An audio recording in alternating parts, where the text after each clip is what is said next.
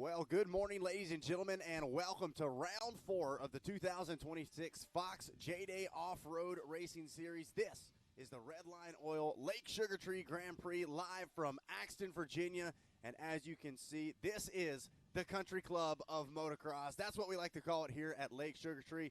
But this is just the tip of the iceberg. An incredible motocross track mixed with an incredible off-road section hand-built by our very own Ethan Broach. Zach Herron here inside the studio with a very special co-announcer for this weekend, none other than Eagle Eye himself, Johnny Gallagher. Johnny, good to have you here with us at JDay. Yeah, thanks, Zach, man. It's great to be here today. And what a beautiful day. You can see that our sunrise reflecting off the pond here at Lake Sugar Tree. And I got to say, this is my first JDay, and I'm impressed, man. I mean, the grass is mowed, the track is prepped. I don't know if the fish are biting. I left my fishing gear at home, but we're getting ready to get underway with some racing action, and I couldn't be more excited about it. That was strategic. We knew if we told you about the pond, I saw a couple of big ones caught yesterday. We would have lost Johnny midday. You know, all of a sudden he'd gotten real quiet. So had to keep you locked in here in the Fox studios. But as you can see from our TBT Racing live drone, this is, I think, one of my favorite setups of the year so far in 2026 for JDay. We've got the perfect blend, like we said, the country club of motocross, Lake Sugar Tree, a former pro national location in the late 80s, early 90s, now a synonymous amateur motocross circuit. They've got Loretta Lynn's qualifiers, all kinds of great local racing. And then I really like the dynamic and the mix that we've got in our off-road section. Some field sections, some creek crossings, and, of course, as you can see, our FMF Extreme section. This is one of the fan favorites. The riders kind of hit or miss. Some love it, some hate it, but man, it is certainly a dynamic spot on the course where at this round, you know it's extreme when we've got an easy go-around line as well. A little bit longer, but not going to have to go over those big logs. Our very own Ian Howells doing a little track preview. He made it look easy, but as I've said before, I'm staying away from the logs. My old man's racing today, coming up here in a little bit. I think he's going to avoid them as well. But out on course right now, we have got our Pee-wee classes, and it looks like the 617 out front leading the way, representing Blue Crew well. That's right, representing Blue Crew and not taking that easy go-around straight through the Enduro section here, Enduro cross section, this lap 1, and making it look pretty easy, though. But, yeah, I was actually just here a few weeks ago for the Loretta Lynn's, I believe it was the area qualifier, and had an opportunity to check out the Moto track then, and saw some arrows in the woods, and I think that really piqued my interest for the JDay coming, and had the opportunity to come join you in the booth today, and couldn't be more excited about it. But, man, look at the prep they have done here on this Lake Sugar Tree motocross track, leaning her over. I don't know if that counts as slideways, but you can see they have the track prepped absolutely amazing here. The number 617 out there, like you mentioned, that Blue Crew machine. He's going to roll these doubles first lap around, check things out, and, man, racing action is underway, and bright and early, sun is shining. What a day. No doubt about it. Yeah, that was Michael Kimichowski out front leading the way on the 617, currently leading our points in our Pee-wee senior class. Got a couple of different classes out there right now. Our Pee-wee senior, Pee-wee Trail Rider, Pee-wee Bantam, as well as our Pee-wee Electric, Pee-wee Squirt, and Pee-wee Girl. So, Johnny, coming from GNCC, this would be similar to what our micro classes would be, but this is going to be the next generation of JDay greats as we see Kimichowski making his way through that Yamaha finish line for first lap complete. Really cool the way they've been able to tie kind of the certain sections that we have here at JDay, your FMF Extremes, your Yamaha finish lines, into the already established Lake Sugar Tree Motocross Park. Now, you talked about it. Ryan Smith doing a great job of getting this course prepped up, and Ryan, well-versed as a rider and now as a track owner as well. He knows what this track needs, and he said, man, it's going to be a little tough this morning for some of those Pee-wee riders because we got to get the moisture in it. We got to rip this thing up deep, so it's going to be really raceable later in the day. So maybe a little slick on top, certainly a bit deep in spots. But there you see that was some slideways right action right there. Yeah, so riders going to have to be a little touchy on the throttle. Some off-cambers here in this motocross track as well. But Kimichowski really starting to stand out here in these Pee-wee divisions. He's been, I believe, at every single round so far this season. When taking a look, 18 points at round 1 and 22 points at rounds 2 and 3. So he is comfortably in that number 1 spot, 62 points out front of Crew Hopkins, who we at least have not seen so far this morning. So for the moment, Kimichowski could be looking to add to his points lead here in Pee-wee Senior. Yeah, it looks like we have our second and third place riders checking in or checked in right now. We'll check our live scoring here in a minute, get you updates on those gaps. But as we can see, these riders now starting to really funnel through here. Noticed Kimichowski there really started to pick up the pace there in that last section of racetrack, actually clipping off a few of those doubles there on the Lake Sugar Tree motocross track. So definitely slick here this morning. What I can tell, they have definitely put a bunch of water down to prep this, not only the moto track, but the entire facility here for this race today. You know, it's been incredibly dry here in North Carolina, so the farmers are talking about drought, but the dirt farmers have done a great job with this facility here today. Could not have better conditions to get the action underway here this morning. Yeah, no, it's pretty incredible the amount of preparation that goes into this. I know we have Chad from the CGI facility, which was the location of our last round here, hanging out with us. Actually did some riding yesterday and was talking to him, and he had put out over 206,000 gallons of water just for his JDay event. Maybe not quite as much going into this Lake Sugar Tree. I know they had some rain earlier in the week, including maybe a little bit of sprinkles yesterday as well. But certainly impressive. Some struggles in the FMF Extreme section. Yeah, it'll claim you, no doubt about it. You can see going with the scoop tire this morning, that rider is there. And we got some assistants down there in the FMF Extreme section pointing out that there is a go-around. Yeah, nothing like saying you should have gone back there and taken that Extreme one. Looks like stalled it again. Yeah, she's got it handled, but going to give it a little assistance getting through here. I know this will be obviously a great opportunity for our races throughout the day for passes to be made. Like you pointed out, our man Ian Howe's doing a little preview of this section and showing there's some fast lines, and things get a little extreme in the extreme section for sure. No doubt about it. Looks like somebody's, I don't know if that's her dad, or someone's dad is in there.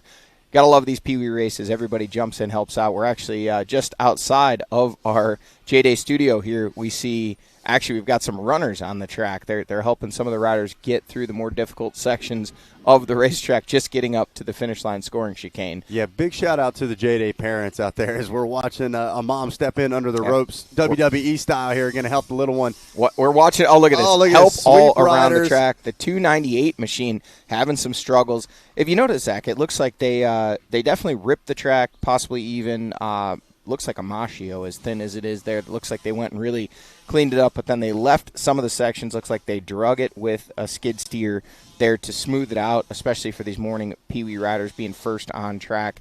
Got to get the moisture in the ground, but you also got to get these little guys around. Yeah, got kind of a tough balance there. Got to have a little bit of long-sightedness while also not going too deep. And great job from Ryan. Like we said, knows what this track needs, been putting a lot into it. And then Ethan doing a fantastic job of creating that off-road section from scratch, was able to walk it yesterday. And, man, really unique dynamic is, look at this, Kimichowski now getting creative with it. Yeah, he was smooth through there, the first section. Manhandling that. That was the Cody Webb style right there. That section already starting to get a little bit chewed up and becoming more difficult for the riders here.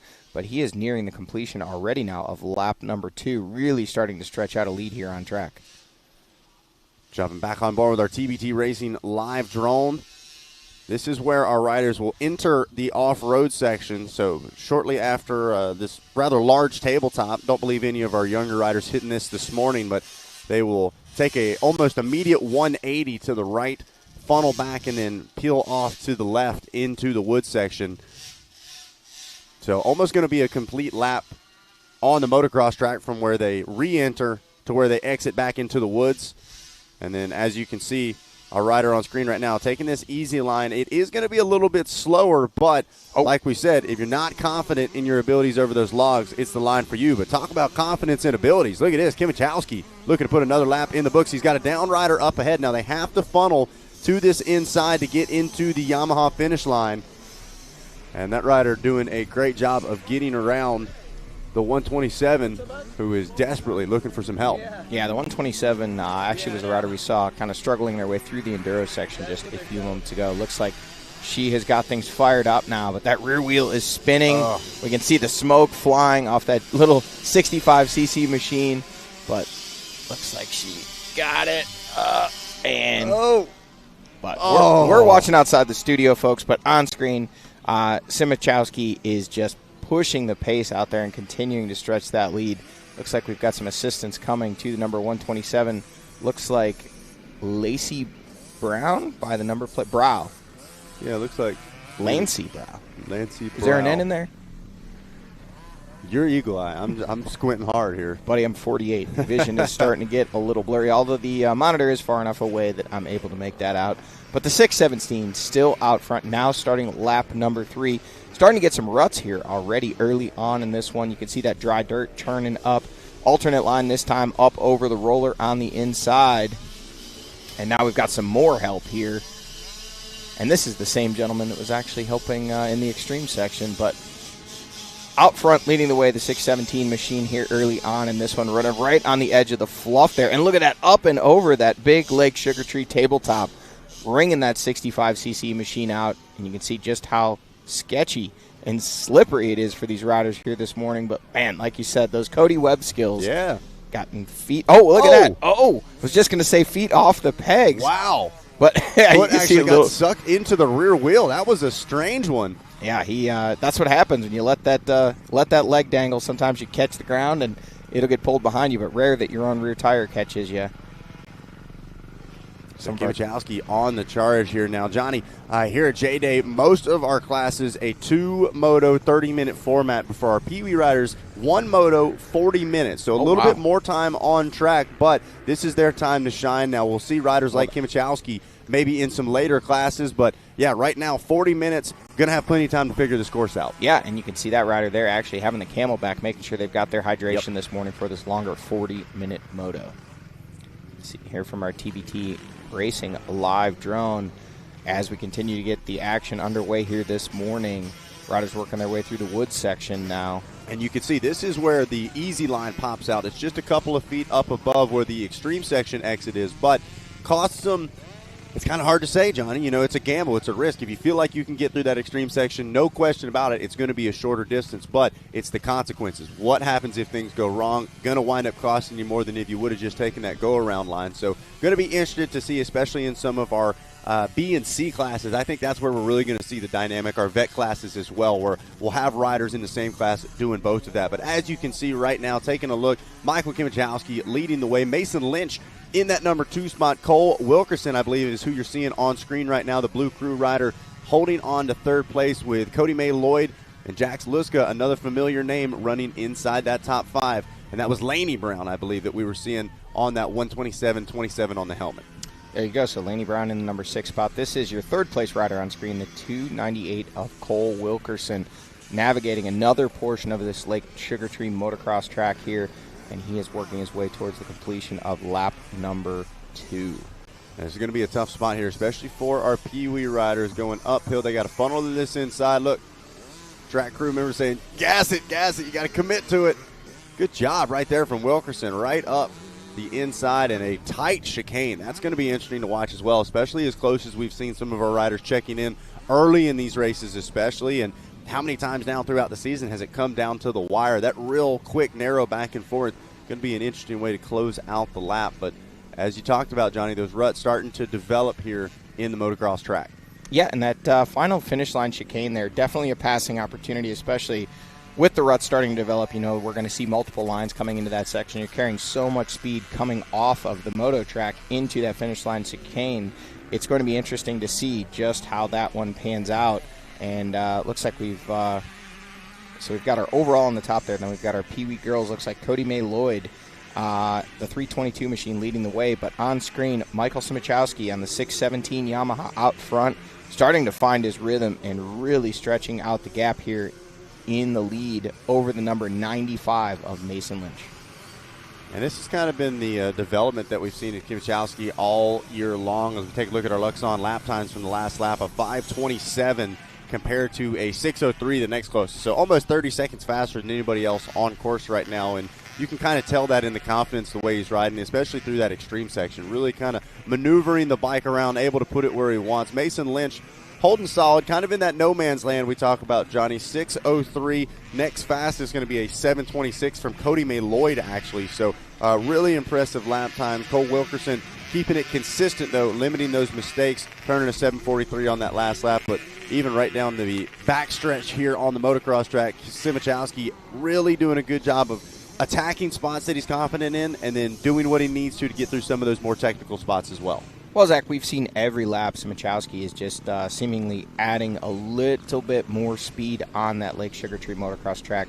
He started off kind of checking out the track there, rolling most of the doubles, and then lap after lap, he's just adding more speed, cleaning more of those doubles, just hitting the downside smooth, picking up speed, and now he's checked in for another lap complete, continuing to stretch out that lead, but still in the fight there in the number 2 spot, Mason Lynch there with about 30 seconds a lap, with the 40-minute race, obviously that gap will start to open up. Here we have the 5:14 machine of Jax Luxa. He is working his way. Looks like he opted for that easy line around the FMF Extreme section. So sometimes discretion the better part of valor here in racing. It is a relatively short race at 40 minutes, but you got to get around the track clean if you want to get yourself to the finish line to have a chance to put yourself on the podium. Luxa sitting in that number 5 spot at the moment, trying to make some moves, get himself up in there in the mix for podium position. Looking at the Pee Wee Senior, it is Simachowski out front, Mason Lynch in the number 2 spot, and Cole Wilkerson still sitting in that number 3 spot. Zach, this is an interesting look here. We see the Mohawk, but it's not often that you see the goggle strap actually integrated into the Mohawk. He's using it to hold down the back of the Mohawk there, or maybe the Mohawk is holding the goggle strap in place. You just never know which came first, the chicken or the egg.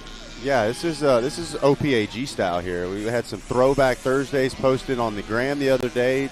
Adam Gordon, the orange Mohawk representative, and I think it's added horsepower right there. Guaranteed. You look good, you feel good. There's no doubt about it. And like you said, the goggle strap integration. Now the question is, did they cut the Mohawk where the strap was going to be, or is it just matting it down? No, you can tell by the way that goggle strap is sticking out that they're using that as a bit of an airfoil there for some additional aerodynamics.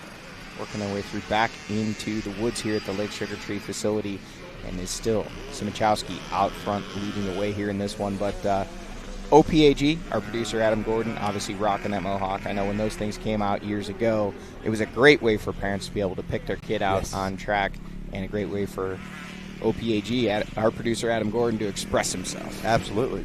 Looking good, feeling good, and riding good as well. As taking a look, really getting to check things out. We've got a lot of great camera shots through our off-road section here. Going to be heavily relying on the TBT Racing live drone on the Moto track. But like we said, Johnny, really unique in the sense of we got a lot of personality. We've got some tighter wood sections. Not, I want to say, maybe the tightest like we've seen at maybe a GNCC, but a nice flowy wood section into a field section or two. We've got some creek crossings, got some pretty serious off-cameras. And then on top of that, some areas where there's a bit more prevalent rocks, right? Some that you're going to actually have to maneuver around. And then some, especially right along that creek bed, you can tell just how moist the soil is, how easily it's going to wash away. Not for our Pee-wees, but for the rest of the field. 2-moto format, I think we're going to see a lot of change throughout the day. And those pro racers especially, they absolutely rip these things up. No doubt about it, not going to be a ton of grass left here on these grass sections by the time today's all said and done.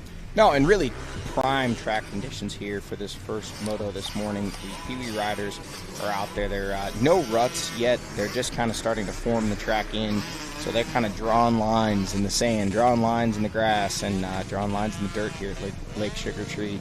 And you can see the colors absolutely popping this morning from our TBT Racing live drone. And we've got that coverage through the woods. We've got all of our cameras out on the Moto track, and this is the FMF Extreme section. Starting to notice that lap by lap, a lot of these riders that were given the FMF Extreme section a go on lap number 1 now choosing just to kind of cruise around in that easy line, the go around, if you will. And it's making sense because as the race goes on, kind of give it a go. If you're not smooth through there, it looks like you can carry a lot of speed around that alternate go-around route. Here we go, the 617 of Simachowski on screen, still choosing that hard right up the middle of that FMF Extreme section. We saw him with the foot off doing the bike pivot, and there he goes again, Cody Webb style, right up. And that takes a lot of racecraft right there, realizing that there is a little dirt on the end of that log, using that to just propel that machine up and over. And again, more and more speed each lap around here for Simachowski. He is not letting off. Well, he let off for that one, but as we watch him up around this left-hander, he's got a right-hander coming up, and then it will be the final stretch of Lake Sugar Tree motocross track here before our finish line scoring chicane. And as we watch him here, Zach, every lap he's adding a few more of these jumps in this rhythm section. That's a big step up out of the corner. I think he's going to hold off on that one. But the first lap through, he rolled this whole next section coming up, and now he's jumping about all of them, including this first one right out of this right-hander. Well, and to your point there, Johnny, you can see the decisiveness. Now he knows where he wants to go, what lines he wants to take. Just like you said, takes that outside, knows he's got this next straightaway dialed in as he approaches us here in the Fox studios. And a lot of other riders having problems. Let's see how he's going to maneuver not only a rider, but Looks like some assistance being given to that rider as well as another lap gets ready to go in the books for Simichowski, the 6:17. And the mud is flying. Roosted the live drone. Moisture they put in the ground here all the way to the outside, looking for some smooth running room, and you can see a lot of help here from the track crew, making sure these riders continue to make their way around and click off the laps. Yeah, big shout out to all of our sweep riders as well as the staff and crew here at Lake Sugartree, assisting especially with all of our Pee-wee riders. But Simichowski right now says you guys can just sit back and enjoy the ride. I'm feeling good as here we go. Cole Wilkerson now drops back to the 4th place overall spot, but no worries, still is rocking the mohawk and looking good around this easy line. Cody May Lloyd has now jumped up to the number 3 position as we jump back to your leader, the 6:17, maneuvering his way around some lap traffic. And as you can tell, starting to find those maybe laid down lines a little bit more. You can see just how tilled up some of these sections are. Really got to try to get the moisture in deep so that it's not going to be dry by high noon. But, man, really seems like he's able to piece this course together. And this is something that I like as well, Johnny. We talk about, obviously, both of us working over on the GNCC circuit as well, where your course is a bit longer, especially on the big bike side of things, whereas here at JDay, number of laps going to be a bit more increased, and maybe the familiarity with the track going to be able to be increased a bit more as well. You remember exactly this tree or that rock rather than having 12 to 14 miles to deal with it. But on top of that, I almost feel like these courses maybe change a bit more just because of how many laps are getting put on them throughout the day. So Simichowski, like you said, this is a picture-perfect course. And a great way to start the day. Whoa, that is slideways action and not the kind he was hoping for. Simichowski doing a great job of backing her down. Great save, though. Yeah. I mean, he sensed that the back end was starting to step out there. You can see him now swinging way wide here in this right-hander to get to some better dry dirt on the inside and then hard on the throttle back into the woods here. Man, it's like you pointed out, the track will be a living, breathing organism here today, Zach. It is absolutely changing. It looks like, oh, for a minute there, that was just a shadow, but thought Simichowski may have gone down. But these sections of track, obviously just a few sweep laps around them before our first race here this morning, so no ruts. But as things are developing here, we're really starting to see the track shape up. What was a perfectly groomed surface by the end of today is going to be absolutely destroyed. We're going to see so many different lines, which ultimately just creates more passing opportunities for these riders. But these Pee-wee riders out here in this 8 a.m. race are the first ones laying down lines. You can see what was beautifully mowed grass. That's going to be chewed up, and we're going to see dust kicking up this afternoon. In fact, a little bit of dust already kicking up there. Looks like Simichowski might actually be catching up to, I think that might be Cole Wilkerson there in front of him. So lapping up into the top 5 overall here. Wilkerson moves over, lets Simichowski through, and he is just clicking off the laps here in this one. 4 laps complete, working on lap number 5 now. Simichowski on that 6:17 machine out front, leading the way. And looking at those gaps, he is continuing to just open up that gap over our second-place rider, Mason Lynch, who I believe we did just have a camera shot of a moment ago. First time we had seen Lynch here on screen, but our crew doing a great job of following our leader, Simichowski, around the course here and showing just how dynamic this race course is here this morning. Continuing to watch the 6:17 up on the peg. Really like what I'm seeing, the way he's setting these corners up, starting out wide, sweeping to the inside. Looks like Wilkerson going to try to latch onto the back of him, see if he can pick up a few things as well. Meanwhile, Jax Luska there in the 5th place position, leading the way on points out of your Pee-wee Bantam class. Look at that, right on cue. There is the KTM rider, the 5:14, looking solid. Another rider that we're seeing turn in consistent race results. We've had him in a ton of our rounds so far this season, and maybe not always at the front of the field in the sense of the fastest, but so good at limiting those mistakes. 40 minutes, a lot of things can happen, even just like this on your screen. Your leader, who has looked almost flawless through the extreme section throughout most of the day today, now finds himself in just a bit of trouble. So that's all it takes, Johnny, is one bad run through the extreme section, and it can cost you big time. Simichowski in a good spot, got plenty of time behind him, like we said, well out front, but a good example of what can happen. You can look smooth all day long. It just takes that one bad run through something like the extreme section. Yeah, Simichowski here now working on the completion of lap number 5. Looking back at our total elapsed time, looks like he's got about a 2-minute and 20-second lead over Mason Lynch in that number 2 spot. So he is laying it down out there this morning. But like you said, little mistakes like the one we just saw in that FMF Extreme section really can add up, and we may see this one close up here as the race continues on. Yeah, big shout out there to Mason Lynch. Take a look at our Luxon lap times from our last lap. Simichowski's still looking solid, about a 5.5 minute lap time, but Lynch dropped down from what I believe was almost a 7.5 minute lap time to now a 5:57, so cut over a minute off of lap time. Meanwhile, Cody May Lloyd has stayed as consistent as you can get, running a 6:27. I believe it was a 6:24 the last time we looked at our lap time chart. So really consistent about that 6.5 minute. And then Wilkerson has dropped it back down as well to a 6:39. So as we see, Johnny, the track's starting to get broke in just a little bit more. The riders getting a little bit more comfortable, and those lap times starting to drop as they're able to attack that course just a little bit more. Meanwhile, look at that. That was almost a big get off for our leader. Simichowski got just a little bit off balance. The bike stepped out to the side, and that could have been a big one. Once again, a solid save from the 617 out front. Yeah, and as we watch the track kind of come to life here, you know, we noticed on lap number 1, a lot of water laid down. We know it's a long day of racing, trying to keep the dust down, especially here on this moto section. But Simichowski, he's been getting loose a couple times, but other than the one mistake he made where he had the left foot kind of, actually it was in this next corner coming up, had his foot sucked into the rear wheel. He is really just kind of finding the good dirt, finding the grip, pushing the pace. We see the track crew out there continuing to work on that track, and so much help for these young riders around the course, making sure everyone gets around safely and keeps the race action moving on. Taking a look, Pee Wee Squirt, Lane Fury out front leading the way over Reed Pritt. Looks like Jack Luska still out front leading the way out of our Pee Wee Bantam class, and sitting in the top 5 overall as well. Then we take a look at Pee Wee Senior. It is the 617 of Simichowski leading the way. Mason Lynch and Cole Wilkerson 1, 2, and 3. And looks like they've now moved back into 1, 2, and 3 on the overall, as well as Wilkerson jumps back up to that 3rd place spot. And that really is developing into a battle over that final overall podium position between Wilkerson and Cody May Lloyd.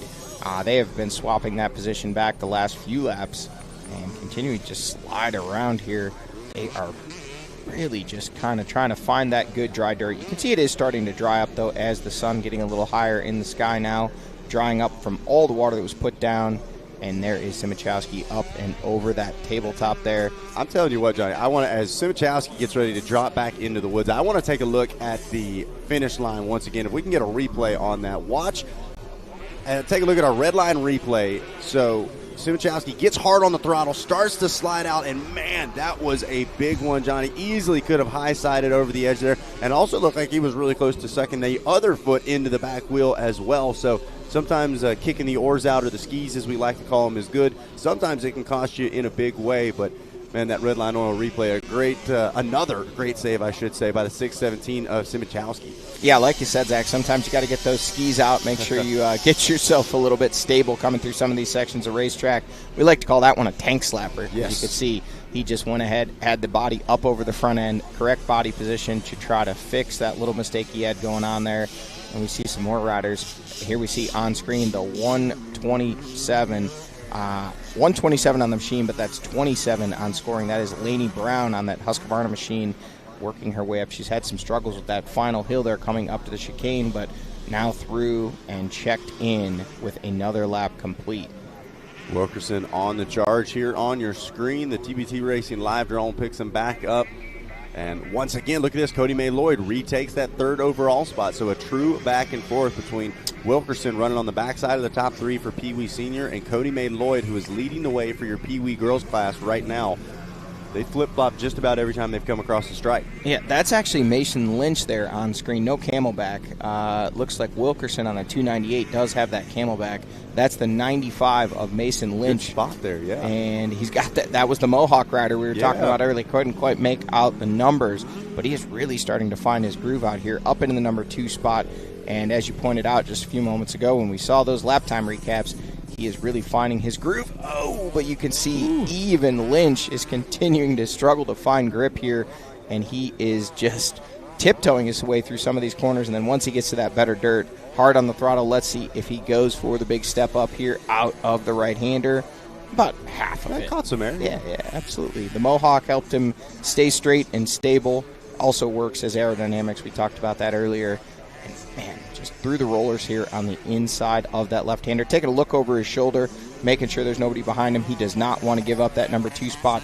He has been holding it the last several laps and trying to track down our leader. Michael Simichowski. We did see Simichowski have some struggles there in that FMF Extreme section, but he has found his rhythm and is now continuing to open up that gap.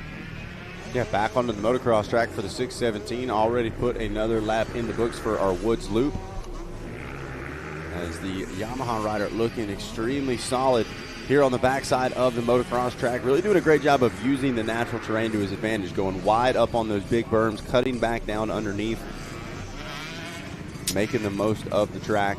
Zach, looking at lap times here, hovering right around that 6-minute mark for your leader, Simichowski. Wondering if this one is going to turn out to be a 7-lap race, or if we're going to go 8. I know you said this was going to be a 40-minute race. We'll see if we do see a white flag waving here. This will be 6 laps complete for Simichowski when he checks in here. Just one more corner. Don't see a white flag in hand just yet, so looking like maybe... Oh, there it is. White flag is out. One more lap around this Lake Sugar Tree facility here for Simichowski, and he is looking to put the finishing touches on a masterful race here. One more lap staying between him and the win here today. As you pointed out, I believe this is the only class that has just a 1-moto format. Yes, correct. Everything else going to be a 2-moto, 30-minute format, but 40 minutes, one time here for the Pee-wee, so it is your time to shine. And Simichowski been shining all morning long. Just got to do it for one more trip around this Lake Sugar Tree course, the Red Line Oil Lake Sugar Tree Grand Prix. And I think he's going to go through this extreme section again, too. I think he has nailed this thing down at this point. He's had his struggles and still didn't tip over. Yeah, we saw him off the bike that last lap through pushing. The first lap cleaned it, and then it's kind of been hit or miss the last few laps there. We've seen him doing some of the off the bike. We've seen him dabbing the foot, keeping that rear wheel down, and keeping traction. And we will find out here in just a moment after he works his way through this wood section. Looks like this is the 322. That is Cody May Lloyd. Third overall has gotten now back around Wilkerson just when we thought that Wilkerson had nailed down that final overall podium position. No, the 322 of Cody May Lloyd up into that third place overall and leading the way in our Pee-wee girls class. Looks like the 97 on screen there. That is Lane Fury, our Pee-wee Squirt. I like that name. Oh, yeah. Squirt, just the little guys. There is the 95 of Mason Lynch, again around that alternate go-around line there, the easy way, as he is making some moves coming through for what will be his white flag lap, unless Simichowski is able to actually make the pass, because looking at things on screen here, we should be seeing Simichowski coming through that FMF Extreme Enduro section just about any moment here. And I'm telling you what, Johnny, it may say easy way on the side, but I walked that thing yesterday. Still very complex, and got to know what you're doing, what lines you're trying to take through there as well. Nothing completely easy here at JDay, but certainly not quite as challenging as our FMF Extreme section. But, man, Simichowski's been on it all day long, nailing that section so far here today. Back to the 322 machine of Cody May Lloyd. Oh, looks like a little pit stop action. Oh, we're going to get some fuel in Yeah, look here. at this, having to do a fuel stop here right before the white flag. I do know things can be tight on fuel. Looks like that is a little Cobra machine there. You can see Cody May Lloyd off the machine. You can see some mud on the left side of her lit kit there, looking like she has been down on the ground. And he has been down on the ground. And now we're back to Mason Lynch there, the number 95. There will be a white flag waving in Lynch's future, meaning he is going to have one more lap around this track. And look at that reflection off the pond. What a beautiful morning here.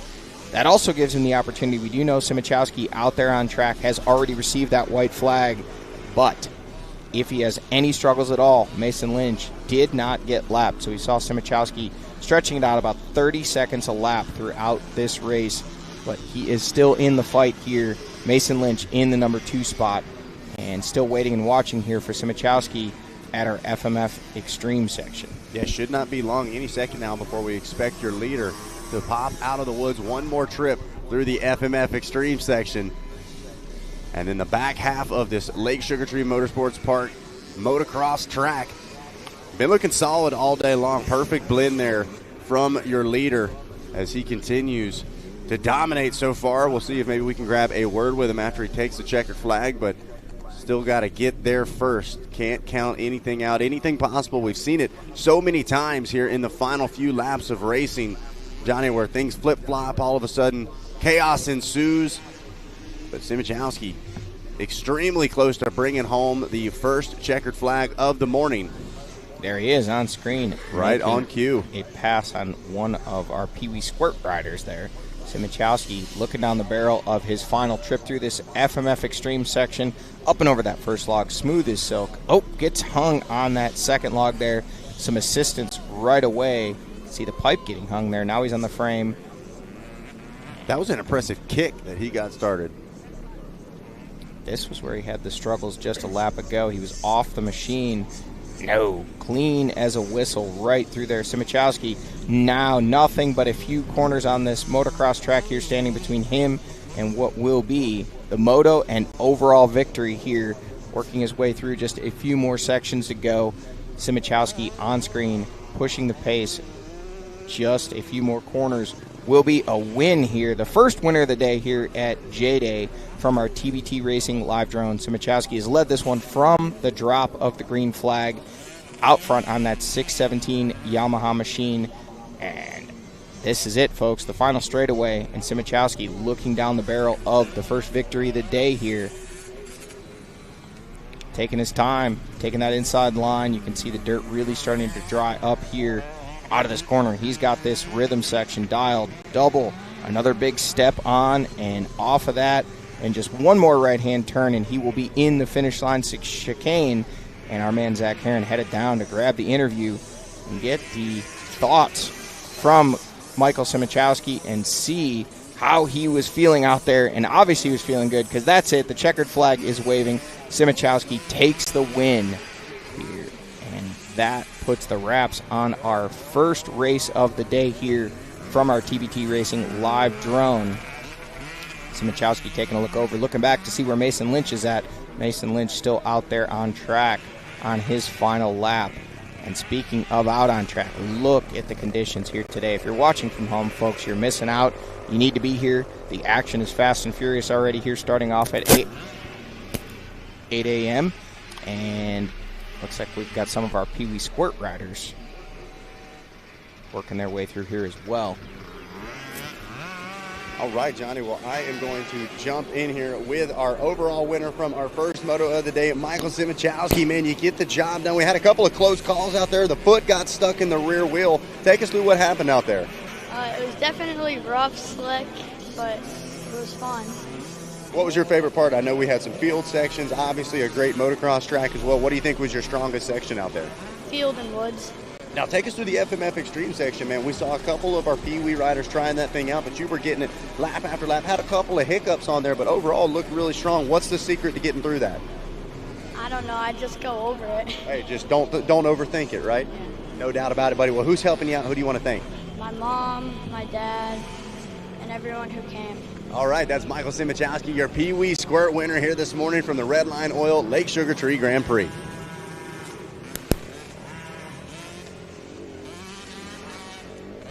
All right, folks, there you had it.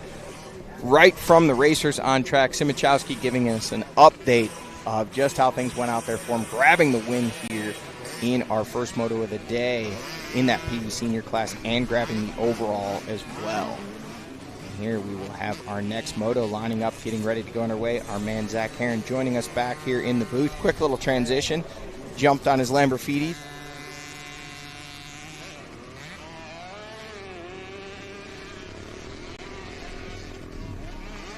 Check. Oh, there we go. There we go. We're back. Yeah, Michael making it look easy out there and not overthinking it, too. Keeping it simple, right? I love when these guys are like, you guys always think there's some extreme strategy. Like, I'm just riding. I'm just going. Yep. They keep it very simple here in the Pee Wees, and I like it. Don't overthink it. It gets the job done. So Michael absolutely nailing it here at first thing this morning as we continue to hang at the Yamaha finish line, try to watch the rest of our crew. Looks like one of the P-Dub riders got his work cut out for him, and if I was that sweep rider, I would probably hit. Okay, we do have some help here at this next hill because that's going to be quite the ask. As looks like that might be Wilkerson making his way towards a checkered flag now as well. Wilkerson has checked in. Checkered flag is waving.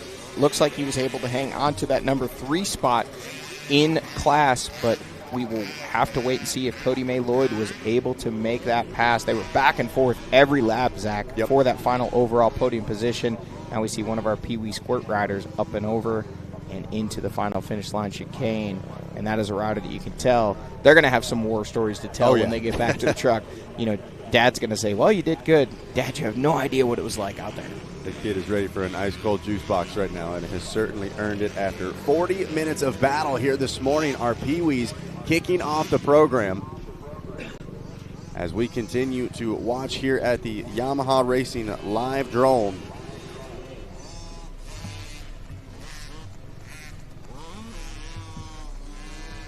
Going to wait for the rest of the field to make their way through.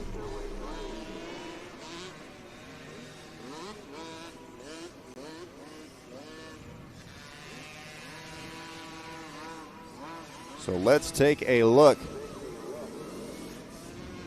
at how things got started. Looks like that might be Cody May Lloyd making her way through to a checkered flag, but what a way to kick things off here for round 4 of the 2026 Fox JDay Offroad Series, our MX Trophies race recap. And, man, you want to talk about looking solid from start to finish. Michael Simichowski, little bit of hiccups there. Foot got caught in the rear wheel, and that was not near as big as it could have been. He did a great job of checking up before things got worse, pulled that foot right back out and got right back to business. There you see the 127 making her way through as well, keeping the feet out when she needs. But at the end of the day, Michael Simichowski, you can try to take him down as many times as you want. He's not going to give up, and he takes it all the way to the checkered flag. Well, how about it? The Pee-wees are done and dusted here for round number 4. We get ready for our next Moto, Super Mini, Mini Senior, and Girls coming up. But let's take a look at your Pro Taper Top 10. It was Michael Simichowski leading the way and grabbing the win. Mason Lynch going to grab that number 2 spot. And there it is. Johnny Cody May Lloyd steals away that 3rd place overall position at the checkered flag. Cole Wilkerson going to drop back to the number 4 spot. Jax Luska, Laney Brown, Lane Fury, Reed Pritt, and Presley Lloyd going to round out your Pro Taper Top 10 here from the Redline Oil Lake Sugar Tree Grand Prix. First race of the day. Well, we're going to grab a quick commercial break, and when we come back, we'll be back with more Redline Oil Lake Sugar Tree Grand Prix racing here from the Fox JDay Offroad Series. We'll be right back.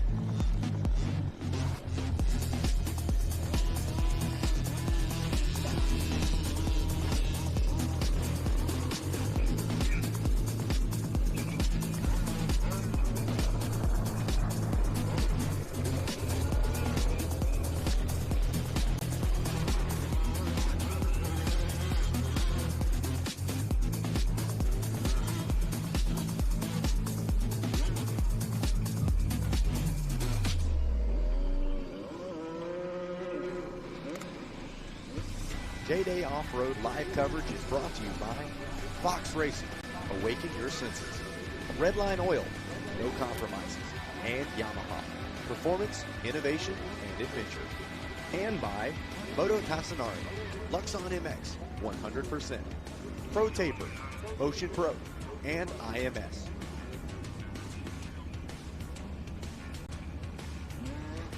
Taking a look at the legendary Moto Museum of none other than the professor himself, Gary Bailey. Actually lived here on the property, and might just stop by and give a little bit of the knowledge from the professor himself here as well later this afternoon. But so cool, able to catch up. And if you guys want to hear a little bit more about kind of the professor's thoughts on GP racing, modern day motocross racers in general, go over to Stoke Media and JDay Offroad social media. Our director John Hampton doing a great job of kind of sitting down and actually breaking down the thoughts from the professor. Really cool to be able to get that level of insight.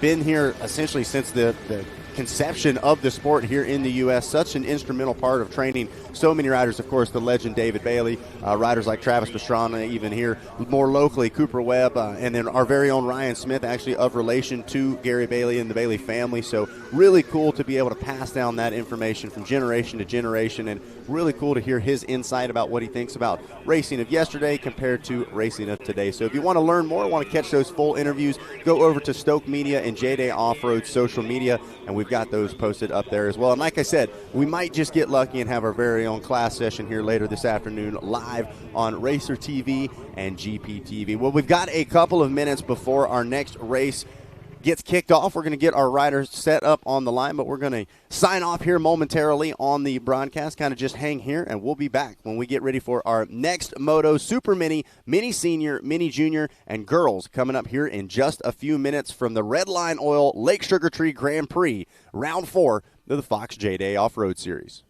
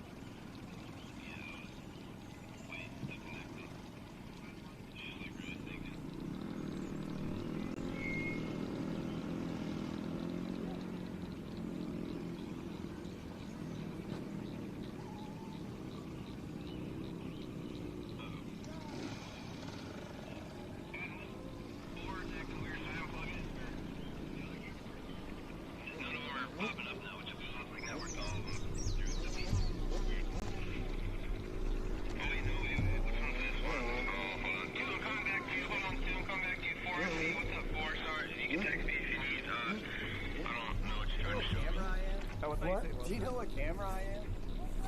They never told me. I was originally on 10, and then they said like people didn't show up, so they switched me to this camera. And they just never told me what the camera was. So I've been running it, but I don't think they even been using it because I heard they also have been having it.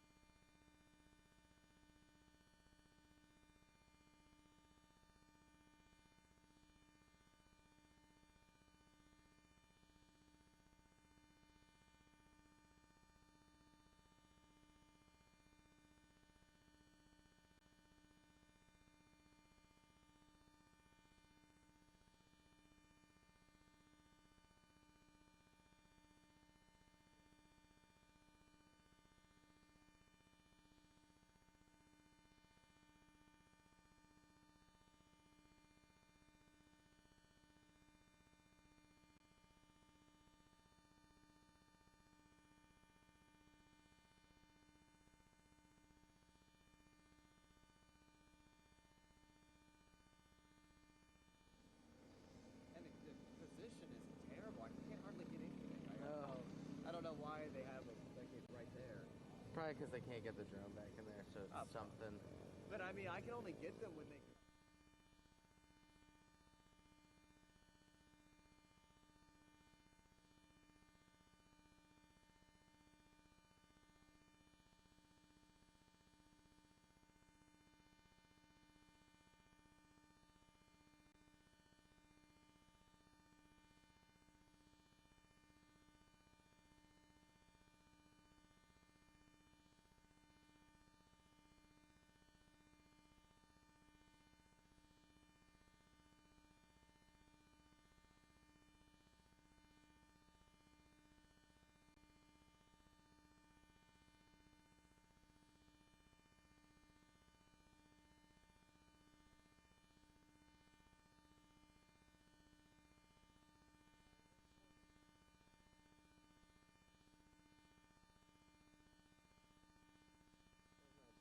Just letting it be locked off.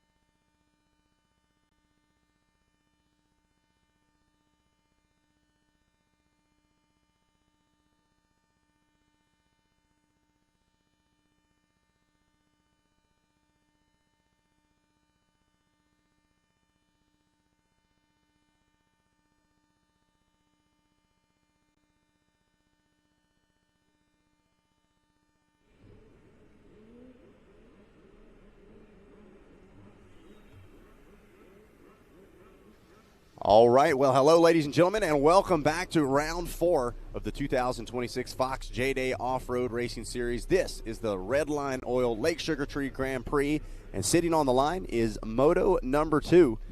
Row 1 going to be your Super Mini class. Row 2 going to be our Mini Senior 12 to 15 and Mini Junior 6 to 11. And then row 3 going to be our girls class. Sitting on the line, and there it is. The Fox green flag waves, and it looks like a lone survivor out there in the Super Mini class. This is one of my favorite starts, Johnny. Obviously, I'm a motocross guy. I'm used to the starting gates up at the top, but really cool the way Ethan and the JDay crew have integrated this downhill start, very unique here at Lake Sugar Tree, into this JDay program. You're lining up at an angle. The drone doesn't quite do it justice. You got to control that front brake while also starting that machine. And as you can see, 30-second car going up. Mini Senior and Mini Junior going to be coming up next.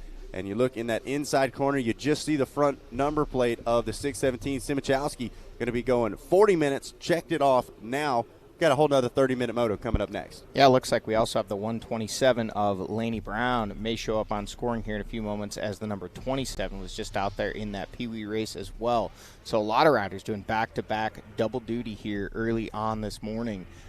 Looking at our Mini Junior 6 to 11, and look at that. Flag drops, and they are off. Bunch of riders here in this one. Yeah, this is one of our favorite classes to watch, and whoa, a lot of battles going on right off the rip.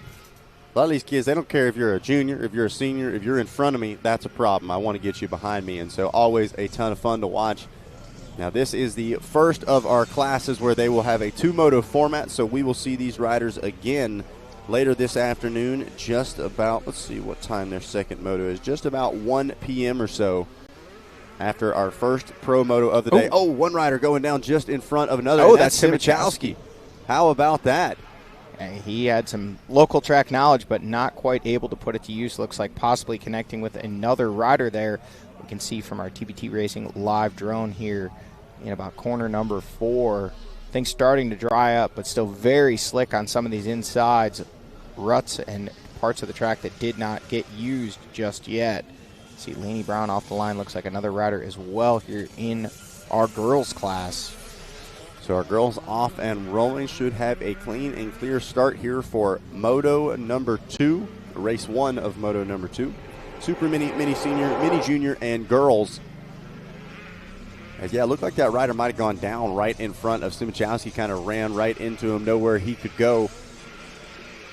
Get it picked back up, and like you said, use that kind of local track knowledge. He's already got the lines picked out, knows exactly where he wants to put that machine, as does this young lady as well. The 27 ride looking solid as she gets set for another 30 minutes of battle, this time here in our girls class.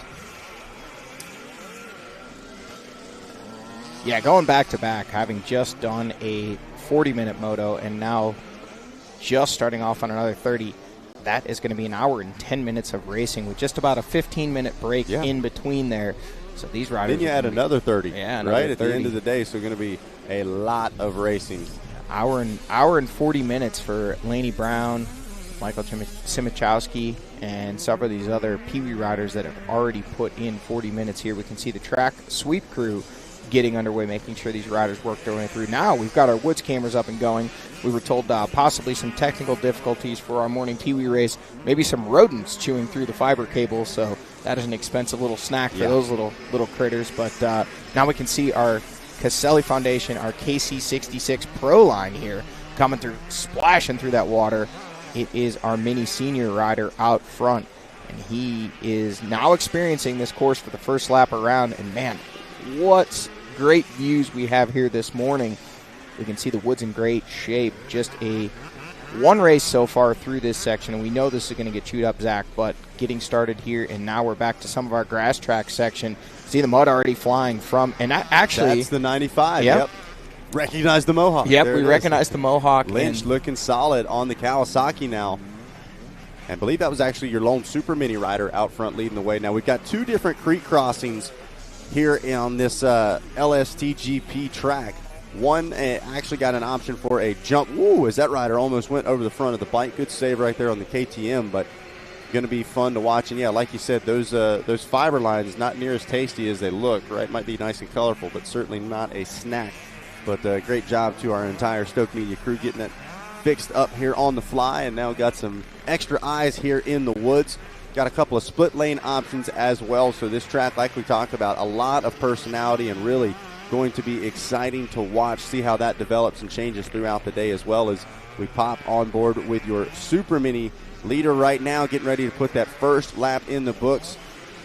Going to be looking at a Yamaha finish line here in just a moment. Meanwhile, here comes your mini junior, mini senior crowd as well. Man, the Mohawks are popular today. We're looking at 3 different colors of Mohawks going on right now, Johnny. Yeah, 3 different colors of Mohawks, and you know that's the parents wanting to make sure they can pick their rider out. And a little more slideways action here. You can see the pace picking up in this one here on lap number 2. You can see some more Mohawks here in that FMF Extreme section. More riders working their way through. Oh, and we got one down. Oh, man, and that's the risk, like we talked about. Things are going great, but it's how much does it cost you if things go wrong? That's what you got to keep your eye out for. Now, here we see our riders making their way through that creek crossing, and where those riders were actually kind of funneling down, that can be a jump. We saw our very own Ian Howes doing a great job of launching over that thing, made it look so easy, but certainly requires a lot of commitment as well. And then this is an interesting section as well. Now, this for our amateur riders, pretty much exactly what you see. They come back across the creek and funnel back in. But that orange tape that you see behind, we just kind of flashed by, that is the Kurt Caselli Pro line, and that is only reserved for our pro race coming up just after 12 o'clock this afternoon. So that is going to be one off. It's not going to have any other tire marks on it, and it is certainly going to be more difficult. I know a couple of our riders not even realizing that was a separate line that they were going to have to run, going to have to go back out into the woods and scope that out here first thing this morning. But take a look at this, a battle through the FMF Extreme section. Look at this, time made or time to be lost. One rider getting hung up big time. Well, and we've got 2 kind of, we won't call them alternate lines because they're side by side, but we can see as the chaos is really starting to unfold here in this FMF Extreme section from our TBT Racing live drone. So we've got that left-hand line on camera when you come out of the corner, and there's Simichowski. He's already got several laps through this section, so he knows where the good line's at, but even he's having some challenges here, Zach. But this is really going to be a deciding factor, especially in some of these later races. We can see to the right there, the way that section is set up, those riders can actually come out of the corner, go over that first log, and then double through there. Like you said, there was a little preview from that section. Dirt flying, track crew, and parents assisting. Simichowski still got another Mohawk in front of him there working his way through that section. Looks like 485 at about 430 here. Bumper-to-bumper traffic. Nobody going anywhere fast. People out of their car, running all over the place. And, it's really going to loom large, I think, later on in this race. If these riders, as much time as they're losing on such a short track going through this FMF Extreme section, we saw so much in our Pee Wee race just a few moments ago where riders that maybe had some struggles through this section, as more struggles now here. See if we can catch a number on that machine. Looks like a 27 on the plate, which we do have the 27 of Laney Brown. That is not Brown there, so we may have 2 27s out there in 2 different classes.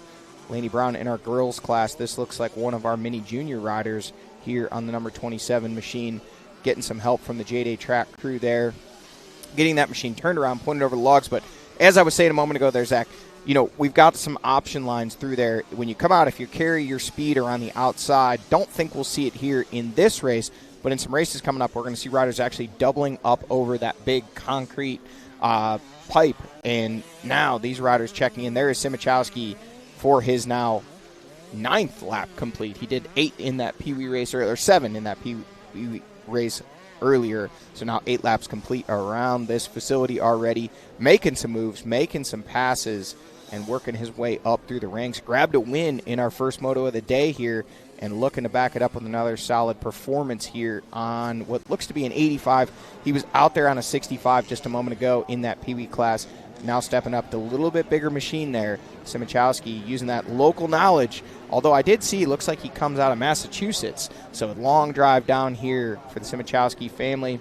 A lot of riders in that Pee Wee class out of Virginia, so we got a lot of local riders possibly experiencing one of their first, if not their first, JDay race here this weekend. And now here is your mini senior class leader. It is the 770. It looks like 177 on the sticker. There you go. So we'll get timing and scoring up, let you know exactly what those names are looking like. But that is your leader out of the super mini class, and physically out front leading the way. Like you said, Simachowski leading the way not only in our Pee Wee senior, but in our mini junior class as well. Josh Gravely, or Josiah Gravely, I should say, out front leading the way on the 177. Looks like Steele Henderson in that number 2 spot. Rylan Keats, Mason Lynch, Caroline Dawson out there as well on the 551. Easton Owen, Kendrick Pena, Cole Wilkerson, Michael Simachowski, and looks like Weston Willard rounding out your top 10 early as we hop on board with that TBT Racing live drone. The super mini rider looking solid. Gravely a 4:15 on that last lap through the Luxon last lap times, and he's getting ready to add another one to the books. Just like we saw with Simachowski in Moto number 1, looks like Gravely starting to get more and more comfortable with each passing lap here around this Moto track. We saw him that first lap look like he was keeping the front end high over the doubles, and that is veteran move when you're lap number 1 and you're just not quite sure if you've got enough speed to clear those doubles, get to the downside of those obstacles. Keep that front end high just in case you come up short. Yep. If you're going to need a lawyer and you're going to have a case, you might as well keep that front end high. Now back into the woods there. Another Mohawk. So many of the Mohawks here in our youth ranks this morning. Looking at our overall rundown is Gravely leading the way, Henderson in the number 2 spot, and Rylan Keats rounding out your overall podium right now. Mason Lynch in the number 4 spot, another rider who was already with us in that Pee Wee race this morning. Looks like it is the 426, and that is Rylan Keats there in that 3rd place overall spot out of that mini junior class. Yeah, Keats looking solid, and I misspoke. Actually, Josiah Gravely out of our mini senior class, so not even out of the super mini class, was looking so strong. I thought there was no way he wasn't, but looking really solid in the top of our mini senior class. Meanwhile, Steele Henderson, Rylan Keats, Mason Lynch running 2, 3, 4 with Caroline Dawson rounding out your top 5, leading the way out of our girls class here at the moment. And there we see looked like Keats taking that option line around the FMF Extreme section. So we saw so many riders having some struggles there in lap number 1. We'll see how that pans out as this one continues to race on.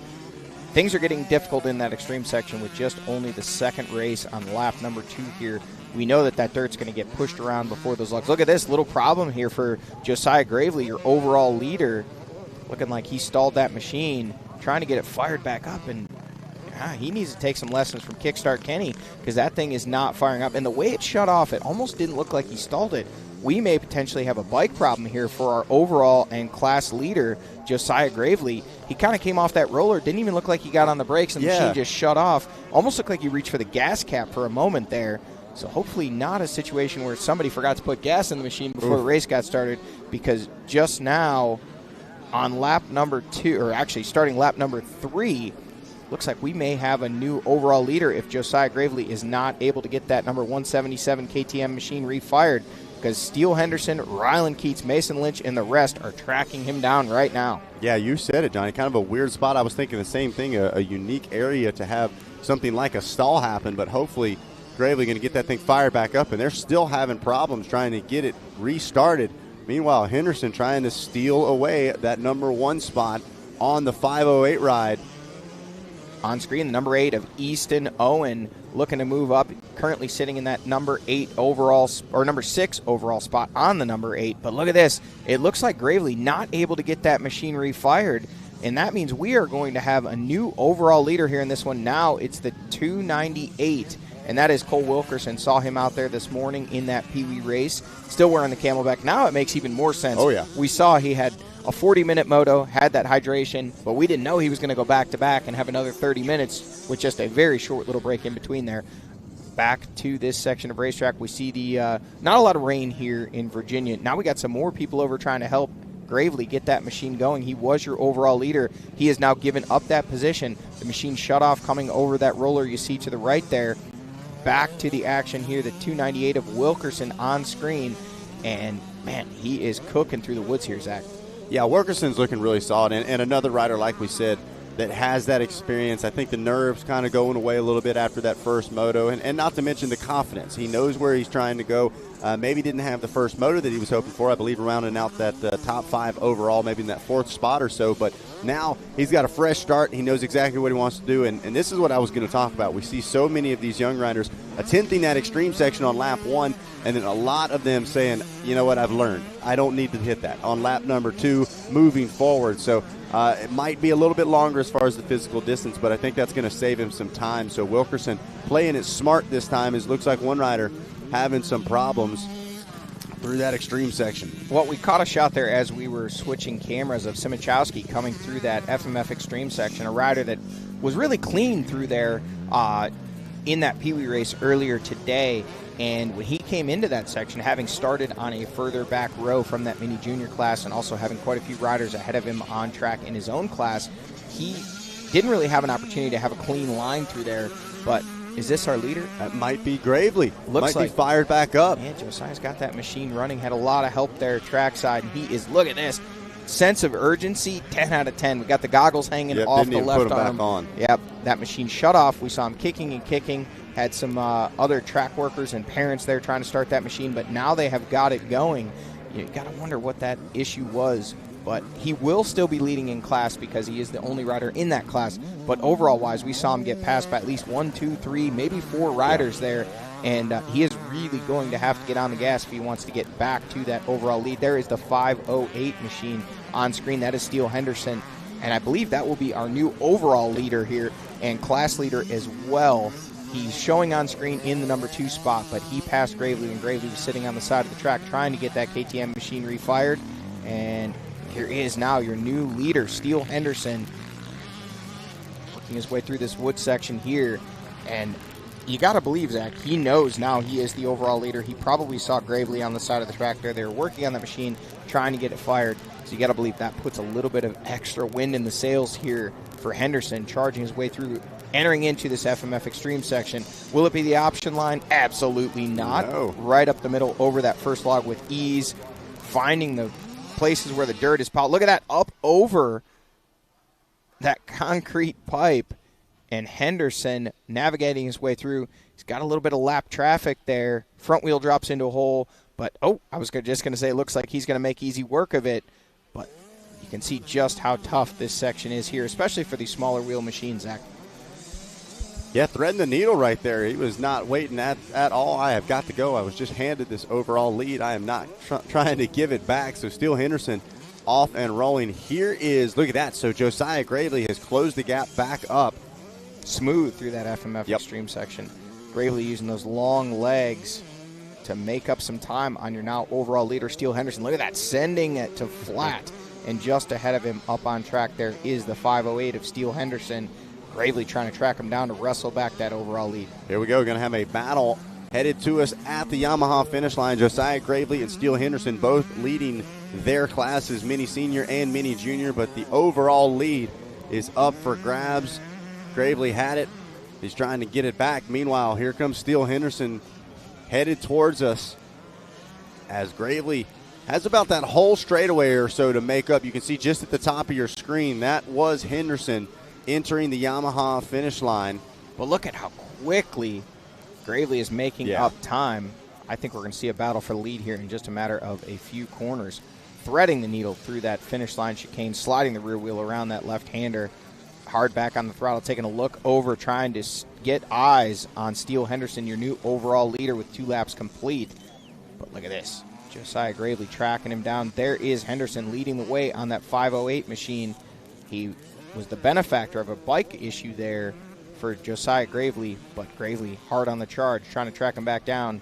Like I said, I think we're going to see a battle here very soon. Hopefully we catch all the action here live on Racer TV. No doubt about it. The Stoke Battle Cam looking at Steele Henderson and Josiah Gravely, 2 class leaders going at it for the physical track position. And you can see those insides starting to open up now just a little bit as well. Most of our Pee Wee riders were trying to avoid them, sweep around the outsides and carry the momentum, but Henderson and Gravely both able to use some of those insides to their advantage as Henderson launches up and over that tabletop. Through the rollers. Yeah, fun little corner right there, and that's going to be a fun one to watch all day long as well. Those pro riders going to be jumping their way through it. But no doubt about it, I think Gravely's got the pace. I think the question is, can he limit those mistakes? Sometimes when you know you're catching a rider, you get excited, you try to make it happen quicker than it needs to, and so Gravely, this is where he had problems just about a lap ago, headed into this next corner. As now, no doubt about it, he can see Steele Henderson. No problems this time with the machine, and Gravely is on the hunt. A little bit of confidence there for Gravely, knowing that in less than a lap's time, he was able to track down Steele Henderson. Now back to Michael Simichowski through that extreme section. We can see the bigger wheels there on that 85 machine offering him a little bit of benefit, whereas on that smaller 65 machine in our last moto, having a hard time. We saw he bottomed out the pipe, especially the last lap through there, having to get some assistance. Look at this rider here. Yeah, Caroline Dawson making her way through. Known Caroline and her father Alex for quite a while. Great to see them out there. Our Lake Sugar Tree locals, and I believe this is Caroline's first JDay event. So a lot of riders, like we said, a pretty big local following. And then on the amateur motocross circuit, I think a lot of people are familiar with the Lake Sugar Tree motocross course. But a lot of people say, man, I want to try this JDay thing out. I've heard about it. I've seen it here on Racer TV and GP TV, and now I want to get out here and actually try it. So good to have Caroline out there, and I believe leading the way in our girls class right now. But here it is, Johnny. We said we wanted to see it, and we have got it. Steele Henderson and Josiah Gravely going at it for the physical lead at the front of Moto number 2. Yeah, the lead battle is heating up here on camera. Steele Henderson has the lead. Josiah Gravely wanting to wrestle it back away from him after that bike issue just a lap ago. Now they head into the dense forest here. We'll see if we get a shot of this battle for the lead. But a great format here at JDay. You know, it kind of is a hybrid between off-road and moto, so it's definitely giving some moto riders a chance to come out, experience what woods racing is like, and also some woods riders to get their feet wet on the moto track. And look at this. There it was. The pass. Oh, no! How about that? Slams the door back on him. We thought Gravely had made the pass happen around the outside. Steele Henderson says, I think not. Multiple lines through this section, and Gravely. Yeah, that's the Dunlop, one of our Dunlop split lanes as well. So I think those are two completely different routes. They're going to come back together right before that second creek crossing. Here it is. Henderson still holding on to the lead for the moment. Henderson leading the way in that mini junior 6-12 class, and Josiah Gravely leading the way in that mini senior class. You can see the Caroline Dawson there in the number 1 spot in our girls class, Lainey Brown in the number 2 spot. But here it is, again, the battle for lead, and now we're going to get to see the true tale of how much faster this FMF Extreme section is.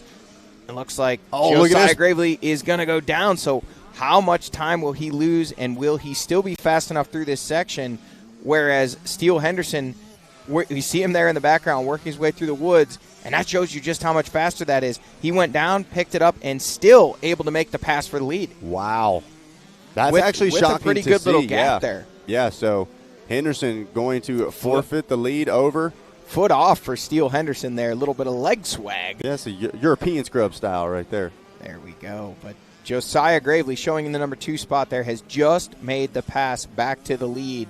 It has been an up-and-down battle for Gravely here through the first 2 laps, now with 3 laps complete here. There we see more leg swag out of Steele Henderson, but Josiah Gravely starting to stretch it out, and he's got some lap traffic in front of him. He's going to check up, take his time through that section, and now Henderson also checking up on that double there. So the battle for the lead rages on as they have now lapped the number 298 of Cole Wilkerson out of that mini junior class. So here they go, headed into the Yamaha finish line. It's a battle. Whoa, the rider's going to come together right there. Henderson trying to stay as close as he can, and that was a white flag. So 1 lap left to go for Josiah Gravely and Steele Henderson as Gravely retakes the physical lead. Henderson trying to chase him down. The battle rages on, and you can see just a bit more confidence on the motocross track, it looks like, for the 177. Skying a couple of these jumps out, maybe attacking the corners just a little bit more, but Henderson got to think if he can stay right behind him, potentially take some notes, figure out what the 177 is doing, make those adjustments, and then don't forget, one of my favorite parts, Johnny, here at JDay, We got a second moto coming up at 1 o'clock this afternoon, so things are far from over. Now, as far as course or classes go, these riders in completely different classes, but at the end of the day, we're both racers, or we like to call ourselves racers. We understand you just want to beat the person that's in front of you. So Josiah Gravely and Steele Henderson, you take a look at our Luxon lap times, 5:08 for Gravely, a 5:20 for Henderson, so definitely a bit more pace for the 177, but they are as close as they get. Henderson is sending it. Hold on. I've seen the leg swag. I'm not sure if that was double leg swag or that was more of a question of what we used to call a flying W. He took off the lip of that jump, maybe trying for a little leg swag, and the other leg slipping off as well. But look at this. Zach, by the eye stopwatch, it looks to me like he has been keeping him honest. Yeah, he's been able to there we see. Look at the that red replay. line replay.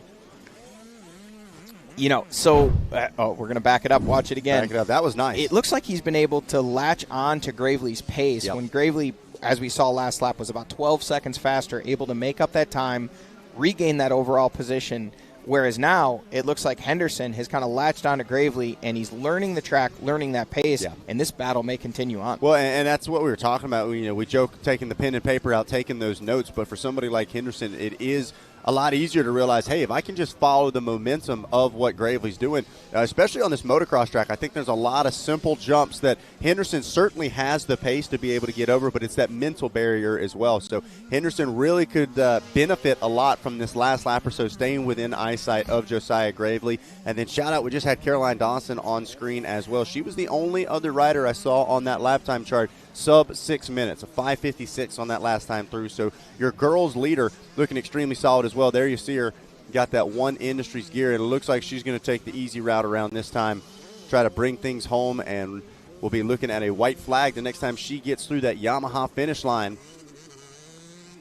Well, as you look at this FMF Extreme section, now back to this wood section, we talked about it in our Pee-wee race earlier. When you struggle through that section one time, it's kind of looming in your head, and the next lap around, you got to ask yourself, do I really want to be off the bike and pushing and needing assistance? Sometimes it is better just to save that energy, especially late in the moto here with the white flag now waving. We are nearing the 30-minute mark here on our second moto of the day. These riders starting to really feel the effects of the race and potentially even arm pump, especially. Oh, looks like we've got thought we saw some riders coming through there. Oh, there they are. And there is your overall leader, Josiah Gravely. Oh, you can see just how slick it is through that section. And that was even before they crossed the creek. Now with the water in play there, it's going to get even slicker through this next section of racetrack. Gravely now, he has stretched it out over Henderson. We thought perhaps Steele Henderson might have been able to latch onto the back wheel of Josiah Gravely, but not to be, at least for the moment. Josiah Gravely absolutely just splashing his way across that creek crossing.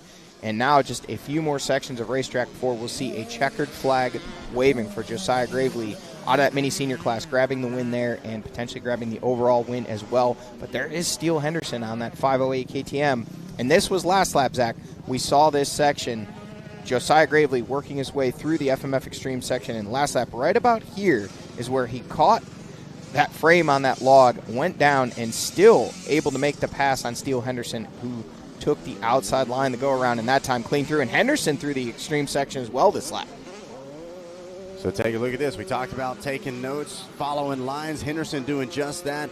Not quite as smooth as what we saw Gravely, but certainly, as we've seen, going to be faster than taking that long line. So Henderson says, you know what, I got to bite the bullet. I got to go for it. See what I can do here in this extreme section. More leg swag for Henderson, but here it is, your overall leader and your mini senior class leader, Josiah Gravely, on the number 177 KTM. Now just one more straightaway. He's got a double out of this corner and then a rhythm section, and Josiah Gravely looking like he's going to get it done and will be your Moto 1 winner here in this mini race out of that mini senior class. And overall, Josiah Gravely on the 177 KTM, narrowly edging out the 5:08 of Steele Henderson. A bike problem early on in lap number 2. Able to overcome that, and our man Zach Herron is headed down to the finish line area to grab an interview with your race winner, Josiah Gravely.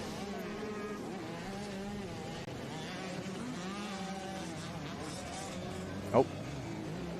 Looks like Gravely working his way over, and there is the 5:08 of Steele Henderson. Grabbing the win in that mini junior class. and second place overall here in Moto number 1. All right, I believe our man Zach Heron is ready with our race winner, Josiah Gravely. All right, check.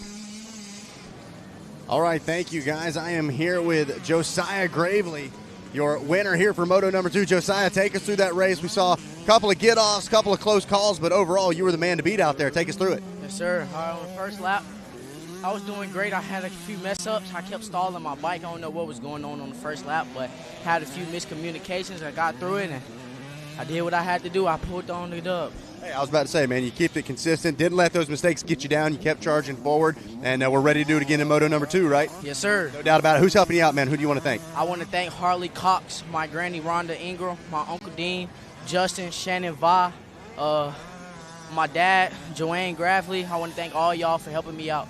There it is, guys. Josiah Gravely getting the job done here in Moto number 1.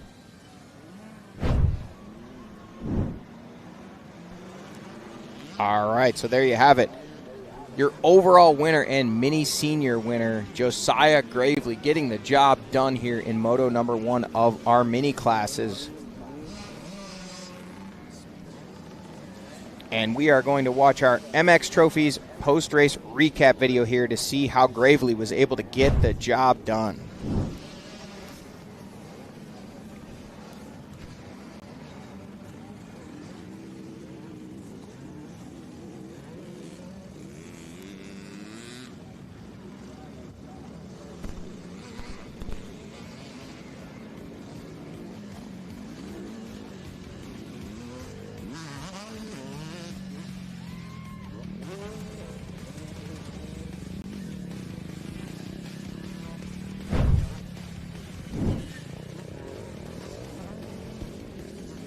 So a great race recap there and a great race in general. Josiah pumped up after that one, did what he needed to, and he's already fired up for that second moto coming up just about 1 o'clock or so this afternoon. Going to be their second moto, but going to be a ton of fun to watch. A full day of racing here from the Redline Oils Lake Sugar Tree Grand Prix Round 4 of the Fox JDay Offroad Series. Well, we're going to catch a quick commercial break, and we'll be back with more JDay Offroad racing right after this.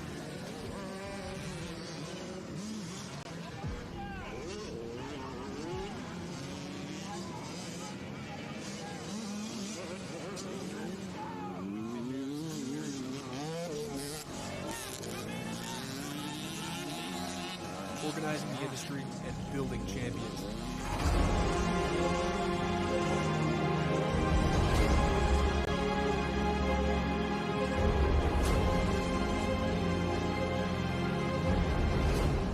Years of defending your rights to ride into the future. Redline Oil, formulated to win, proven by me. Redline Oil, formulated to win. Formulated to win. Formulated to win, proven by me.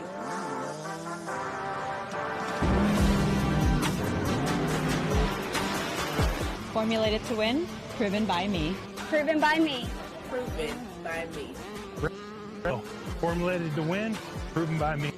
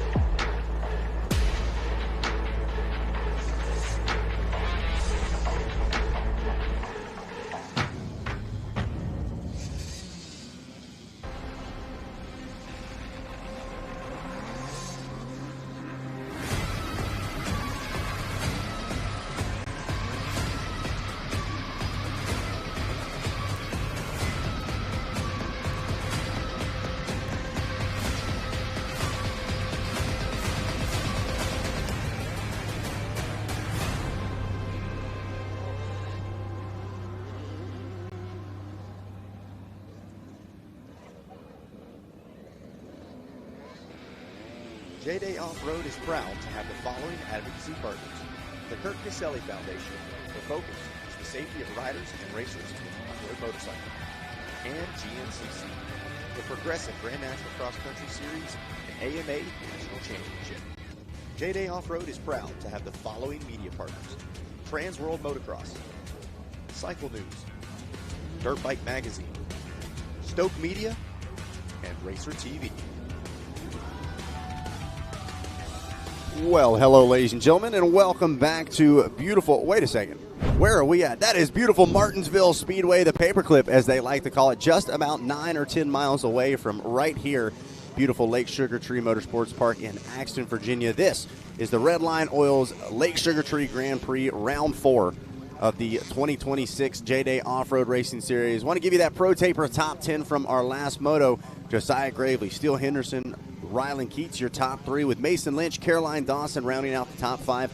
Michael Simikowski, not quite the success he had there in our Pee Wee race as he finishes in that number 6 spot. Easton Owen, Cole Wilkerson, Kendrick Pina, and Weston Willard rounding out your top 10 from round 4, the Lake Sugar Tree Grand Prix.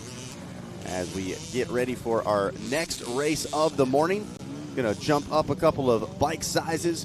As we get some of our C classes coming up next, we'll have our C250 class, row number 1, C Open on row number 2, our C200 in row 3, C Vet going to be in row number 4, and then our BC Open Electric class going to be on row number 5. 30-minute moto coming up in just a few minutes for that. We're getting them lined up here, and I think this is where we're really going to see some interesting camera shots from our FMF Extreme section. We've already seen that with our 2 races already completed this morning, but as our C classes line up here, you know, this is going to be a big decision for these guys. Probably a lot of them had the opportunity to go out, check out that section, and check out the full racetrack before racing action got underway here today. But, you know, they've got those lines picked out. But it all changes when you're on the machine. You come around that corner and you're staring down the barrel of that big concrete pipe. You know, you got to wonder, how am I going to get up and over that thing? But we're going to find out here in just a few moments as our riders continue to fill out these starting rows here for our third moto of the day, moto number 1 for our C classes. Going to be a ton of fun to watch. The C class, you never know what you're going to see. That's pretty much what we like to say here about these ones. Consistency, chaos, what does the C stand for? There's a lot of different opinions out there, but one thing about it, certainly a good time out here at JDay Offroad. I know the 222 machine been having a solid year so far. Take a look as we pull up our points. The 222 trying to continue that trend. That is Evan Kelly. I knew his last name was Kelly. Evan Kelly on the 222 machine. Kawasaki looking solid at the top of the field with 69 points. Drew Glenzel not far behind.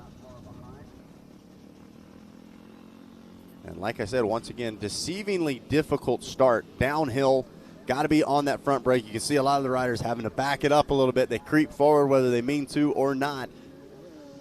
You know, Zach, I was here, like I mentioned earlier, for the Loretta Lynn's area qualifier a few weeks ago, and I was trying to remember back the last time I had seen a downhill start for a motocross track. It's a unique facility here at Lake Sugar Tree MX, and you know, we're seeing it already come into play here early on in the day with some of these riders just rolling up to the line. You know, you put that machine in gear or maybe leave it neutral and it rolls forward. Now you got to back the machine up to get behind that white starting line. So not starting from the gate here today. It is a little bit different, but still a very different feature for a downhill start. You don't see that very often. Yeah, now that rider on your screen, or I should say the man there next to him in the T-shirt, that is one of our very own. That is Josh Hefner, does a lot of work with us here at Racer TV, and his son, a successful GNCC racer. We catch him from time to time on the camera shots out there as well, and glad to have the Hefners hanging out with us this weekend doing some JDay racing. We'll be on the lookout for him here as well, but final few riders taking their place here on the starting line before we get ready to drop that Fox green flag here for Moto number 3. C250 Open 200 Vet and BC Open Electric. We can hear the revs starting to come up. This one is about to get underway here with our C250 looking like it is here on row number 1. A lot of riders lined up. This one is going to be a battle right to the first turn. Look at this. Henderson giving a little insight here, just telling some lines to go through. and nothing like insider knowledge on the track there. Shut them down, shut them down. Looks like it's time to go racing, Zach. Here we go. 30-second car going to be getting ready to go up. Final bit of preparation. Evan Kelly's still over there just chatting it up. He's probably better be paying attention to the start as we'll be getting ready to go racing here in just a moment. They'll see that flag go down, and we will be off and rolling.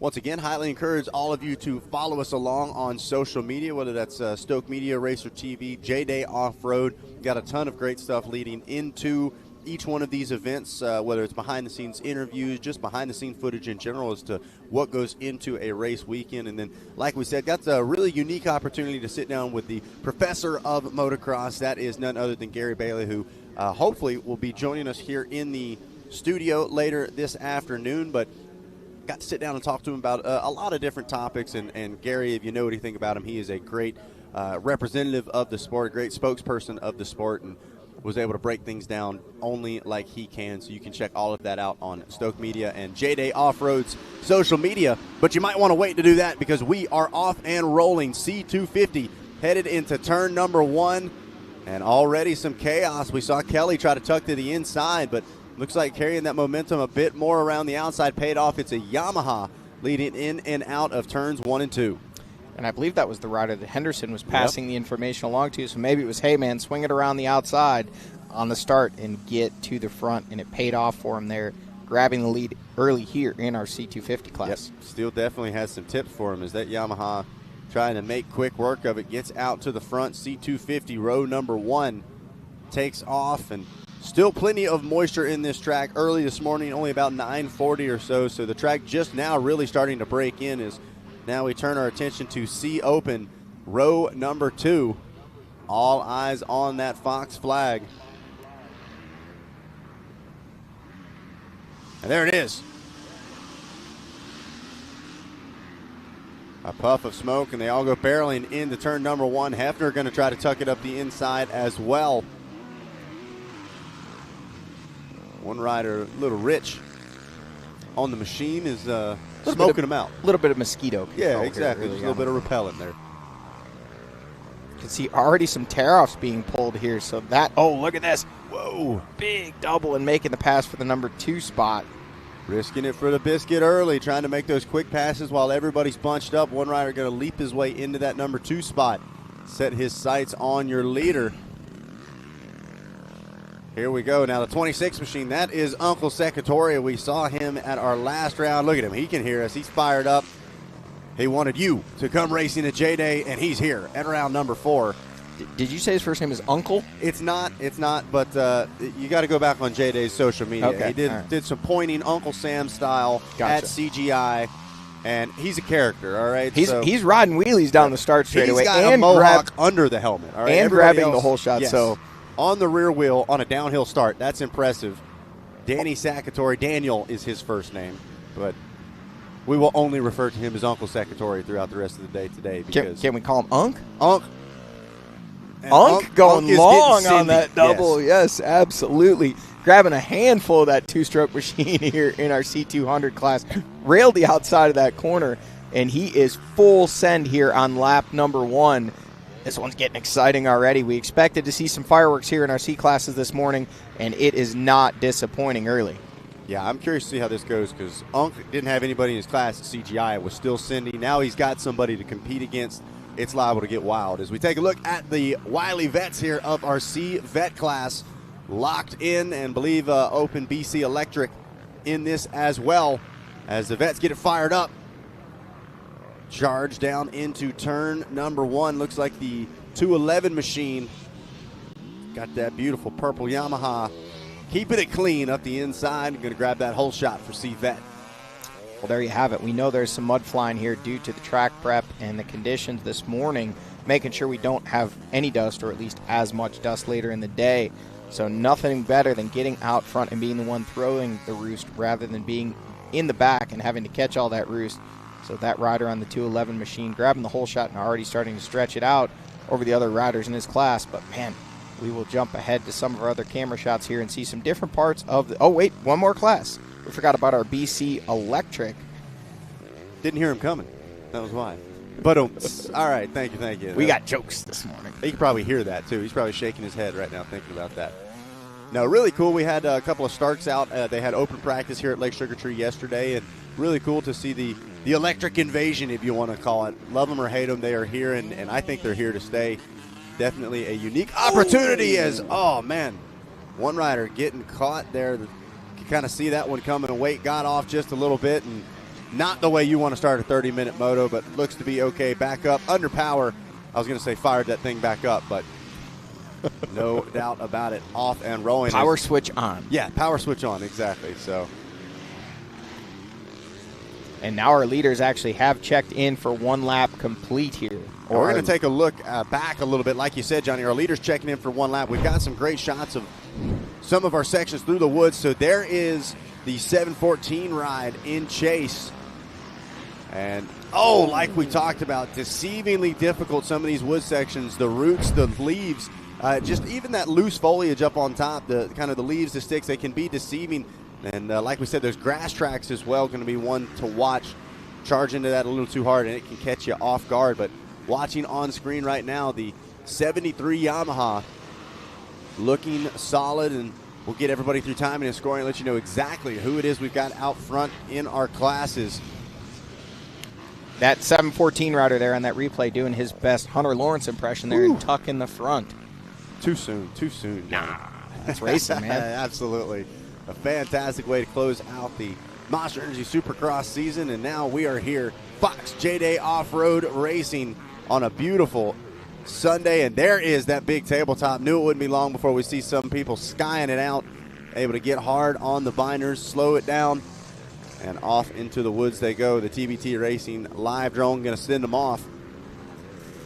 Like I said, just about the entirety of this Lake Sugar Tree Motorsports Park track being used. And look at that, some style as well. As looks like the Husqvarna on the charge and looks like in that number 2 spot. Zach, like you said, we'll wait for our live timing and scoring to update here to get us a rundown of exactly who these riders are running in position. But as we work our way now to the FMF Extreme section, you can see the majority of these riders opting for the alternate go-around. But nope, not this rider, right up the middle. The 714 Sendy. He was on the ground a moment ago, and now he's pushing the pace, trying to make up some ground. But the number 73, this is our first shot we've had from our FPV drone here today, chasing this rider so close we can almost read the name on the back of the jersey. I believe it was Henderson, because that was Steele Henderson who came up with giving him some starting line advice there, helping him grab that hole shot and lead the way here early on in this one. But he's got some company from behind. The Husky rider giving chase. This one is not decided just yet. And like we said, lap traffic going to come into the mix as well. And yeah, big shout out to our Fox FPV drone. Went from the Ian Howes POV to the Fox FPV, piloted by Ian Howes. He came through this exact section yesterday while I was walking the course. That is where your creek jumps at. We'll see whether or not your leader's actually going to do it right on cue. Let's see. Charges, launches up and over that creek. Didn't even make a splash.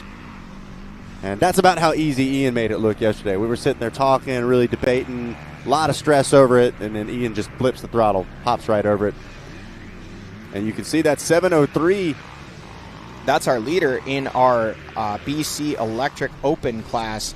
He has actually already gone a lap down here before he completed 1 lap. So that shows you just how quickly our leader, 7 Henderson, his brother Steele, grabbing the win in our mini junior class in our last moto coming up, giving him some starting line advice, and 7 putting it to good work there. Oh, look at that. Oh, that was intentional. For a second, yeah, it looked like he dropped the front. I thought we were going to see a little nose bonk, but man, you see the leg swag, and he is looking smooth here. Even some scrubs. Oh, yeah.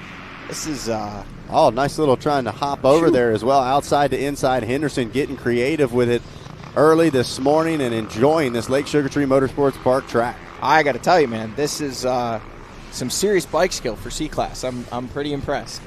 No doubt about it. As looks like Gabriel, I believe Hongok is how you say that last name, the 496. We'll go with that. Hongok. Chase Black. I know that's how you say that one. In the number 3 spot. Evan Kelly back there in the number 4 ride. And looks like Gannon Geary rounding out your top 5. 496 of Hongok through the FMF Extreme section, jumping over that berm and back. More C-Class scrubs. I love it, man. Telling you, throwing it down. He's putting down one heck of a pace, but he is really got to pick up the pace if he wants to catch Seven Henderson out front on that number 34 Yamaha. See now down the final Millionaire's Row here, working his way through this left-hand corner, and then it is a rhythm section coming to our finish line chicane, and Gabriel Hancock on that number 496 machine. Man, scrubs hitting the downsides. He's ready to. Maybe he was here a few weeks ago when it was time for that Loretta Lynn's area qualifier. Well, and that's the beauty of JDay, especially as JDay has kind of started to spread across the East Coast, is we've got a lot of new faces joining the series for the first time. Some of them experienced, some of them off-road racers specifically, some of them motocross racers specifically. We know this is a fan favorite motocross course within kind of the Carolinas and Virginia area, so yeah, anything possible. And with those kind of bike skills, yeah, you got to wonder if the 496 maybe a moto specialist. Not seeing any hand guards, a lot of things leaning towards the moto side. But how about it, Seven Henderson? I think the biggest thing leaning towards the moto side is the skill on the motocross track. No doubt about it. And you can see just railing the berm there, the 496 of Hancock out there just, man, he's already starting to lap up through that open BC electric class. One of the riders out there on that Stark machine.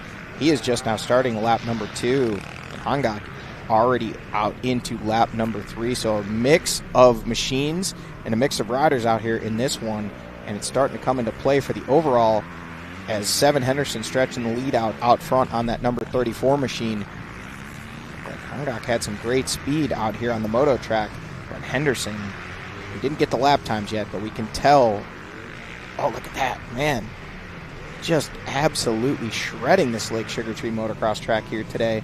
Gabriel Hancock back into the woods and trying to track down Seven Henderson for that overall lead. Well, this is something that we've even heard our top pro riders talking about as well, the way you set your bike up for your strengths. If you're somebody like a Joey Crown that's maybe got a bit more of a moto background, this is going to be a hot spot for you. You can use the moto track to your advantage.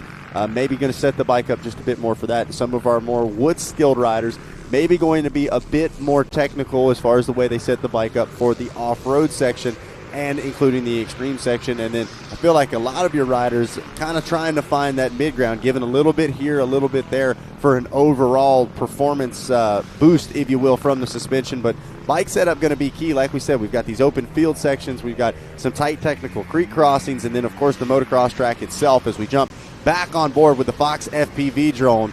Gabriel Hancock looking fantastic in that number 2 ride, still trying to chase down Seven Henderson out front on the Yamaha machine. Yeah, Hancock taking a look over his shoulder, looking back to see if Chase Black is back there, but we have not seen him. Look at that, carrying the front wheel. I got to tell you, man, C-Class has elevated their game here in JDay Racing, no question about that, but we did point out, don't know Hancock's background or Seven Henderson as well. They both look very, very comfortable here on the moto track. So maybe one of their early delves into the woods side of things. And here it is now. Seven Henderson out front on the number 34 machine. 73 on the jersey, 34 in the registration. He is now working to what will be 3 laps complete here. And ever so closer to, now we see the lap times. And whoa, look at that, a 4:15 the last lap around for Seven Henderson. So absolutely flying out there, Zach. He is starting to open up an even bigger gap. 39 seconds faster than our second place rider, Gabriel Hancock. But look at this, Chase Black actually making up some time on the number 2 spot there in our last lap of racing. Yeah, and give a shout out to Kiwi right here as well out of your Open BC Electric. Like we said, going a lap down, but that was the last row to take off. So your lead riders were almost all the way around before they even started. And he's been able to kind of pace off of Hancock as well as Henderson there for a while, just to tick off the pace. But he's able to kind of latch those hooks, like we said, into the back of the 496. 496 might not even hear him back there, and kind of pick up on some lines, pick up on some speed as he continues to lead the way in your Open BC Electric. But yeah, Henderson, you can really just tell the way he's piecing this track together, outsides, cutting back across, really starting to find a flow as Hancock gotten things figured out as well through this extreme section. That was one of the smoother trips we've seen through it here today. Yeah, and we were expecting to maybe have to wait to some later motos to see that rhythm on the right-hand side. of that FMF Extreme section. But no, Seven Henderson and Gabriel Hongak are just shredding that section and showing us exactly what it's going to look like when our pro riders hit the track here in just a little bit. Man, I'm telling you what, this is prime Lake Sugar Tree motocross right here. We know our friend Ezra Beasley over at Budds Creek, where we'll be at just a little bit. Our next round, actually, he calls it chocolate cake at Budds Creek. Well, here, this is red velvet, all right? This is nice, tilled up, and you can't ask for any better than this. Ryan Smith and the Lake Sugar Tree crew doing a great job of getting things set up. And like we've said, Johnny, it's been a tough year for our dirt farmers, keeping the moisture in, trying to piece things together, and done a great job so far here today as another lap in the books through the Yamaha finish line. The 496, Gabriel Hongak back on the charge, trying to chase down Seven Henderson and trying to keep Chase Black at bay. Haven't caught the Kawasaki on camera yet, but we saw on that Luxon lap times chart relatively consistent as far as the lap times go, as looks like that might have been him making his way through. So the 74 is the 714 That's on right, the bike. Yeah. Yep. We so saw him tuck the front earlier in our wood section, and he's not too far behind our second place rider of Gabriel Hongak. So he is still in the fight here for that number 2 spot. He's made up some time after going down, and actually now looking back at that replay that we saw earlier, I think he might have been actually trying to make the pass on Hongak. Hongak full scrub and working his way through these rollers here, but he has got some pressure from behind the number 74 of Chase Black. Look at this local boy out of Axton, Virginia, possibly explaining exactly why he's so comfortable here on this Lake Sugar Tree motocross track, because you know, living here in town, I would assume this is probably not his first trip down this section right here. If it is, he's probably been kicking himself all day long saying, why have I never been here before? But no doubt about it, Gabriel looking fantastic and piecing this track together with a great fluidity, if you will. Doesn't seem like he's caught in one spot or another, really starting to get a groove going. As 3 laps in the book. The TVT Racing Live Drone catches him through the first of those quick field sections. You can see the grass starting to go away as these riders continue to charge. Here's Unk Secretary making his way through. He's got the Insta360 on the handlebars. He is fired up. So not only is he showing off for our cameras, but he's going to have the footy. He's going to have it all on the Instagram, all the bangers, and now he's coming through here out of that C200 class on that number 26 machine. Let's see. Secretary going through the FMF Extreme section, and sometimes the most extreme part isn't you, but the riders that are down in front of you. But he does a great job, maneuvers through that with no problem. And back out onto the moto track he goes. So Daniel Secretary just gonna send it right up and over that double there. Unk is doing Unk things. Let's see a little body scrub there over that roller. Look at that, drifting that entire corner. Yeah, he grabs a handful of that KTM, and you don't wonder if he's on the throttle. He is pushing that thing forward. Had a great showing at our CGI facility GP, our last round, and he heard the buzz about Lake Sugar Tree, saw the course, and said, you know what, I'm making the trip. Oh, look at this, getting ready now, though, to go a lap down from our overall leader, Seven Henderson, coming around the outside, but Unk is not going to give way. He's not going to let that overall leader through. Look at that, man. That was a amazing little pivot corner there, actually pulling some time on our leader, Henderson. The Secretary looking solid right now, and glances over, going to let Seven Henderson make his way through, not going to interfere with that lead lap. And I believe Secretary still leading that 200C class as Michael Kesey continues to lead out of our Open B Electric class. David Varner just behind him in the number 2 spot. And look at that, your leader goes down. How about it? The Yamaha tucks the front up at the top end of this corner. So once again, even when you're on the charge, deceivingly difficult. Henderson maintains the number 1 ride, but going to give the lead lap back to Unk. Gannon Geary, want to give him a shout out of our C Open class. The 313 leads the way over Alex Whittle, William Johnson, and then Jacob Hefner back there in the number 4 spot. Zach, looking here at our overall, Seven Henderson, the rider we see on screen, your overall leader, actually was just putting Unk, Danny Sakatori, in the number 5 spot overall, a lap down. So he has lapped all but the top 5 riders and looking to now put our 5th place rider a lap down, really showing the intense pace that Henderson is running out here this morning. And now we see Hongok now working his way through for what will be 4 laps complete for him as well in the number 2 spot overall and second in our C250 class. Man, I tell you what, Hongok is not far off. This is the front or the back side of okay, he's a bit further than I thought he was. I thought that was getting ready to dip back off into the woods. I was like shocked. I was like, man, did Henderson have more problems we didn't see? But no, and I tell you what, I like the line 7 Henderson was taking around that one corner. It's got the rollers on the inside. Henderson, the only rider I'm seeing so far, slingshot around that outside, really able to carry the momentum, not having to check up for those slick rollers up the inside. We'll see whether or not Hongok's able to pick up on that line as well. Meanwhile, back into the field section we go. Fox FPV drone taking us on board. You're sitting at your TV or computer right now. You can pull tear-offs, feel like you're a part of the action. I'm getting arm pump. No doubt about it. Yeah, I'm already stressed out. As Henderson on a roll right now, on the rear wheel as well. A power wheelie right there. We saw that on a Hongok a lap ago, and now Henderson, man, that just shows how much grip is out there in those JDay Woods and grass track sections here at Lake Sugar Tree. 7 Henderson leading the way pretty much from the first turn, going around the outside in the first turn, grabbing that lead, and now continuing to stretch that lead out over Hongok in the number 2 spot, and Chase Black lurking back there in the number 3 spot, not far behind Hongok. We'll see when he checks in, watching outside our Racer TV studios here. We see another rider working their way through here, going around, well, next to that creek jump. And here comes your leader, 7 Henderson. No troubles at all on that Dunlop split lane creek jump, taking the left line, pushing his way through the woods here for another lap complete. So you can see Henderson working his way through some lap traffic, the second of the 2 creek crossings.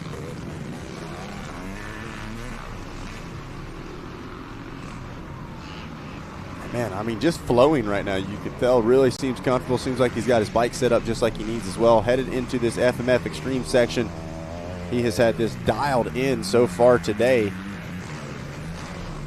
And again, just smooth as butter through there. Leaving no seconds on the table. Little body scrub there coming back out for what will be 5 laps complete now here in this one. And working his way closer to a checkered flag. So Fox FPV drone on board, Moto style.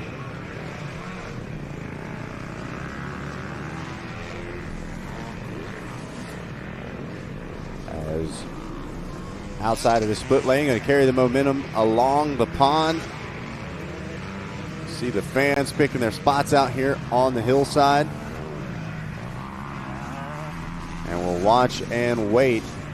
See whether or not there is a white flag, and there it is. White flag is out. 1 lap left to go for 7 Henderson. As look at this chaos in the FMF Extreme section. There's Hefner on the 117. Looks like he was caught between 2 riders. Sometimes the most extreme part of the section is the traffic that builds up there.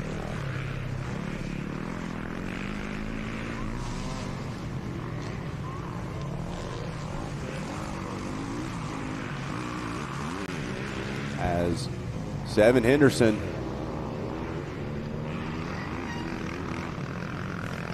on that final lap of racing. We take a look once again, a 4:29 for Henderson.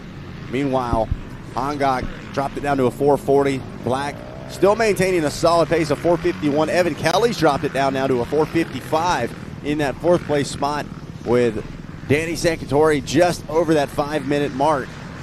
And then Gannon Geary and Leyland Starrett relatively close on lap times as well. Look at this, a little style for the fans there over that big spectator table as 7 Henderson just about half a lap or so left before he's going to be looking for a checkered flag here for race number 3. Race number 3 and Moto number 1 here for our C classes, meaning that Henderson's got it done once here this morning, but he's got to come out this afternoon and back it up if he wants to win that overall. But a dominating performance here, grabbing the lead in turn number 1 and never relinquishing it. A lot of riders behind him giving chase with Hongok, Black, Kelly, and then out of that C200 class, Danny Secretore there in the top 5 overall. But man, Henderson looking like nothing is going to stand between him and the win here in the first moto of our C250 class here out of Fairmont, West Virginia. So this rider traveling a little bit further here. We can assume his brother, son, whomever it will be. Son, I'm assuming, or maybe it is brother. We'll go with brother. Came up and gave him some insider advice there on the starting line, and he's put it to good use after winning that mini junior class. Steele Henderson, now 7 Henderson here leading the way in our C250.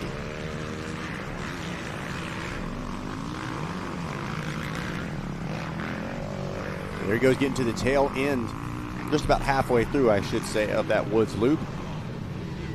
Now we see our TPT Racing live drone bringing us shots of our FMF Extreme section. We're waiting and watching for the number 34 machine coming through here, leading the way, 7 Henderson, and here he comes with the creek jump. 73 on the plates, 34 in our registration sheet here. 7 Henderson picking his way through these woods here of this Lake Sugar Tree Motocross Park. He's led this one since the outset, and now just a few sections of racetrack remaining between him and a win here in the first moto of C250 and C-Class action. And I tell you what, Johnny, he's still pushing the pace. You can see the intensity is still there. Knows he's got a pretty good lead built up, but he's not interested in just mailing this thing in. Nah, once you get in the groove, you just kind of want to carry it to the finish line. Maybe not take any unnecessary risks, but when you're feeling it like he is right now, you just want to kind of keep that pace going, get yourself to the finish line, get rested, refueled, maybe get something from the concession stand. You can see our man Ian Howes there with that Fox FPV drone getting right to the right shoulder of 7 Henderson, showing us exactly what it's like to navigate this Lake Sugar Tree Motocross Park here. 7 Henderson, final section of racetrack, and a checkered flag will be waiting here for a win in Moto number 1 for our C classes, Moto number 3 on the day.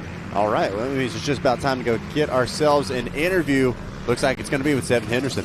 Zach, if you get an opportunity, make sure you ask 7 about the information he may have gotten from Steele there on that starting line that helped him grab that hole shot and ultimately led him here to the final chicanes and a checkered flag waving Moto number 1 win for 7 Henderson out of our C250 class, grabbing also the overall win here in our third moto of the day, our C classes. This one was fast and furious right from the onset. And 7 Henderson, back to Unk on screen here in our FMF Extreme section.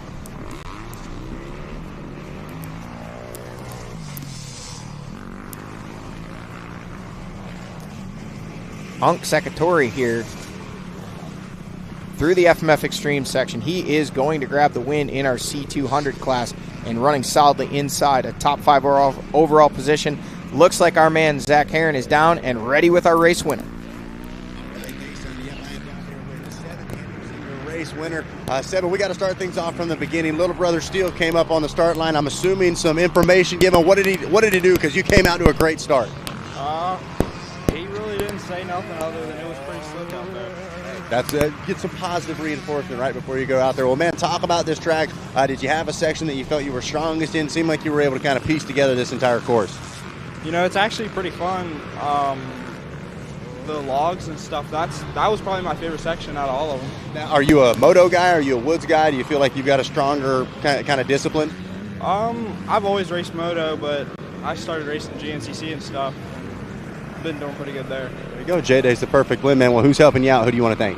My mom, my dad, Morgantown Power Sports, Bonsai Suspension, just everybody, to be honest. Hey, there it is, guys. The Henderson boys looking good. 7 grabbing the win here in Moto 1.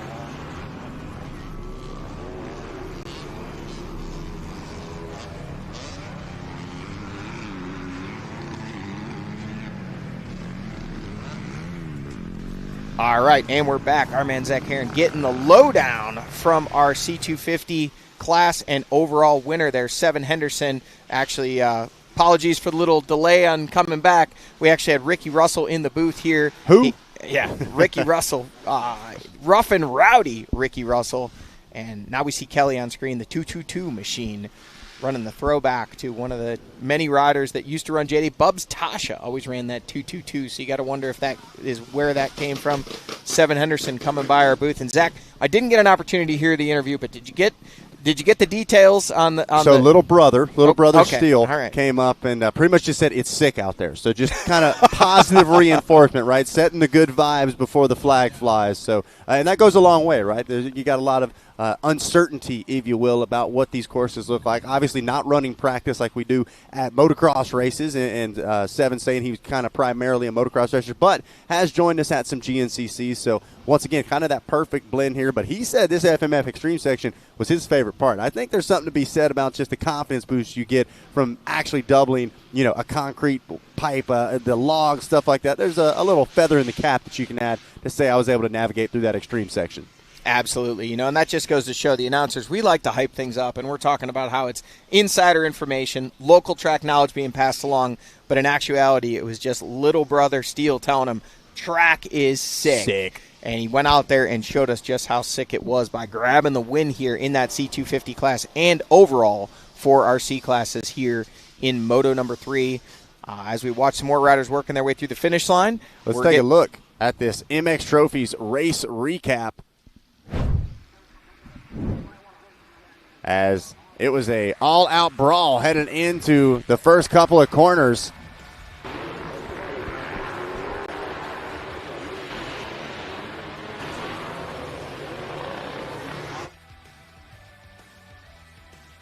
The 496 of Hongok hanging solid in that second place spot, but man, no doubt about it, Henderson was the man to beat. Gets it done from green flag all the way to the checkers. We take a look at your Pro Taper top 10.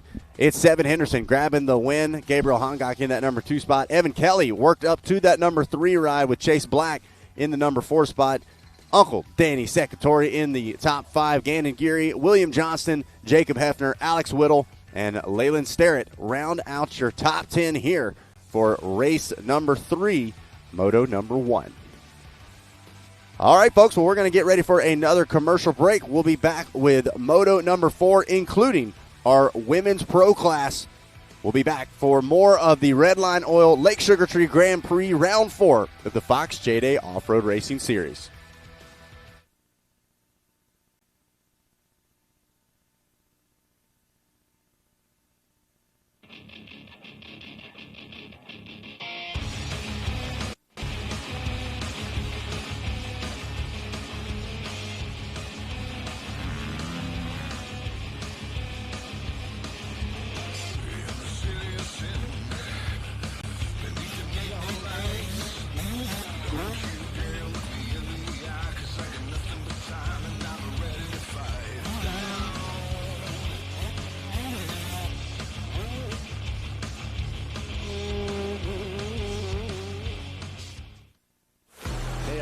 I'm Billy White with Luxon MX, the ultimate destination for high-performance motocross parts.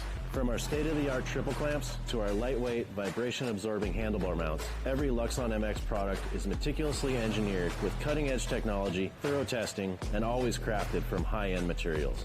It's our passion to create components that provide unparalleled comfort, control, and confidence on the track.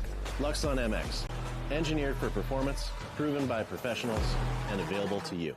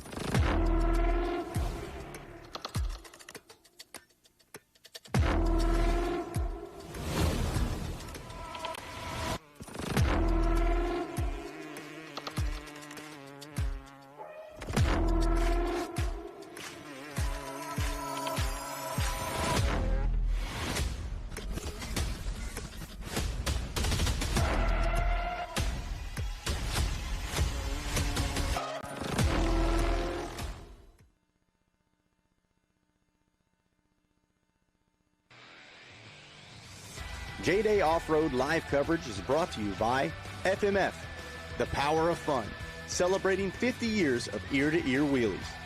Dunlop, TBT Racing, Engine Ice, MX Trophies, Stasic, Slacker, and W.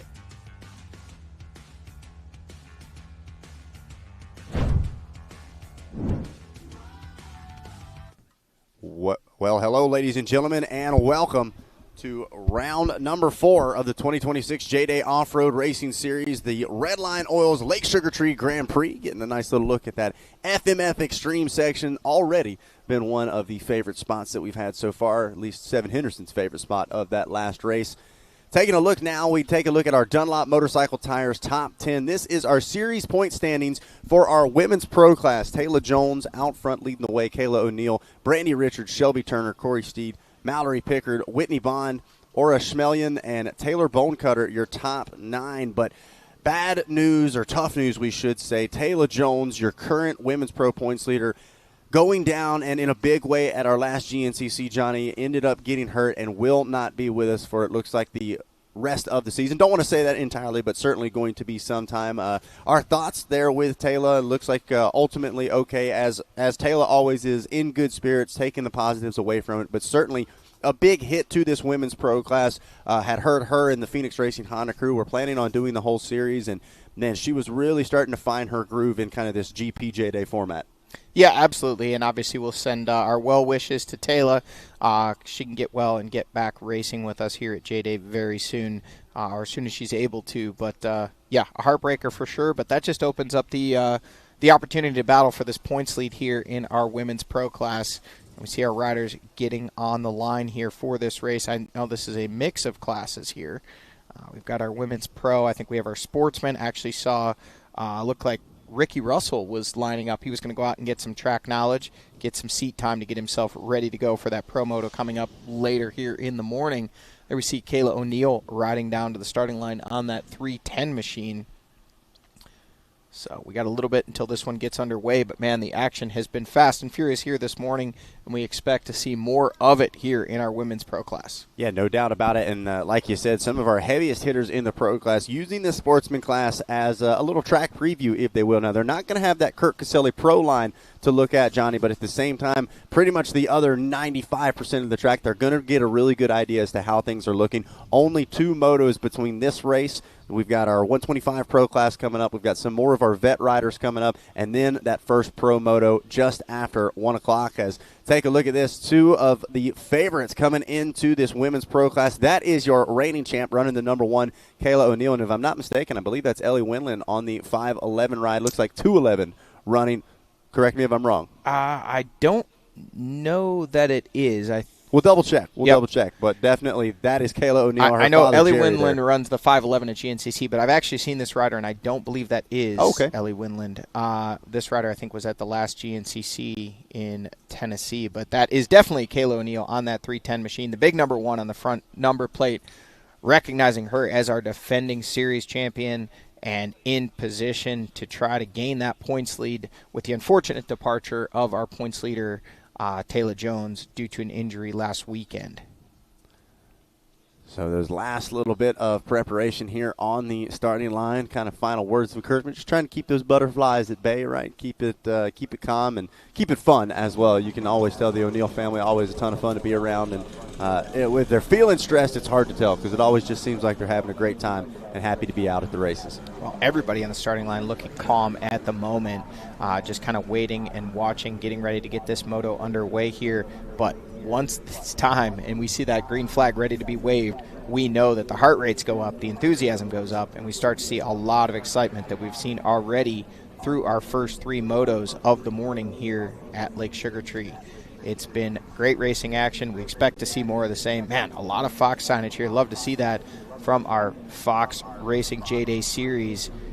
You can see those riders still continue to work their way down to the starting line, checking in and getting lined up. This moto continue to prepare to get underway here. Yeah, going to be just a couple of minutes before we see that Fox green flag fly. The riders making their way through the big Red Bull arch. Always something special about riding through something like that, right? Makes it feel as legit as it gets. And man, we've got a legit battle here now at the front of the field with Taylor Jones, unfortunately, being injured and being out, that opens things up for somebody like a Kayla O'Neill, or we had a great run from Mallory Pickard at our last round, who I do not believe is with us here this weekend. So the points kind of flip-flopping all around, but O'Neill trying to once again back up a Women's Pro Championship here in the JDay Offroad Racing Series. You got to be in it. You got to be in it. So without a doubt. Obviously, Kayla O'Neill, our defending series champion, knows what it takes to get that done. Lining up here today, looking to get herself to the front of the pack and battle for a race win and potentially take over that overall points lead.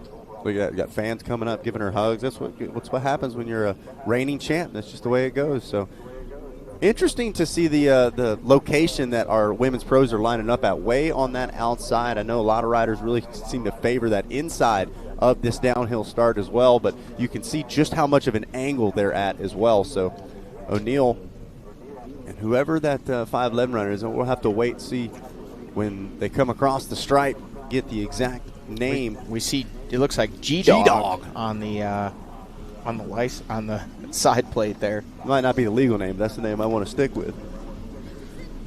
As our women's pro class getting things fired up, row number 1. Give you a look at what this starting list is going to look like. Women's pro going to be row number 1. A vet and A senior going to be on row number 2.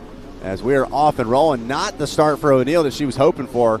Going to try to make quick work as they head off into turn number 1. Schoolboy going to be row number 3, and then our sportsman class going to be row number 4, featuring several of those top pros we expect to see just after 12 o'clock this afternoon. And G-Dog out front there. That's what we're going to call her for now. Barking. If I had to guess, I think, based off what I'm thinking, that may be Lily Sheets. Okay. I could be wrong on that, but we're going to speculate until we get an actual lap and timing and scoring here to see who that is on the number 511 machine. Oh, look at that. A big case for the number 1, the 310 machine of Kayla O'Neill there in the number 2 spot, trying to track down our race leader, coming up short on that double here. And now we've got our A vet and A senior riders on the line. They are locked in. They're stretched out. And here we go, off and rolling. Kind of complete opposite of what we saw with our women's pro class. One's way on the outside. These riders all charging down that far inside. And side by side still around turn number 2. Up the hillside they go, and it's still undecided who's going to gain control of this lead. Looks like it might be a gas machine trying to close the door. Possibly a Sherco there in the number 2 spot. Did see riders already grabbing tear-offs there in turn number 2. We talked about that earlier. If you joined us for our Pee-wee races, a lot of water put down here to make sure that we had prime racing conditions throughout the day, but it's also making for some challenging vision conditions early on in the day here.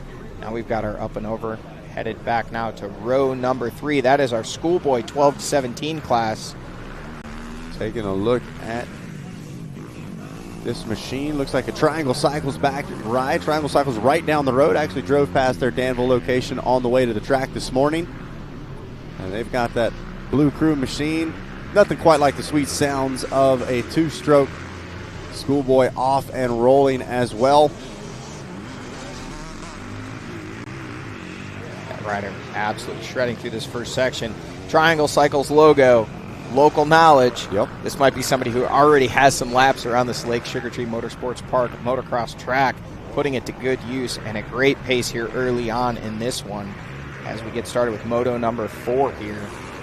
And I'm telling you, Johnny, we talked about kind of that prime time for this motocross track. I think we're starting to enter that. You can see some of these sections starting to lighten up just a little bit. The grip really starting to settle in. It's still got the moisture, but now it's got that tackiness with it as well. As here we go, sportsman class. Big turnout for sportsman class. Like we usually see, a lot of riders trying to take advantage of this, want to use it as a little track preview.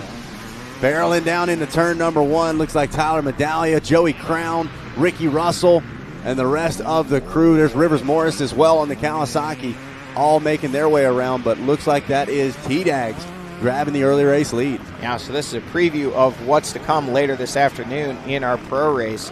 With T-Dags grabbing the whole shot. Looks like Joey Crown in the number 2 spot. But look at this, Ricky Russell making moves around the outside already and putting the pass on Joey Crown, but Crown back around the outside and able to hold on to that number 2 spot. Here we go, taking him to Crown Town right now. Joey hangs on to the number 2 ride. Meanwhile, the battle rages on at the front of our women's pro class.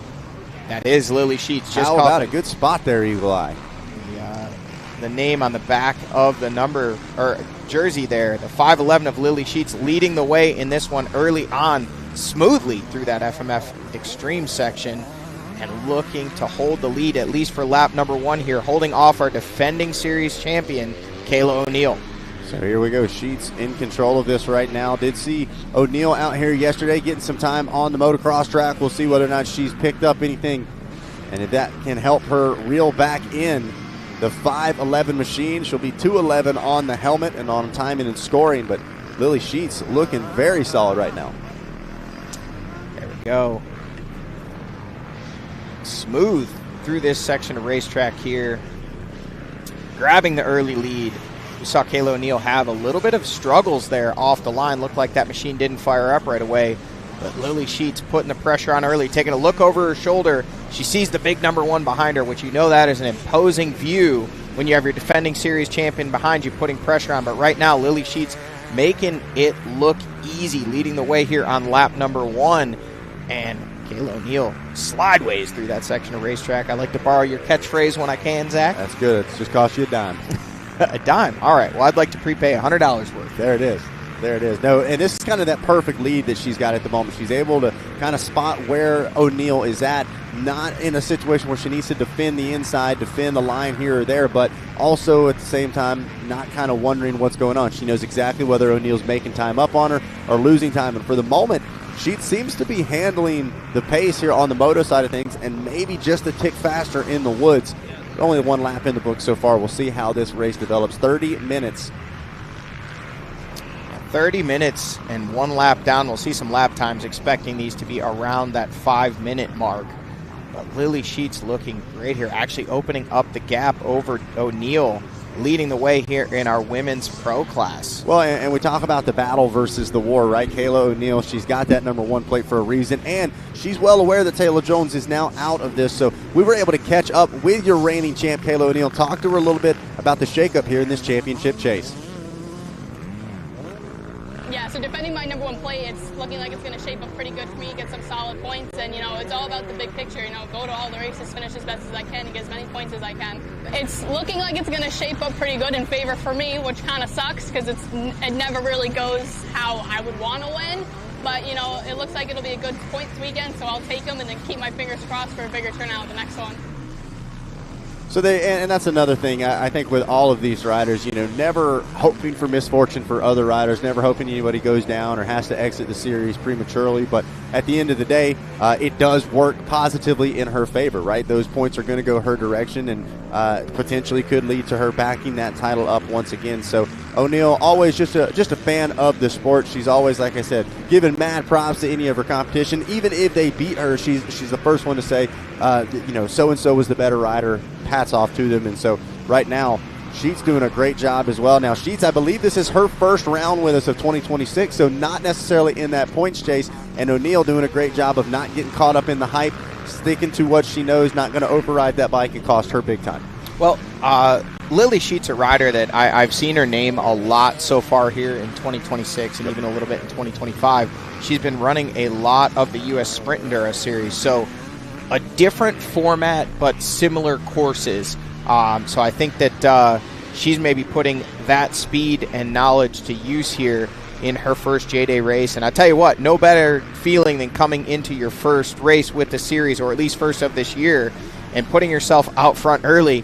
We could expect that if Lily Sheets is able to hang on to this one, or even just the experience of leading here on lap number 1 and well into lap number 2, now continuing to open up the gap over Kayla O'Neill, our defending series champion, we may see Lily Sheets become a regular fixture here in JDay Racing and potentially battle for a championship in the future. Yeah, no doubt about it. Sheets is looking as comfortable as ever, like she's been here all year long, and once again doing a great job of attacking when she needs to, but also you can see the patience in some sections as well. O'Neill looks like maybe a little bit more sense of urgency, knows she's starting to lose touch with Lily just a little bit, wants to keep that 5'11" in sight if nothing else, try to pick up on some lines or some opportunities. to figure out what your leader's doing. 442 to 446, only 4 seconds difference between the two of them, so still extremely close as one exits the section as the other enters, and that's going to cost big time. O'Neal, though, a good run through that FMF Extreme section, maybe a bit quicker than Sheets even. Well, the one thing's for sure, that 4-second gap has definitely opened up now as Lily Sheets absolutely pouring the coal to it and stretching it out over our defending series champion, Kayla O'Neal. But O'Neal, a veteran rider, a lot of experience, and like you said, Zach, maybe not wanting to get caught up in the battle, especially early on in this one, knowing a couple things. Number one, it's a long race, 30 minutes. Number two, it's a 2-moto format. And number three, she's in a championship points lead, or potentially assuming the championship points lead after this weekend. So the smarter thing to do, keep yourself on two wheels, keep pushing the pace, and live to fight another day. No doubt about it. Dylan Price leading the way out of that schoolboy class, and it looked like it is still Tyler Medallia out front leading the way in sportsmen with Ricky Russell and Joey Crown 2 and 3. But on screen right now, Lily Sheets, the 2-11. Oh, and she's down. Your leader goes down, Lily. Having some problems on the exit of that corner. Front end looks like just got a little light, headed out of that rut. And now we are back wheel to wheel, bar to bar. Life breathed back into the number one. Right as it seemed like Sheets was starting to pull away, O'Neal is right back in the mix of this. Yeah, absolutely. And that can be so hard to be in that position as we see a replay of what happened here. Coming up over that roller, leans it over into that left-hand corner, and looking like she just kind of lost the front and couldn't quite get it back under her, pushing that front end out and hitting the deck there. But now starting to open things up just a little bit over the number 310 of Kayla O'Neal. So just when it looks like O'Neal's back in it and going to be battling for the lead, Sheets stretches it out once again. Well, and that's one of those situations as well where the heart rate spikes, the adrenaline dumps, and it looks like Sheets was probably sitting there talking to herself. You just put in all that work to try to open that gap up, and now you've closed it back in. But like you said, almost immediately puts a second or two back between herself and Kayla O'Neal. So great recovery there from Lily Sheets as she maintains this women's pro lead. Meanwhile, Dylan Price continues to lead the way in the schoolboy class. And I saw Vinny Tomich out there as well. That's a GNCC EMTB racer doing some moto with us, and that is Josh Toth's style. Josh Toth doing Josh Toth things. We knew he was out here, and if I'm not mistaken, Josh actually designing our FMF Extreme section for this round. So Toth, you want to talk about a little insider information. He knows exactly what lines to hit. He helped design it, but man, so much fun to watch. Not only the intensity that our pro riders, or sportsman riders, I should say, in this one hit that section with, but they throw a little style out there as well. Yeah, absolutely. And there's no better way to have that inside knowledge than to be the guy who actually built the section. Josh Toth, the number 206, throwing some whips through the double-double section there, and now looks like another rider who's getting some seat time in before our pro motos later. That was the number 6 on the machine of Gus Reardon. He's been racing several of these JDay races so far here in 2026. Now going back through, we got the Ken Roxon replica, the number 94 machine there, winning a Supercross championship last night and out here joining us for JDay today. I was going to say, you have to switch that thing to a number 1 if he wants to look like a replica. Now, hey, if you're here on site with us, we do have our youth podium and Pee-wee podium celebrations going on right up top by the JDay registration trailer. So if you're here on site, want to celebrate with our Pee-wee riders, now is the time to do that. Head up to our JDay semi. Meanwhile, the heavy hitters in this one, Josh Toth out there, Jacob Thomas, Rivers Morris. I believe I even saw Gus Reardon out there as well. But, man, got to love this battle we've got going on at the top of our women's pro class. Lily Sheets and Kayla O'Neal continue to go at it. Jason Gillian leads the way out of our A vet class with Damon Rummel and Eric Geis, 2 and 3. And then how about it? Real G's moving silence like Medallia. There it is. T-Dags looking as solid as it gets. Looking like he's got some retro gear there. Pretty good look for him there on that number 5 machine.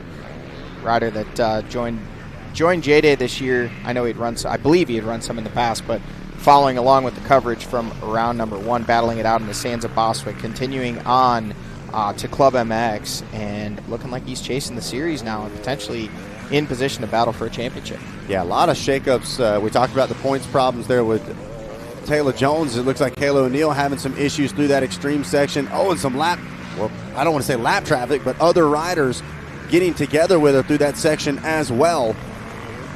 So that's going to cost O'Neill just a little bit. Looks like Sheets already through this section, but yeah, big shakeup as far as points go in our sports or our top pro class, as well as Ben Kelly not going to be with us here this weekend after also sustaining some injuries at our last GNCC round, which now puts the top 5 within 6 points of one another.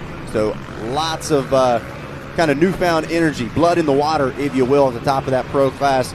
Probably emphasizes why so many of these riders getting out in Sportsman. Any little bit of information that they can use to help, they want to gather it, as it looks like Sheets getting ready to put another lap in the books.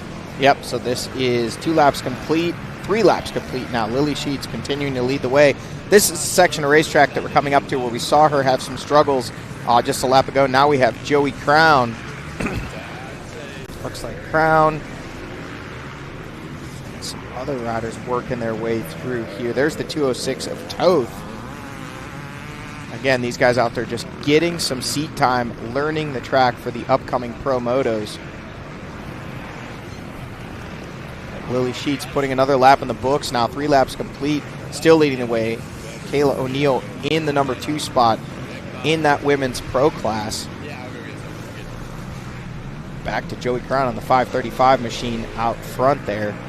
And you can tell these top pro guys kind of just using this as a warm-up, if you will. You see them doing a lot of looking around, nowhere near the intensity that we've seen these riders have in our actual pro classes. Is look at this, exiting that Dunlop split lane. There was Gus Reardon starting to approach, but that rider looked like had been bit by the Lake Sugar Tree course. It's taking just a moment to get back up. Yeah, we've seen how slick things are, not only out on the moto track. We talked about that in our earlier motos with the water they put down, but in the woods, we've seen a lot of front end tucks. That rider, someone else actually removing his bike, looks like Gus Reardon there, kind of blocking the trail to make sure that rider was safe. And now he continues on with his sportsman race and track preview.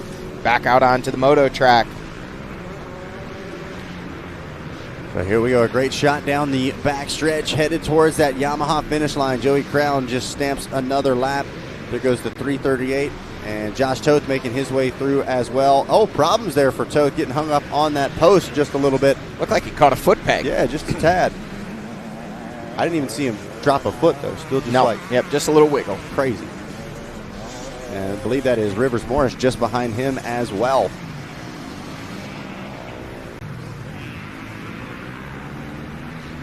So we're going to take a red line replay look at your crash that we just picked up on. Watch this. This is extremely off camera. Just gets kicked off, and man, looked like took the handlebar right to the chin there as well. That is certainly not going to feel good. So great look at that red line oil replay. And again, it's one of those deceivingly slick sections right there. You might think, hey, it hasn't rained a lot. The soil's got to be dry. Well, it's all shaded. It's all covered as well. It's got that leaves, those foliage. It's all been covering it up. And then we have had rain throughout the week as well. And so it's soaked in just a little bit. And, you know, whether you call it greasy, whether you call it slick as glass, it's one of those ones where you get that weight off balance just a little bit. And that's exactly what can happen in a hurry. Yeah, absolutely. Especially on a downhill like that with an off camber, you touch even just the slightest little bit of front brake, and that is just a quick trip to the ground, which we saw with that rider there. But he did get up, walk off the course. We could see he took a big hit to the chin bar of the helmet there. And now we see the 511, the 211 on the number plates of Lily Sheets, your overall and women's pro leader.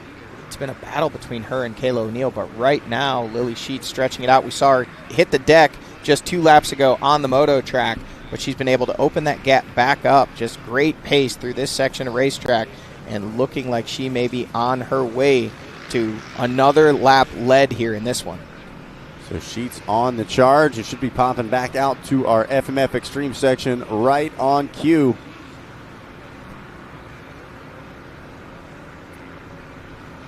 Looking smoother this time through there. Yeah.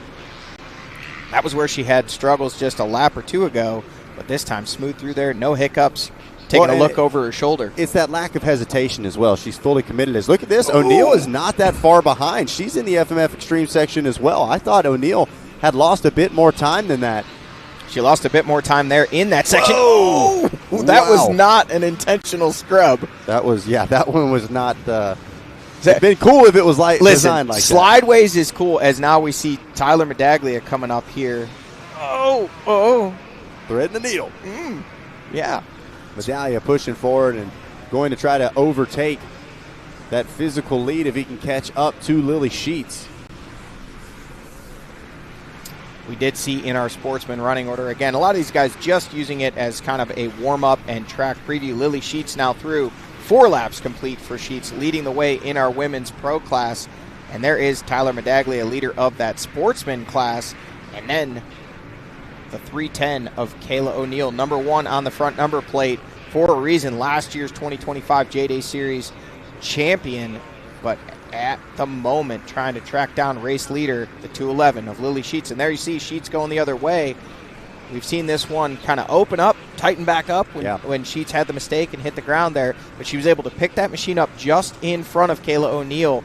And once she did get going, she's been able to hold O'Neill off now. Look at this. Sheets taking a look over, possibly wondering if that might have been Kayla O'Neill trying to make the pass. She sees the number 5 of T-Dags, Tyler Medaglia, one of the sportsman riders coming up through, and she wisely just kind of checks up, lets him have that position, knowing that it means nothing for her in either the class or the overall. She still is your overall leader, I believe. I don't believe the sportsman riders are counted in the overalls, but regardless, she's trying to win that women's pro class, and she is leading the way. Again, a quick look over, so you know she's working hard on the track, but also working hard trying to keep tabs on Kayla O'Neill. Does not want to let O'Neill get close. She's had to fight her off already a few times.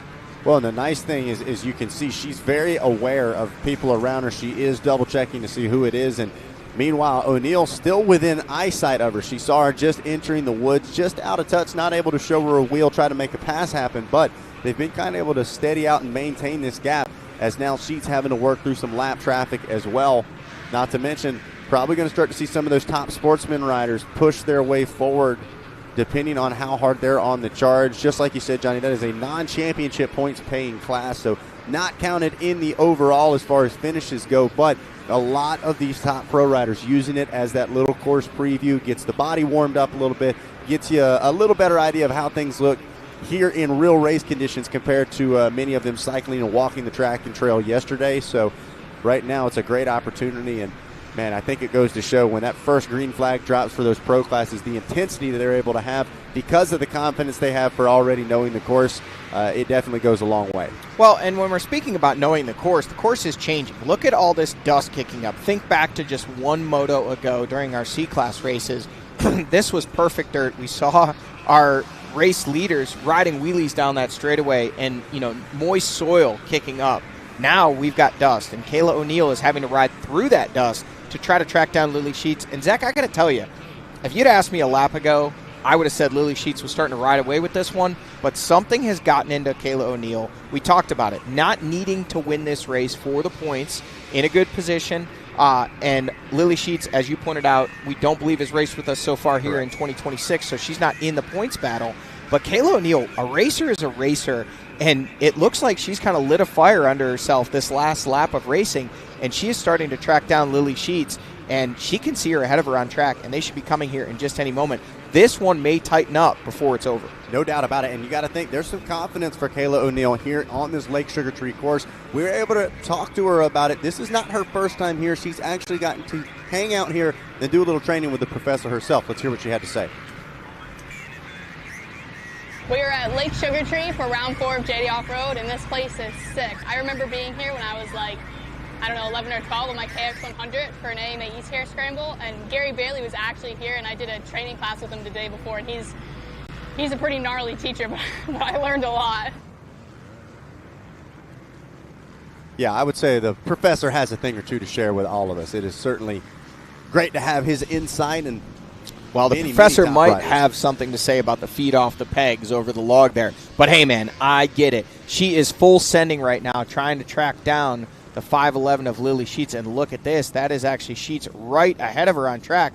So feet off the pegs or not, she's making a push, and she is closing things up. We see last lap, it was only 2 seconds faster for Kayla O'Neill. But this lap, I think she's gone even faster. She's continuing to close that gap, and she can now see Sheets just ahead of her on track. Sheets starting to feel the pressure. We saw her hit the ground once, it looks like Kayla O'Neill was not able to make a pass or capitalize on that crash before, but now all on her own, Kayla O'Neill is tracking down your race leader, Lily Sheets. And what a time to do it. The white flag flies, the final lap of racing, as O'Neill going to take a deep breath and try to chase down Lily Sheets right in front of her. 30 minutes here for this women's pro race. It's not the 2-hour endurance race that we see out of GNCC. That WXC class kind of got some time to get into the flow of things. This is absolute intensity right from the green flag.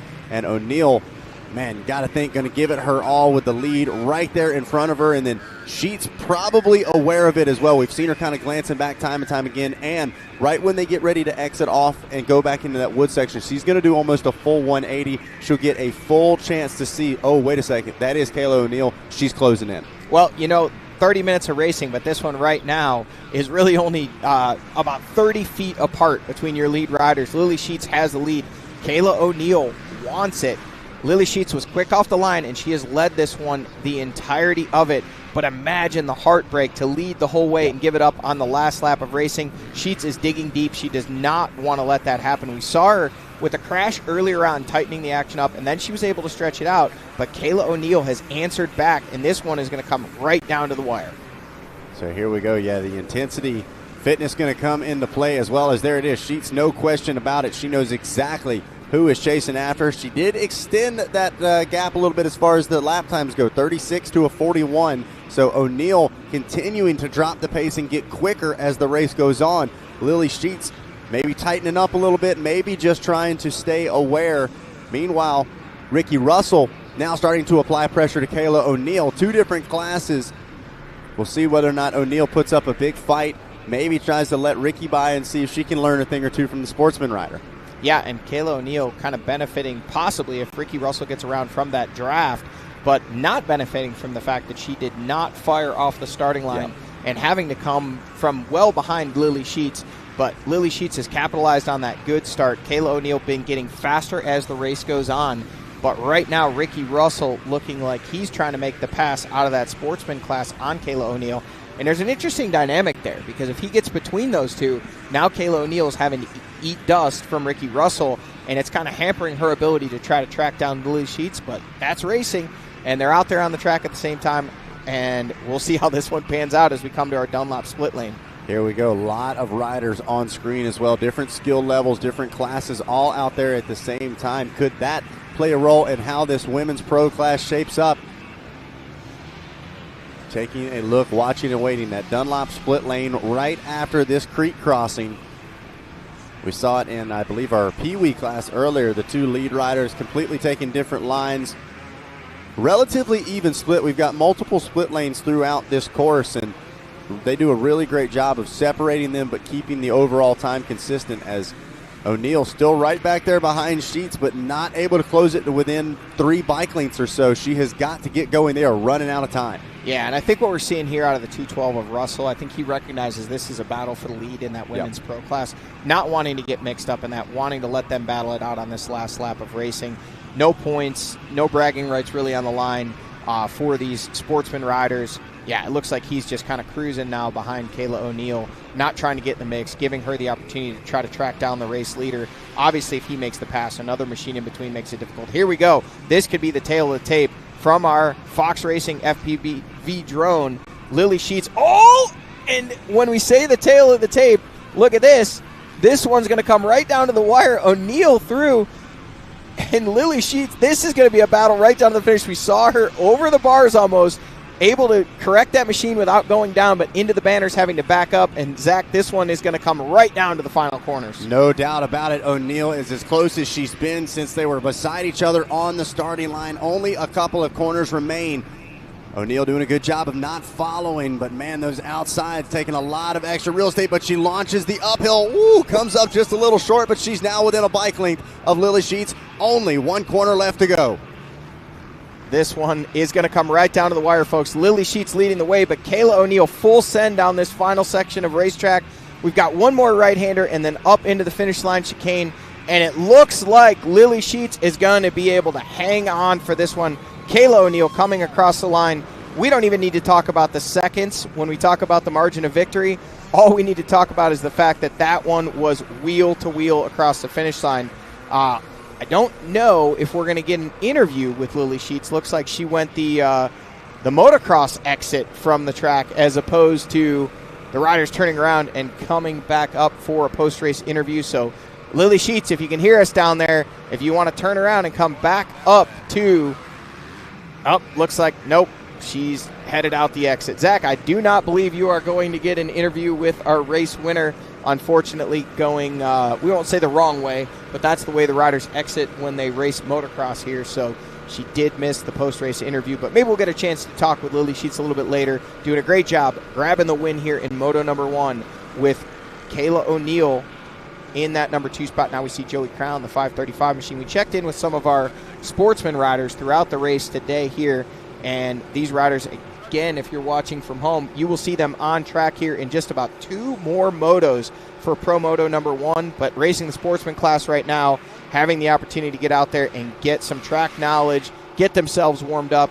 Actually, just outside our booth here, we do see the number 6 of Gus Reardon. Looks like we've got some more riders on screen, still working their way through that Dunlop split lane. And I believe our man Zach Herron is going to head out and try and get an interview with Lily Sheets, the winner of our Women's Pro Moto number 1. And yep, Sheets is working her way down here, so we'll give her an opportunity to talk a little bit about her race. We got the 225 machine on screen now, working our way through in some of our vet and senior classes. This FMF Extreme section continuing to challenge these riders. And I believe Zach Herron is down with our Moto 1 Pro Women's rider, Lily Sheets.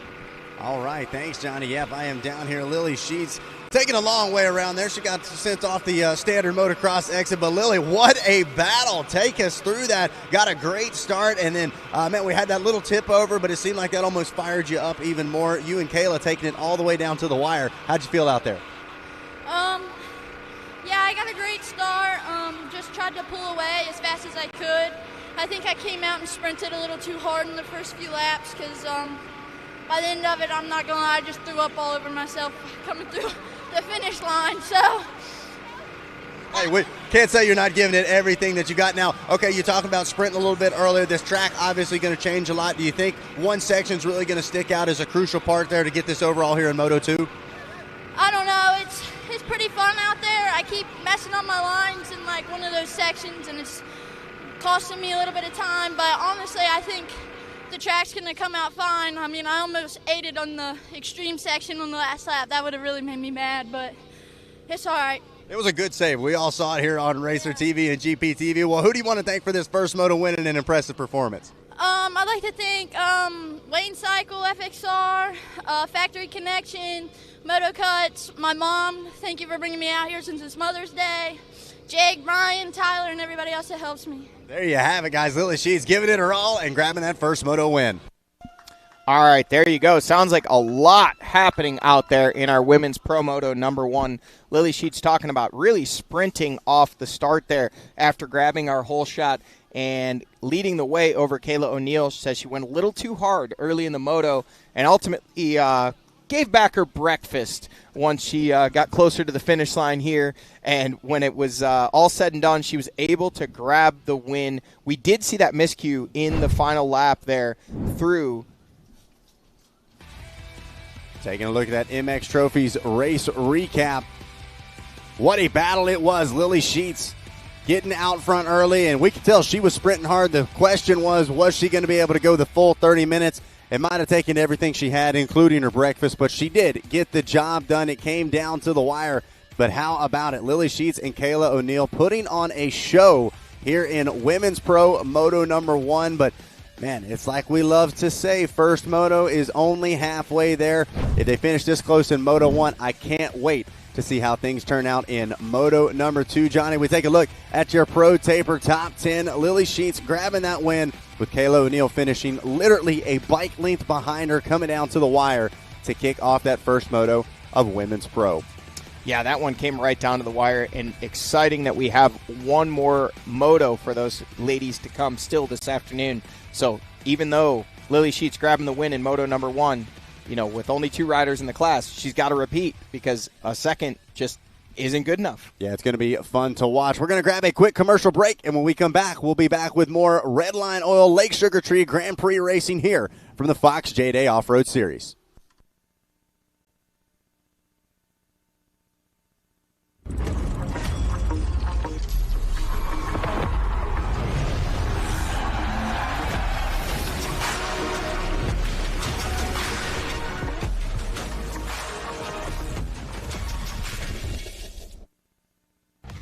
Redline Oil, formulated to win, proven by me.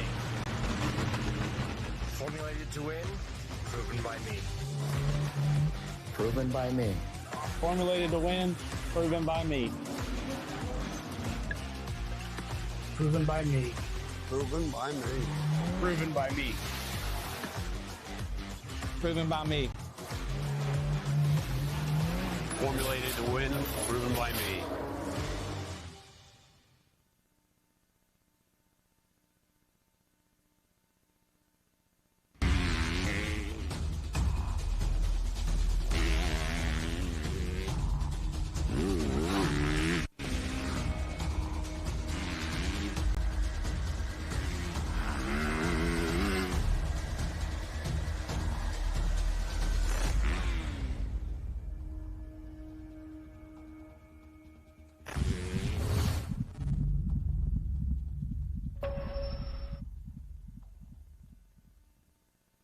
Some of us have an unextinguishable fire burning inside us. It ignites us to compete. It inspires us. It drives us. We are a performance-driven manufacturer, built for racers, by racers. We are focused on racing fuel, plain and simple. We want to go fast. We want to win. And we want the same for you. We are Fuel Factory.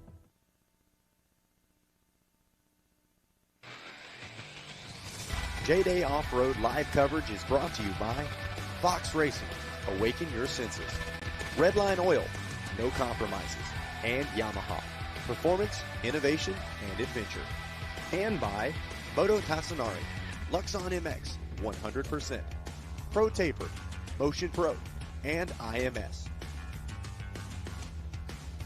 Once again, getting an inside look at the Professor's Museum here. Gary Bailey actually just peeked around, let us know he is hanging out with us and going to be joining us here in just a little bit in the Racer TV and GP studios as we get ready for our next group of racers, to take to the track. They're getting lined up on that Fox launching pad right now. And, of course, the Moto Tassanari Pro 125 class, our featured race here in this one, going to be there on row number 1. B250, B Open, B200, and B Open Electric going to be out there as well, rows 2, 3, and 4. We saw some pretty impressive style in the C classes, Johnny. Let's see what the B class has got. Well, judging by the style that we saw in that C class earlier on, especially that C250 class, I mean, I'm expecting to see some next level stuff here in these B classes. Yeah, it's going to be fun to watch, like you said. I mean, I'm full Bubba Scrub pancakes. I mean, if we're able to keep that trend going, as impressive as those C riders were. But definitely going to be fun to watch as your riders get locked and loaded. They're on that launching pad. Once again, want to welcome you all to beautiful Axton, Virginia, the Redline Oil Lake Sugar Tree Grand Prix. The Lake Sugar Tree Motorsports Park track. Obviously, a extremely well-known, especially if you know your history of motocross. Actually held a pro national through most of the late 80s, I believe even into 90 and 91 as well, before moved over to Budds Creek. And so really cool piece of history here. And there is the man trying to get the job. He's trying to get his shade figured out right now. It's all right. Stay cool there, Justin. Stay cool, all right? Justin Kokinos looking to try to get the job done here out of the Pro 125 class. Alex Fanoof lined up right next to him as well. He's on that retro machine, but don't let the bike fool you. That thing goes just as fast as the modern day Yamaha lined up right next to it. Alex gets the job done. All right, I'm going to need it right now. Fanouf. Yes. All right. This is, we've had some interesting ones here. Yeah. I like when they challenge us with the last names. But Alex Fanouf looks like you can hear us sitting on the starting line there. We can see the YZ machine. Man, retro styling, but he is about to be styling out there. And looking good in that Fox Racing gear. Fox, one of the big sponsors here for JDay Racing. We appreciate all the support. You can see all the signage around the track. We got that Red Bull arch in the background. I think it would have been cool if they had put that over the extreme section. But then when those riders jumped up, we might have seen some contact with that arch. Some bouncing off the bulls there, yeah. But we could take a couple of Red Bulls, though, if you can hear us out there. Yes. Crack one live on air. Yes, please. I like blue, orange. I like free. Cold, if I had to pick something.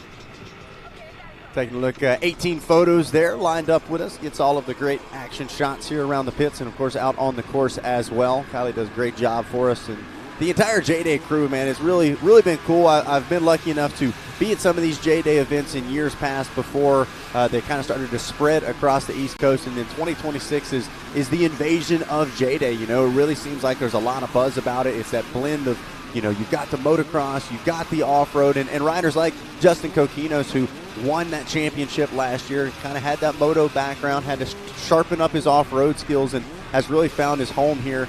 And Alex Fanouf, of course, a big part of the JDay program as well. I know they travel with the series, and it's going to be a ton of fun here in this 125 Pro class, the Moto Tassinari Pro-Am 125 class, sitting on row number 1. Looks like only 2 riders lined up, but I got to tell you, I've seen videos from Ian Howes of when this series is up in its home territory. This is a full gate of 30, 40 riders in this Pro-Am 125 class. So if you're at home, you got a 125, and you're of this caliber of rider, get out here and give this thing a go, because listen to these machines sing. Coquinos, quick off the line, but Fanouf right there on that vintage machine. And we won't even say vintage. We'll just say experienced machine. And I tell you what, that was an impressive start strategy there from Coquinos as far as the technical side. He had both feet essentially off the side of the bike, kickstarter with one, and immediately hit the gear shifter with the other. So starting it in neutral, had kind of the big 1-2 punch and got out to an early race lead. But Justin Coquinos trying to pick up right where he left off here in that Pro-Am 125 class. Yeah, Coquinos looking good, but Fanouf keeping him honest on that. I believe that is actually the same year machine that Ken Roxon won a Supercross title on last night. Or same level of development. Hey, jokes, but we're getting ready to go here with our B250 class. Again, we saw some amazing experience of absolute technique. Look at that. That rider standing up off the line in our C classes earlier, but now here in our B250 class, looks like a good group battling for position here through turn number 1. Making their way through. Looks like one rider getting command of the lead to start things off. Like I said before, love that we were able to integrate the motocross start just at the top of the hill before our starting lines is the actual motocross gate that they normally run. Whoa, as one rider gets a big kick forward. That was a save and a half right there, and he actually turns it into a pass. How about that? Zach, you got to love when you can hear the revs through the headset, all the way across the motocross track. So that was panic revs, or maybe it was just the G-forces of trying to use the exhaust to thrust him a little bit further. I think he thought that inside roller was a triple. I thought he could jump all the way up there because he was pretty close. Quick off the line. Looks like got a couple of riders battling for this one. It seems like that outside is paying off for a lot of riders here on the starts. We saw Lily Sheets and also Henderson earlier around the outside in that 250C class, making the move there in turn number 1. Just a little better grip right now. And Zach, you were talking about it during our last moto. At some point you get to the point in the day where the grip, the dirt, and the track is at its best. And I'm going to say, if we're not there, we're getting real close. We're getting real close, no doubt about it. And especially in some of those sections where more riders have been turning the dirt over, you can kind of see where that main line's developed. And that doesn't mean that those other lines aren't still valuable. I really, especially in those pro classes, we get to see so many different lines taken. I know Joey Crown getting real exploratory out there at CGI at our last round as well, using the far outsides to his advantage. but it's going to be fun to watch. Not to mention, we've actually got design split lines and our Dunlop split lane. Alex Phaneuf making his way through. That was the first creek crossing. Here is Coquinos a little bit further up the trail in that second of the creek crossings.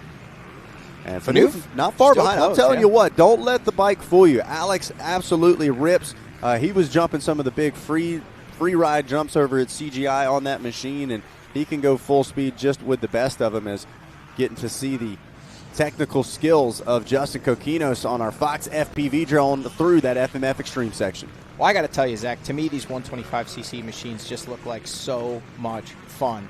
You know, I would love to come out and try a JDay. Ethan has actually reached out a couple times. My good buddy Ian Howes, obviously running the Fox FPV drone for us here today, has invited me out. So I definitely will be back. Maybe I'll come and announce part of the day, and I'll leave and go do some motos. And I want to find myself a marketplace 125. Yeah, I could go get a new one, but I think I want to find I want to talk to Phaneuf here and find out what year this is. Get myself a 125, because there's nothing cooler than the sound of these machines.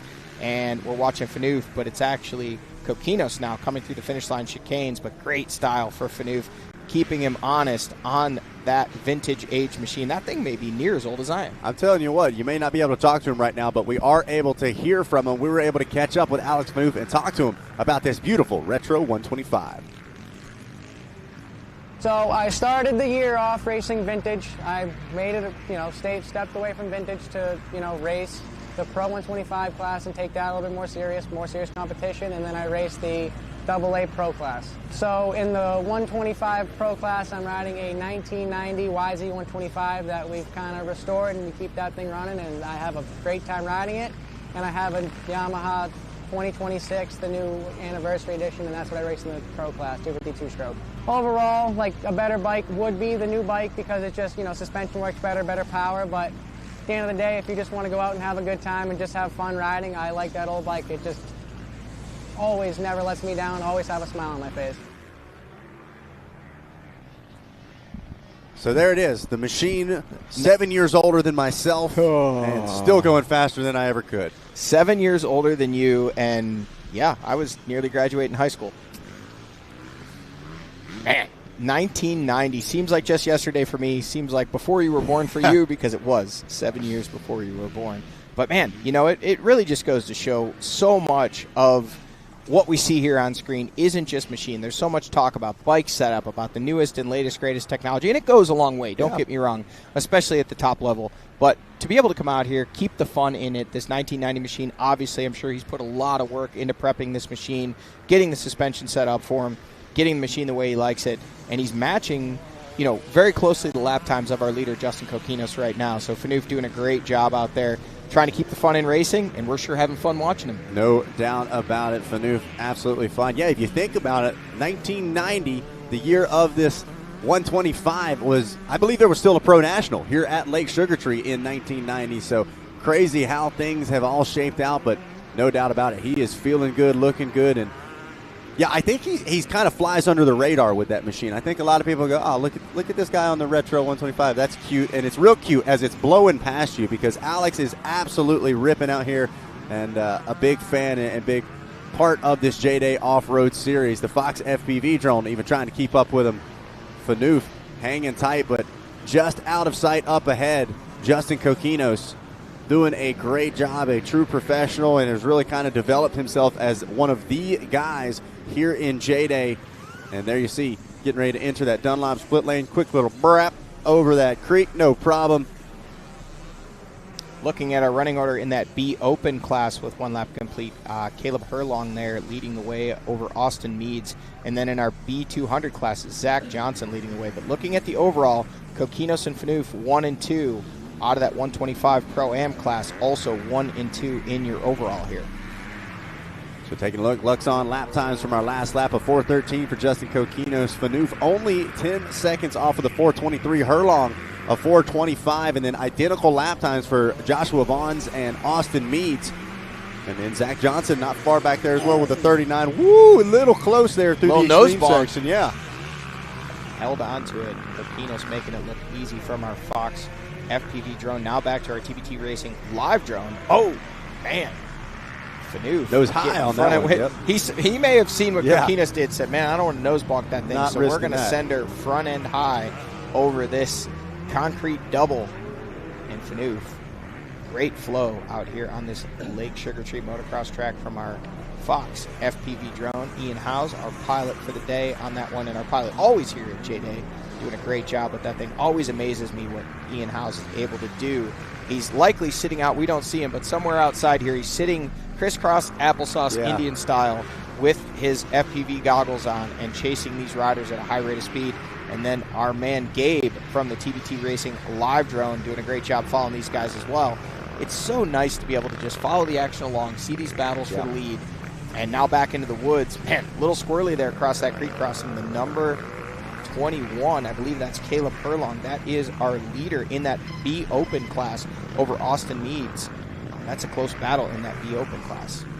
But looking like he's got the 91 of Meads just in front of him.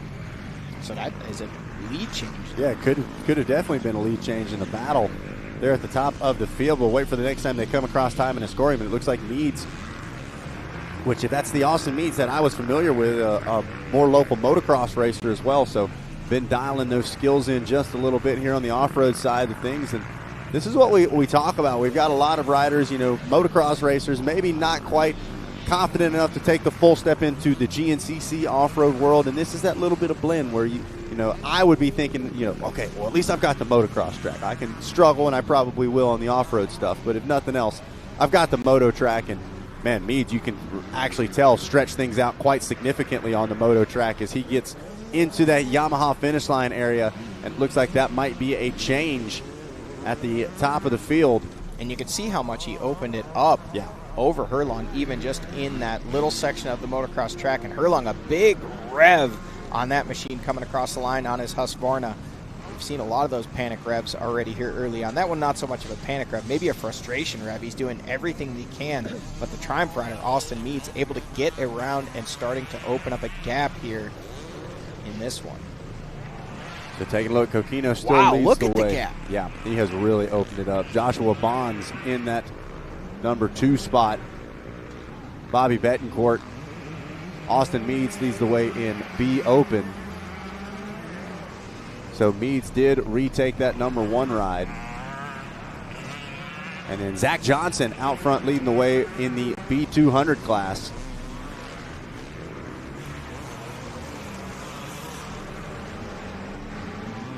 Looking at our FMF Extreme section, looks like the number 860 having some struggle. 866. Oh, and that is Bonds, one of the top riders in our B250 class. Actually leading the way, Joshua Bonds was just on screen there. Austin Meads still leading the way in that B Open class.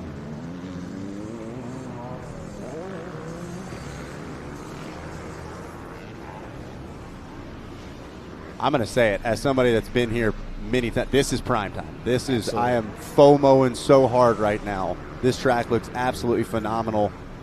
These are the photos and the videos that when they show up on Instagram that everybody's going, man, I wish I was there. I should have been there. And people should have been here. No doubt about it. The buzz continues to grow here for JDay throughout the East Coast. And that's one thing about it. You go up to those podium celebrations afterwards, and there are just tons of smiles.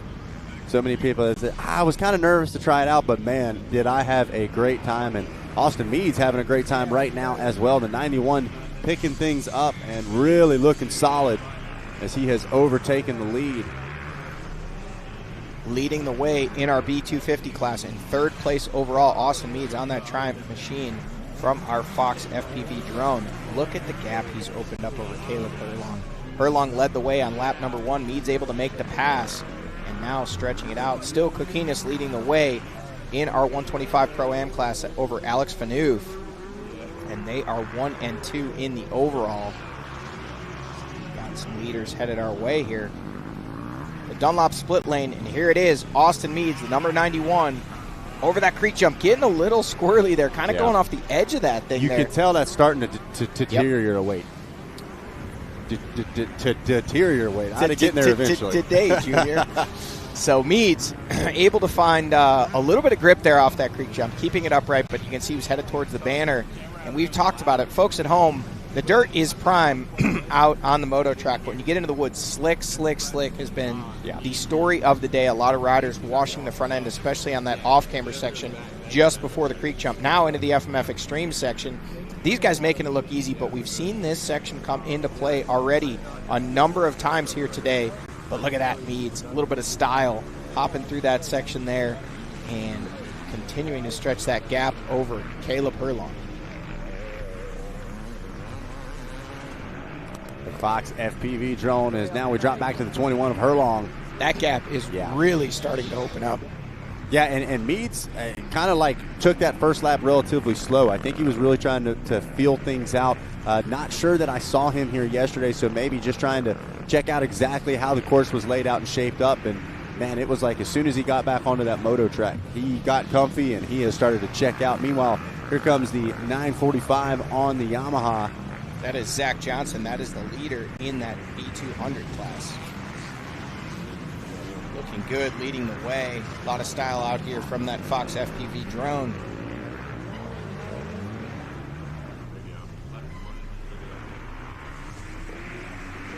Ooh. Looking like he might have low-sided there, but he caught that rut, was able to catch himself. Yeah, kind of saved it with the throttle. Ooh, back in, steps out right there as well, just a little short on that step up. You got to wonder for Caleb Herlong if the arm pump is real, because look at that. That is Meads going the other way. Now look at this. Meads has gotten around Alex Fanoof on corrected time there, or maybe physically already, and up into that number 2 spot in the overall. Yeah, Meads continuing to get stronger as this race wears on.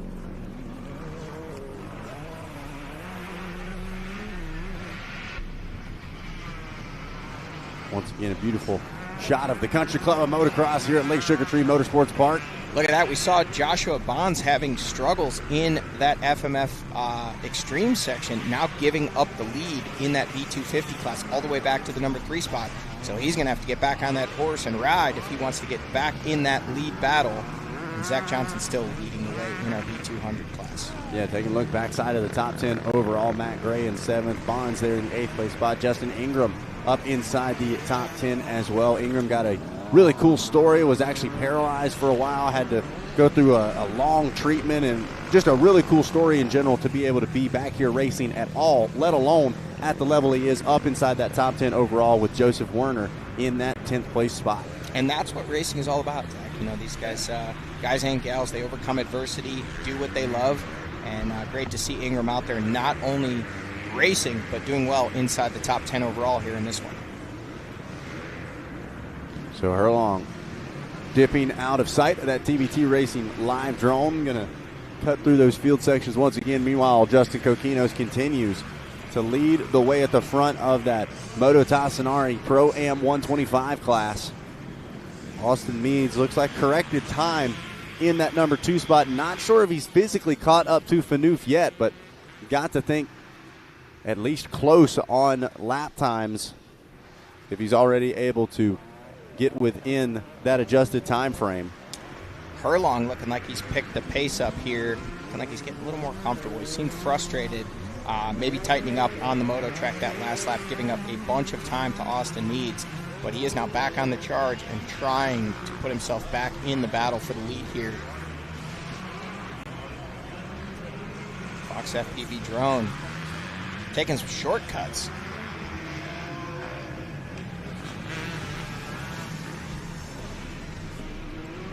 Back to that creek jump just before the Dunlop split lane.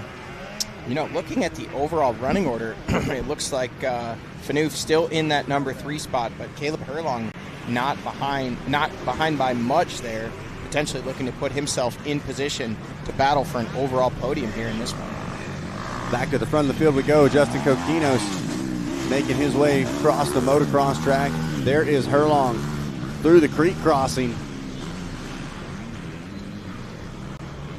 And did just see Alex Fanoof check in at that Yamaha finish line. And I can see just outside of our studio, Meads was just exiting the FMF Extreme section. So still not physically caught up to him, but on adjusted time should be in control of that number 2 spot. Meanwhile, this gentleman right here, Justin Coquinos, got to be just having fun right now out front, throwing some style over the big tabletop and closing in on a first moto win here for 125 Pro-Am. Phaneuf on that 1990 YZ125 doing such a great job here today in that number 2 spot in that 125 Pro-Am class, chasing Justin Coquinos, leading the way in that one and the overall. Austin Meads up into the number 2 spot overall. Caleb Burlong in 4th, and Zach Johnson, your leader from that B250 class, they're in that 5th place spot overall. He doesn't just want the win, he needs it. I got a laugh out of Johnny. There it is. You got jokes today. It keeps me going. I like it.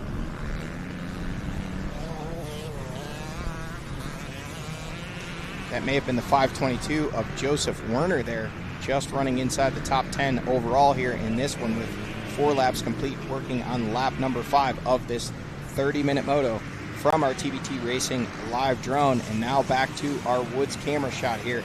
Alex Phaneuf making it look easy.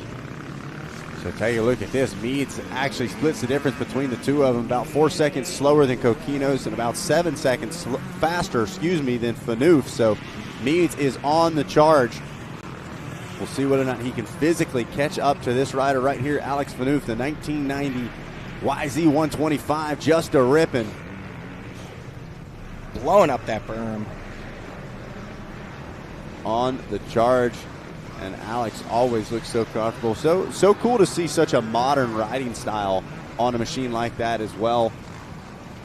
Zach, we were talking earlier about how this track will continue to shape up. We saw Phaneuf through that corner there, kind of went out wide into the grass, opened up that corner, cut across the rut. As the ruts are shaping in, it looks like Phaneuf is kind of preferring riding in the fluff, staying out of those ruts. Don't know if it's a machine thing or just a personal riding preference, but he is just really making his own lines out there. Well, and to your point, we even just saw Meads right there trying to do the same thing. And the drier sections, like we said, they've been working moisture into this motocross track, but the off-road section, they have not. And so you can see kind of that harder base, square-edged, hard-pack type chop that we get going to start to develop already, even in these grass sections. As soon as that grass is ripped up, it starts to really get a bit more hard-packed. And so maybe flirting just left or right of that main line, a bit smoother. And like you said, for somebody like Phaneuf, trying to get that power and keep the momentum flowing on that 125, the fluff might be exactly where you need to be. Well, right where he needs to be for sure is Justin Coquinos, leading the way in that 125 Pro-Am class and leading the way in the overall. Man, just railing that right-handed corner, getting into the berm and carrying all of the speed on that YZ125. Coquinos showing why he's out front here, just absolutely shredding this Lake Sugar Tree motocross track. Yeah, Coquinos is having fun right now as well. He's great at managing his effort level, knows exactly when he needs to sprint, knows exactly when he needs to just keep things down, and he knows he's just got to do it one more lap. So there it is. White flag is out. Justin Coquinos one more time around here for the Moto Tassinari Pro-Am 125 class. TBT Racing live drone bringing us the footage. Justin Coquinos working his way on his final lap here in this 125 Pro-Am moto. Led it right from the start. Alex Phaneuf put up a big fight early on that vintage 125 machine. Now you see Coquinos kind of made a little mistake there and standing up, knowing he's probably got enough gap to carry this one to the finish line. Looking like not a huge sense of intensity. You can see the relaxed riding style, and he is maybe saving some energy for moto number 2. Well, and we know Coquinos uses this very similar to what we saw Ricky Russell and Joey Crown using the Sportsman class for. Now, this is a championship points-paying class, so when he needs to, we've seen the intensity from Coquinos in this class, but doing what he is right now, getting out front, building that gap, you'll start to see him managing a bit more. On this last lap especially, you'll see him looking around a little bit, maybe even trying some different lines out, not to mention throwing some good style for the FPV drone as well. But Coquinos, a very intelligent rider, like we said, their champion from 2025, and you don't get there by luck. He knows exactly what he needs to do. He also is really good at adapting and kind of seeing how the track looks now and how it's going to look here in just a little bit. One moto separates this class compared to our pro race. We'll have one vet rider class coming up here next, and then we'll have our first pro moto of the day. So Coquinos kind of on a scouting mission here for this final lap, hoping to just find some special line. And then don't forget, both for our Sportsman and for this, all of our pros, they're scouting some lines out, but don't forget about that Kurt Caselli pro line. Only for our pro class coming up just after that second creek crossing, and no riders having gone across that yet so far this weekend. So that's going to be an added shake-up as well. But Coquinos right now doing a little bit of looking and a whole lot of ripping as he is closing in. Look at this. This is like wheelie alley is what we're going to call this, because everybody's on the back wheel here. Final lap for the 444. There you see it from our Fox FPV drone. Justin Coquinos leading the way in this 125 Pro-Am class. And when you say defending champion, actually our defending Pro class champion, having won that championship last year, and we will see him out here in just about 2 more motos in that Pro race and looking to do battle. Hopefully for him, trying to back up this win if he's able to hold this one to the finish line here in this 125 Pro-Am. Yeah, such a great closing to the 2025 JDay program. Justin Coquinos and Brandon Gregoire going down to the wire, both in this 125 class and in the Pro class. Gregoire just edged him out here in the 125 class for the title, but Coquinos grabbing that overall championship for the pros. And so a little bit of splitting of the championships there, but man, Coquinos, he's been fired up. I got to talk to him at the awards banquet for the 25 season, and man, so he was so excited to see the growth of the JDay series, and not to mention, you know, I'm a Carolina boy myself, and getting to ride at some of the legendary spots up in the north that JDay goes, like Unadilla, like Southwick, like some of these really big popular spots that don't have a lot of races. That's exactly what JDay's brought to this area now as well. You don't really get to race at Club MX or somewhere like CGI, or even a facility like this here at Lake Sugar Tree to have this kind of GP style race. Really cool to see what JDay has brought here across the East Coast. Yeah, and that's exactly what Ethan's been doing here with the series, really seeking out new facilities, and Coquinos looking to bring this one to the finish line here for the win in this 125 Pro-Am class.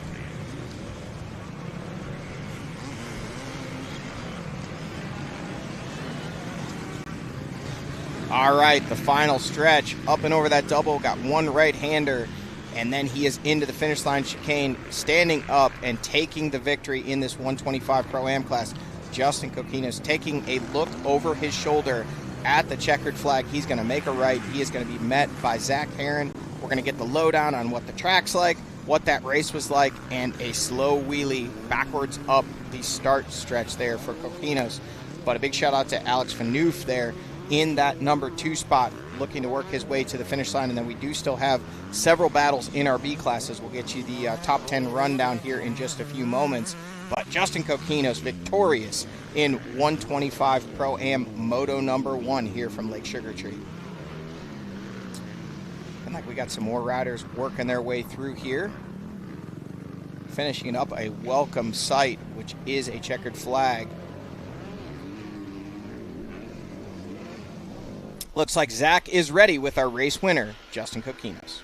All right, thanks, Johnny. Yep, hanging out here with Justin Coquinos. I don't know what's more impressive, the race or the wheelie afterwards, man, but all kidding aside, we've talked about how you've used this. It is a serious class for you. You're chasing this title, but it also is a bit of a scouting mission as well for that Pro Moto Lake Sugar Tree. What are we thinking about it, man? It certainly looks fun out there. Yeah, it's a blast. Moto track was sick. Luckily, I got to spin some laps yesterday, so really it was just trying to figure out the woods. I honestly, I don't know if I needed that. I needed to find some good lines because I felt like I was a little all over the place the first lap, so I kind of had to back it down a lot. And then I put in some fast sections, which was good. But yeah, like you said, just kind of scouting. All right, well, Justin, we'll see you out here in this first Pro Moto. Yeah, for sure. There it is. Justin Coquinos gets the job done in Pro-Am 125 Moto number 1. So there you go, folks at home. Coquinos with the win in that 125 Pro-Am class, and we'll see him back again here in about 2 more motos in our pro racing action. Our defending series champion looking strong here today at Lake Sugar Tree. And here's how it all went down in our 125 Pro-Am class. Coquinos quick off the line. Alex Fanoof giving chase on that 1990 YZ 125. So an interesting storyline there, and Fanoof looking very strong throughout. Meads grabbing the win in that open B class. But Coquinos, there's Fanoof, working his way through from our MX Trophies race recap here on this one.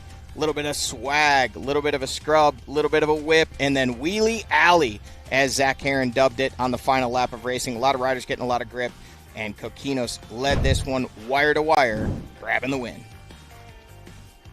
Here from the Yamaha Racing finish line, we'll do our Pro Taper top 10 overall. Coquinos, Meads, Fanoof, Caleb Herlong, Zach Johnson, Mac Gray, Josh Bonds, Bobby Betancourt, Justin Ingram, and Joseph Werner rounding out the top 10 here in this one.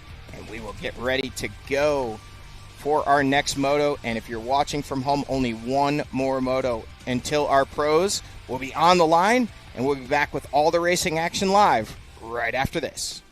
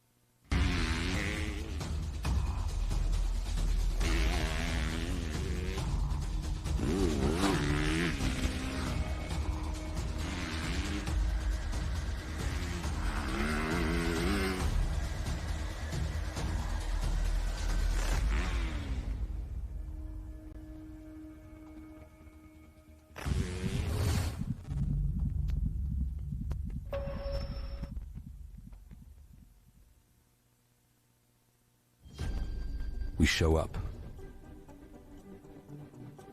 We do the work. We help the best become even better. Testing limits and redefining achievement. All to cement our name in history.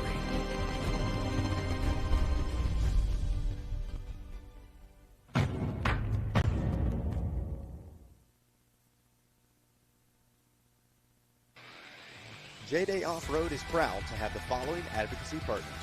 The Kirk Caselli Foundation. The focus is the safety of riders and racers in off-road motorcycling. And GNCC. The Progressive Grand National Cross Country Series and AMA National Championship. JDay Offroad is proud to have the following media partners. Trans World Motocross. Cycle News. Dirt Bike Magazine. Stoke Media. And Racer TV. Well, hello, ladies and gentlemen, and welcome back to round 4 of the Fox JDay Offroad Racing Series. Taking a look at the paperclip, that was Martinsville Speedway, just about 9 or 10 miles away, not far at all. As sitting on the line now, we've got our B Vet, our Super Senior, our Masters, B Senior, Women's BC, C Senior, and Vintage classes sitting on the line. Now, Johnny, you look far to the inside. There is a Honda machine, the number 16, wearing some red and white Moose racing gear. That is none other than my father himself, Dean Herron. I'm going to find out whether or not all the advice I've been getting yelled at over the years, he actually knows what he's talking about or not. No, all kidding aside, I think I might be more nervous than he is right now. He is sitting on the line. It's been, I don't even know how many years since his last motocross race. I want to make sure that's clear. He is a motocross racer, but I don't know if he's done an off-road race as long as I've been alive, Johnny, but he is. So wait, hold on. You're saying you don't know how many years since his last motocross race, so his last race period? Last race period, yeah. It has been 5+ years minimum since he has raced at all, and then an off-road race at all, including any kind of wood section. It's been, going to be 29 soon, so it's been a while, we'll put it like that. So he's fired up. He's been coming to the Lake Sugar Tree open practices. So remember those riders we talked about really feeling like the Moto track was their strong suit? That's probably not him either. But you know, all kidding aside, it's going to be a ton of fun. This will be the first time I've gotten to announce a race that he is a part of, and so it's going to be a ton of fun. He's in that Masters class. So Papa Heron going out there to try to get it done here in that Masters class. We're going to see him and all these other riders in action here in just a few moments. They're continuing to line up Zach, worth mentioning, I just stepped out of the booth to use the facilities here, and it's starting to warm up. Oh, there we go. There is Papa Heron.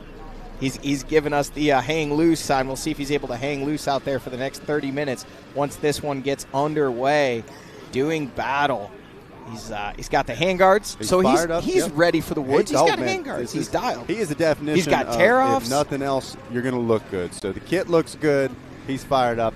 I'm nervous. If you can't tell, I'm a little nervous. All right, I'm supposed to be standing over there with him. I got to hang here with Johnny. We're trying not to be too biased, but it's going to be exciting. No, all kidding aside, it's so cool. We talk about the family atmosphere of racing, right? At the end of the day, I think I can count on one hand the number of times that I've lined up on a starting gate without Dad right next to me, and really cool to be able to kind of do it the other way around. So excited to see him back out there. That's his buddy Coop there on the number 18 ride. So it also is cool to see kind of the crew. These guys have grown up racing together. They're now 50 and 60 plus years old, and it's really cool to see that fire still there as well. They like to go ride. They ride more than I do now, and on top of that, they're getting to line up and do some JDay racing as well. They've seen it. They kind of experienced here on Racer TV and GPTV, said, wait a second, you're going to Lake Sugar Tree?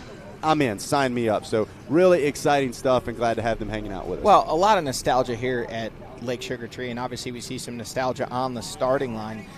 Looks like an older CR there, and that rider seeing the opportunity to, maybe he watched those pro motos from here back in the days in the 80s and the 90s, and now he's out here and he's going to bring out that old vintage machine and blow the soot out of the exhaust as he rings that thing out here on this Lake Sugar. And there goes that one. So we'll call that one there like the vintage, and then the one that just came by there, Bomber. Yeah. Because that looks like a dual shock machine, looks like a much older either Suzuki or Yamaha machine there. So really bringing the fun and nostalgia here at Lake Sugar Tree this weekend, and some great racing action with some really memorable machines for sure.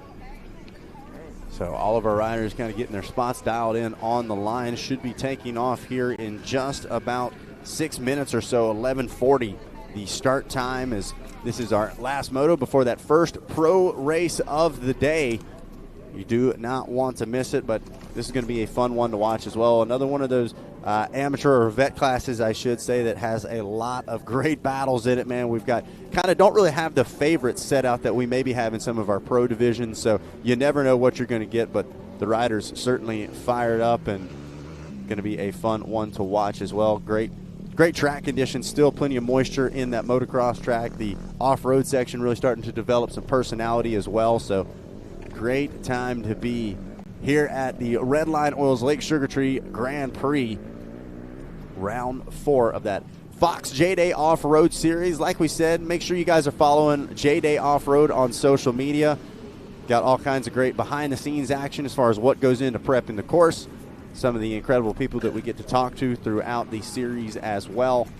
You guys can find all of that on our social media pages. B-Vet going to be our first row here, Johnny. Kind of taking those last deep breaths, getting locked in, as the kids say. Well, they're getting locked in, but we're still loading the starting line here. And, those riders, we're starting to talk about the fact that it's getting warmer out there. We're told high temps up into the 80s here today in Virginia, so it's definitely starting to warm up, not only on track, but off track as well. So these riders trying to find some shade, staying behind one of these big trees here at Lake Sugar Tree until it's time to go to the starting line. But that time appears now. We see that rider with the elbows up.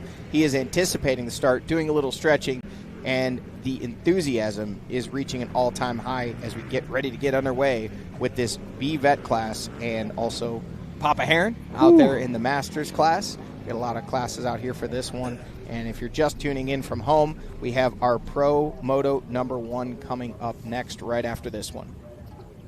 So here we go, final bits of preparation. Last few riders taking their spot on that Fox launching pad.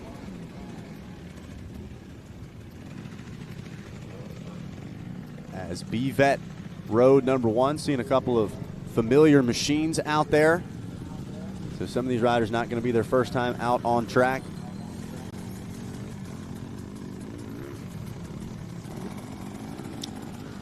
I believe, is that Jakes Festini there?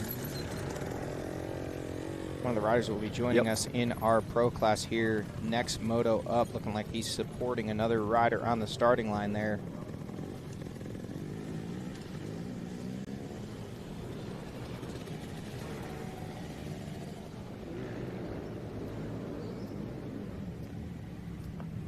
So last little bit of prep here. Shouldn't be just a couple more minutes before we go racing. Yeah, that is Jigs Fustini, one of the top riders we've got in our pro class. If I'm not mistaken, I believe he is one of those riders up within a couple of points of that series points lead, with a big shakeup coming into this weekend. A couple of our heavy hitters exiting early with injury. I believe you said it was 5 riders separated by 6 points. By 5, yep. Yeah. So, and that was including Ben Kelly, who we know is not with us here today. So certainly going to be fun to watch.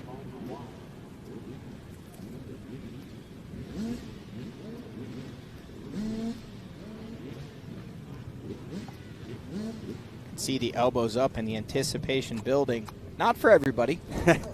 Nothing like a little bit of Red Bull shade there. I love it. Gives you wings and gives you shade. Open call to anybody here at Lake Sugar Tree Motorsports Park if there's any Red Bulls laying around. Yeah, please. So here we go. Final few moments of preparation as we watch and wait. B-Vet going to be the first line off.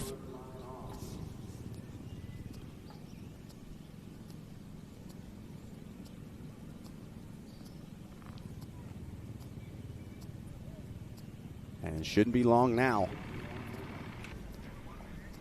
We wait and we watch. With bated breath. And once again, interesting to see almost all of those riders lining up far on the outside. Here we go. 30-second card is in the air. And now it's all about that Fox green flag.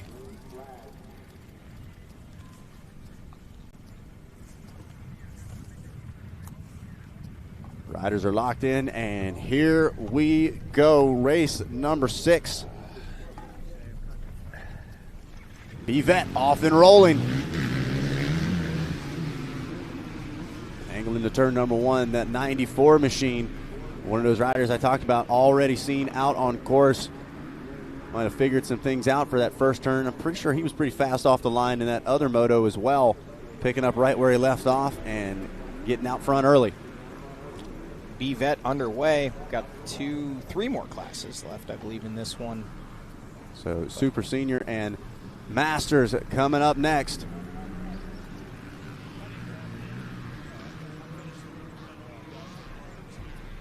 And hear that crisp bark of that 2-stroke machine.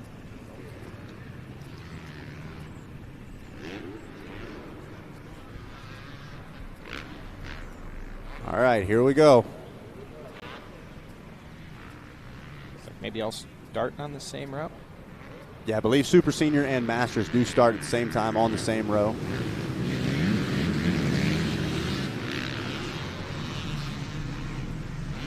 There we go. Papa Heron trying to run that inside. That number 16. Keep an eye on that machine. Look good, feel good.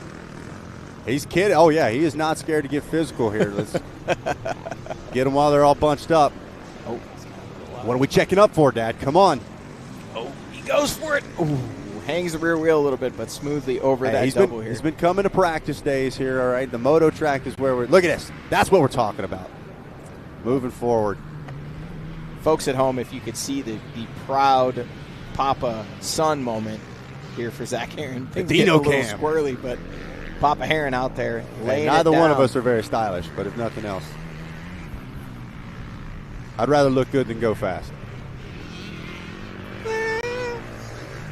All right, we've got our B Senior, our Women's B, and our Women's C off the line all together here in this one. A lot of riders diving down into turn number 1, and it is a beta machine grabbing that pole shot from our TBT Racing live drone.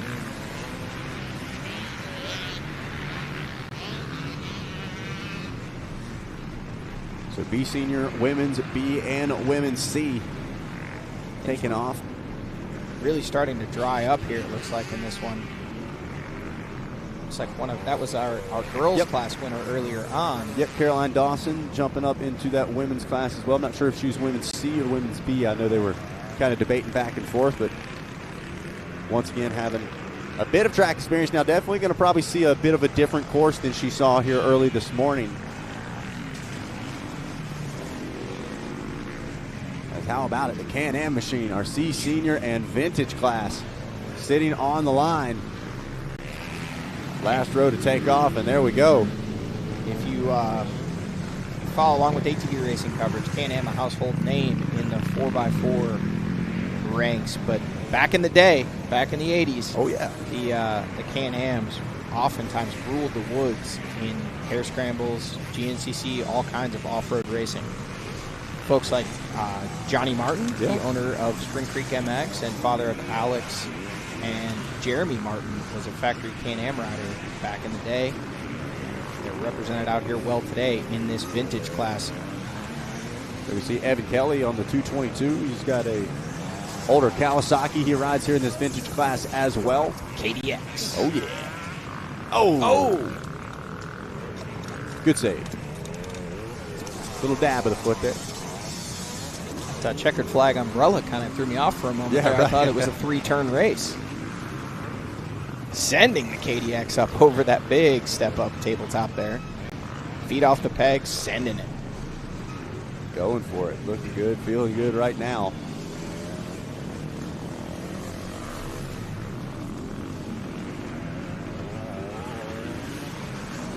So here we go at the creek crossing, the Dunlop split lane.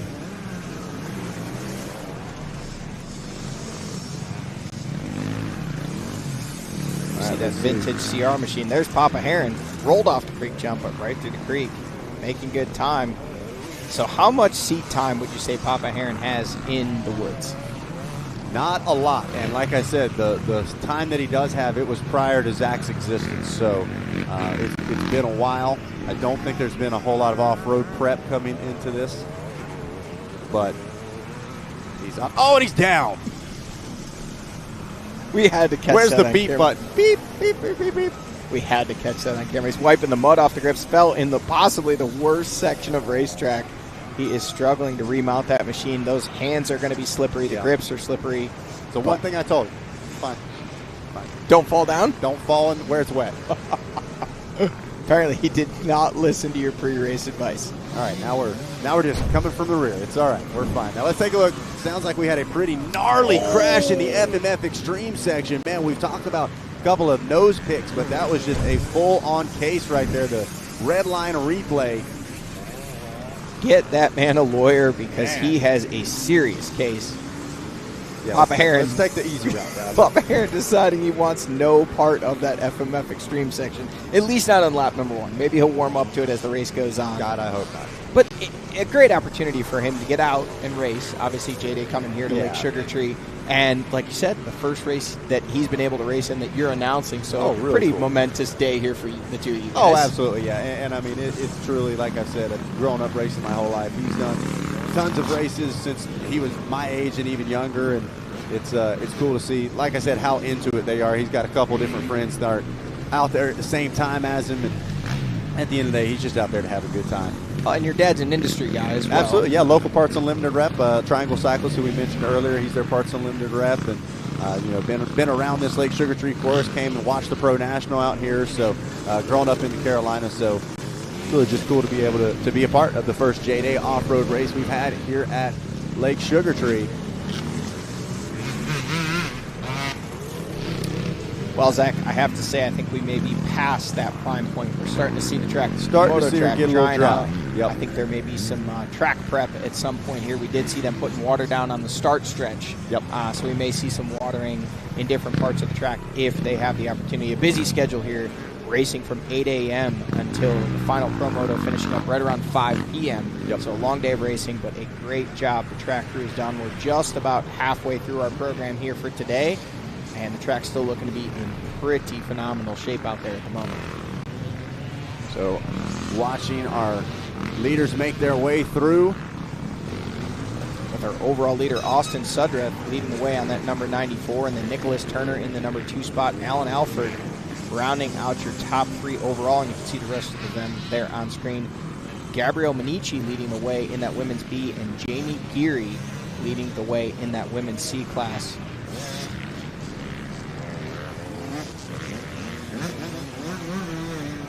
Todd Gales out of that C senior class, just in front of Derek Luxka. And then Geis leads the way for your vintage class on the 319. I saw we had an other there in the vintage, so I'm wondering if that was the Can-Am. They didn't even have the brand to be able to put it in. Oh, update in the overall. Eric Geis out of that vintage class, taking over the #1 spot in the overall. So a great lap 1 for Geis there. How about that? Seeing some of those vintage machines making their way through. Papa Heron in the #3 spot in that Masters We're running class. into podium, baby. That's all we need. Keep the laps. Keep it moving forward. Keep it rubber side down.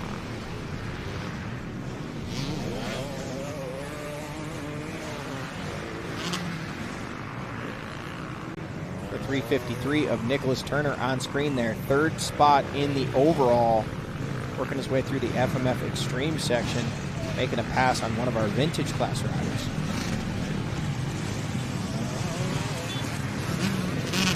Sending up over that double.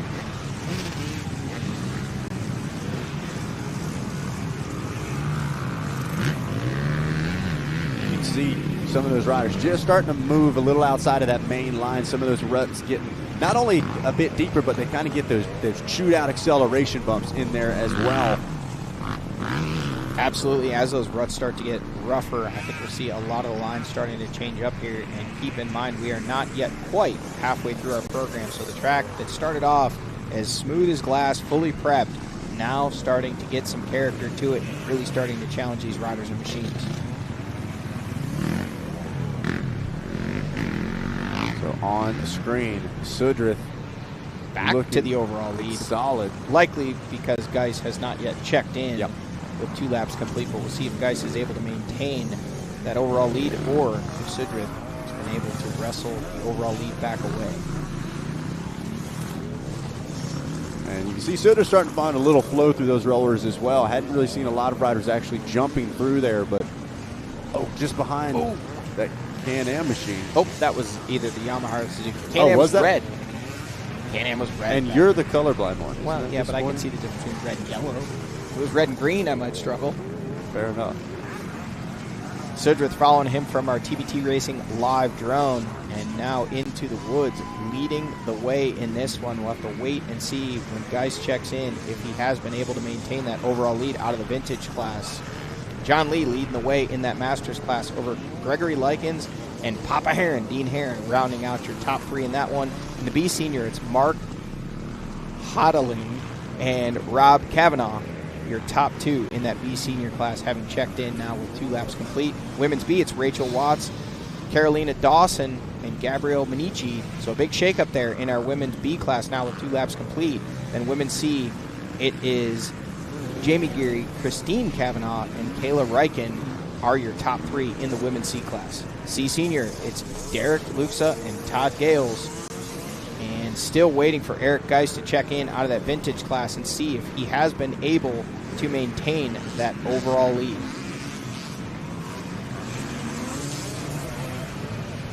So right now, Sudrith on his own out at the front of the field.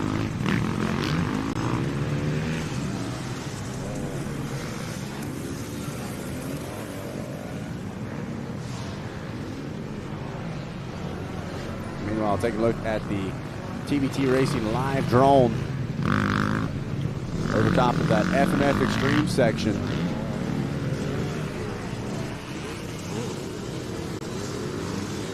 Now to our Dunlop split lane.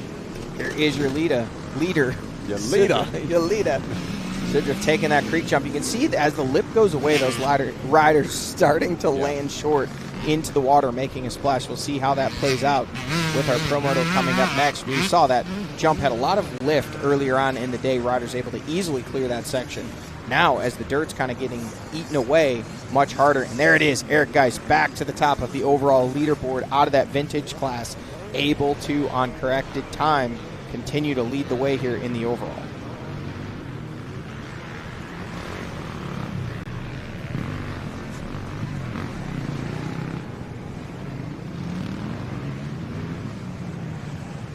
Watching 2 different ways to navigate through that FMF Extreme section.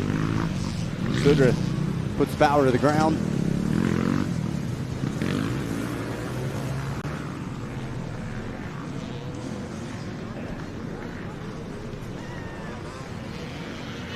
Geis really getting the most out of that vintage machine. We haven't seen him on screen a whole lot just yet, but making it work out there, able to overtake the modern machines here on that vintage machine, making it look easy. Eric Geis on that number 319 Kawasaki. But Sudrith now checking in with what will be 4 laps complete. And looking at the lap times, look at that. 11 seconds faster for Eric Geis. Sudrith with a 4:37, Nicholas Turner with a 4:54, Jetmar with a 5:08, and you can see the rest of the lap times down through there. Don't see Papa Heron's lap time on there, but we're going to assume it's probably going to be like a 4:25. He's going to be just a little bit faster than leaders this lap around. Yeah, that's why we assume. Yep. It's I would like to see, though, Geis on camera if we can find him, because, man, to be able to run that kind of pace, I mean, as we've seen from Fanoof, certainly doesn't mean that, you know, an older bike doesn't mean you can't still go fast on it, but, man, Sudrith is really putting an impressive pace together, and for Geis to still be that close, pretty impressive as the 94 continues to click off laps here for Moto number 6. Like we said, Pro Moto number 1 coming up next. Grab your popcorn, your drinks. You do not want to miss it. Little dab of the foot there.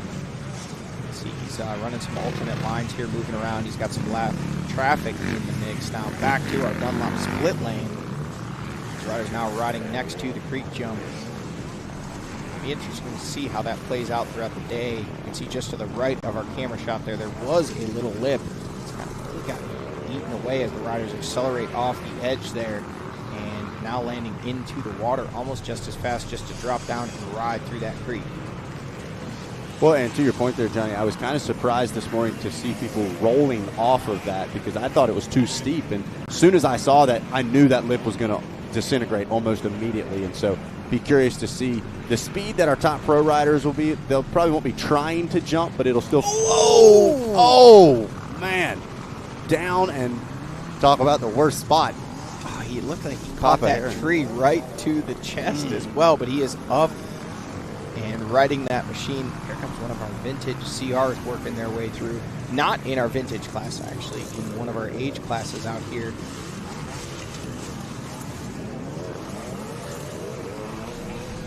Sweep rider coming around. Check on that rider, but I think he's already up and going. The FMF Extreme section continuing to challenge these riders, as now we can see some of the logs starting to break loose and roll around there. So that will be an additional challenge through that section as our Pro Moto comes up next, and for the rest of the motos throughout round number 2 of our motos here today. The extreme gets extremer. Extremer.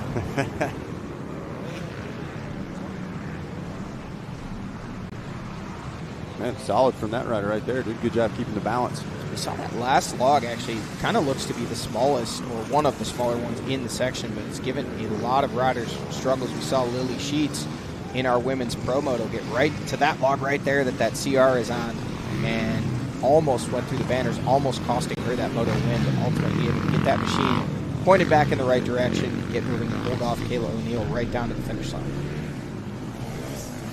Fox FPV drone picking up a paddle on track right now.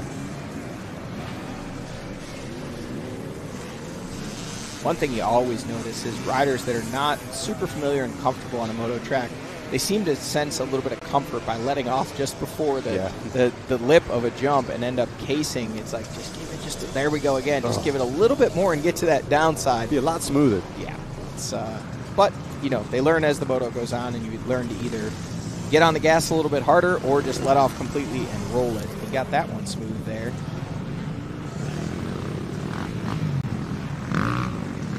Soft off-road suspension, sometimes not ideal for these moto tracks. As we see here now at our Yamaha Racing finish line, riders working their way through that final chicane and out for another lap. Eric Geis still leading the way in this one from our vintage class, back to the top of the leaderboard.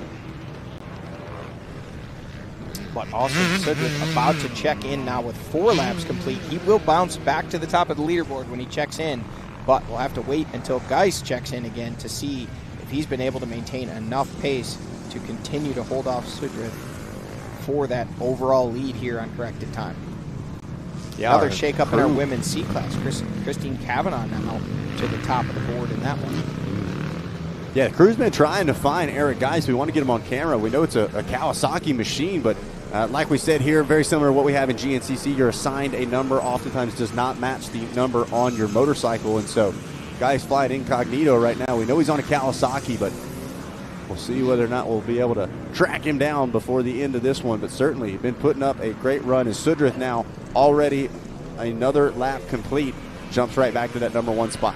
Alan Alfred leading the way in that super senior class, and John Lee, Gregory Likens, and Dean Papa Heron still rounding out your top 3, followed by Barry Nelson, Joe Norder, and then to our B senior class, Mark Hodling and Rob Kavanaugh, your top 2 in that one. On screen, it is Austin Sudrith on the number 94 machine, leading the way in this one, but on corrected time, Eric Geis continuing to lead. We'll see when he checks in. Nicholas Turner should be checking in here too on that 353 Husqvarna in the number 2 spot.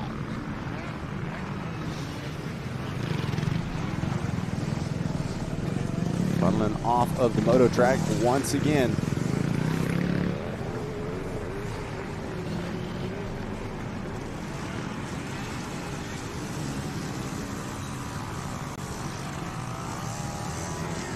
So the battle between our B veteran class and our vintage class rages on between Sudrith, Geis, and Turner. Sudrith and Turner out of that B veteran class, Geis out of that vintage class. Battling it out over those overall podium positions.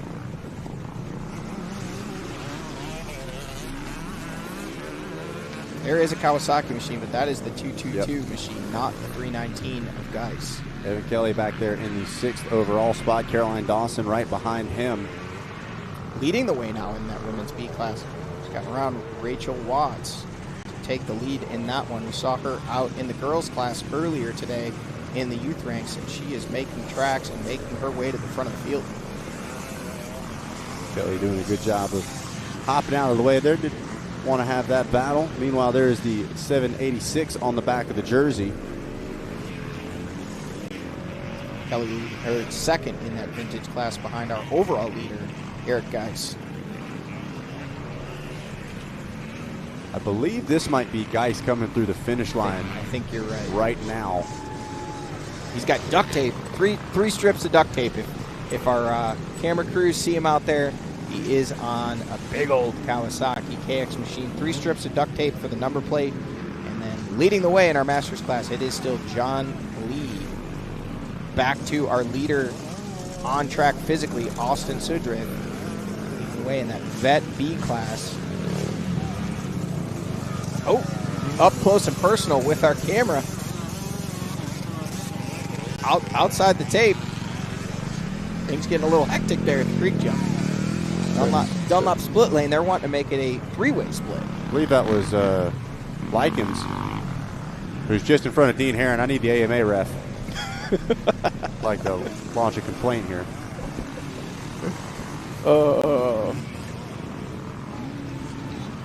Typical family and crew member protesting while the race is still going on. I love it. All in good fun. That was not an intentional line there. It looked like he got a little squirrely coming out of the creek and just ended up in the track markers. That camera operator did not do what I asked, but all kidding aside.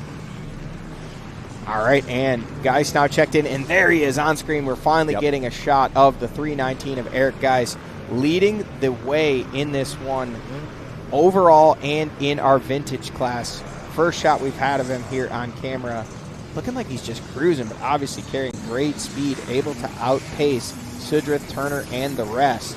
Walkertown, WC? I was going to let you take it. I'm going to say North Carolina. I believe that may be a typo. Walkertown, West Coast. Yeah. West Side? Your leader out of the west side. Eric Geis looking good, riding good right now. Geis really looks like he's just cruising, but man, he must be carrying some great speed. throughout sections of this track because he has been leading this one since the outset out of that vintage class. Oh, there we see blowing up that berm, putting all that KX power to the ground.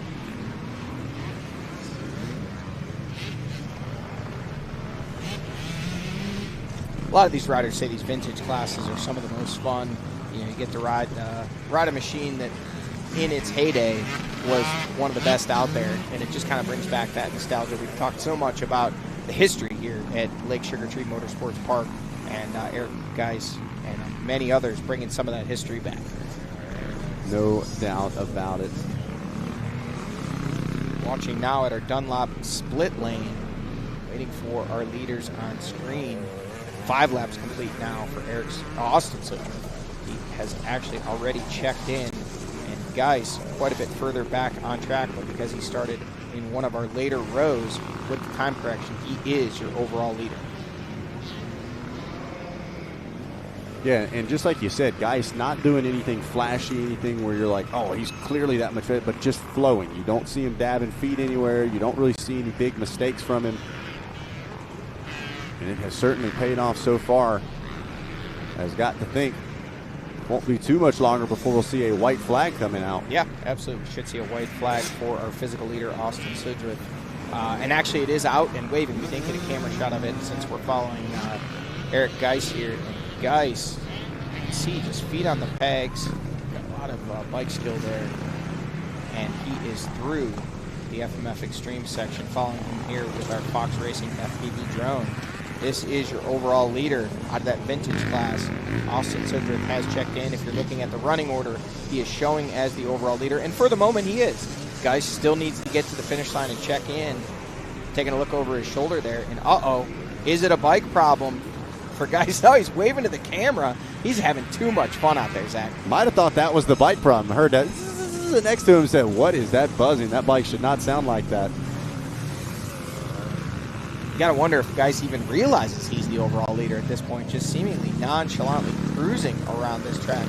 We'll wait and we'll watch our live timing and scoring as he checks in here in just one more corner. Such great flow, making it look effortless. Eric Geis across the finish line, white flag waving. I'll take a moment to update here, but Austin Sudreth, and there it is, Geis back to the top of the leaderboard, still leading the way, making it look so easy out there, Zach. Yeah, very impressive. Like we said, super smooth. Doesn't seem like really on the charge. Meanwhile, Sudreth should not be far from bringing out the checkered flag physically out front, leading the way. Out of Walkertown, West Coast. There is your physical leader on track, Austin Sudreth, out of that veteran B class. Don't know if he even knows that he is racing one of those vintage riders for that overall, but nonetheless leading the way in that veteran B class, looking to grab the win here in Moto #1 for these guys and carry that momentum into his second Moto later today, up and over that section and through the FMF Extreme section. This is it. One final trip around the backside of this Lake Sugar Tree motocross track, and Austin Sudreth will be the winner of this veteran B class on the number 94 Honda. Ian Housen, our Fox Racing FPV drone, bringing us all the action, eating roost so you don't have to be here. But if you're not here, you're missing out on some great racing conditions and great racing action as Austin Sudreth, final section of jumps here, working his way to the finish line for a win in Moto #1 of our veteran B class. Sudreth has led this one right from the get-go, and now into the final chicanes. Sudreth going to get the job done here with the win in Moto #1.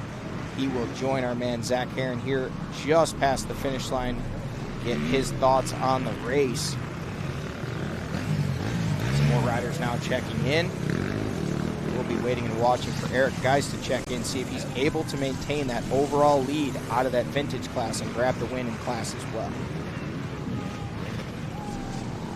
Checkered flag waves, and next up it is our Pro Moto #1 coming up. If you're at home and you're joining us, make sure all your friends have joined us too. And I thought that was Geis coming through, but Zach Heron getting ready with Austin Sudreth. Get a little race recap here from our race winner in that Veteran B class. All right, yeah, thanks, Johnny, hanging out here. Austin Sudrith first to bring out that checker flag, man. We're having fun out here at JDay, man. Take us through Lake Sugar Tree. What do we think about it? It's good. The moto's tacky. It's everything's coming out nice. All the split lanes seem pretty even. So I mean, you really gotta be on your game if you're trying to pass somebody in them. It flows good. It's a little hot, but I mean we're enjoying it. Hey, no doubt about it. Expecting big changes for Moto too.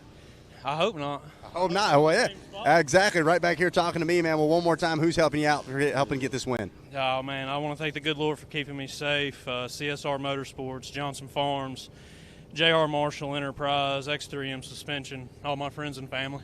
There it is. That's Austin Sudrith bringing out the checker flag here for Moto number 6.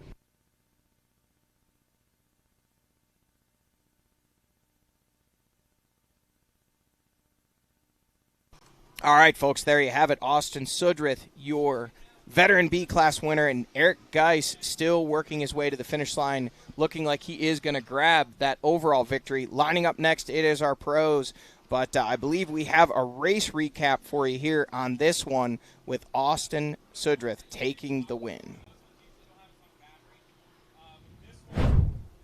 And here it is. This was our... that was our vintage. And now here, Sudrith on that number 94 Honda, just all the throttle and working his way right to the front, right off the start. We see some of our vintage riders working their way through. Those guys looking like they're having just too much fun out there. A big crash in our FMF Extreme section. That rider coming up way short on that double, but he was able to remount and continue. Sudrith out front led this one wire to wire, quick off the line. And then it was this rider right here, the 319 of Geis, who was able to get the overall victory. But the Veteran B class win goes to Austin Sudrith. Get you a top 10 rundown of how things shook out here in this moto. It was Austin Sudrith, Nicholas Turner, Eric Geis, Alan Alford, James Jetmar, Kenneth Tchaikovsky Sr., Matthew Bonds, Aaron McAfee, Mark Hodling, and Jarrett Hubbard rounding out your top 10 overall here in Moto number 7. And next up on the line, it is our pro riders. So if you're just joining us or if you've been watching, we got some hot and heavy action coming your way here very soon. We're going to have all the racing action live here on Racer TV right after this.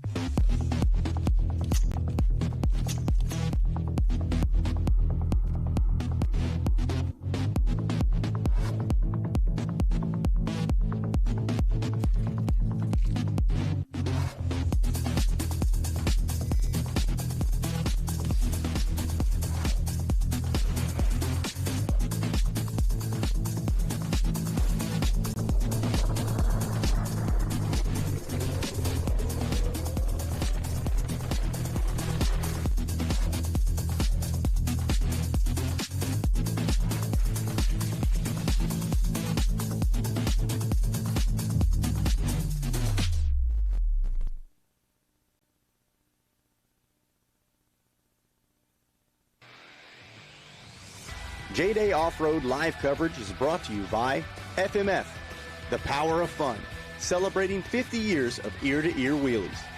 Dunlop, TBT Racing, Engine Ice, MX Trophies, Stasic, Slacker, and W. Well, hello, ladies and gentlemen, and welcome back to round number 4.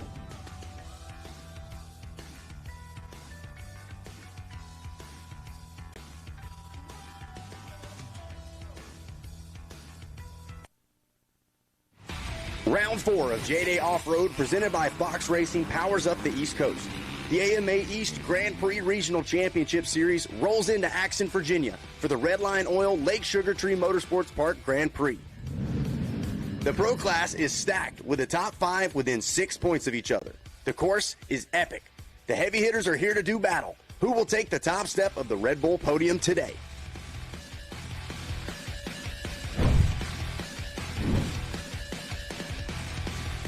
Well, hello, ladies and gentlemen, and welcome back to round number 4 of the 2026 Fox JDay Off-Road season. This is the Redline Oil's Lake Sugar Tree Grand Prix, live from Axton, Virginia, as we are getting the line settled for what will be our first pro moto of the day.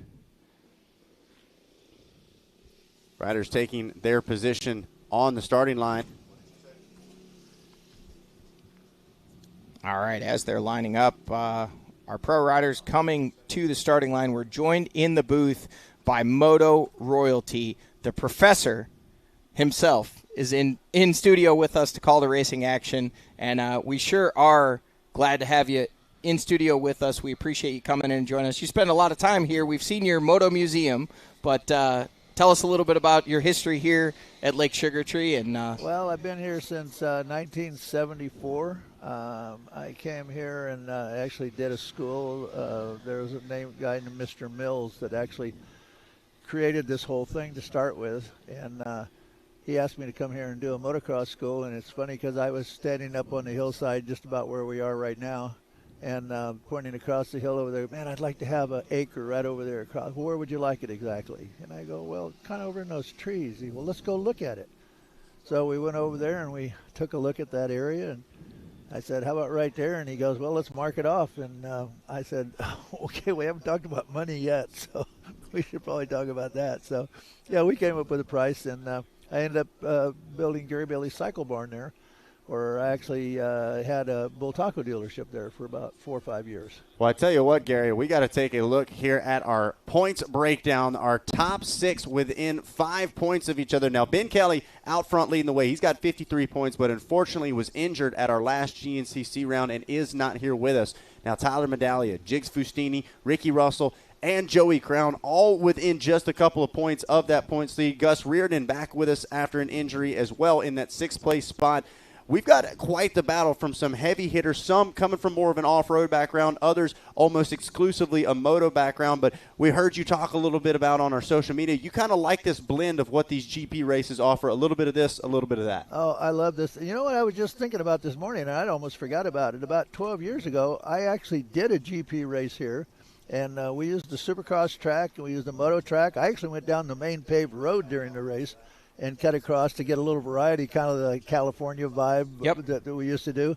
And, and some woods. And this response was not what I expected it would be, because for me, these type of special events are great. I'm really surprised we don't have more of our local motocross guys here. That blows me away. I know when they run a woods race up here in Martinsville, about 15 miles from here, they'll draw 400 riders for the wood stuff. So, you know, I think maybe it's media, because I didn't know that much about JDay. I didn't really know what it was either. So, boy, if we can get the word out, because to me this is great. You need to have this variety. I always taught my guys in the schools. We actually did some trail riding in the schools on the first day to balance things, to improve their balance. So, you know, this type of stuff for me is just a skill that raises your level, and it reminds me of Jet Lawrence and the things that he does and the things he gets. This guy's balance is unbelievable in what he can do on a motorcycle, and I see it as a balance. And now I'm looking at Deegan, and I'm going, here comes Deegan, kind of the same kind of a deal. And boy, these guys are just amazing. But this is great. I tell you what, guys, we are going to sign off here for just a moment while we play our national anthem as opening ceremonies commence for our first Pro Moto.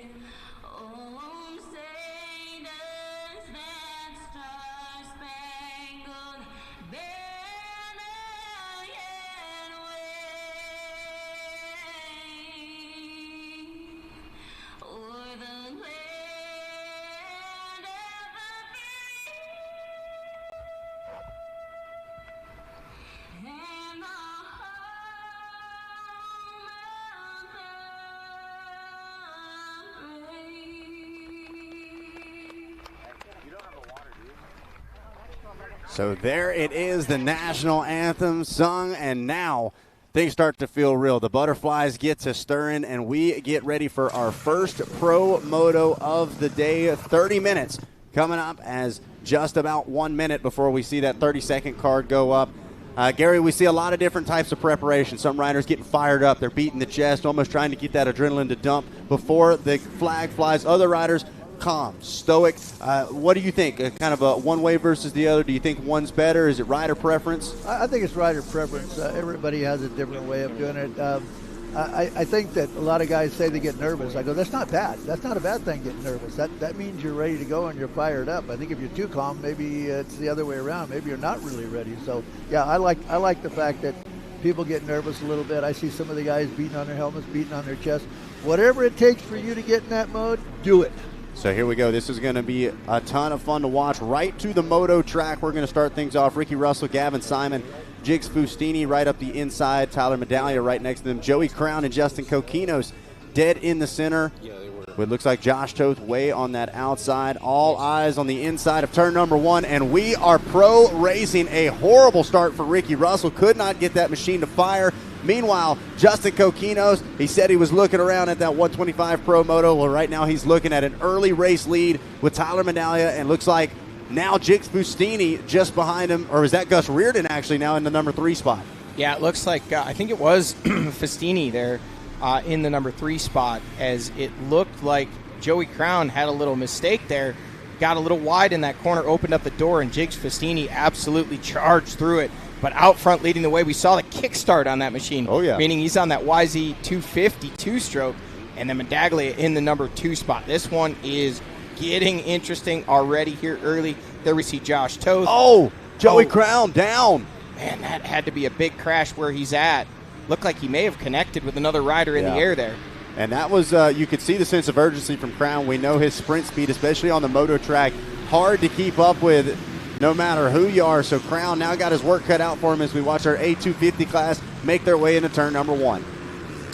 It's a good thing you guys know who these are. I mean, I'm embarrassed to say I don't know who most of these. Crown, I recognize the name, a couple of them, but I'm glad you can recognize who they are. Oh, absolutely. I can. And we'll get timing and scoring up here once they get that first lap in the book, make it a little bit easier for us. But certainly some notable names, some from the off-road world, some former Canadian national champions. We've got Joey Crown, who you said you were familiar with. I know I've seen him out here at some races throughout the years as well. So nice range of moto specialists, off-road specialists, and the perfect blend in between.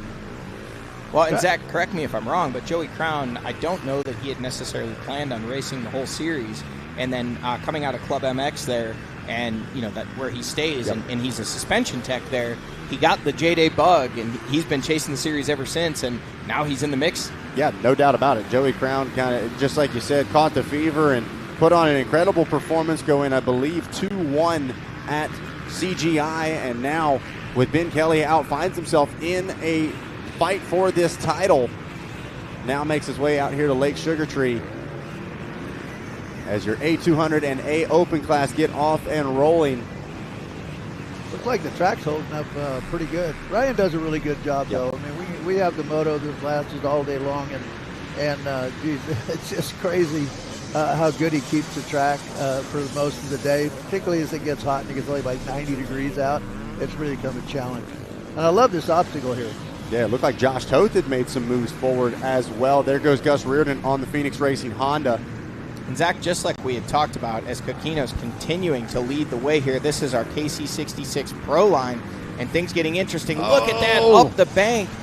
Yeah, that is a significantly shorter line. I was talking to Don Hampton earlier. You see how much time it cuts off. Fustini actually able to pick up a couple of spots with that move as well. Look at this. Josh Toth getting racy. I saw him talking about this on your earlier broadcast this morning, the drone shot. They had, actually, it was a GoPro camera you were showing, and I saw him talking about that option right there. Yeah, that Kurt Caselli Pro line only reserved for this class, so they are the first bikes to touch it all day long. Look at this, 1, 2, and 3. Coquinos, Fustini, and Medaglia right there. And Josh Toth looking really racy as well on that Rocky Mountain Red Bear Kawasaki, actually the designer of our FMF Extreme section for this round.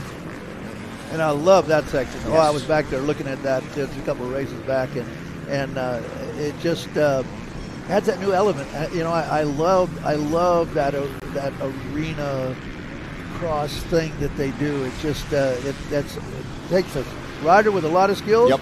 And I've even seen a lot of very talented riders have problems with those. Well, and it's less about speed, more about technique, the technical understanding, the balance like you talked about, even Jet Lawrence being known for. It really slows things down, but it also is one of the most action-packed sections that we see at each and every round of JDay. How about the first guy that showed up on a trials bike? Right. Remember that back in the day and did really well with it? Yep. That was pretty crazy, but that bike was just about perfect. And then they started converting bikes to make a crossover between a motocross bike and a trials bike. Well, and we talk about that here at JDay as well, right? You've got to have the stiffness to be able to hit these jumps here on the Moto track. The speed's obviously a bit higher, but you see riders like a Kokinos that's kind of got that blend figured out, a little bit softer, maybe a little too soft in some areas of the Moto section, but God, does it work really well in the off-road section. So Kokinos putting up quite the fight, and this is the second time that we've seen Justin on this 252 stroke. Started the year out on a YZ450 and really seems like he is comfortable on this 252 stroke, and we were able to catch up with your current pro leader, Justin Kokinos, and talk a little bit about his decision to run the two-stroke. Mainly, it's just it's the starts. You know, I struggle a little bit with starting that 450. So I know that old reliable kick and go. So I know I can get some good starts in there if I'm good. Where, you know, pushing a button, it's hopefully this bike starts. You know, at least with the two-stroke, it's like if you're good, you're gonna get the whole shot. So. So yeah, that was the main reason. And then when we go back to up north to Southwick and maybe Unadilla, we'll be back on the 450, I think. And so how about that, Johnny? Really cool to see the options available to Justin Kokinos, and reliable, the kick and go. How about it? The kick and go working out for him, grabbing that early lead. But look at this. Now he's got heavy pressure from the 5'11 of Jigs Festini.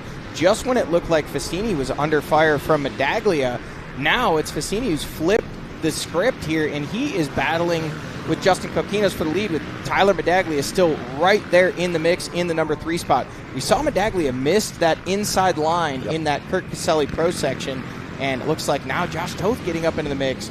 And there is Reardon has now made the pass around Ricky Russell, and then it is the 249 of Gavin Simon. We didn't have a camera shot of it, but when I was watching here outside the studio, I'll tell you what, Joey Crown is a ways back. He's got a lot of ground to make up after that crash, just a few corners in here.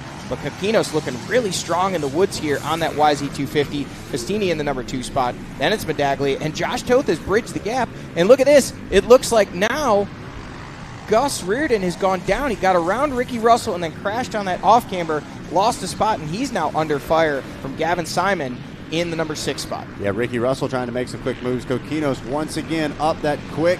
Oh, and it's going to cost Bustini, but he may be able to pick the machine up and still get going before Medaglia is able to catch up to him. Shows you just how much faster that line is. He went down, and then Josh Toth making the pass there as well. Man, that is a very, very fast line, but I can't imagine it's going to hold up for very long the way they're chewing that out already. You know what I see when I watch that? There's so many guys, particularly moto guys, that don't even know how to loft the front end to get over something like that. They'll try the loft, they'll spin the tire and run straight into the bank.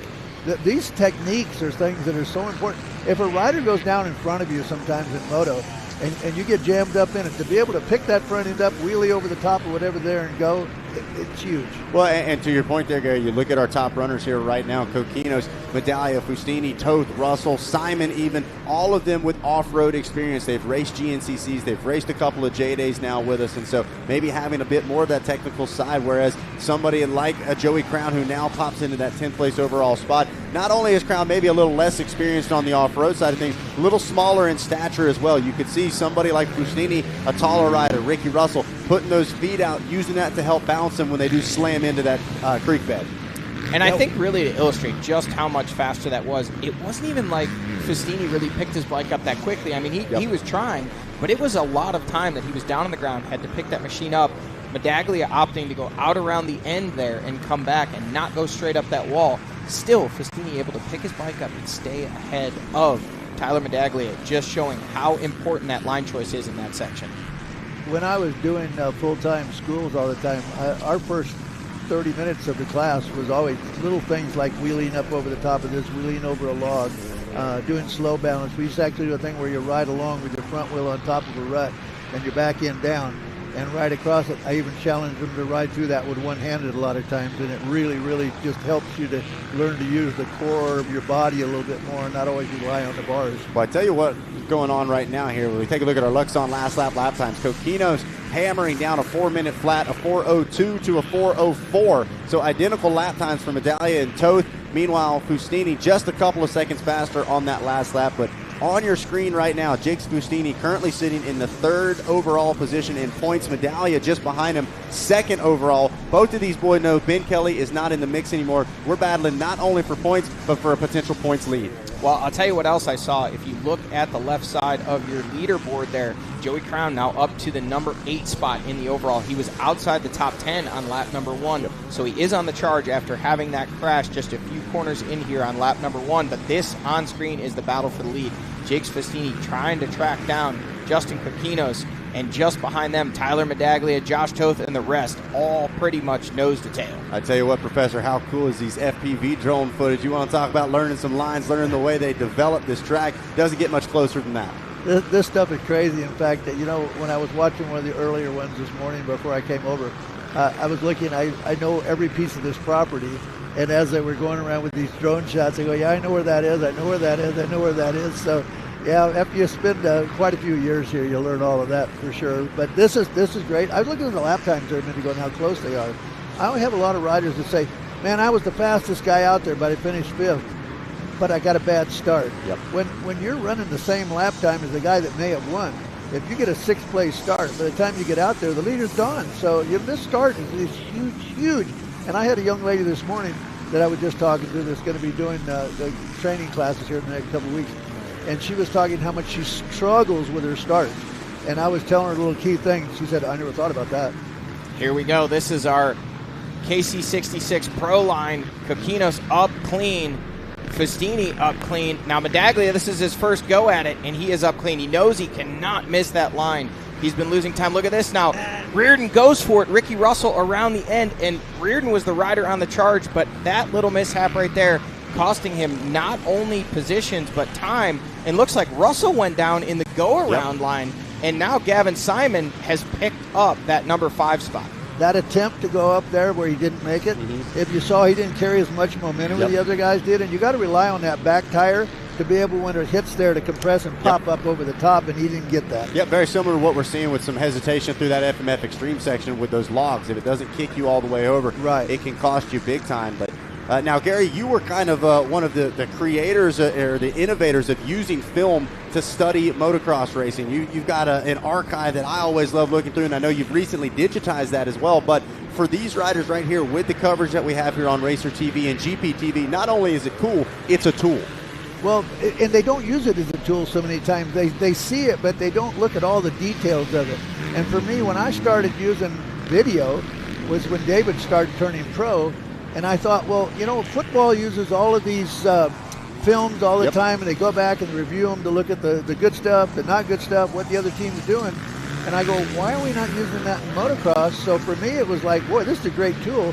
What David liked about it more than seeing himself was the fact that he could see the riders behind him or way up in front of him what they were doing, so he could learn from that. Taking a look right now, definitely some things going to be watching between Moto 1 and Moto 2 for our pro riders as Coquinos continuing to hit his marks here, Johnny. I think, Justin, in those first rounds or two, maybe it was the lack of comfort on the 450, maybe just like Gary talked about, just the bad starts, but man, Coquinos seems like he's been able to execute those starts, and that momentum has carried him to continuing to lead the way, but Fustini's on the hunt. Well, I'll tell you what I'm seeing here. We talk about studying film. I'm studying the film on screen in front of us, and I'm watching Jakes Fustini. It seems like every time he gets comfortable and gets close to Coquinos, Tyler Medaglia responds and gets right there to his rear wheel. So it goes from offense to defense, and now look at this. Medaglia getting hung up in the track markers there, and not sure if Toth was able to make that pass, but that little mistake from Fustini jammed Medaglia up, and now we've got a shake-up for those lead positions, and it looks like it was Toth able to make the pass. So it seemingly it seems like every time Tyler Medaglia gets into this battle for the lead, something happens. He missed that pro line the first 2 laps, or chose not to take it, and now it was a run into the back of Jigs Festini, dropping him back to the number 4 spot. Josh Toth, one of the most technically well-rounded riders that we've seen here in the JDay circuit. He's got the hard enduro background. He's got some moto experience, raced pro nationals, and of course raced here at JDay as well before. As the Fox FPV drone picks up our Stoke battle cam, Justin Kokinos and Jigs Fustini, a couple of J's going at it for the lead as Fustini takes a glance over the shoulder. Another little trick that some guys don't know is when it gets real dusty like this, the closer you can stay to the rider, the better it is. The further you're back, the more dust there is, and the harder it is to read. So if you can stay right on that guy's tail, that's a big advantage visibility. Well, and on top of that, Johnny, as we see the dust starting to get thicker, not a huge breeze carrying through, so it's kind of just lingering. Those other riders having to check up ever so slightly, but every 10th counts. Absolutely. Every 10th counts, especially in such a quick, intense format of racing like this. Ricky Russell on the hunt now, trying to get around Gavin Simon to gain back that number 5 spot. We have seen Ricky kind of back and forth in the pack here, some mistakes. But here comes your lead battle, and it is Kokinos, Festini, Toth, and Medaglia all wheel to wheel coming through this section of racetrack here.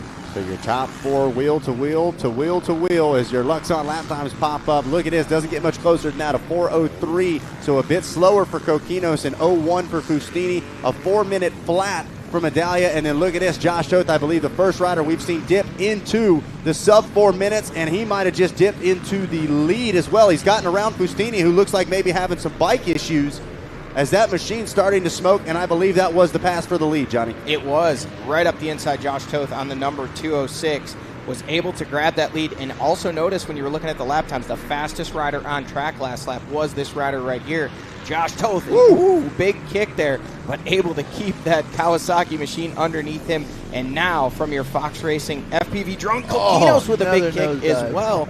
And then Festini still trying to work his way around Kokinos. And Medaglia actually made the pass now up into the number 2 spot. He was hesitant to take that Caselli Pro line early on, but now using it to his advantage to get into that number 2 spot. And Festini still looking frustrated, trying to get around Kokinos. Line choice right there. A lot of guys are going to that inside, which is a taller hump, but more for me is that outside opens up the corner. And if you look at all forms of racing, and we can go dirt track, we can go cars, we can go motorcycle, whatever, the more you can enter from the outside, and the more you can cross back in, the more momentum you can carry around that corner. And I think that's huge, and I think that's what some of the best guys do. Certainly working for him right now as Gavin Simon continues to stay up in this fight. A solid run for the 249 as well. And Simon was the benefactor of all that chaos in the pro section 2 laps in a row. You know, he's kind of been sitting back there, almost falling, losing touch with the lead group, and now he's right back in the fight for a podium position there, sitting in that number 5 spot. But he's got 3rd and 4th right in front of him. But here is the battle for the lead. Medaglia has closed up the gap now on Josh Toth. Toth seemingly a little bit quicker in the woods and definitely fast in that Caselli Pro section. But Medaglia has the Moto track dialed, and he makes a move around the outside. See if he's going to follow through these rollers. He does, hopping through the rollers. Josh Toth on the number 206 leading the way, but Tyler Medaglia now applying heavy pressure from the number 2 spot. Here we go. You talk about a fight. This is a featherweight brawl as Josh Toth and Tyler Medaglia go at it one more time up and over the big tabletop before they dip back into the woods. TBT Racing drone catching a little roost there as well.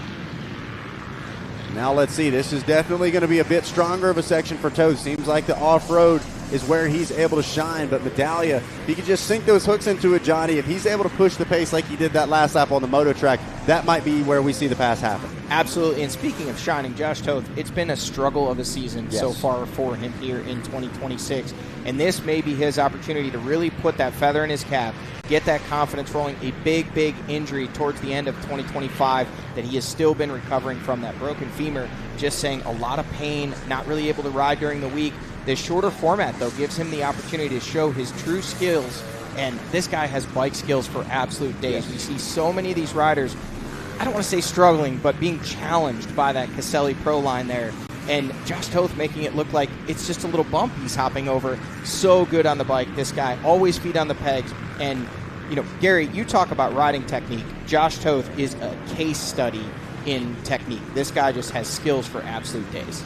Yeah, and learning to do things, I think even on a moto track, learn to do things with your feet up. And I'm going back to Jet Lawrence again. This guy can go through stuff, everybody's sitting down with their leg out. He goes through it standing up, goes just as fast and with more control than they have. Look at the gaps that have now opened up.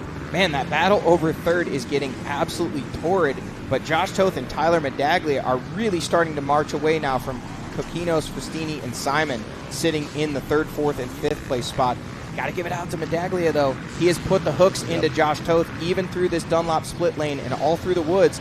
He is drawing to the rear wheel. We're coming up, though, to that Caselli Pro section. Looks like we got some lapped riders in the mix as well. Toth, we've given him all kinds of shout-outs for how good he is technically, and right up and over that bank. Medaglia goes down. Oh, look at this. That may be the race right there, folks. Wow, a heartbreak for Medaglia. He was right there. Still have yet to see that battle for third place make their way through. There is Kokinos just now entering the frame. That's not going to work. And look at this. Quick decision-making from Fustini, Simon, and Russell going to follow in suit. Simon going to try to make a move, and he does. So look at this. Gavin Simon now going to move up to the number 3 ride. Yeah, Simon riding very well. Like I said, looked early on like he was riding a bit tight, and he was losing some time. But, man, that was a heartbreaker for Medaglia. And then Kokinos now starting to lose touch with this lead group as well. There's Medaglia exiting the FMF Extreme section. Gavin Simon now up to the number 3 spot. Jigs Festini in 4th. Seemingly just in the wrong place at the wrong time so many times so far in this race. He was, I don't want to say hung behind Kokinos because Kokinos was leading and had a great pace, but Festini looked like he had more, and now he's having to make passes on Gavin Simon and also all the riders in front of him after he was up in the mix for the lead early on. Tell you something I'm seeing, looking at that section where they got to go over that tube right there. I was down there watching it, and it's almost the same exact jump as when you go past the Lake Sugar Tree sign, that tabletop that's right there. In fact, you're going faster literally over that tabletop by the LST sign than it takes to jump the one over there. But people see that big gap in between there and they go, nope, I don't think so. Yeah, the mental barrier certainly, that's kind of the big myth, if you will, around the extreme section. Yes, it is extreme, it's technical, but it's often not as extreme as you make it, and we see the little hesitations oftentimes make a difficult section much more difficult than it needs to be. Absolutely, and that's just rider confidence, and I think that's what you get from what kind of training you do during the week is what makes the difference on that.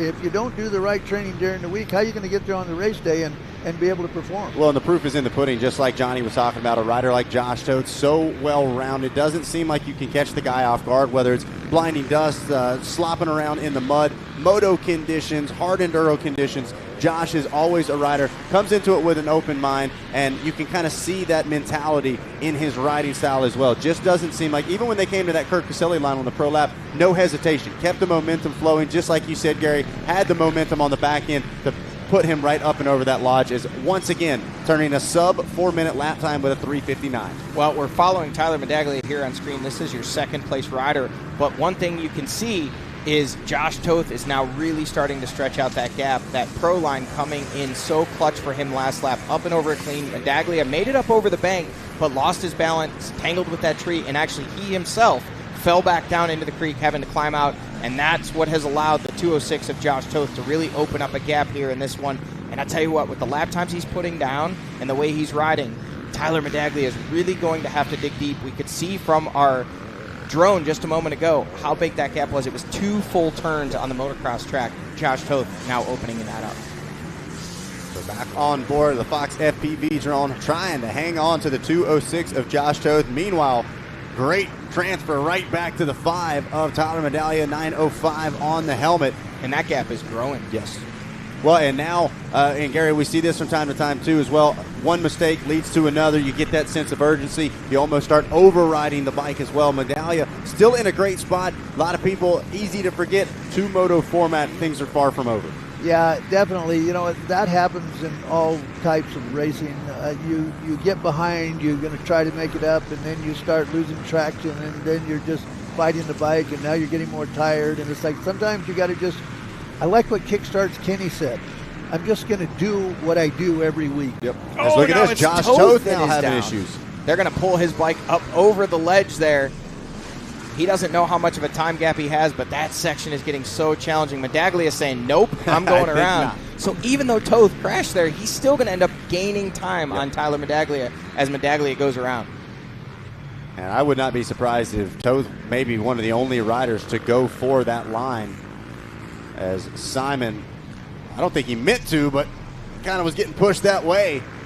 You're going to have to hit that with more authority now. You're not going to be able to go up there slow and just, well, I mean, he got over it pretty good. And Ricky Russell has picked up. Did you see how that played out? Ricky Russell took a look, saw Jake Festini going to the right there and saying, no, if I can make this, it's still worth the time. And he waited until they were able to drag the bike up in front of him, Gavin Simon, and then he went for it, made it clean, and made the pass. Did you notice he didn't do the big wheelie? He just went just high enough to set it up on the top so that it didn't have to flip the front end where it killed all that momentum into the bank. And now he's up and battling for the number 3 spot just that quickly. Ricky Russell is back in this one in the 4th spot and putting heavy pressure on Gavin Simon for the number 3 spot. Man, so how about this? Medaglia, Fustini, and Russell all sitting 2, 3, and 4 in the points coming into this round. Meanwhile, Reardon and Kokinos 6 and 7. Hey, 6, 7 in the points battle. The kids are yelling it. I might as well acknowledge it. Reardon has been very fast looking at the lap times, but he has just had so many unfortunate incidents, been in the wrong place at the wrong time and made some mistakes himself, and it has cost him running back there in that number 7 spot. But now he's putting pressure on Kokinos, trying to wrestle away the number 6 spot. Kokinos with that great start, but just a few miscues and looking like he's starting to feel the effects of the pressure right now. Couldn't see. Looked like that might have been Rivers Morris, who's not in our pro class. As Kokinos and Reardon set sight on another lap of battle, yo-yoing within a couple of bike lanes. Meanwhile, Toth, Medaglia, Simon, Russell, and Fustini, your top 5. Cole Johnson leads the way out of your open A class in front of Nash Pearson and Dustin Clotter. Looks like, as we said, Toth continuing to try to stretch things out at the front of the field in your double A class. Here we see the lap times and things slowing down for Josh Toth. Obviously, we did have that crash. Nobody under the 4-minute barrier on this one. Fastest lap of that lap, Tyler Medaglia with the 4:03, so he made up 6 seconds on Josh Toth. So even though he went around, he was still ending up able to make time. And I'm looking at the 4:05 from Ricky Russell as well. We saw him jump up now into the number 3 ride. Could he sink his hooks into this lead as well, try to chop things down on Josh Toth? Look at that. I believe that was Jake Festini behind. It almost looked like he was behind Kokinos and Reardon there, so something may have happened. We'll have to wait and see if that was in fact him or if that was a lapped rider. Yeah, can't tell. Hard to tell from that shot. Joey Crown kind of maintaining that 8th place position, not able to move up. Our leader's likely going through that Caselli section right about now, so that has really been a huge deciding factor so far in this one with 6 laps complete. If you make it through that line clean, it is such a massive time advantage. Boy, how these drones have changed things to be able to see. I mean, can you imagine sitting here trying to broadcast this and not being able to see any of this? It'd be a total guessing game. Side-by-side battle, and Reardon finally makes the pass on Kokinos. This one has been going for quite some time, and Reardon very aggressive, but Kokinos trying to take that position back. So a true back and forth on the backside of the top 5 right now. Just outside the top 5, actually, if Fustini is still in that 5th place spot. Meanwhile, here is that Kurt Caselli KC66 Pro line. Medaglia taking the wide way around. Don't know if Toth went up and over or if he elected to go around as well, but one thing we know for sure, here in a couple seconds, when Ricky Russell comes, he's going up over that line, no question about it. Let's see. So Simon had actually gotten back around Russell. Russell was still fighting with Simon. He had for made that pass place happen spot. yet. Here's your leader on screen, the 206 of Josh Toth out on this moto track from our Fox Racing FPV drone. And Toth holding a slim margin over Tyler Medaglia right now. Again, we do not know if Toth was able to make that pro line this last lap. If he did, he most likely opened that gap up because we did see Tyler Medaglia take that out-around, go-around line. Are you guys surprised that we haven't seen a second line attempt coming out of the creek right there? We actually did. Ricky Russell has twice now tried to make an in-between line, but there's a rock or something there, and that's why he fell in the creek the one lap. He tried to make an in-between line, so something in the water there is preventing them from being able to make that cleanly. But I've heard that term before, something in the water. There you go. Yeah. Well, something in the water for Justin Kokinos. He was able to be very quick off the starting line on that YZ250, but he has now dropped back a few positions running in the number 6 spot. 331 machine making his way through. Cole Johnson leading the way in that open A class. We've had such great coverage and such a fun battle here at the front of our pro class. We've kind of neglected to talk about these other classes, but Dylan De La Cruz inside the top 10 overall out of that A250 class. Leader on screen, Josh Toth, working his way through. We'll see what the gap is from our TBT Racing live drone here in just a moment. And I tell you what, Josh Toth, no stranger to JDay. He's designed the FMF Extreme section for this round, and we were able to talk to Josh kind of about the history here of JDay and his part in it. I've done quite a few JDays in the past. I was around since the beginning and early days, and there for the first Pro 125 event, and yeah, it's just a blast, all of them up there really, and has brought out motocrossers, off-road racers, and just elevated everyone's game up in New England. So just like we talked about, that well-roundedness, and Josh, a perfect example of that right now. We've seen him in pro motocross, we've seen him at the top of GNCC, and now we're seeing him at the top of the AA field here in JDay. Yeah, Josh Toth riding very, very well. And like we were talking about earlier, he's been struggling through the early parts of 2026 after an injury late in 2025. But we are starting to see right on screen in front of our very eyes Josh Toth coming into form. Looks good, hitting his marks, always great bike skill. Taking a look over to see where Medaglia is at coming the other way. But he is leading this one right now and looking strong as we near the end of this first Pro Moto here today. Josh Toth just trying to hit the marks now as the FPV drone tries to hang on for dear life. There you see Medaglia just behind, kind of maintaining that gap but not able to close in much at all. Looks like that might be Dylan De La Cruz out of our A250 class. Inside the top 10 overall, but already going a lap down, showing the pace that these top riders are pushing here in this one. We'll watch and wait. Is this Ricky Russell has now gotten around Gavin Simon, I believe. That is not Simon there. That was Alex Fanoof. That was his more modern 125. Here's your second place rider, Tyler Medaglia. Leader Josh Toth has already come through. And here it is. No, Toth also now going around that KC66 Pro line.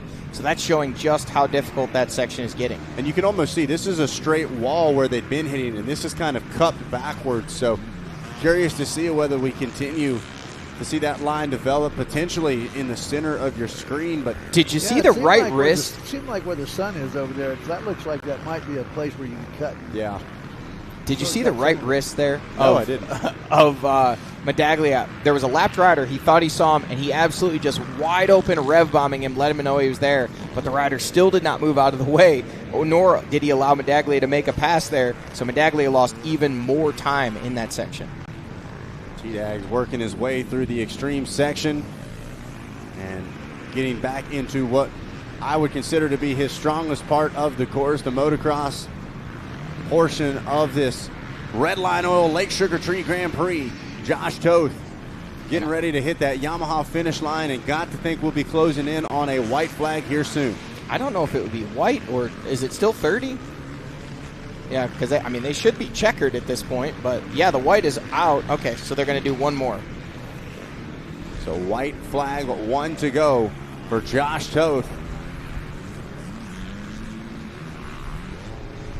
Here at the top of the AA field, there is Tyler Medaglia in that number 2 spot. He has fought so hard, but Toth has just had an answer for everything he's thrown out the last couple laps here. Toth now just one more lap to put the finishing touches on this one. Seemingly now that KC66 Pro line not so much in play, as almost all of the riders opting to go around all the water that's been drug up out of the creek onto that line, making it so slick that these riders are just taking the out-around line. And it looks like, to me, Zach, the out-around line is starting to develop a little bit quicker. Originally, there was a lot of debris. Now that they've got a beat-in rut down there at the end, they're able to navigate that section much more quickly, even in the go-around. Well, and I think it's just the certainty of it. Even when the riders felt like they were confident, I mean, we've seen all of our riders from Josh Toth to Ricky Russell to T-Dags having issues on that line. When it pays off, much like the extreme section, it's great. But it's when it doesn't, how much does it cost you? So at this point, Toth comfortable with his lead. I got to think T-Dags also probably thinking a little bit of big pictures. Josh Toth is in 10th in your points. Tyler Medaglia is in 2nd. He is currently in the position to be the big benefactor of points and take over this points lead here at the top of the AA class. Not to mention, it's only first moto. Tyler been extremely consistent throughout the season, whereas Toth, like we've talked about, had a bit of up and downs. Yeah, we're watching Toth on screen leading the way in this one and less than half a lap remaining. But looking back, it looks like Gus Reardon really on a charge now, has gotten around Coquinos, he's gotten around Festini, and he is up to that number 5 spot in the running order just behind Ricky Russell running in 4th. Russell still putting pressure on Gavin Simon. We thought he had gotten around him, but I didn't actually see Simon in that camera shot, so my guess is something happening to Ricky Russell and Simon further ahead on track in that number 3 spot. Luxon lap times, dropping it back down, Toth to a 4:03. Medaglia and then Ricky keeping it super consistent there at the 4:05 if he has checked in for that next lap yet. There is T-Dags in that number 2 spot. Still charging hard, but just not quite that same edge that we've seen before. If you notice, there's that 3:58 for Gus Reardon. So we talked about how he was absolutely shredding early on, seemingly just in the wrong spot at the wrong time, costing himself positions. And now he is showing that yet again as he has put in the fastest lap of the race, but the fastest of the riders on that lap. Toth going to go out and around, which would leave the door open if Medaglia can get here quick enough, even with some lap traffic in the mix. But it looks like Toth is going to avoid that scenario. We'll wait and watch here for the 9:05 of Medaglia. I was going to say, you think that line's become impossible? It's just become so difficult with the water that's drug up it and the way it's chewed up. You could see the riders catching that V, and it just stops the machine dead. Look at that Toth. Interesting line there. Tried to make a pass, realizing that was not the move.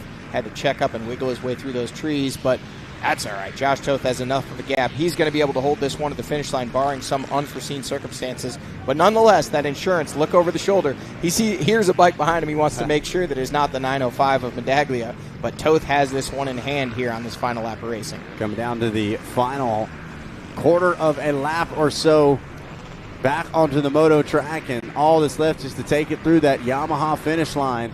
Josh Toth trying to grab this first moto win. T-Dags in that number 2 spot, and then the battle rages on for that final podium spot here in Moto 1 with Ricky Russell and Gavin Simon. But no doubt about it, here it is, final corner, and it will be Josh Toth grabbing your first moto win out of your AA class. There we go. Checkered flag. Josh Toth takes the win. Our man Zach Herron is going to head down, get an interview with Josh after his win. We now see Tyler Medaglia crossing the finish line. He will hang on to the number 2 spot. An up and down day for him, but ultimately a good ride here in Moto number 1, keeping himself in a great position. Gary, obviously with the 2 moto format. Oh, look at this. A battle down to the wire. Gus Reardon and... Okay, that's Gavin Simon behind him. Thought it may have been Ricky Russell. So not sure if Russell did check in the number 3 spot. We'll see in our top 10 run, or number 4 spot. But looking like Reardon and Simon have checked in there. With the 2 moto scoring, Gary, obviously a win at number 1 is great, but you got to beat the guy that finished second in moto number 1, because if he wins moto number 2, that's the tiebreaker for the overall. That's it, and that's why I always loved and I loved it back in the day when we ran 3 motos too, because that really mixed things up. Just so much more than this. But yeah, my son David, sometimes he wasn't really worried about the first moto so much, but he learned so much in the first moto that it set him up for what he needed to do in the second one. Absolutely. So Zach Herron down at the finish line. We'll see if he is ready with an interview with our race. Not ready yet. He is working on tracking down our race winner. I'll tell you something that my son David used to do. When he was racing, he and Brock Glover were racing all the time. David said, you know what, I don't mind if Brock gets the whole shot and I can follow him for the first 2 or 3 laps because he's really good at doing the early part of the race. Brock was good, and David could learn some lines from him. He goes, so I'd rather do that than worrying about what he's doing behind me. Well, it looks like Zach has tracked down Josh Toth, and it looks like we'll get some in just a moment. Josh able to grab the win here in Moto number 1, setting himself up nicely for this overall. Zach, we'll throw it down to you. All right, thanks, guys. Here I am with your first Moto winner, Josh Toth, man, putting on a show for us. I didn't quite get the start that you were hoping for, but started making some quick passes, and then got to think the spot of the race is that Kurt Caselli Pro Line. Talk about the decision-making that has to go on there and the chaos that ensued through there. Yeah, that was definitely a make-or-break situation in the Caselli spot. And, yeah, it definitely helped me huge. I made like 3 passes in 1 lap, and then I almost lost it again the next lap going for that line. So it was tricky and just a real gamble, you know. And fortunately, I got out front and was able to like just have a little buffer, so I didn't have to take the line every lap. And yeah, I wasn't expecting that performance, but I was stoked with it. My riding was great. Hey, you certainly made it fun for us to watch for sure. We'll see you try to do it again here in Moto number 2. Thank you. All right, that's your first Moto winner, Josh Toth, getting the job done. Well, there you have it, folks. Josh Toth surprising us and surprising himself. Even he wasn't expecting that performance. And just a moment here, we'll show you just how he was able to get that win. Didn't have a great start, but was able to fight his way through the pack. And here we go. As they took off, quick off the line, it was the number 1 YZ250 of Justin Coquinos. Tyler Medaglia around the outside. Jigs Festini popping up the inside there, and things got wild. Joey Crown having a pretty good get-off here early. We didn't get a shot of that, but you can see Toth in the dust trying to make passes. Festini was very strong early, putting pressure on Coquinos, but when it came right down to it, the tail of the race was this KC66 line where they were able to just bounce up that bank and make moves. And, man, that's really how things shook out, Zach. I'm telling you what, Johnny, when you see riders like Josh Toth shaking their head afterwards saying, I knew it was going to be gnarly, but I didn't quite realize it was going to be that gnarly. It just goes to show how much fun these JDays are. We've got a ton of media here hanging out with us. Everybody kind of catching the fever like we talk about it. If you haven't heard of it, now you have. This is the spot to be as we hang here at the Yamaha finish line. The last of our riders making their way through. No doubt about it, Josh Toth putting on quite a show for us here at the Double A Motos. As looks like our sweep riders making their way through clean and clear. We take a look at our Pro Taper top 10. It was Josh Toth grabbing the lead. Look at that. T-Dags in the number 2 spot, but Gus Reardon able to work his way back into a podium spot and snag that 3rd place position. Gavin Simon and Ricky Russell going to round out your top 5. Jigs Fustini, Justin Coquinos, Cole Johnson, Joey Crown, and Dylan De La Cruz round out your top 10 for Moto number 1 of your Double A class. Well, how about it? Like we said, the fun just beginning as we get ready to kick off our second Motos coming up next. Are we going to commercial? And here we are. So the first of our second Motos, we drop it back down to the small bikes, Super Mini, Mini Senior, Mini Junior, and Girls. Coming up, there is the 177. Josiah locked in, going to try to make it a sweep here.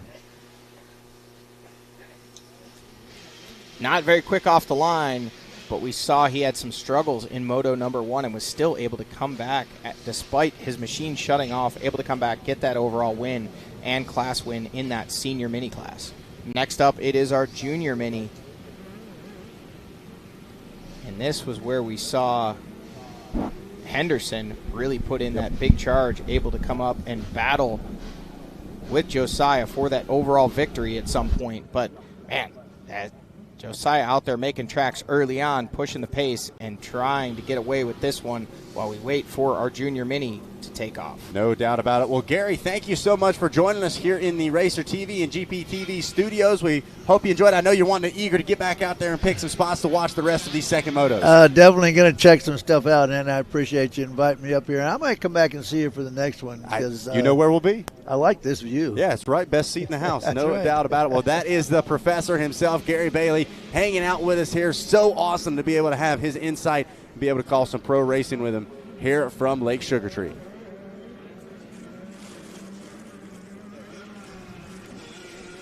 All right, now we see our mini juniors 6 to 11 and our mini senior 12 to 15. Looks like that was a split row start for these guys. The dust starting to kick up here. A lot of water put down earlier in the day, but now the sun and the wind drying everything out, making the track conditions challenging in a different way. This morning it was slick for our Pee Wee riders because of all the water put down, tires packing up with mud, and now here we see, look like we've got Dad jumping on the machine for the number 8 rider, trying to fire that machine back up. He does get him going, and he will take off in pursuit of the rest of his class there. Mohawk in tow.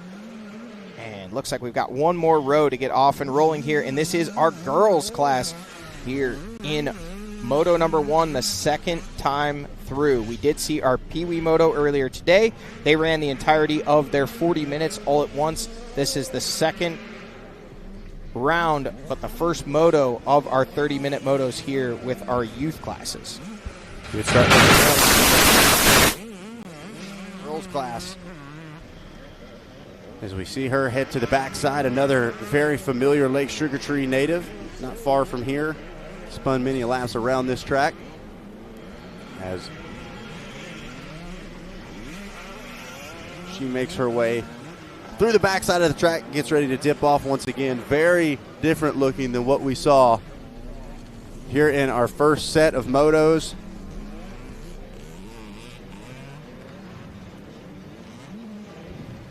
And we talked about kind of entering that prime zone. Johnny, the track, not quite there. Certain sections like this still got a little bit of moisture in it, some traction, but certain spots getting a little more worn out, a little more beat down.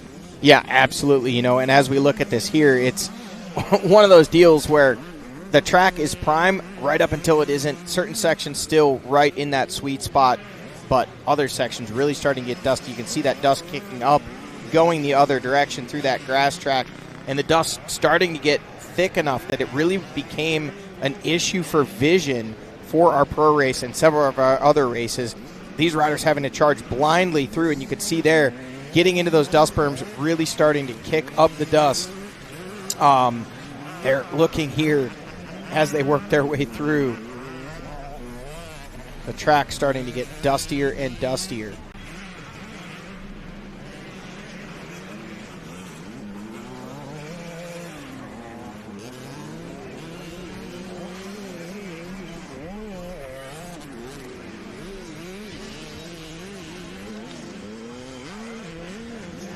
So watching right now, Steele Henderson on the 508 making his way through. Seeing some different lines develop through that creek.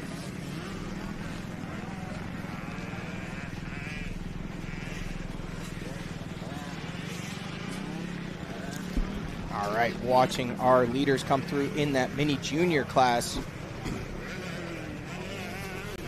That is the 617 machine.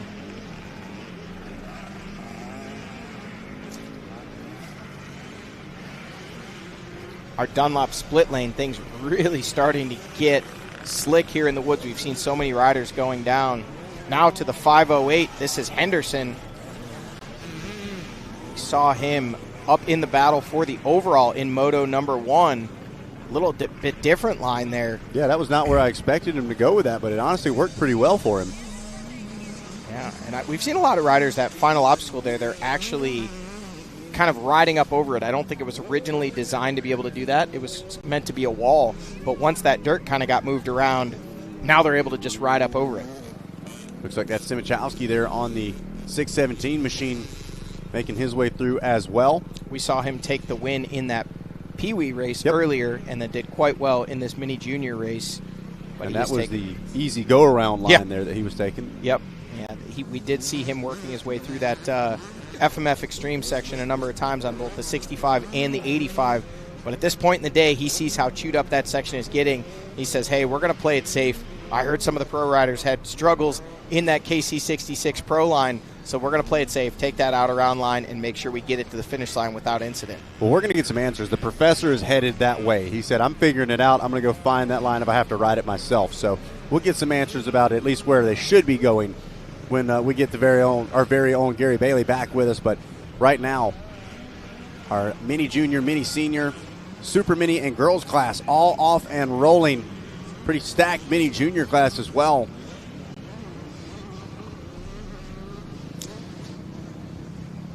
Out front, it is still Josiah leading the way.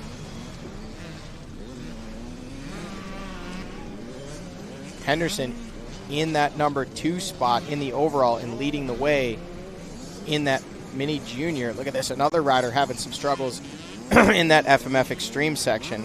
The number 8, we saw Dad or someone having to help him get that machine started, and the struggles continue for the number 8, getting hung on that log, just stopping his forward momentum. Up over the handlebars he went, and now they're going to have to get him going again. One of our girls class riders now coming through this Dunlop split lane. You can see how much deeper that water is getting, and even the ruts coming out of the water there really starting to get chewed up, making it a challenge for these small wheeled machines. The 508.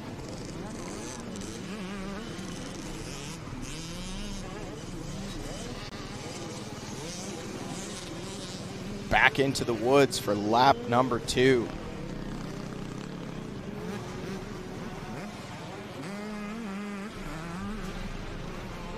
Looks like the number 8 was able to extricate himself from the predicament he was in that FMF Extreme section.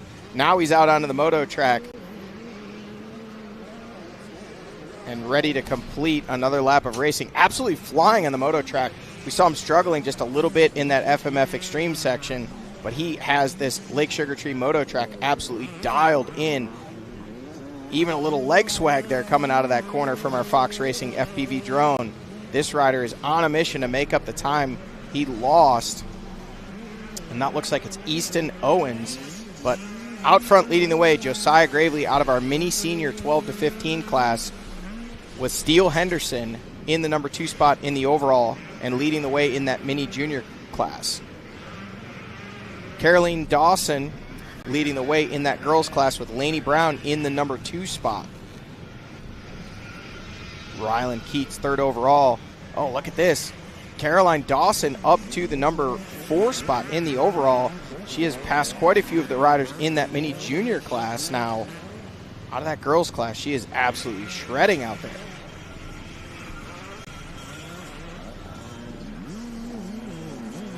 Here comes the number 8 of Easton Owen. He has, again, this moto track absolutely dialed, but that FMF Extreme section giving him all kinds of challenges earlier on here in lap number 1. Yeah, it's one of those situations. We talk about a strong and a weak section. That is just survive this section, and then you feel really good in some other sections. So the Mohawk carrying him on. And meanwhile, Steele Henderson taking that far to be on the rider's right-hand side. Meanwhile, look at this. He has made the pass physically on Josiah Gravely. So we saw this in race number 1. Gravely having some struggles. The machine shut off. He took him quite some time to get it refired, but he was able to track down Steele Henderson, get back around, and win that overall. Now, it looks like Gravely, I'm certain that was him. It definitely was. I could tell by the riding gear. Yep. Still showing in the first spot in the overall on our live timing and scoring. But Steele Henderson has not only made up the time gap, but he has physically passed Gravely now. You can see the 426 machine. That is Rylan Keats, second place in our mini junior. And here is the battle for the overall lead. Henderson has it. Gravely wants it back, and this one is really heating up, Zach. I'm telling you what, Johnny, if you think back there to Moto 1, Henderson got stronger and stronger as the race went on, and I think that momentum's carrying forward here into Moto number 2 as well.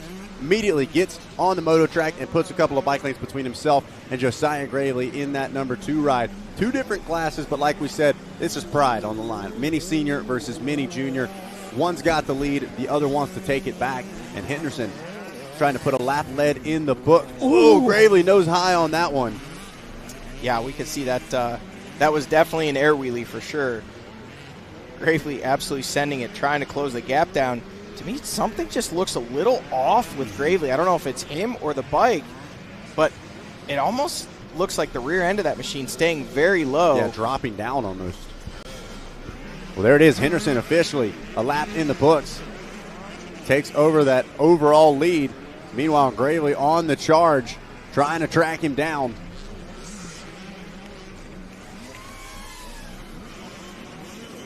Steele Henderson absolutely finding something here in Moto number 2. He's been able to not only get around Josiah Gravely, but Gravely, even though he is pushing now, doesn't seem to be able to close up on Henderson like he was in Moto number 1. Moto number 1, for those of you that didn't join us, Josiah Gravely was out front kind of running away. Like, look at how close they were through this FMF Extreme section. Henderson really calculated with his line choices, and then boom, there he is, Josiah Gravely. Kind of more just bonsaiing through it. Worked pretty well through that line, and it got the feet off, kind of helping him crawl through it, but they hit that moto track, and Henderson hit an extra gear. I'm wondering if Gravely's bike is down on power or something. It seems like when he gets on the gas, he's just not accelerating like we would expect to see. But nonetheless, Henderson is on rails right now and continuing to open up just the slightest of margins over Gravely. Now, keep in mind, folks, this is, look at that, the lap time for Gravely, a 6:04, so something definitely happening there. Lost well over a minute to Steele Henderson, but whatever it was, he hasn't been able to rebound like he did in Moto number 1 when he had the bike issue. Henderson still looking like he has just a bit more pace than Gravely right now. Yeah, and Henderson just looks consistent as well. Gravely, even when he looks fast, it doesn't look like he's able to maintain it, so we'll see whether or not he's able to settle down. Maybe kind of just figure the pace out of Henderson, figure out maybe some lines that he's taking as well. Oh, problems right there. And that is our number 8 rider. Yep. That is Easton Owen. He absolutely shreds this moto track. And then when we get to this FMF Extreme section, he has been struggling. It's one of those things where at some point, I know Dad probably wants him to take that line, but maybe the line around would be a better move for him. He's given up so much time in this section. But, hey, you're never going to get better at it if you don't practice it. So he's getting it figured out. We've got 2 Mohawks in one section right now. As trying to see who that is down in the center. A couple of Mohawks and a no-hawk. As it's not even, look at this, another Mohawk in the mix. This one's green. As it's not just about getting through the section. If you tip over, the bikes stall out, and then you're in such an awkward position to be able to refire the bike. Well, and the energy that you're using trying to pick the machine up and push. I mean, obviously Dad's helping him out, but yeah, that's the number 8 ride of Easton Owen. 2 laps in a row has been absolutely snake bitten by that FMF Extreme section. But now he's back on the part of the track where we've seen him absolutely turn it loose. Easton Owen hard on the throttle, and look at this. Up and over that big double jump. No troubles on that big double for Easton Owen.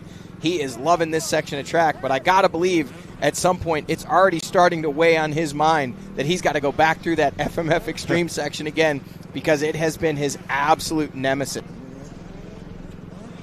I think he attacks the moto track so hard because he's mad after the FMF Extreme section every time. He rides the moto track like he's mad at the dirt, and he rides the Extreme section like he's scared of it. And I can understand why, because it has bitten him 2 laps in a row. But again, these young riders learning such valuable lessons out there. It seems like in the Extreme section, just not carrying enough momentum into the obstacles, and that's what is costing him that forward drive. Keeps kind of bottoming out on those logs, flopping over, short legs too on that machine. It's just been a struggle for him. But still up inside the top 10 overall. And this is it. Look at this. The battle for the lead.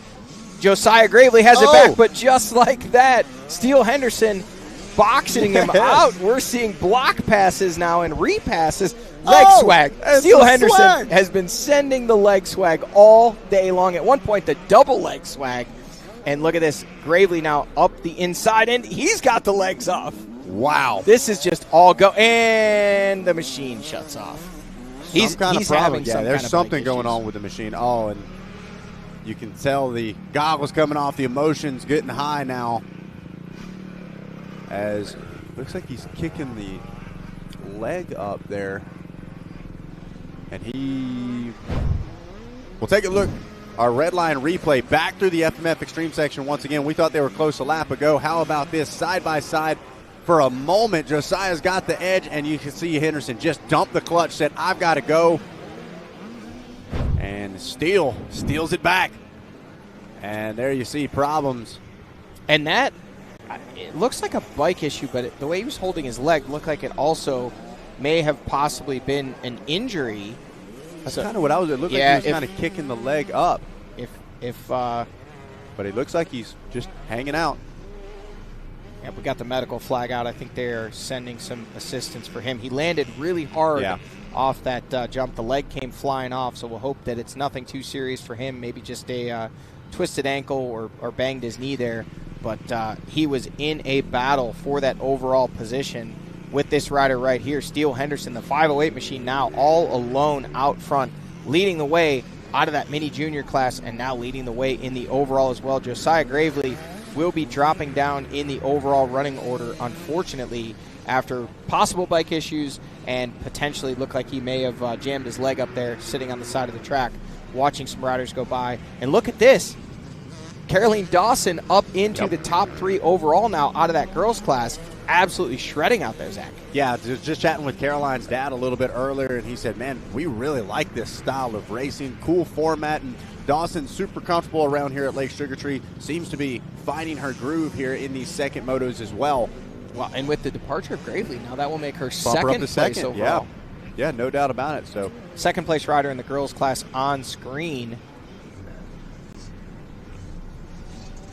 The 127, right, and you can see how deep those ruts are getting as well as they're exiting the creek. Meanwhile, here is Caroline Dawson on the KTM ride. The 551 machine up into the second place spot in the overall with the unfortunate early departure of Josiah Gravely from our race here today. Axton, Virginia, though, like you said, comfortable with this facility, local. This is about as local as it gets when you have the same zip code as the track you're racing at.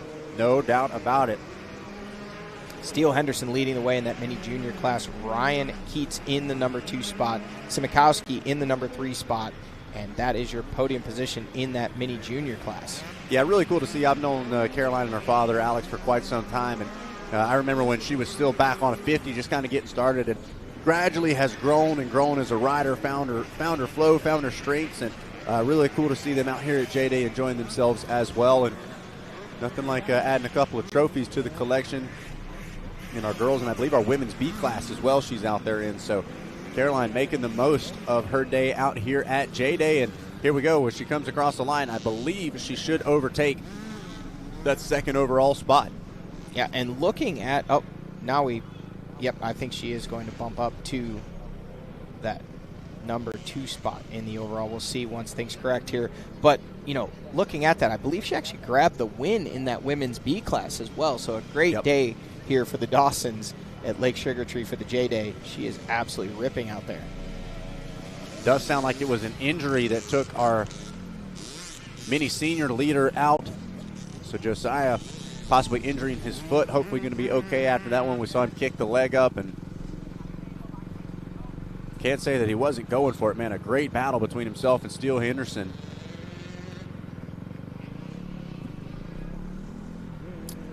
The lap time's relatively close there at the front of the field as everybody's starting to settle into a groove. Kicking off our second motos here with mini senior, mini junior, and our girls class. Caroline Dawson leading the way in our girls class and second place overall. An absolutely phenomenal ride for Caroline here. Here is your leader on screen, Steele Henderson, the 508 machine. We saw him in a wheel-to-wheel, bar-to-bar battle with Josiah Gravely just a lap ago. Gravely injuring his foot, it looked like, pulling off, and now all alone out front. Steele Henderson riding the ride that dreams are made of, leading his way not only for this mini junior class but for the overall as well, with the P2 in Moto number 1 for the overall, winning that mini junior class. I don't believe they actually award overalls, but I guarantee you he's going to tell his friends all about it. No doubt about it. And he earned it. Yeah, and if they question it, he can pull it up on Racer TV and GPTV. Say, here, look, watch, prove it. No doubt about it. You've heard of the Man of Steel. Well, this is just the Man Steel. I like it. Out front leading the way, and he's finding a flow, too. You can see that little bit of expression here. Obviously, the leg swag as well. That's almost Danger Boy-esque in the sense of you start throwing some attitude right in the heat of battle. You're enjoying it. With the white flag out, when we saw that leg swag in Moto number 1, when it was the double leg swag, that wasn't Danger Boy. That was just Danger. Yeah. It was a flying W, kicking that one leg off, the other leg flying off as well. That's something that maybe when they go back and take a look at that, I know the professor, Gary Bailey, would say, hey, boy, keep that foot on the pegs. You're not scrubbing. But he is scrubbing the competition right now, out front leading the way here in Moto number 2. 4 laps down.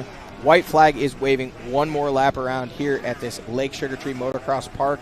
And Steele Henderson, the only rider under 5 minutes on that lap time, shredding out there and on his way to what is starting more and more to look like a sure win here. Well, and if I'm not mistaken, I think that's just as quick, if not faster, than what they were running in those first motos as well. So Steele has found a flow here in this second moto, been able to push just a bit harder as he's working his way past some lap traffic. But a solid, hard-fought win for Henderson if he's able to take it all the way to that checkered. Yeah, looking good, looking smooth, hitting his marks, and just clicking off leg swag. All the leg swag. I love it. Guy has hip flexors of steel after kicking that leg out so many times. Caroline Dawson, second place overall and leading the way in our girls class. Caroline Dawson on that number 55 machine, 551 in scoring there. Absolutely putting in a phenomenal performance here. Now we head over to our FMF Extreme section, and right on cue from our TBT Racing live drone, carnage ensues. Yeah, can't say it's not consistent here at the Extreme section. It is certainly, it really is interesting to me to see how many of these kids are taking it lap after lap. I mean, I'm going to be honest with you, Zach. Yeah. I'll go ahead and be the guy. Say it. The parents. Fair. The parents are saying, you better take that line. I'll be there to help you. And I understand. You're never going to learn if you don't challenge yourself. But at the same time, you know, when you're in a race, the idea is to get to the finish line as quickly as possible. And when you see riders that lap after lap are just, you know, whether it be the machine or them, just not equipped properly for that section, let's build one at home and practice it there at the race. Let's take the fastest line, which for a lot of these riders is, in fact, as we saw Caroline Dawson there, that out-around line. Yep. And smooth, no mistakes. And look at, she's rewarded sitting in the number 2 spot overall. Haven't seen her on the ground. She's been riding very well. Yeah, absolutely. Something to be said about picking and choosing those battles, no doubt. As the Green Mohawk making his way through.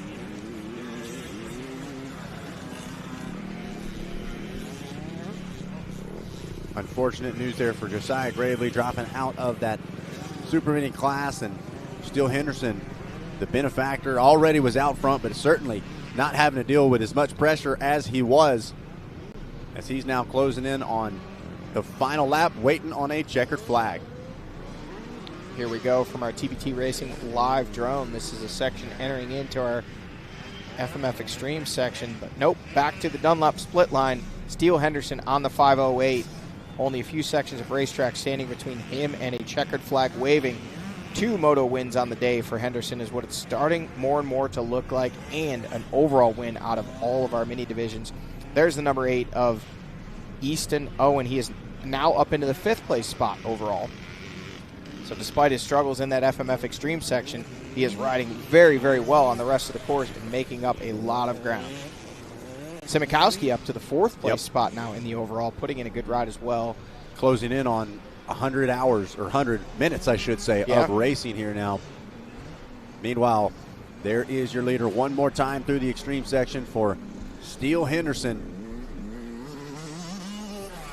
100 hours would be a long that would be pretty brutal. 100 minutes is pretty brutal too, though. Oh, come on. I'm a moto guy. Well, a moto guy with leg swag. Woo! That's what Steele Henderson is. He's out on the moto track, sending the doubles and working his way through the final corners to put the finishing touches on a masterful performance that he's put in here today. 2nd overall, taking the win in that mini junior class in Moto number 1, backing it up here with another class win and also an overall moto win here in Moto number 2.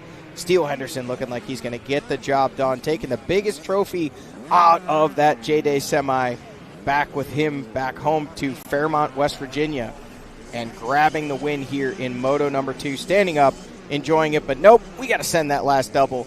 Make sure the crowd's seeing it. Just in case there's a trophy girl over there, got to make sure that we impress her as well. Steele Henderson into the final scoring chicane and taking the win here in Moto number 2 in our mini junior class. Our man Zach Heron headed down to the finish line podium area to get an interview with Steele, and his brother Seven actually riding past our booth right now, and he is headed the line for his second moto as well. Some more riders now checking through at the Dunlop split lane here. Mohawks abound. Checkered flag continues to wave, and more Mohawks. All right, Zach, if you're ready with our winner, we're ready to hear from you. All right, yeah, here I am down with your overall winner. Steele Henderson gets the job done. Steele, I got to ask, was it style? Was it a little bit of chaos? What's going on with the leg swag, man? You been practicing that? Yeah. It looks good. You were in an all-out battle. Josiah, unfortunately, having to go out of this with an injury. But did you make any big changes between Moto 1 and Moto 2? You really look strong out there. Got the log section better this moto than last moto. I crashed on it last moto. You feel like that was where you made the biggest difference? Yeah. You think your older brother Seven's going to be able to match this intensity? Has he got leg swag to match yours? Yeah. All right, we'll see if he can get it done. That is Steele Henderson, your overall winner out of our mini divisions. Well, there you have it. Steele Henderson with the overall win. A 1-1 performance on the day for him in the mini junior class and 2-1 in the overall. Getting it done. We got a little race recap for you to show you how he was able to get that done here. See the battle he had with Josiah Gravely. They were side by side in the extreme section, and Steele Henderson able to go up over that big obstacle, making the pass. Josiah Gravely, unfortunately, experiencing a small injury. He did exit the race a little bit earlier, but then Steele Henderson, leg swag and all in the final lap of racing, carried the momentum to the finish line and grabbed the win here in Moto number 2 and the overall. So how about it? The second motos are officially off and rolling. We take a look at your Pro Taper top 10. It was Steele Henderson grabbing the win. How about it? Caroline Dawson grabbed second overall. Rylan Keats, in that number 3 spot. Michael Kimichowski fourth with Easton Owen rounding out your top 5. Weston Willard, Kendrick Pina, Mason Lynch, Cole Wilkerson, and Cody Pruitt going to round out your top 10. Here from round number 4. Well, we're officially a second moto racing, and we've got plenty more to come. But first, a quick commercial break, and we'll be back with more Fox JDay Offroad Racing right here on Racer TV and GPTV.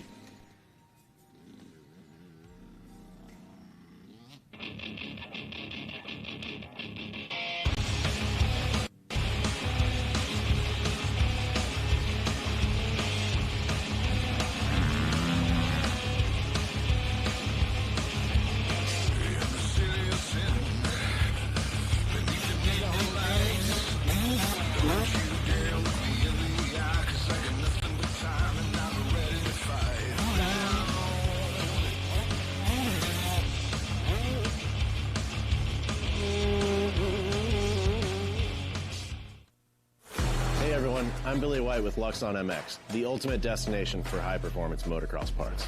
From our state-of-the-art triple clamps to our lightweight, vibration-absorbing handlebar mounts, every Luxon MX product is meticulously engineered with cutting-edge technology, thorough testing, and always crafted from high-end materials. It's our passion to create components that provide unparalleled comfort, control, and confidence on the track. Luxon MX, engineered for performance, proven by professionals, and available to you.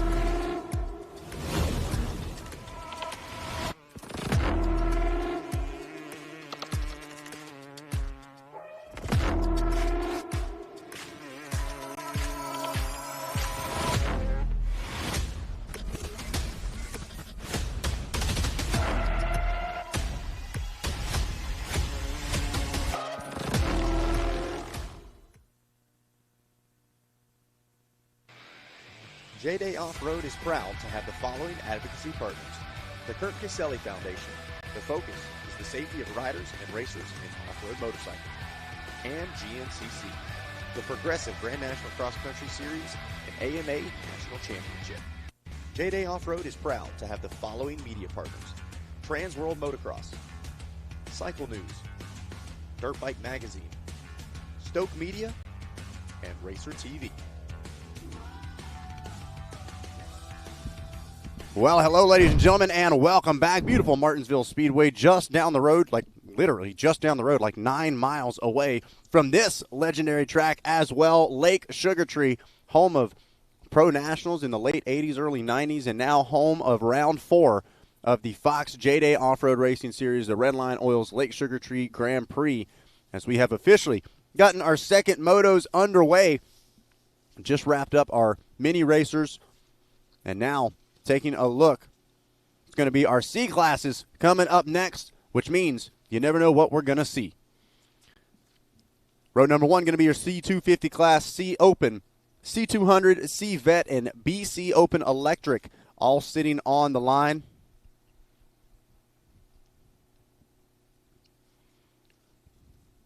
As the riders picking their spots out, should be throwing that flag here in just a few minutes. Zach, when you talk about what you may see in these C classes, what we saw in Moto number 1 was Steele Henderson. Seven Henderson, Steele's older brother. We just saw Steele out there in that mini moto grab the overall and 1-1 moto scores to get the job done. But Seven Henderson, great moto skills. Out on the moto track, we saw him scrubbing jumps, throwing leg swag. I mean, just perfect form, so I expect to see more of the same. And it wasn't just him. There was a lot of riders out there in these C classes definitely looking like they're local products out of Virginia or somewhere close here. They're spending a lot of time on a moto track. They look comfortable. They look like they had things dialed in.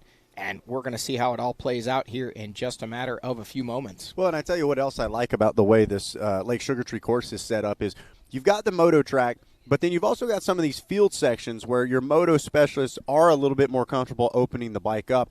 Only a few of these technical wood sections are really tight where you would need to be a wood specialist and really feel confident in it. So it really is that perfect blend of a little bit of moto, a little bit of off-road.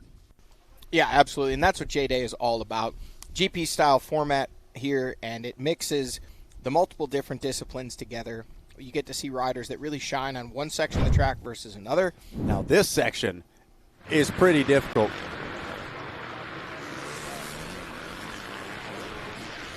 I saw him talking about this on the earlier broadcast. So that KC66 Pro line was that one's as technical as it gets. And like we said, our very own professor, Gary Bailey, out there trying to scope out maybe that potential B line, if you will. A lot to be gained and a lot to be lost in that very short section of racing, but always cool to see such a unique opportunity only available to those pro riders. These C classes not going to be going through that line. Nobody but our pro race, which will be our final race of the afternoon, going to be touching that KC66 line. And if you thought it was brutal by the end of the first moto, just wait till the final lap of the final race of the day. Well, a couple things there, Zach. I mean, I think it's good that they didn't leave that in for the rest of the racers, because we saw as that line developed and as that section developed, it became quite a challenge for even our pro riders. Not that many of these riders wouldn't be able to make it, but to make it consistently, we saw even the pro riders really struggling to get up as the race went on. They were getting stuck, or they would make it up, lose their balance at the top, fall back into the creek. And it really, truly was the big, in my opinion, and I think it would be hard to argue, it was kind of the deciding factor in that first pro moto that we saw just a few motos ago with Josh Toth, the one rider that was able to consistently get up it throughout the first 4 or 5 laps of racing. And even Josh, the last 3 laps, took the out-around line. He just realized that the risk wasn't worth the reward. He had a decent little gap on Tyler Medaglia, and he decided it was just, let's not risk it for the biscuit anymore. Let's bring this thing home, surprising himself even, getting that win. But as we shift our action now to our C250 class, again, Seven Henderson trying to back up that win from Moto number 1. Oh, number 94 on a Suzuki. That's looking familiar. Late entry, Ken Roxon. Hang on now. So kick starting it. And getting ready to kickstart these second motos for our C classes, C250 sitting on the line. Here you see the 714, I believe, grabbing a podium finish there in our first moto, if I'm not mistaken. 74 on the helmet. Saw that Kawasaki rider go down early. Be very curious to see what he's able to do if he limits those early race mistakes. Had a solid pace, if I remember correctly, on those lap times, but you got to be in the fight to be able to make something happen. Evan Kelly, he's got some time out on track as well, running not only this C class but our vintage class as well. And if I'm not mistaken, I believe he is actually your points leader in this C250 class as well. Yeah, it sounds like they're getting the machines fired up. Final bit of preparation underway before we get ready to drop the flag. C250 going to be your first row. Now we got Unk out there. There he is, Secretary. Looking good, feeling good. Just got to do it one more time. Unk out of that C200 class, throwing all kinds of attitude, leg swag, arm swag. I think he might have even had some neck swag. It was a real show that he put on there in Moto number 1. Like I said, we've seen a lot of Mohawks over the helmet. He's one of the only guys I know rocking one under the helmet. He takes it off, throws a little bit of concrete in that thing, and it is sticking up right. I think I'm going to go for that look. You think I'd look good with the Mohawk? I do. You got to be colored, though. Blue. Come on. I don't know if I still have a picture, but Chris Borich can show you a picture of me with the Mohawk. We were doing haircuts in the Florida house one time many years ago, and for about a day, I went to dinner. We went out to Longhorn, and I had a Mohawk. It was quite a scene. But I had a neon red Mohawk in 3rd grade. Mine was just my normal hair color. All right, 30-second board is up. It's enough hair talk. C250. I'm too old for this stuff. That's going to be. I got to be old and grouchy. Oh yeah, Eminem. Josh Merritt style, not so Slim Shady. So here we go. C250 laser focus. Laser focus. Now, you want to talk about distracting those riders on the line right now. They're going to think, come on, tell me you've watched the roast of Tom Brady. I get it. I'm just Look at that. Look at that great off start the line, from Evan Kelly. Wow, that is significantly better of a start than he got. Meanwhile, it looks like Seven Henderson didn't quite have the luck he was hoping for. Slings around that outside. Looks like going to funnel into that number 2 spot.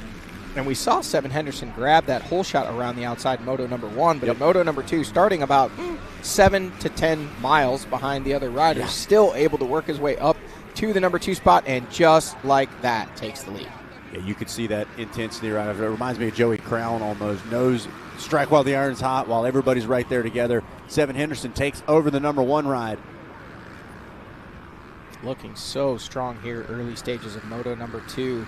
Looking to back up that win in Moto number 1. Seven Henderson, he's got big shoes to fill. Little bro was just out there, grabbed not only the class win in that mini junior class, but also the overall win as well. So Seven looking to say, hey, what you did, I'm going to do too.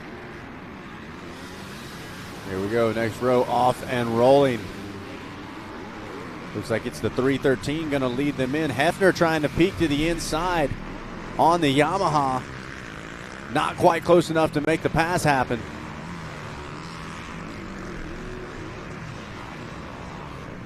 Burn blasted here in the C Open class.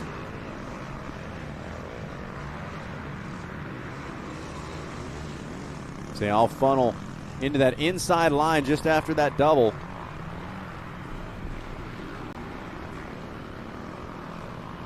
And a pass for the lead.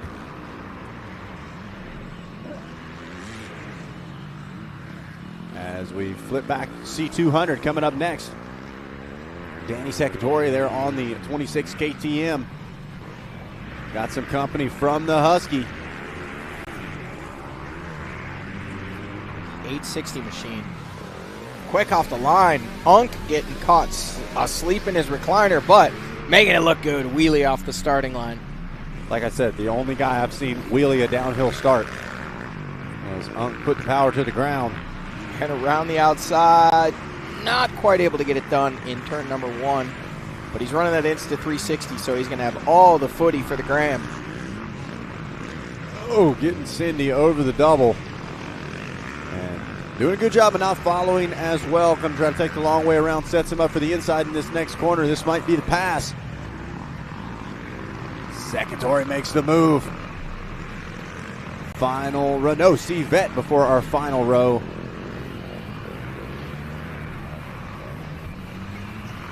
So Kosha on that 211 ride.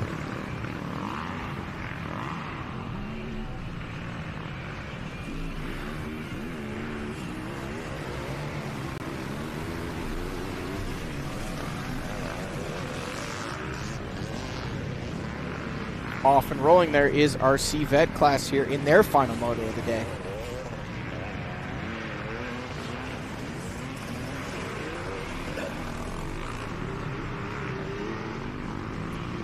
Looks like the Yamaha 211 is going to gain control of that. Taking a long way around. That's me right there. Big doubles. Those are trouble. Big trouble. Now we've got our BC Open Electric.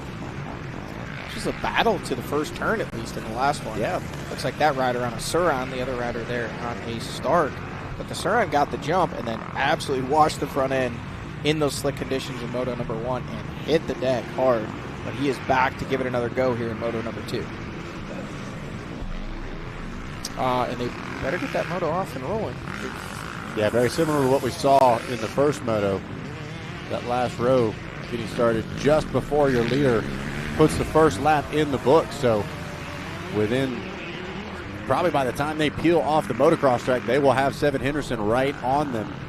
He's going to lap them both before they get off the moto track. He was in the corner coming to the start line. All right, here we go from our TBT Racing live drone. The sounds you're not going to hear because that was our electric class, but back to the woods. The battle rages on in our C classes here. There we go, Hefner on that 117 Yamaha making his way through. And this is your overall leader now. 3 turns in, he has caught that Open Electric BC class, making passes Seven Henderson.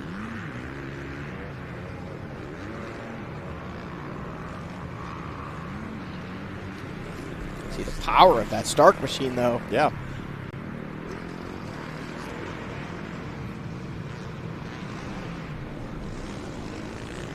And Henderson stamps it.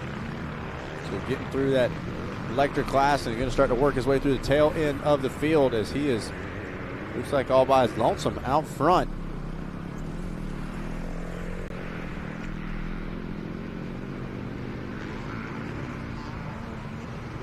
Here is, looks like the Kawasaki 714 sitting in that number 2 spot. We said we were curious what he'd be able to do without that early moto mistake. And running inside the top 3, hanging on to that number 2 spot for the moment.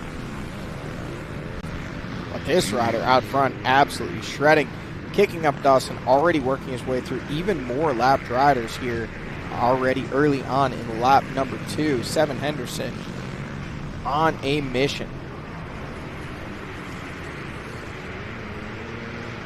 This was our Wheelie Alley, yes, I believe we call it. And that was a really good name that you gave it. I really appreciate that. FPV drone bringing you the footage here. Seven Henderson taking that outside line. The FPV drone looking to make the pass. Headed back to, that is the leader of our electric class. Oh, that was interesting.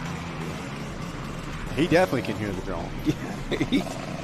Hey, when in doubt, if you're not sure if you want to take a left or right in the split line, just take the middle. Yep. There goes the 211 Dakota Kosha leading the way out of your C Vet class. And whoa. It's the first miscue we've seen out of our overall leader, Seven Henderson. But you can see, look at the ruts exiting that creek bed right there. That has really started to break away as the riders have continued to splash up on that. So walked it yesterday and looked extremely simple, but as it continues to get chewed up, starts to get more and more difficult.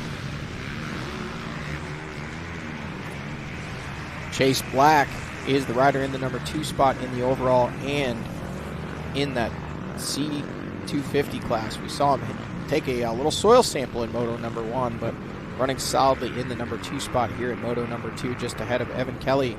And our second place rider for Moto number 1, Gabriel Hongok, is sitting back there in the 4th place spot with, looks like the leader of our 200 C class, Danny Sakatori, rounding up the top 5 overall.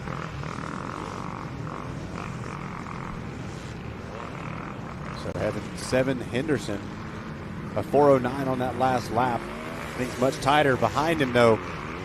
4:57, a 53, a 45, and then a 37 there for Black. So Chase Black has certainly picked up the pace here in Moto number 2.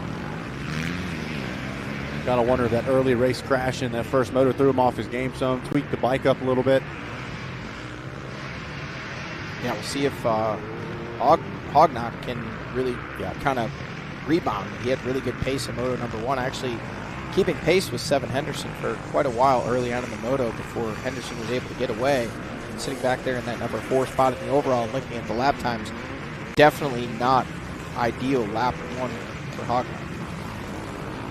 So we'll see if the Husky can move his way forward. Meanwhile, the Yamaha out front of 7 Henderson, looking like he's out on a Sunday cruise here at this point.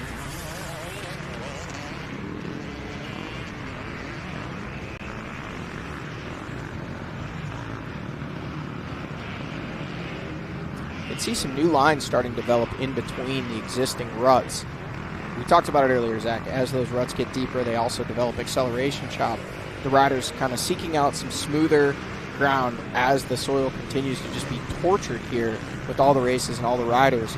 They're finding new lines, trying to find some clean running room, really trying to find some smooth places to get through these corners. Jacob Hefner looks like actually leading that open C class.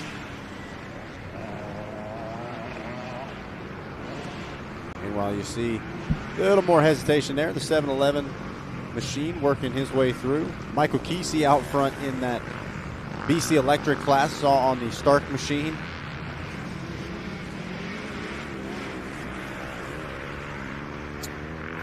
Those ruts are really going to make it challenging for the riders to jump through in the later classes as that bank continues to deteriorate. There he is, Sakatori up on the pegs and on the charge. Continuing to lead the way.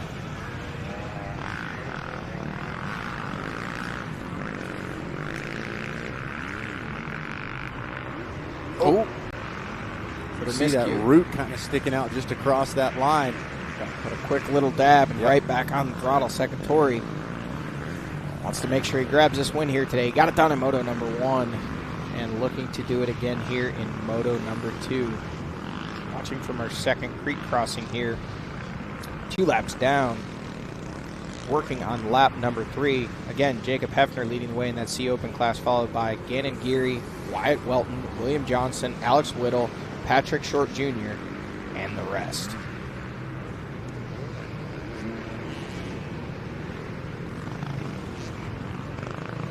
So watching both of our creek crossings here.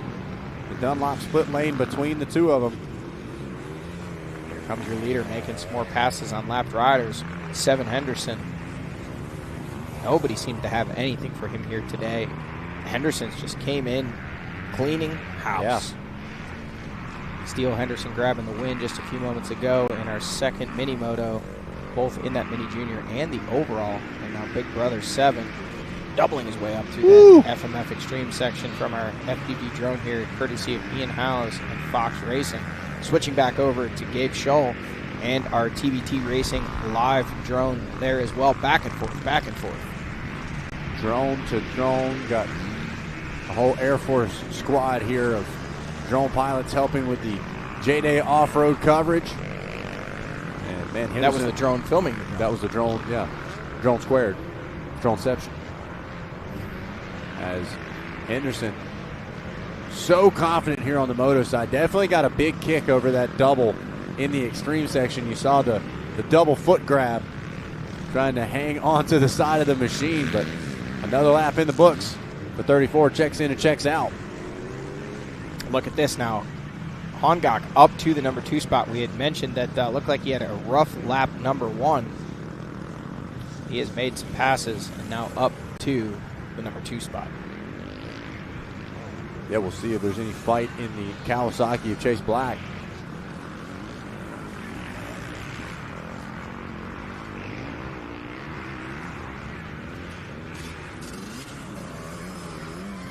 Meanwhile, this is the perfect spot to be in. Not under any immediate pressure behind you. You know you've got the pace.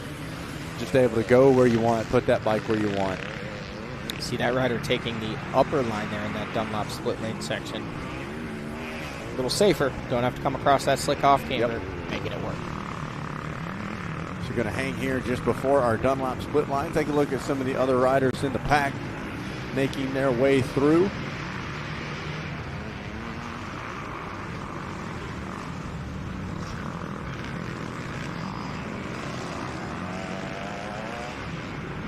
When they get here. I was about to say, a little bit of a gap here, surprisingly, actually.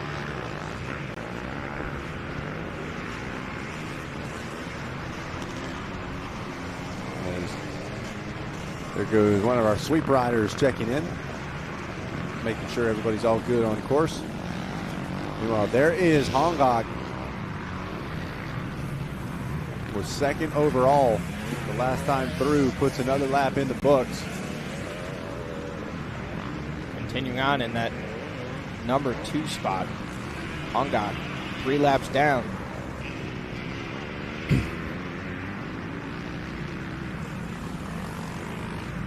Chase Black in the number 3 spot. Evan Kelly 4th. Unk, Danny Sagitori in the number 5 spot. Jacob Hefner 6th. Gannon Geary 7th. 8th. William Johnston and Michael Keese out of that electric BC class rounds out the top 10 overall. Watching right now the 714 or the 74 of Chase Black. I can't tell if that's Hongok at the top of the I think screen. it Was it? I was wondering how close they were. Yeah, it is. So this is second and third in class and overall. This is the battle. So we'll see whether or not Black can close things back in. Hongok made the pass happen.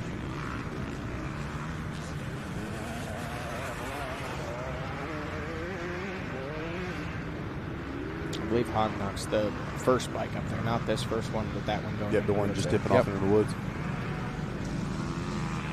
Black throwing everything at it, though, getting a little loose. On the charge. Realizing he has an opportunity to potentially put himself in second place overall for the day. Really going to have to get moving if he wants to track down Seven Henderson way out front on that number 34 Yamaha. But Hongok and Black battling it out over this number 2 spot. A new shot. We haven't seen this one yet. Yeah, Fox FPV creeping back up the hillside. There goes Hongok. And there is Black. So it is close. Kelly might have even made up a little bit of time in that first part of the wood section. The dust is real.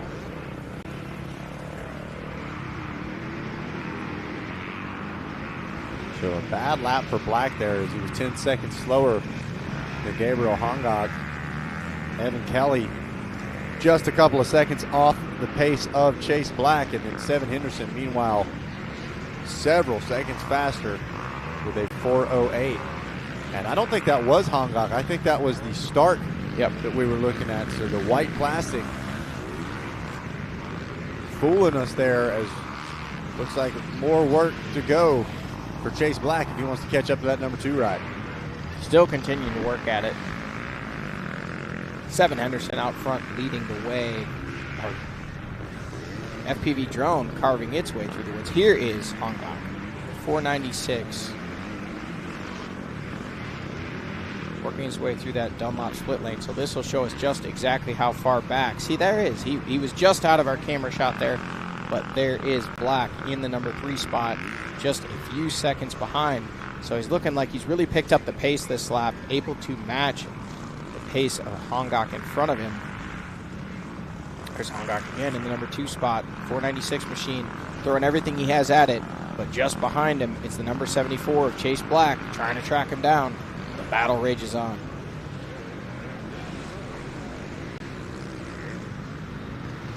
So battle inside your top 3 overall is your second place ride of Gabriel Hongok, trying to distance himself from Chase Black. And Man, putting together solid runs to the extreme section like that is a good way to do it. Looking like most likely a white flag this lap when the riders do come through here. Or at least next lap, I guess, when Seven Henderson comes through. He's almost a half a lap ahead right now at this point. He is absolutely pulled away from the field. The battle over second rages on between Gabriel Hongrock and Chase Black.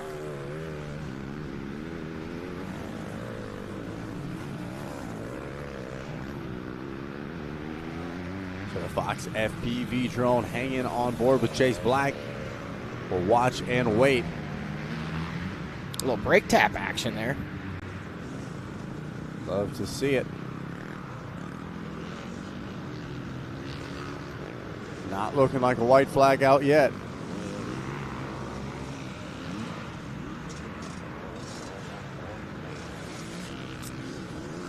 Got the start coming by, no sound.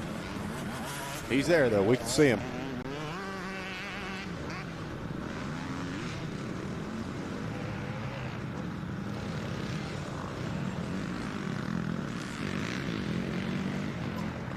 Now it looks like Hongock has opened it back up over Chase Black. They were a lot closer in the woods. But it seems like the pace that Hongock has on the moto track is drawing him further away from Chase Black. 4 laps complete with Seven Henderson working on lap number 5. Just about any minute now we should see him working his way through either that FMF Extreme Enduro section or just finishing up the woods, popping out onto the moto track. I believe will be a white flag waving, and there he is. Henderson on the charge through both of the creek crossings and getting ready to head towards that FMF Extreme section once again.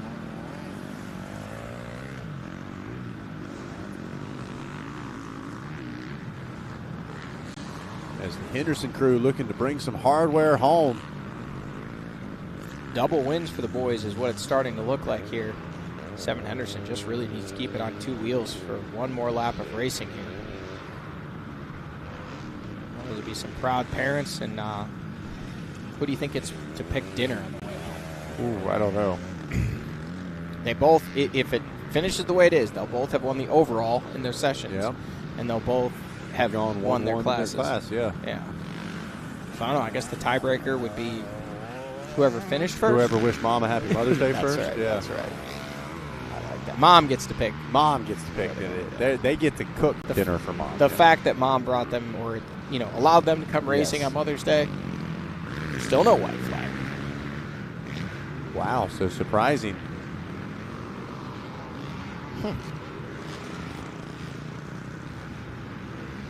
5 laps complete. Ooh, close call right there. Rider doing a great job of correcting. 7-11 coming down that off camber nice and slick. We've seen a lot of riders hitting the deck through that section. You see the rider in that Dunlop split lane taking the upper line, trying to get a straighter run down that hill so as not to have to come across those sniper routes sideways. They are known for taking out a front wheel. Now it's the second place ride of Gabriel Hongock here at the Dunlop split lane. We'll see, has he opened it up over Chase Black on the number 74, 714 on the plates. And he is still there. Yeah, he has, but not by a ton. Yeah, not quite close enough to really make a move, but he's really hanging close enough to just keep him thinking about it.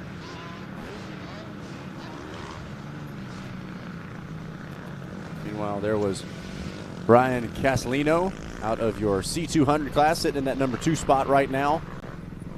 There is Black on the Kawasaki. Looked like he was taking a look at our camera there. Maybe he was saying, "Hi, Mom, happy Mother's Day." Exactly. One of these riders excited to have themselves shown on Racer TV and GPTV.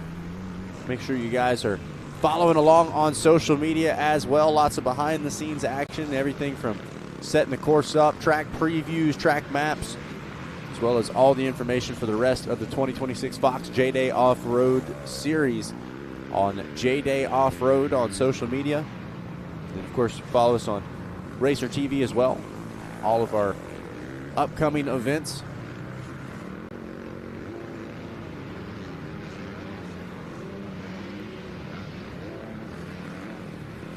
As Hongok getting ready to cross that Yamaha finish line as well. Coming across the line, still no white flag waving. We will be waiting on Seven Henderson any moment now for what surely will be a white flag waving. Over 5-minute lap times for these riders. And looking at what's looking to be a 7-lap race. So they're taking the 30 minutes to an extreme, giving these guys a little extra track time.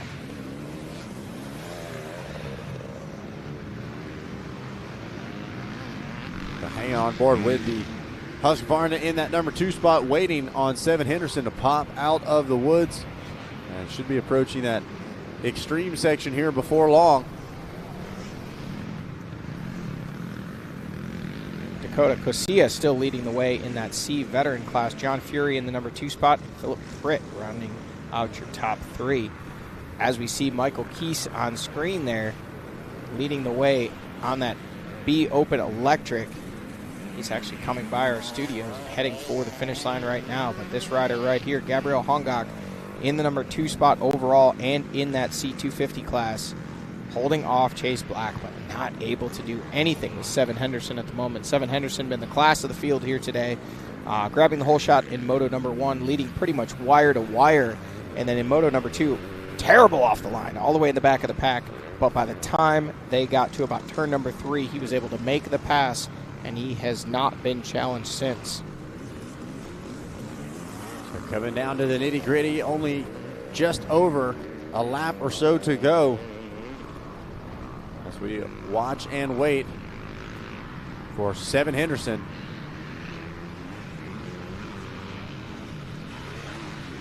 A 4:18 on that last lap for the Yamaha as he gets ready to make his way to the Yamaha Racing finish line, just past us here in the tower. And there it is, white flag is out. Woohoo! Woo! You know that's exactly what Yes. Seven Henderson and the rest of the field is saying here. Certainly been a tough one.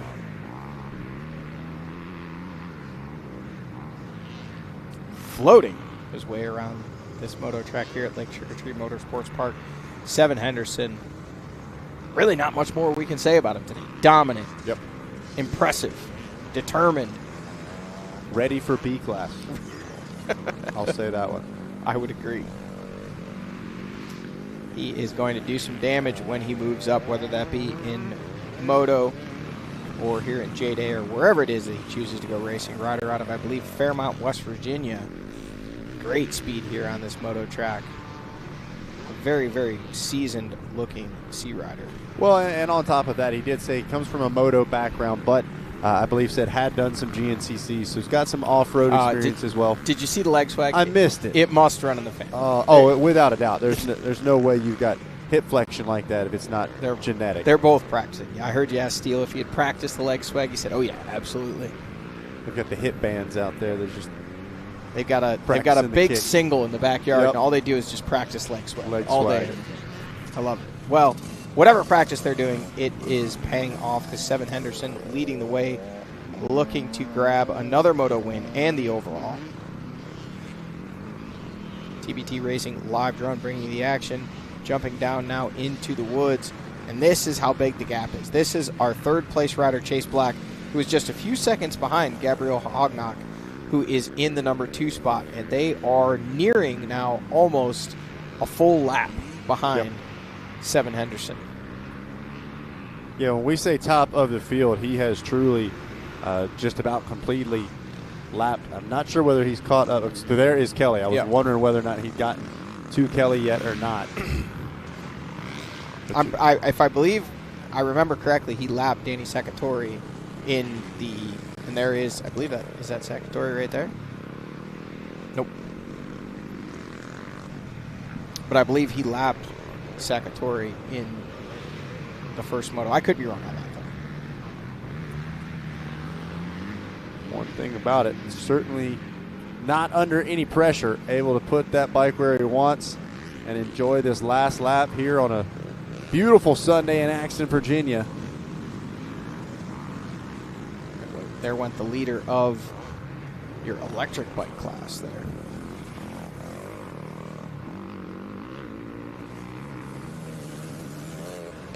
Waiting and watching, will it be Jacob Hefner next? The 514 machine through 5th place overall, or Danny Saccatori in the 6th place spot? Or will we see our leader, Seven Henderson, coming through to put those riders a lap down? And there is the answer to the question. Seven Henderson has lapped up to the top 5 overall here in this race in only just over 6 laps of racing. Impressive, Johnny. There's no other way to put it. I mean, really inconsistent as well. Very different style of track from first to second moto. A lot of changes, and whether he made the adjustments on the bike or just adjusted the riding style, looks just as comfortable here as he did in that other one. And look at this, a potential problem for Chase Black as he dropped back to the 4th place spot. Evan Kelly now picking up the number 3 ride, so potentially some issues for the 74 Black. Yeah, we saw him up battling with Hongok for that 2nd place position, now dropping back to 4th with Evan Kelly making the pass. Kelly was a little ways back in this camera shot here, so something must have set Chase Black back. Got to wonder, meanwhile, not much left to wonder about this. Seven Henderson just about one corner away from bringing out a checkered flag. All right, folks, he's done it the easy way. Moto number 1 grabbing the whole shot, leading wire to wire. He's done it the hard way, almost last off the line here in Moto number 2, charging through the pack in the first few corners to grab the lead and taking a commanding victory here in Moto number 2 and our overall. Seven Henderson. What a ride for this young man here today. His brother set the bar just a few moments ago, taking the win in the mini junior division and also the overall win. Seven having to come back and prove that he's still the big brother in the house, getting the job done. 2 moto victories, a 1-1 performance, and the overall for Seven Henderson. Our man Zach Herron is headed down to the podium to catch up with Seven, get his thoughts on the day, and if we are going to see this Henderson family travel to more JDay races in the future.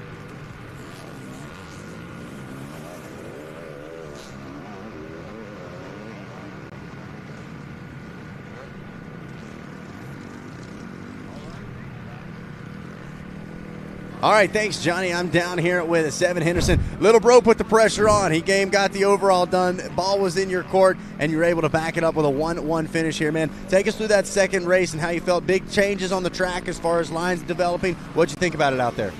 There's like a lot more roots showing, and it's really dusty out there. And we could tell that in some spots for sure, having to work your way through lap traffic. Great day for the Henderson family, man. We're walking away with some overalls. You think maybe we see you guys at some more JDays coming up? Maybe. I'd love to see it, man. Who's helping you out? Who do you want to thank for getting this job done? My mom, my dad, and Morgantown Power Sports, and everybody else who helps me out. There it is. That's Seven Henderson getting the job done here out of your C250 class. Well, there you have it. You heard that maybe we'll see them in some JDays in the future, but what we did see was we saw one heck of a battle in that moto. Right off the rip, Seven Henderson having to make passes and get his way to the lead. I believe we've got a race recap of just how it all went down. This was not too far into the race, and Seven Henderson had already taken the lead, working his way smoothly through that FMF Extreme section, but there was quite a battle over the number 2 spot. But Henderson out front, leading the way, carrying so much speed around this moto track, class of the field, and leading every lap on his way to a 1-1 performance for the overall victory. Looking at our results, do have our top 10 rundown here, Zach. Yep, Pro Taper top 10 looks like this. Seven Henderson, Gabriel Hongok, and Evan Kelly, 1, 2, and 3. Chase Black and Jacob Hefner going to round out your top 5 with William Johnson, Gannon Geary, Leland Starrett, Danny Saccatori, and Wyatt Welton, rounding out your top 10. Well, just getting into the thick of the second motos. Plenty more racing still to come. But first, a quick commercial break, and we'll be back with more Fox JDay Offroad Racing here live from the Red Line Oil Lake Sugar Tree Grand Prix.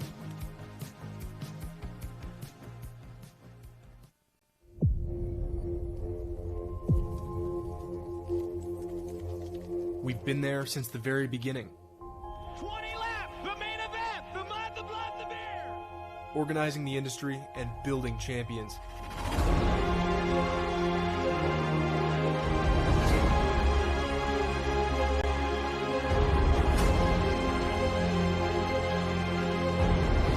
"100 years of defending your rights to ride into the future."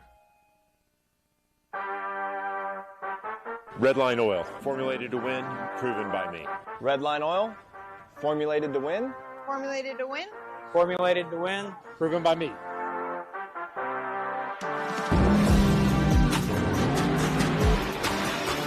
Formulated to win, proven by me.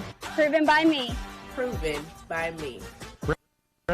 Formulated to win, proven by me.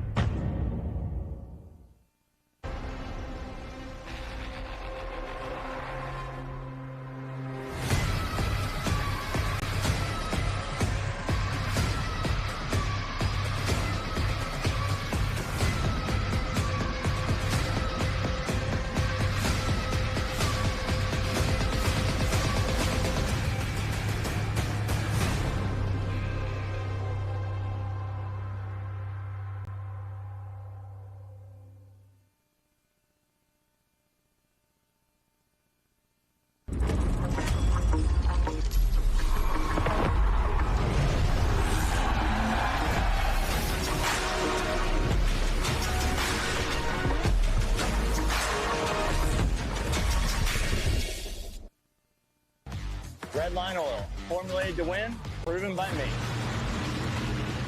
Formulated to win, proven by me. Proven by me. Formulated to win, proven by me. Proven by me. Proven by me. Proven by me. Proven by me. Formulated to win, proven by me.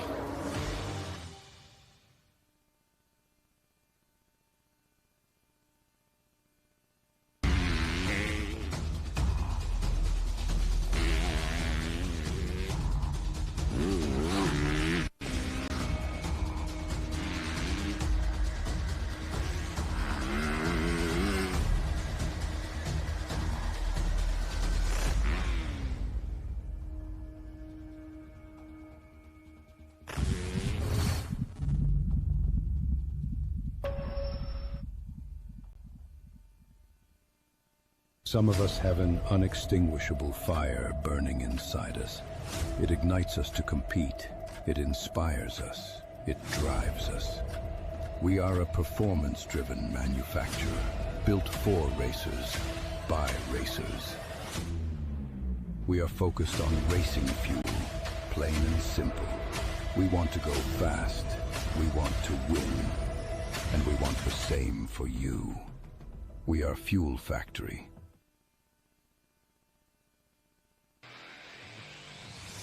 JDay Offroad live coverage is brought to you by FMF, the power of fun, celebrating 50 years of ear-to-ear wheelies. Dunlop, TBT Racing, Engine Ice, MX Trophies, Stasic, Slacker, and W.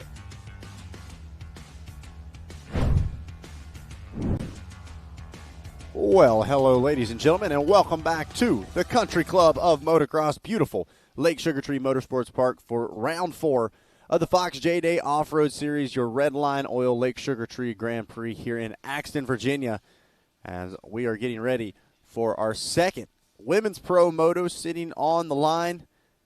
Had a solid battle in that first Pro Moto as well between Lily Sheets and your reigning Women's Pro champion, Kayla O'Neill. I believe we're going to take a look. Excuse me.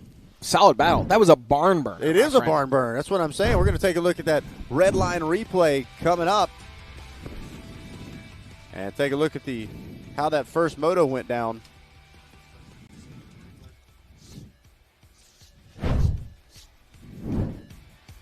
And when it came down to it, Sheets got the start and was able to manage this thing from the front, but O'Neal kept her as honest as you possibly could. You want to talk about yo-yoing back and forth, seesawing, and then you bring the sportsmen up into the mix as well. Riders like Josh Choate, Ricky Russell, Joey Crown all getting in the mix, but there was your first moto winner, Lily Sheets, getting the job done. Kayla O'Neal put in a solid charge, but I think in that last lap or so realized, hey, think big picture, still got a second moto, going to save some in the tank for that. That's how close it was, less than a bike length when they came across the line. Lily Sheets grabbing that first moto win. I think you're right, Johnny. That was a barn burner. Well, and not only that, but it was a lot of what we saw in our pro moto just a few motos ago and a few motos after our first women's pro moto, where certain sections of the track really came to play. They were like another obstacle, another rider out there on the track. We saw it in our KC66 line there in the pro race, but in this women's pro race earlier, it was really that FMF Extreme section that loomed large. On the last lap, Lily Sheets had been clean through it every lap, and on the last lap, maybe sensing the pressure from behind from Kayla O'Neal, made that mistake on that final log, kind of falling over to the side, catching herself in the banners, but able to get going just ahead of Kayla O'Neal, and that's what sets us up for this winner-take-all shootout here in Moto number 2. With the combined scoring format, if Lily Sheets is able to grab the win, obviously she'd go 1-1 and win the day. But if Kayla O'Neal can come back and win this second moto, she will be the overall winner for the day here.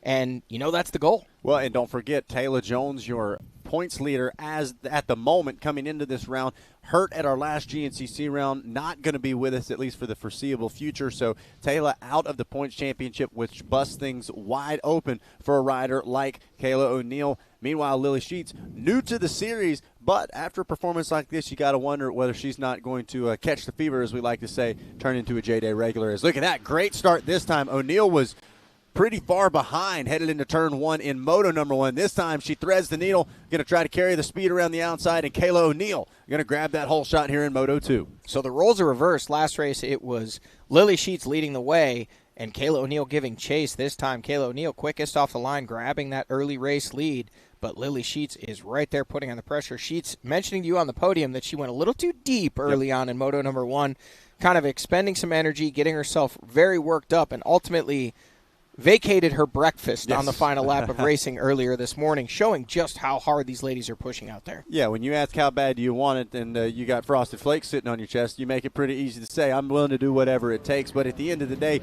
O'Neal, she's got the experience. She's running the number 1 for a reason. She's raced GNCCs with us before. She's got some moto experience, even training with Gary Bailey some right here at Lake Sugar Tree. So O'Neal did those calculations, figured out what she did wrong, and now trying to make it right here in Moto 2. Meanwhile, A Vet and A Senior taking off and headed down into that first turn. Yep, and just watching these ladies head off the moto track, still wheel to wheel, but wheel to wheel also in our A Vet and A Senior classes here. Wheel to wheel to wheel to wheel to wheel to wheel. We sound like Bjorn Hamrick back in the day. So many wheels, and they're headed for Wheelie Alley. The background looks like maybe a KTM. Solidifying control up at the front. Starting to see some of those powder berms getting blown up just a little bit more as your vet and senior riders crisscrossing back and forth. See, outside in, inside out. Yeah. Now to our schoolboy class sitting on the line coming up next. The Axton local supporting that local Triangle Cycles dealership. See, he's got that foot ready on that Kickstarter, that YZ125. Oh, not quite ready enough, but still quick enough off the line to grab the whole shot in a row of 1. But he put in a great ride in Moto number 1, finishing well up in the overall out of that schoolboy 12 to 17 class.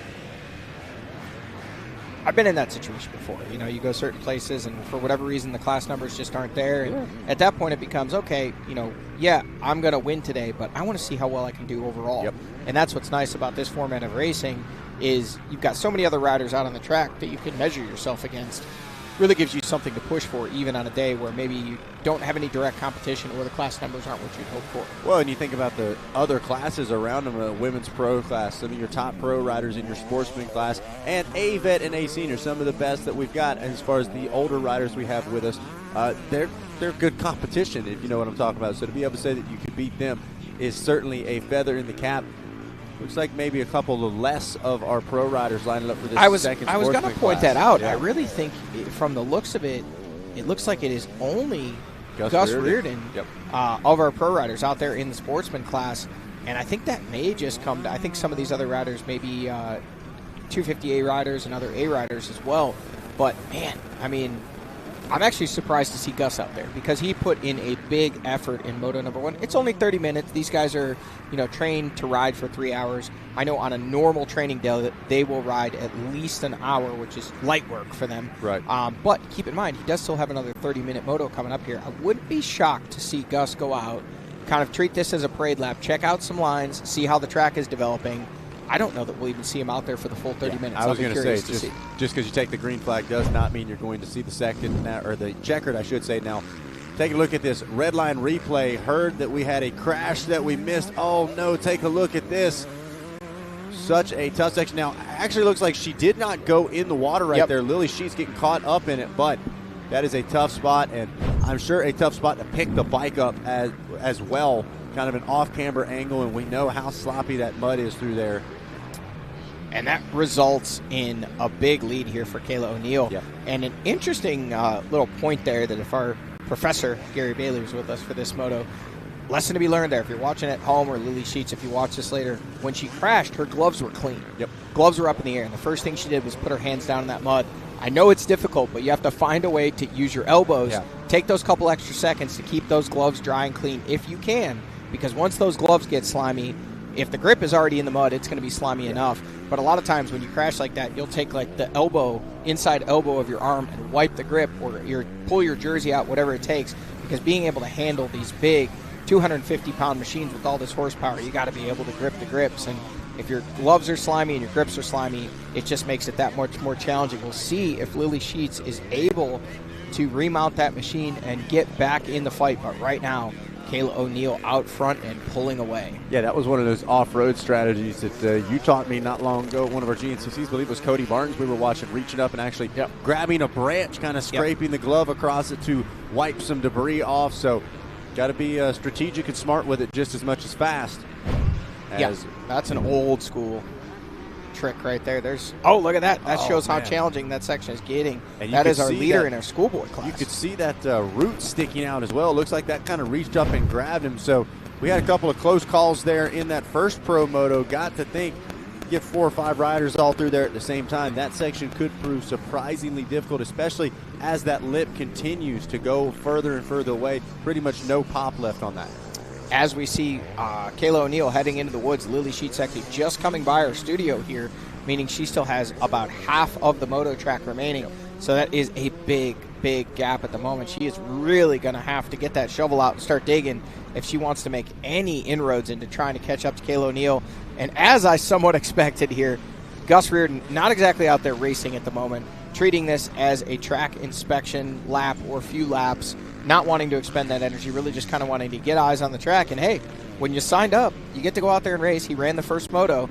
And why go out there and walk around the woods in those big, heavy riding boots, and especially here on a nice, warm 80-degree day? Save your energy. Hop on that dirt bike. Take a little lap, and it's a great opportunity to see how the track is continuing to develop, and we'll use the other word, deteriorate, in some sections. But such a phenomenal track here. I got to tell you, Zach, didn't really know what to expect. Obviously, I've watched a lot of the coverage with the fine announcing that you yourself provide, and I've watched Ian's drone footage for many years, and it looks like a lot of fun. But coming out here and seeing it firsthand, it really is a great opportunity to get out, ride your dirt bike on some super fun tracks, with the exception of the extreme section. Nothing. No. Let me finish. With the exception of the extreme section, especially for these amateur classes, really nothing crazy challenging, just a fun race course to go out. If you're a woods rider, it gives you an opportunity to ride some moto, ride some grass tracks, ride something a little bit different. If you are a moto rider, you can get your feet wet in woods racing without having to go full on 3 hours super rough track. Like, the track is getting rough, but it's nothing too crazy yet as Kayla O'Neill picks her way through this Dunlop split lane. And you can see, opting for what would have been earlier in the race, the slower upper line there. But now it's the safer line. She's probably taken a look back on that motocross track and seen, hey, she has no idea exactly what happened to Lily, but she knows she's not even in her peripheral view. Probably took a couple looks back there to say, okay, I don't know what happened to her, but I've got a good lead here. Let's not throw this one away. Being in that point position, she is in the driver's seat for the overall here today. And then looking at this, Eric Geis out of our A veteran class leading the way. We'll see him again in our vintage race. He put in a hero's performance on that vintage machine, taking the overall in that session. But right now, out front, Kayla O'Neill. Yeah, just like you said, Johnny, and even with the FMF Extreme section, I laugh because I've had my own problems with the Extreme section over the years, but it's a that's not where I was going with that. It's a technique thing, though, and I think that's a big part of it, is understanding even what Gary Bailey was talking about, the size of that small double compared to some of the doubles like what Kayla O'Neill just did right there.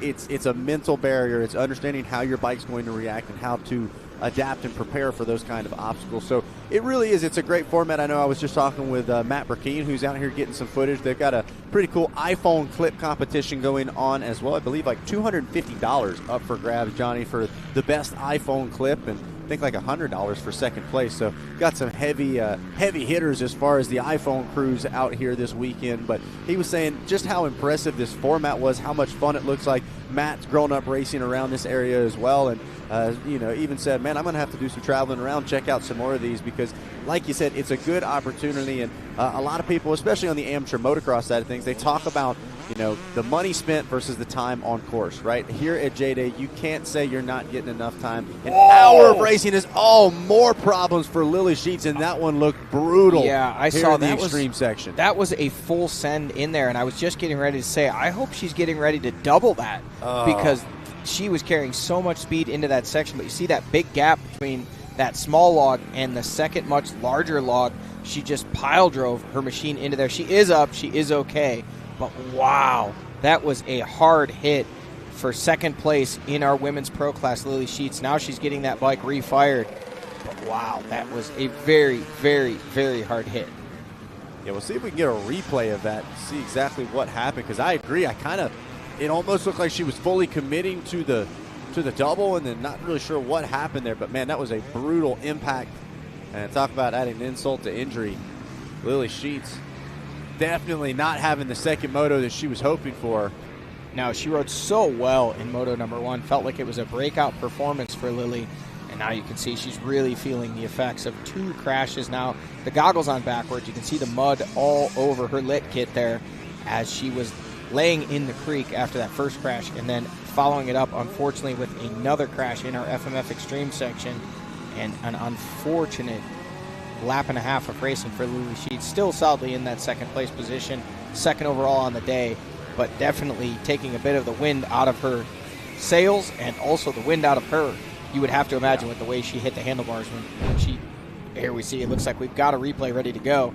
Oh, man, just that front tire impact on that second log. Didn't really get any kind of hop. Brutal, but Lily continues to soldier on. Definitely has affected her rhythm for sure, you can tell. And it looks like she is going to call it a day on this one. Unfortunate there after such an impressive start to the day. Lily Sheets going to exit the track, and it looks like exit that moto. You can see kind of laboring the breath there, hopefully. We're getting the play-by-play commentary just outside the booth here. Looks like Lily is okay.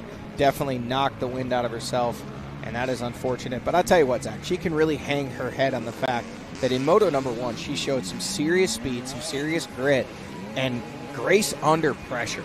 Yeah. She had pressure from Kayla O'Neill, our defending series champion, the entire way in Moto number 1. But then in Moto number 2, very early on, she was still in the mix, right? Very much there on the rear wheel of O'Neill. But that first mistake, and then it was compounding once she had some additional mistakes, and then that crash in that FMF Extreme section. Here is your overall leader. Eric Geis has made the pass on Kayla O'Neill, and O'Neill leading the way in that women's pro division and sitting second place in the overall. So are getting word there, no plan to re-enter the race there. She has exited this one, a tough end to her day. Meanwhile, we check in at the FMF Extreme section, and there is Geis making his way through. Very similar to what we saw in that vintage class. Looks like low energy, low effort, but you look at the lap times and the speed is there. Yeah, the 176, whereas when we see him later on in that vintage race, he'll have the duct tape 3 lines, 111 made out of duct tape. Crafty. Needed some numbers for that machine and had a roll of duct tape laying there. But leading the way in this one overall and in that A vet class. Took the peek at some alternate lines as well, tucking inside here and there. Standing up, very effortless riding style. Looking at our sportsman class, Rivers Morris leading the way. Nash Pearson in the number 2 spot, Peter Shaw third, and Gus Reardon out there just riding around in that 4th place spot. A lot of those other riders not making the gate for Moto number 2. Lily Sheets has exited. Her bike has left. Looks like she's okay, a little bit banged up, but definitely going to be sore tomorrow, Zach, that's for sure. No doubt about it. Kayla O'Neill on screen leading the way in that women's pro division. You can see being cheered on through the finish line chicane here at the Yamaha Racing finish line, en route to what is now assured to be an overall victory on the day and a Moto number 2 win for Kayla O'Neill. So O'Neill played it smart, thinking about that class victory as she's got a battle on her hands with a KTM machine. Like we said, battles within the classes, but just battles physically on track as well. Upping over that big double, up into the corner, getting a little sideways there. Yep. Keeping it all under control, clicking off the laps now, Kayla O'Neill.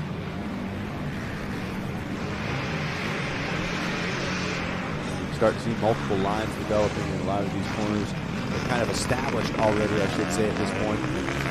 But every now and again, you'll have somebody try something else out. Peek just a little to the left or the right, try to find some traction.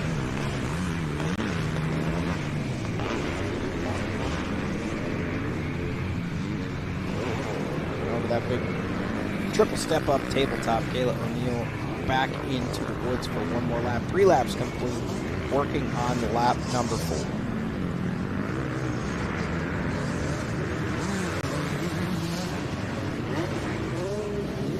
Watching on screen, 414 making his way through the creek.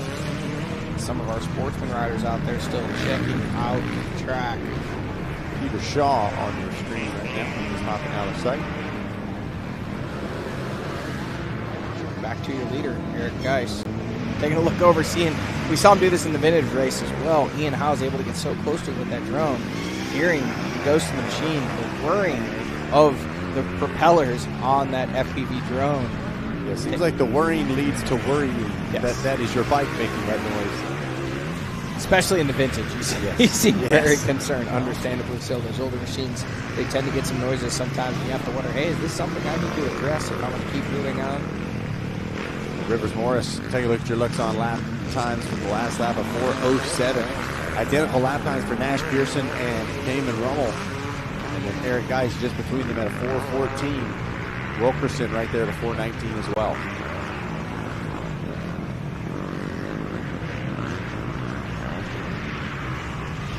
Two-stroke. Dunlop split lane done and dusted. Into our next camera shot here, breezing across the creek with these Eric Geis continuing to lead the overall here in this session and the way in that A veteran class.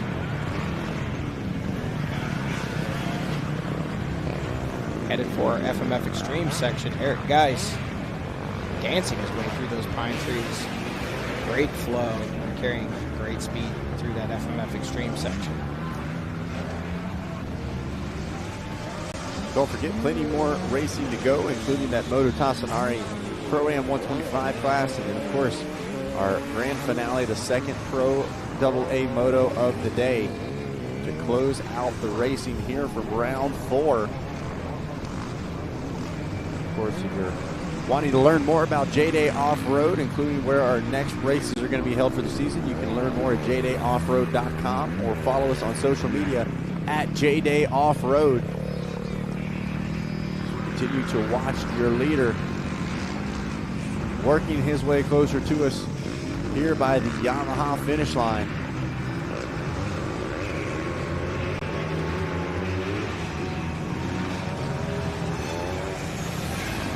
Checks in and checks out.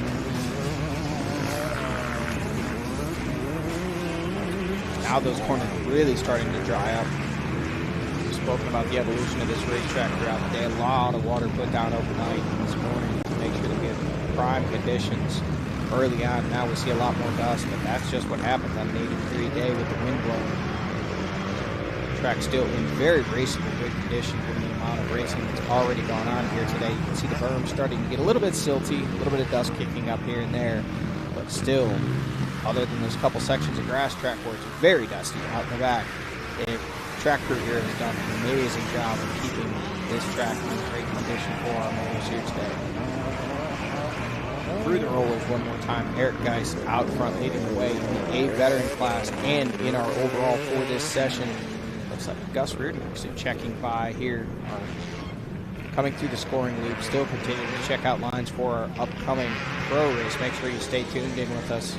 That one was an absolute barn burner. Josh Toth taking the win in Moto number 1. Looking to back it up here just a little bit for Moto number 2. Leader of the schoolboy class coming by here on that triangle.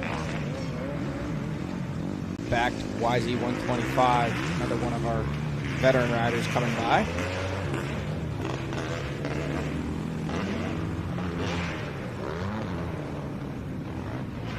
You can see even just in the way the riders are approaching that secondary creek crossing that doesn't have near as much of a drop, but the ruts that have started to develop in the approach and the exit got to be so precise.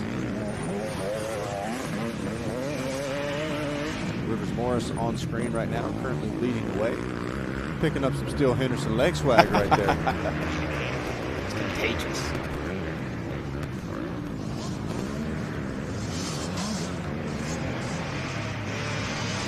Morris looks like also scanning for some lines as well. Rivers in that same last race of the day, not in our AA Pro class, but I believe our A250 class, if I'm not mistaken.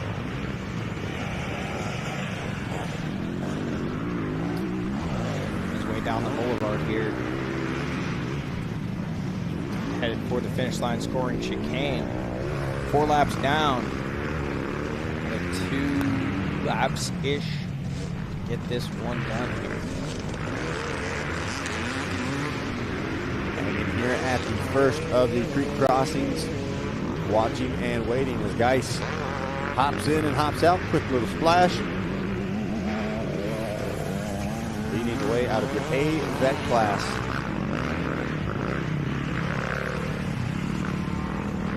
Vinny Tomich leading the way in our senior class.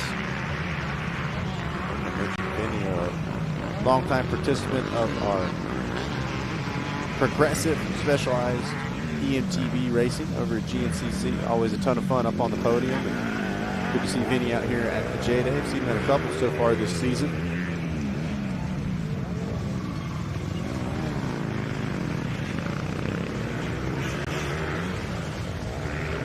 Unfortunately, with Lily Sheets' departure from this one, the hype has come out of it a little bit, but still a big, big win today for Kayla O'Neill, looking to take over that points lead from Taylor Jones, who held that lead in that women's pro points headed into the day today. Injury last weekend at the GNCC, leaving her unable to compete here this weekend and seemingly out, at least for the foreseeable future. So that will leave Kayla O'Neill alone atop the points board for that women's pro division. Yeah, and it's one of those things where, as a viewer, sure, you would love to see the tooth and nail battle, the back and forth, but you got to give props where it's due for Kayla O'Neill. Once again, she finds herself in a position to capitalize and potentially take this, not only the points lead, but got to wonder, I mean, as far as the full duration of this championship goes, could she be backing up that women's pro title? And it's I like that Kayla never gets caught up in the hype of the moment. She did just throw some leg sweat, though. I saw that. But it never lets another rider dictate her pace. She stays to what she knows she's comfortable with, she's confident in, and 9 times out of 10 it pays off for her. Even if it seems like somebody else may be able to push that pace just a little bit more, it's like the limiting mistakes is the biggest thing for her, and it's paid off for her in a big way. Absolutely. Like I said earlier, to win it, you got to be in it. Kayla O'Neill doing a great job right now of keeping herself in this championship points fight, also in the battle for this overall win here today. P2 in Moto number 1 behind Lily Sheets, getting it done here in Moto number 2. At this point, it is impossible for her to not win this Moto. White flag is waving. Yep. 1 to go is Eric Geese leads the way. We'll go with Geese. Either. He's a flop. True. Pearson sitting in that number 2 ride. And Rummel rounding out your top 3 overall. Wilkerson and Morris your top 5. Wow, Kayla O'Neill.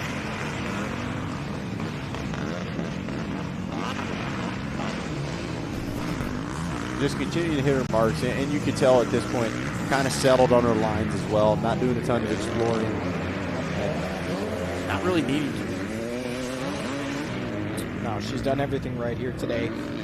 Despite a rough couple of first laps there, to be able to fight back, get right to the rear wheel of Sheets in Moto number 1, and then come back out here, back it up with a win in Moto number 2 just shows she knows what it takes to get it done. Keep that number 1 plate on the bike for another year. Starts off by grabbing the points lead here today. Greatest way to do that. 2-1 Moto scores for the overall.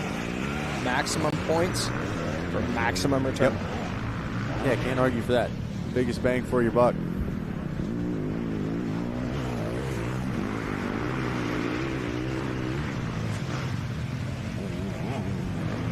Ooh, some bobbing and weaving through the trees there, headed into the extreme section. Battle through the pines. Oh, look at this, going for the double. I thought he was going to go for the second one, but he thought better of it there. The 414 of Peter Shaw. He thought about it. He thought about it, and then he also thought about, I might have to go to work tomorrow, and this does not sound like a great idea. He went ahead and backed off there and lives to fight another day or another corner. White flag is...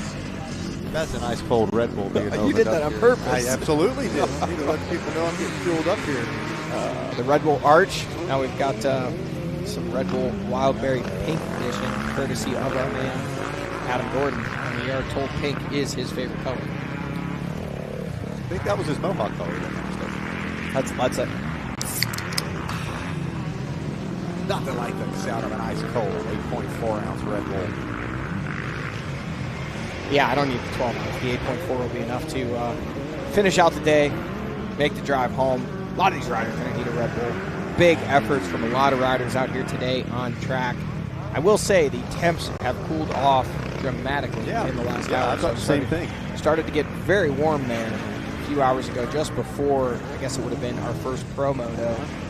Now things cooling off, but one thing that's not cooling off is Kayla O'Neill still leading the way, lighting this track ablaze out here on her way on this final lap of racing to another overall victory here for her. I believe, would this be her first of 2026? That's a good question, but we'll let this go. Yeah.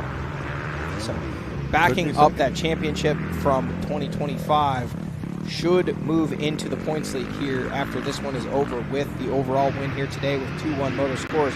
Kayla O'Neill bobbing and weaving through those pine trees here at Lake Sugar Tree Motocross Park. Through that FMF Extreme section one more time, making it look smooth this time. Some struggles throughout this section for many riders, but not for Kayla O'Neill.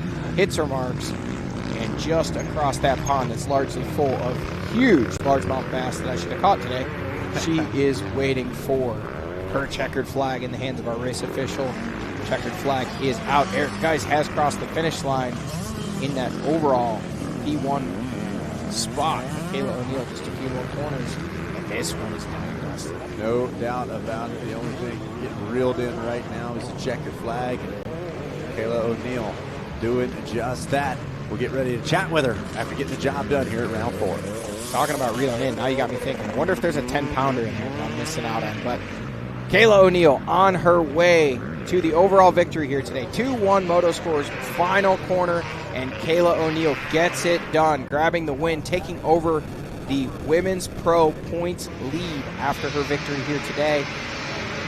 Gets off the track there. We are going to let her catch up with our man Zach Herron, get lowdown on how she was able to get it done here today, taking not only the Moto victory, but the overall victory and also the pro points lead for the JDay 2026 series.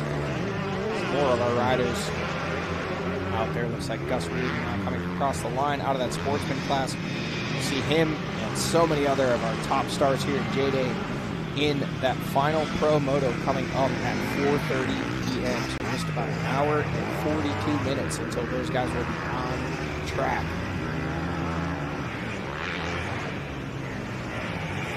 Zach Herron standing by with our race winner, Kayla O'Neill, to get the lowdown on how things went for her out there.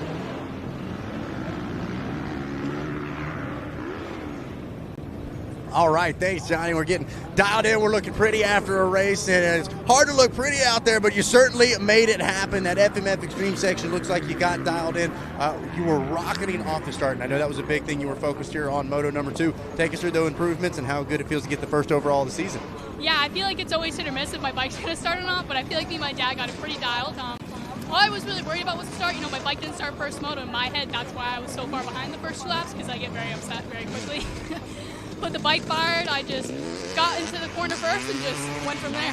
Yeah, and I was about to say, it seemed like you were just confidently hitting your marks. Kayla, you overtake not only the overall here, but that points lead as well. Who do you want to thank? Who's celebrating with you on such a good weekend? I like to thank my mommy for being here on Mother's Day. She's the bestest mom ever, and I can't thank her enough for all her support when she's home, when she's away, when she's with me. My dad for running all over the track, my boyfriend Jeremy on Compass Sports Group, 560 Graphics, Yacht Goggles, and everyone else that's behind me. There it is. Kayla O'Neill gets the job done out of your women's pro class. All right, there you go. A very excited Kayla O'Neill, and understandably so, grabbing the win here today for Mom on Mother's Day here at the JDay with 2-1 Moto scores, getting it done. And we've got a little race recap here to show you exactly how she was able to score that Moto victory in Moto number 2. When they lined up, it was Lily Sheets that was quickest off the line, but Kayla O'Neill holding the throttle on around the outside, and it was a battle through the first few corners, but Kayla O'Neill able to close the door, and then Lily Sheets having a little setback, Kayla O'Neill uncontested, and then another big crash for Lily Sheets, and Kayla O'Neill just clicked off the laps, hit her marks, and grabbed the Moto victory for the 2-1 Moto scores, grabbing not only the overall victory for the day, but also taking over the points lead in this championship chase for the women's pro class here in JDay in 2026. Kayla O'Neill getting the job done, and a very, very happy and excited Kayla O'Neill, and understandably so, Zach. Definitely, after a performance like that, there's your pro taper top 10. Kayla O'Neill gets the job done. Lily Sheets, a tough into what was a very solid day leading up to it. Hopefully Lily going to be okay, and we'd love to see her back here at JDay with us really soon. All right, going to take a quick commercial break, and we'll be back with more JDay Off-Road Racing live from the Redline Oil Lake Sugar Tree Grand Prix. We'll be right back.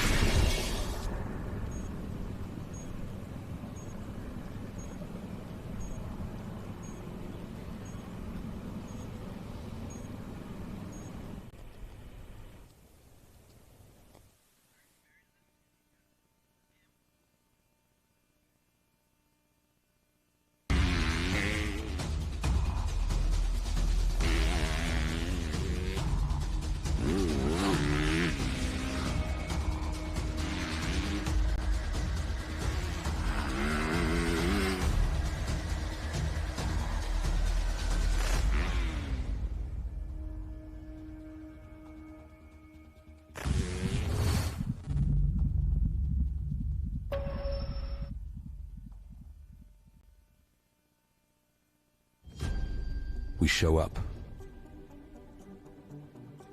We do the work. We help the best become even better. Testing limits and redefining achievement. All to cement our name in history.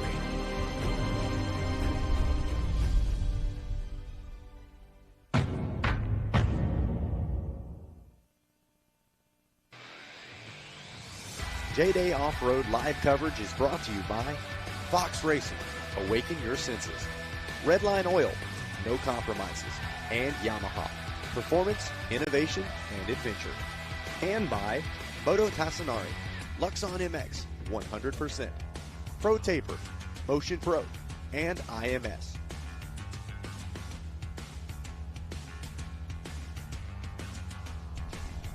Hello, ladies and gentlemen, and welcome back to a blustery Lake Sugar Tree Grand Prix. Getting a little bit of wind moving through here late afternoon. Temperatures have kind of cooled back off, but the action still red hot here for round 4 of the Fox JDay Offroad Racing Series. Once again, want to welcome you all to Axton, Virginia, home of the Redline Oil Lake Sugar Tree Grand Prix. A name synonymous with motocross racing. Like we said, had a pro national in the late 80s into, I believe, 90 and 91, I believe was their last year, having a pro national before things moved over to Budds Creek, which will be our next stop on the JDay Offroad circuit. But since then has continued to be a staple track in the amateur world, and I think is turning into a staple location of JDay Offroad as well. We take a look at our MX Trophies race recap, Redline Oil replay from Moto number 1, the Moto Tassinari Pro-Am 125 class, and it was pretty much the Justin Coquino show from the start. Alex Vanoof doing a great job on that 1990 YZ 125. But Coquinos really put the power down to the ground, talked about using this as both a moto, he is chasing a championship in this class, as well as a scouting mission, and then just threw in some free riding wheelies there just for our personal enjoyment. So Coquino's looking to try to do the same thing here in Moto number 2, coming up here in just a matter of minutes. Also got our B classes out there coming up, Johnny. B250, B Open, and B200, as well as B Open Electric. Our Pro-Am 125 riders on the line, ready to go. And we obviously, Zach, you mentioned blustery.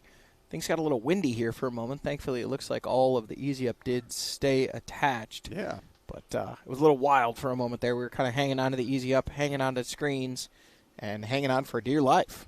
But things have settled down. We've got some great racing conditions here. Looking at Alex Vanoof there on that 1990 YZ 125. 7 years older than my co-host Zach here. I think is 36 years old. I think that's its prime, right? Isn't that supposed to be? I say no, the, I hit my the prime. average male 39. physical prime, I 39. think, is 31, and then a YZ 125's personal prime age is. This has to be an AI answer. I'm not an AI guy. You just made it up. No, they say you're at your physical prime just after you turn 30. Well, I'm not there yet, Johnny. All right, you're still only getting better. Still climbing. Yep, only getting better. I like it. I love the enthusiasm. Long way to go. Short time to get there. I like the optimism. All right, Coquinos on the line, Vanoof on the line for our Moto Tassinari Pro-Am 125 class. We will see both of these riders again during our Pro Main, with Vanoof in, I believe, the 200A class. No, Vanoof is the only other rider out of that Pro-Am 125 class. And then the other bike that he's riding, I believe, you may be right, actually. I believe it is that 200A, now that you mention it. On the modern. Yes, 125. On the more modern. And then we'll see Coquinos back on the slightly larger bore 250cc machine in that Pro Moto number 2, where he grabbed the whole shot in Moto number 1, leading the first several laps of that one, putting in a very good ride early. So we'll see if he has recharged and gotten himself ready to go here for Pro-Am 125 Moto number 2. Riders are on the line, ready to go. You can see the head nod. He's ready to go. fired up.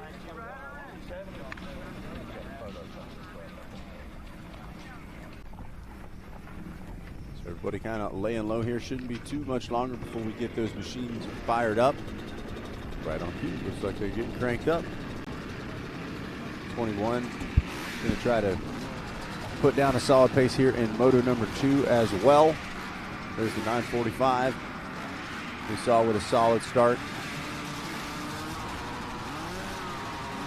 I believe it was the Triumph rider grabbing the win in that A250 class there on the number 91 machine. Austin Reeds. And then the number 21 rider on the Husky was second in that A250 class. But first, we're going to get our Pro M125 riders off and underway. Justin Coquinos looking to back up his Moto number 1 win. See if he can do it again here in number 2. Or can we get the big upset of the 1990 YZ125 and Alex Phaneuf? Quick off the line. Is he going to be able to hold off Coquinos? Justin getting a bit of that dirt care shade to the last possible second, trying to stay cool as the sun pops back out. Phaneuf and Coquinos, friends off the track as well, followers of the JDay series. And now, get ready to do battle here in Moto number 2. Watch the start procedure for Justin Coquinos. Really caught my eye there in Moto number 1. Does a kick shift. So a lot of riders starting in gear. Coquinos, you'll see almost as he goes down with the right leg, he's already almost lifted that left leg up. There you go. That was quick. I mean, one motion. Boom, 1-2. So Coquinos picking up right where he left off, grabbing the early race lead with Phaneuf right behind him in tow. New versus old. A couple of YZ125s out there doing battle. Man, those things sure look like a lot of fun. Yeah, I mean, testament to the Yamahas, if nothing else. Be 35 plus years old, still get out there. Not to mention, I mean, if you go on JDay Offroad or Stoke Media social medias, we were able to dive a little bit deeper into some topics with the Professor Gary Bailey. And one of the things we talked about was, bikes and riding styles and how they've changed throughout the year. And Gary had a really interesting perspective as far as how one affects the other, which turns back around and affects the other. It's kind of cool to see Alex Phaneuf be able to ride an older machine with still a modern style. You see the way he's charging into the corners, attacking, scrubbing, things that really weren't popular when that bike was the latest and greatest. Yeah, and it is interesting how the two affect each other. The machines are kind of engineered around the riding styles of the time. And then sometimes they kind of unlock new potential, and the riders are able to actually find more within themselves that they can kind of put out on the racetrack. Not a great start for the number 21 there. It looked like a quick jump off the line for the number 91. And look at that, already marching away. The 91 Austin meets it. Now the number 21 goes down there in the back of the pack. Going to have to fight his way through while the number 91 Triumph marches away. So how about that? Meads off to a solid start. Our Open B200 riders on the line and ready to get off with the wave of the green flag here. So here we go, locked in, and the Fox green flag about to fly. Final row off and rolling.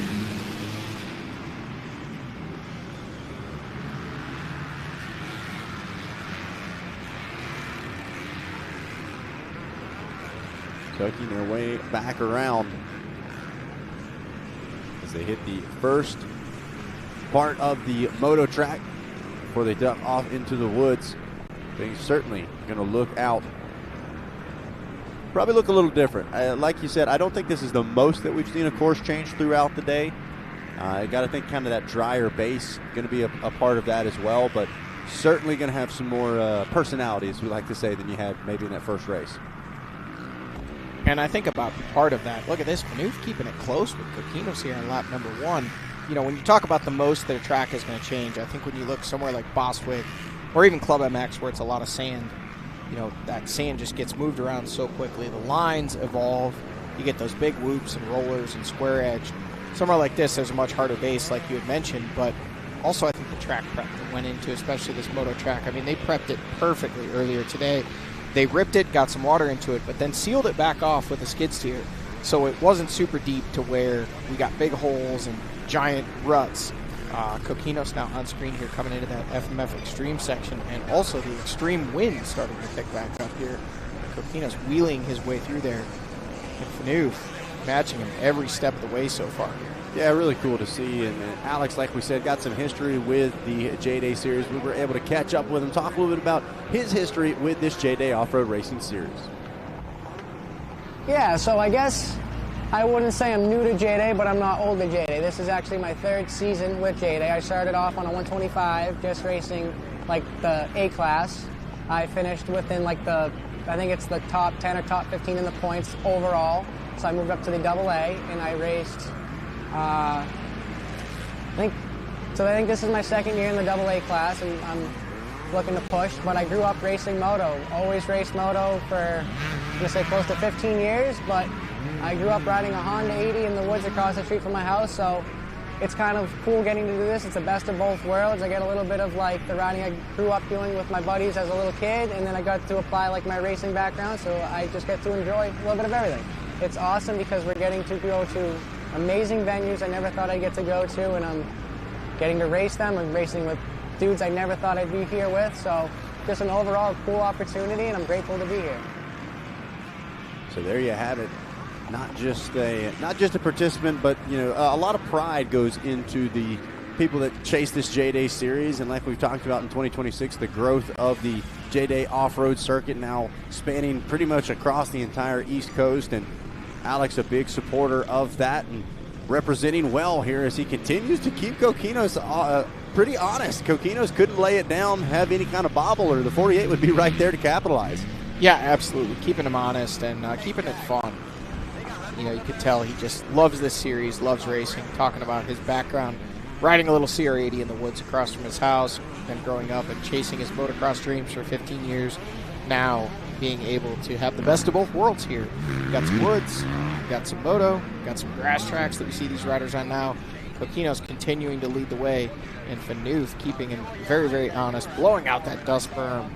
And thankfully, there's no third-place rider close behind these guys because they are kicking up some serious dust now here.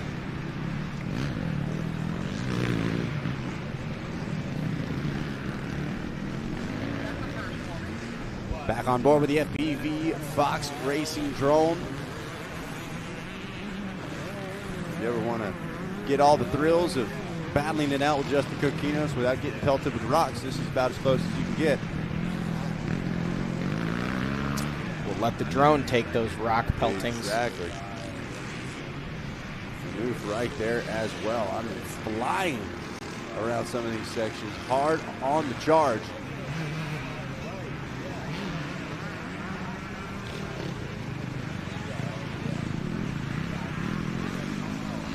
Phaneuf running that roost guard, so we know there's dirt flying off the rear wheel of him and also rocks as well off of the rear wheel of Justin Coquinos. A little bit of protection from the roost there.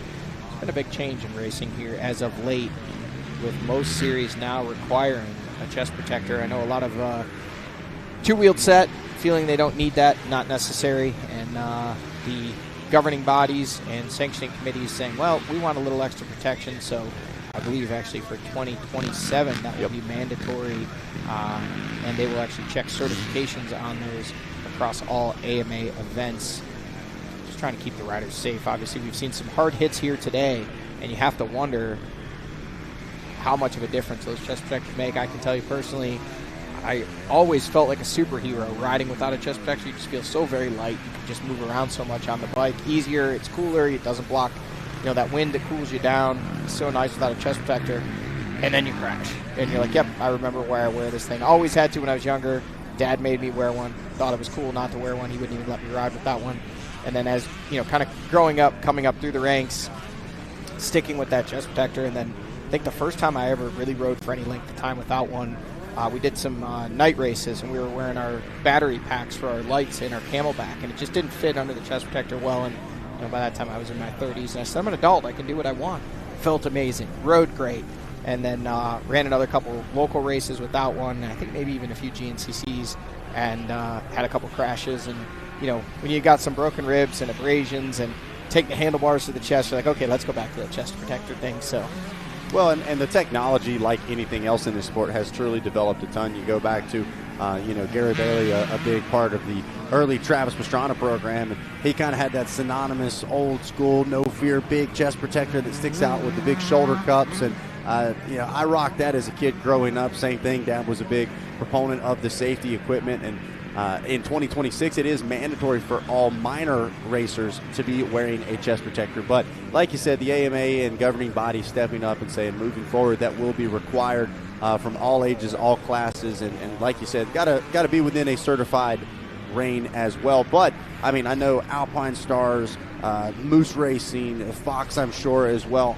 all kind of stepping the game up as far as the technology goes, where it doesn't have to be over the jersey type protectors, and there's a lot of different new technology as far as impact absorbing foam. Obviously, you've got the airbag system that Alpine Stars kind of coming out with and continuing to make more readily available to the general public as well. So at the end of the day, who doesn't want to be safe, right? We know this is a dangerous sport. We know things can go wrong in a hurry. As Tyler Medaglia scoping some things out, a little different strategy than Gus Reardon. He's going to fire the Lamborghinis up and walk out there. You think he's walking back from that KC66 Pro line? You think he's checking it out? I would assume he might have just passed by. I'm thinking that's exactly where a lot of those guys headed, saying, hey, this is where the race was won and lost in Moto number 1.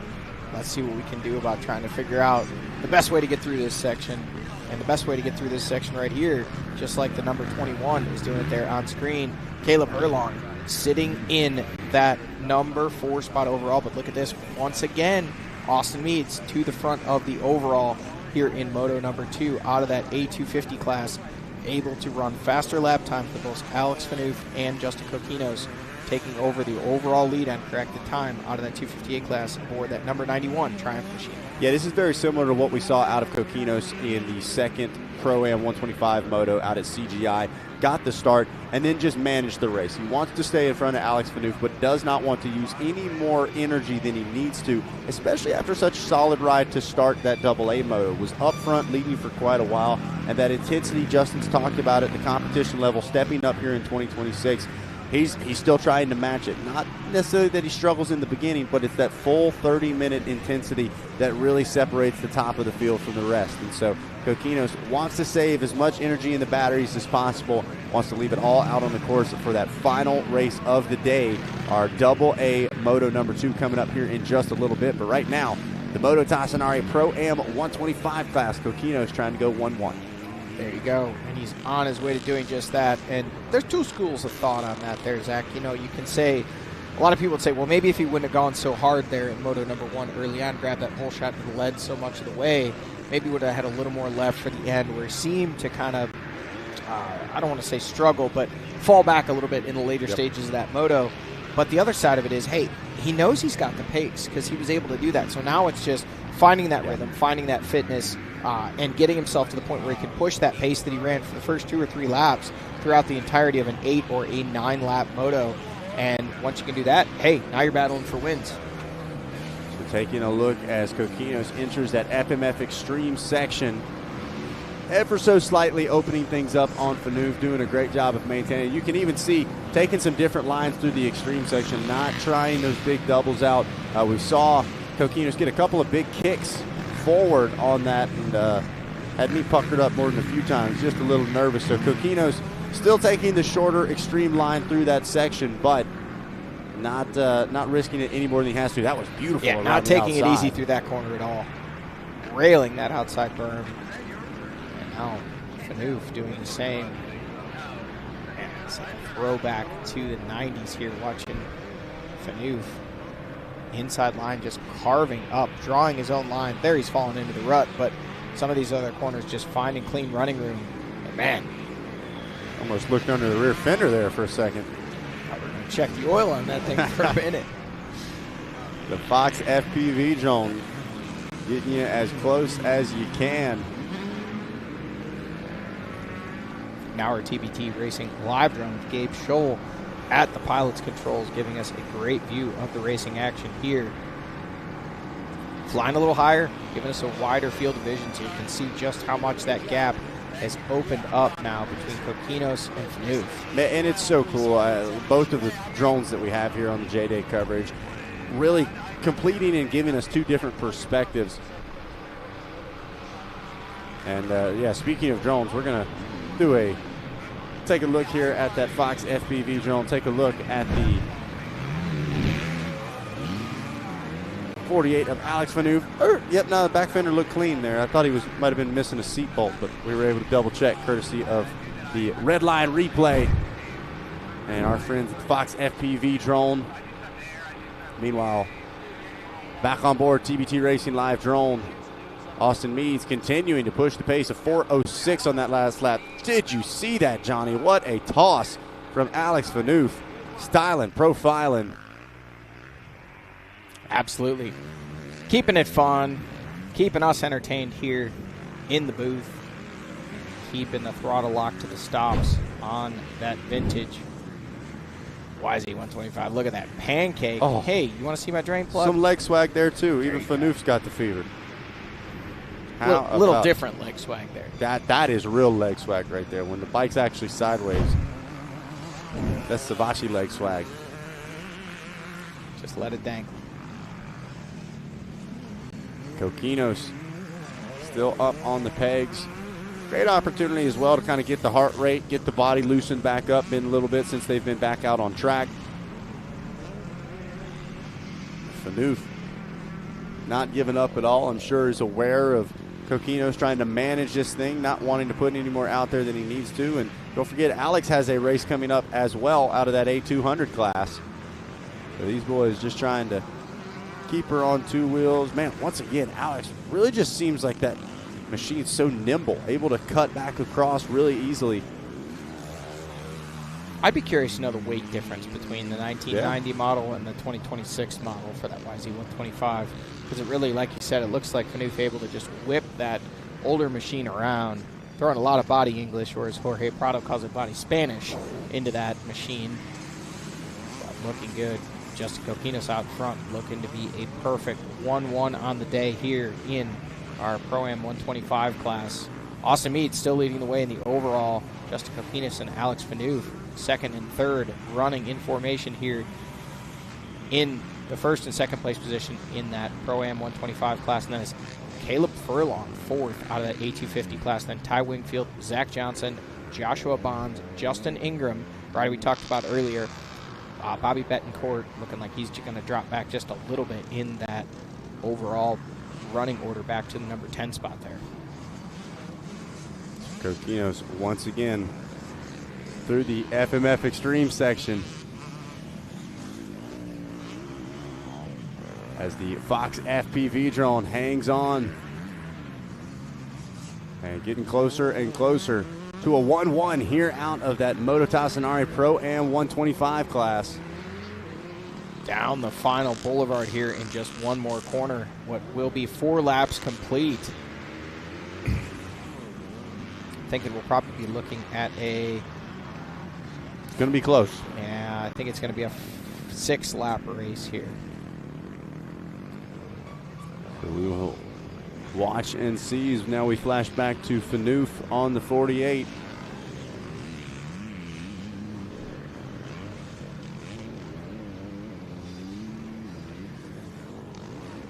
Meanwhile, big shout out to Austin Meads. Haven't had him a ton on camera yet this race, but man, clearly as the Luxon lap times tell the tale, he has been absolutely on the gas and has worked his way right up to that #1 overall spot. Look at that, ask and you shall receive. There he is, the TBT Racing Live drone picks him up, the 91 of Austin Meads, actually getting quite close to physically catching up to those top two, and you can tell he is pushing the pace. No motos for Meads after this, which means no need to hold it back. That's right.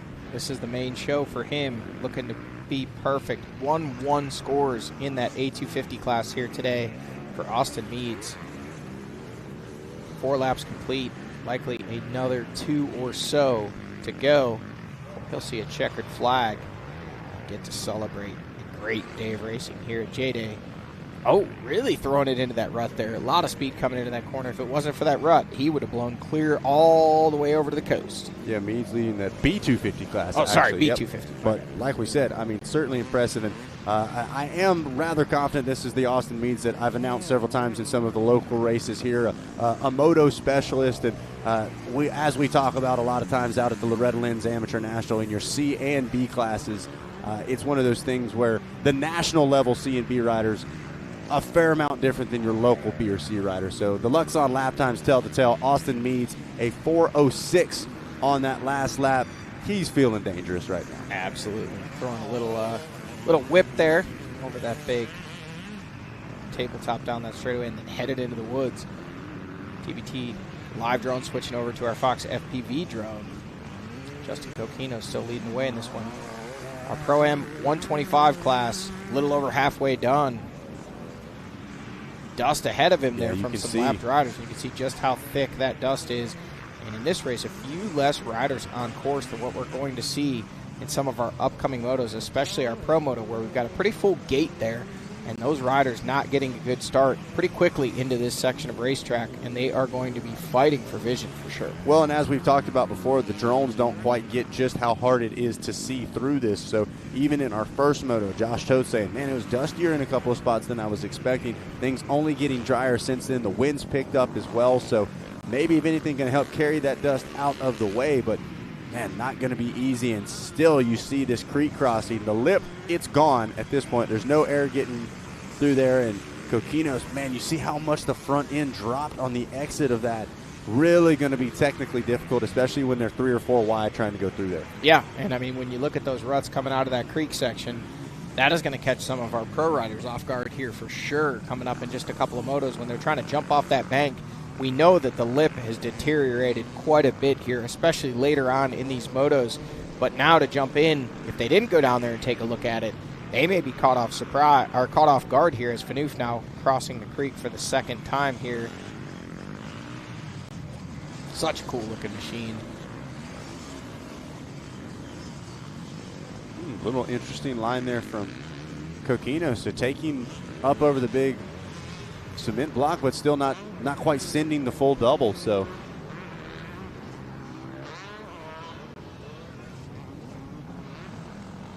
Justin working his way through some lap traffic. That's Gary Bailey approved style right there. Got that outside elbow up.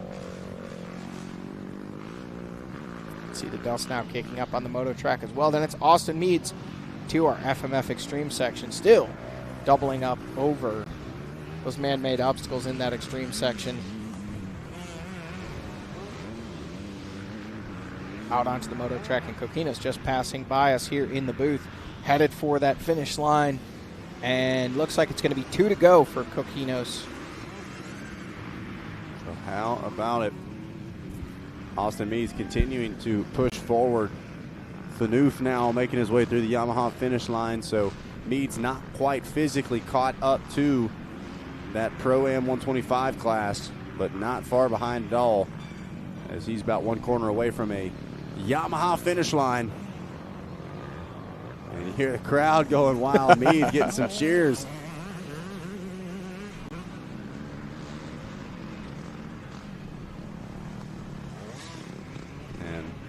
Sounds like 2 to go, as no white flag through.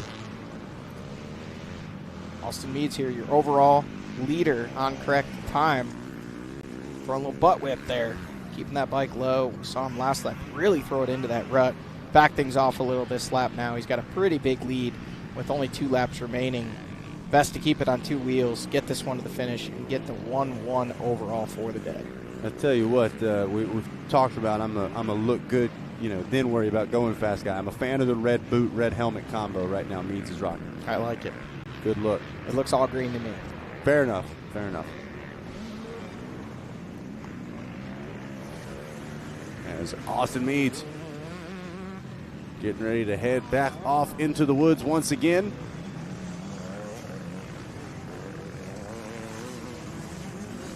Caleb Herlong still in that second place position in that B250 class.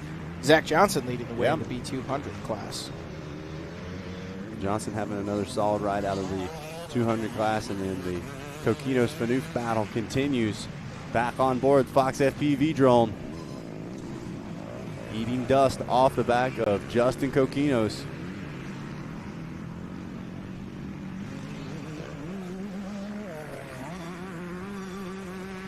Sweet, sweet song of the people. We can hear it outside the booth. Yep. The 125s are singing that song. Nothing quite like it.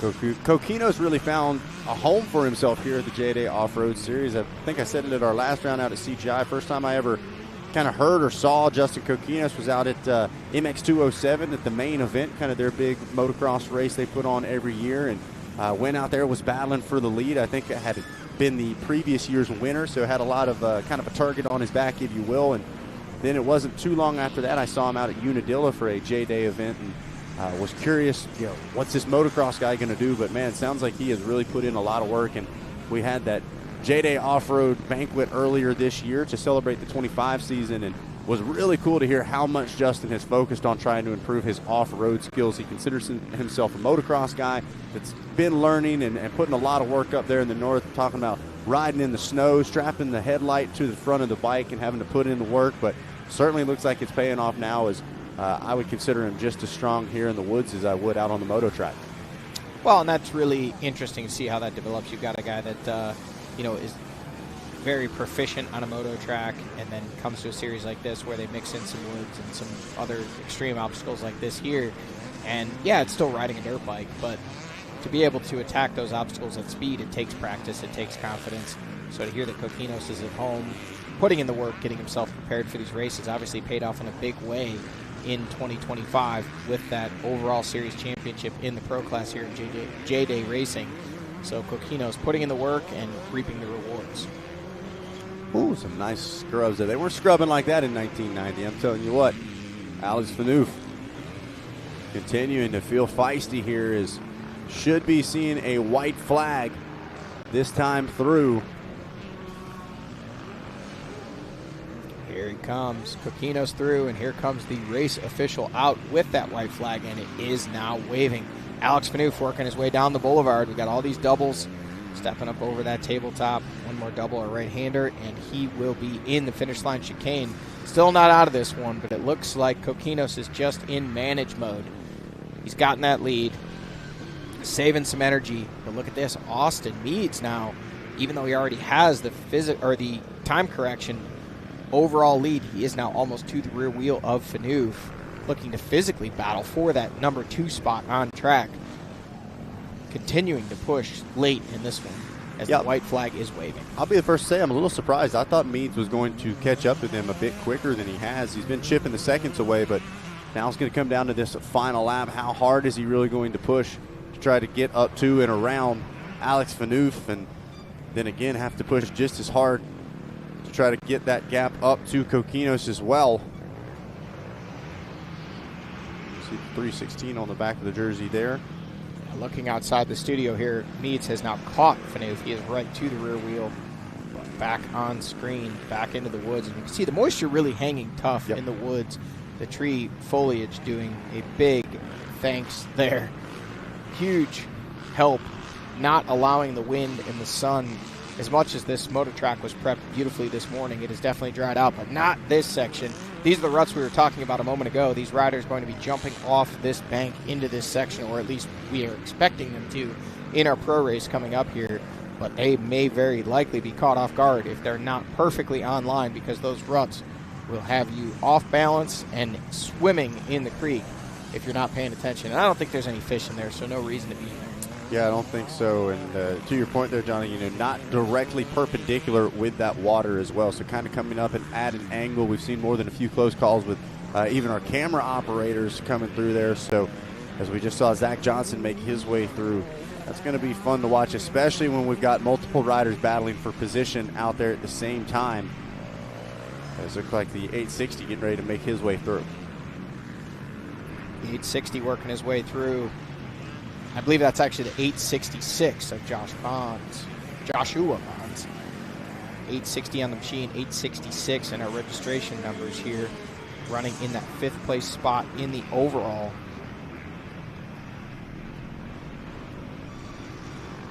our second-place rider in. Oh, rider down. Zach Johnson having some issues at the tail end of the extreme section.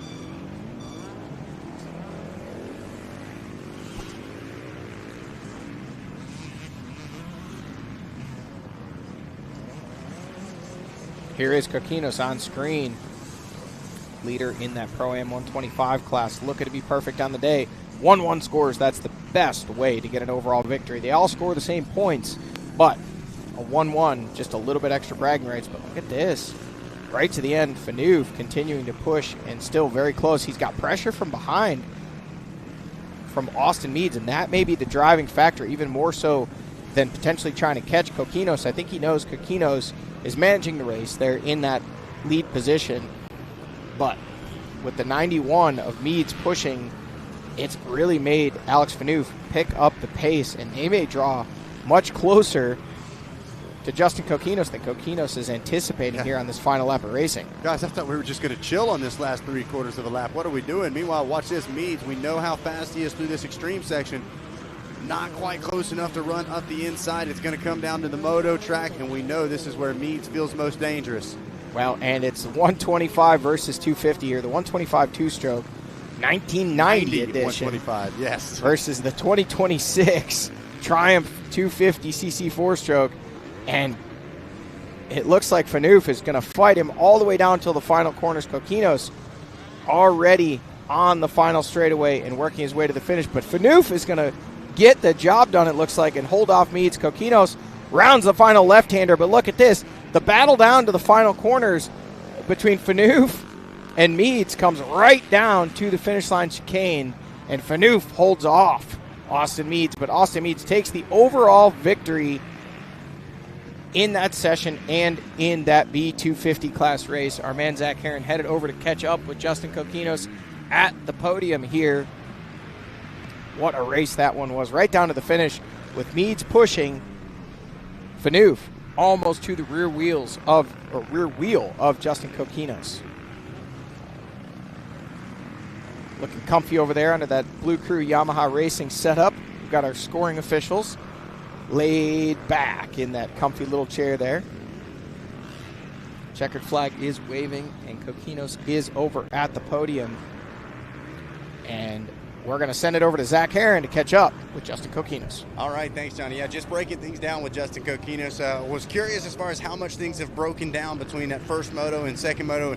You said it's getting pretty gnarly out there a couple of spots. The extreme section, we saw you kind of changing the line around a little bit. Is that more just dialing in for the 125, or is that just kind of what the track's giving you now? A little bit of both. I mean, that pipe double, it's getting pretty chewed out, so the 125 doesn't really have that power to pull through that kick, so I was like, let's go around it on this one. So it should be all right on the 250. But yeah, like the mud holes are getting pretty deep, and then now this Caselli section is gonna get, oh boy. But yeah, no, it should be a good race. We'll see. He's already getting stressed out about a section he didn't even have to run through there. Well, Justin, a 1-1 on the day here in the Pro-Am 125 class. Who do you want to thank who helped you get here? My mom and dad, my sister. Plastow Power Sports and Pro Yamaha, FXR 60, Factory Connection, Chris Canning, my girlfriend, Redline Oil, P3 Carbon, and everyone else. Thank you. There it is. Justin Coquinos, 1-1, makes the math easy for us. Gets the job done in 125 Pro. All right, there you go. Justin Coquinos, perfect on the day with 1-1 scores, grabbing the win, grabbing the overall victory. And he's got to go back, get cleaned up, get rested just a little bit, because in just about 1 hour's time, we are going to see him on the starting line for our Pro main event, Moto number 2.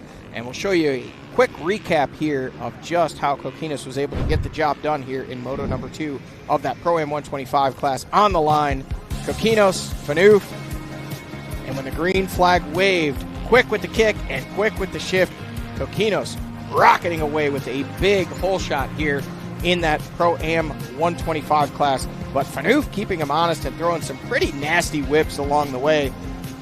Phaneuf kept himself inside of Coquinos, but this rider right here, Austin Meads, charging up out of that B250 class through the pack, getting up to the rear wheels of Phaneuf at the finish line and pushing him right to the rear wheel of Coquinos, and that was the finish. Coquinos crossing the line and just a few bike lengths behind Phaneuf and Meads crossing the line. Meads with the overall win in that session and the overall win for the day in that V250 class. Here is your top 10 rundown with Austin Meads, Justin Kokinos, Alex Phaneuf, Caleb Herlong, Joshua Bonds, Zach Johnson, Bobby Betancourt, Matt Gray, Ty Wingfield, and Justin Ingram rounding out the top 10 here in the second moto. And we're lining up to do it all again here. But first, we're going to get a word from our sponsors, and we will be back with all the rest of the live racing action here from Lake Sugar Tree Motorsports Park. Make sure to join us.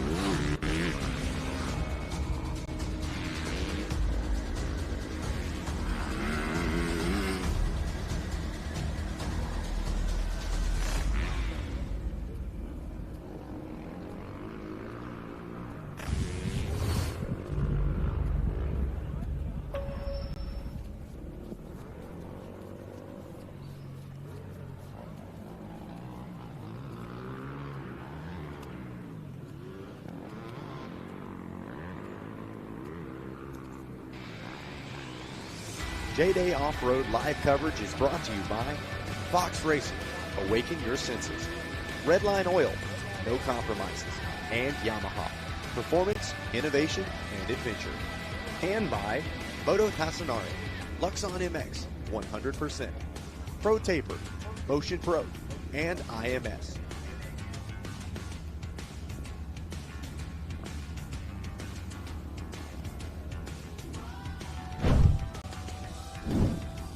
Well, hello, ladies and gentlemen, and welcome back to round number 4 of the Fox JDay Offroad Series. Getting down to the final few motos of the afternoon, as sitting on the line now are vet classes, including that Super Senior and Masters class, as well as our Women's B and Women's C.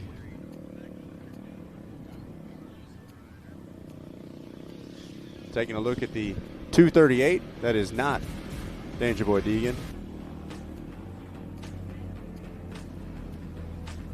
Do we have music blasting?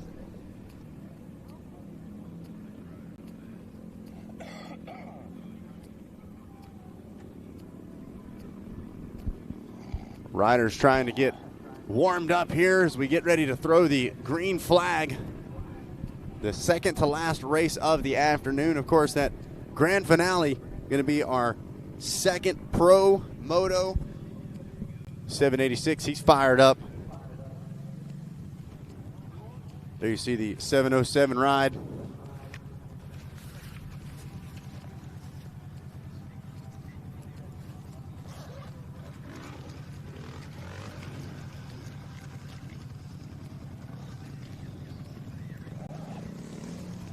And B-Vet, there it is once again. Dean Herron, the man, the myth, the legend. He's broke out a fresh set of gear. Got the last one all muddy. Let's see if we can keep this one clean, Dad. That's lighter colors, okay? As, gave him a little bit of advice there on the line. Papa Herron. Hey, get her done. He got a podium in Moto number got 1. Top three. Looking to back it up in Moto number 2, but first he's got to get off the line. Look good, feel good. He looks good. That's step number 1. Oh, man is kitted to the nth degree. He definitely knows how to do that part well. Look pro, go slow. That's his mantra. So there's his boy Coop there on the Kawasaki machine. Coop having some difficulties there in Moto 1, battling an ankle injury, trying to shake it off here in Moto number 2. This is what we love. I mean, all jokes aside, obviously not a pro race here, but the vet riders, the kind of true backbone of the sport, if you will. These riders go all over the place. They spend their money, they spend their time, and it really just goes to show how much this sport it's a part of you, right? It's in the blood. We joke and say catch the fever, but it is. It's something where once you fall in love with it, it's the hardest addiction to kick out of any of them. So, ton of fun, and the B-Vet, the first line to take off here in just a matter of minutes. Should be right about 3:40, so just about a minute and a half or so before we expect that green flag to drop, and then at 4:20, we're going to drop the green flag on our second pro moto, the final moto of the afternoon. Once again, hope you guys are enjoying the coverage here on Racer TV and GP TV. Make sure you guys tell all your friends about it. We'll be back with more JDay Offroad racing coming up. We'll have our upcoming schedule here before we close out the show. Let you guys know exactly when to circle on your calendar, or if you want to make it easy, whether you're watching on GPTV, Racer TV, JDay Offroad's channel, you can set those notifications up so you know the second we go live, whether you were prepared for it or not.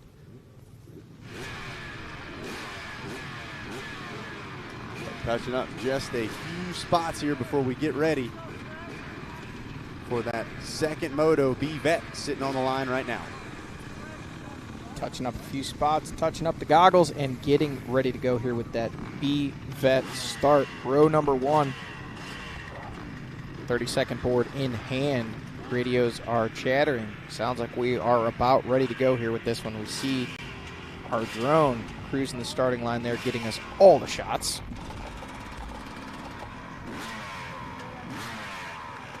Here it is. 30-second cards up in the air. Yep, take you a couple deep breaths there, Pops. It's about to get real. Papa Heron was prepared. Fresh gear for the yes. second moto. Can't wear the same stuff twice. If they'd had a practice, he'd have had a different set of gear on, too. This man is locked in. Here we go. B-Vet row number 1. Watch that number 94. Really solid off the line here in moto number 1. Can he do it again in moto number 2?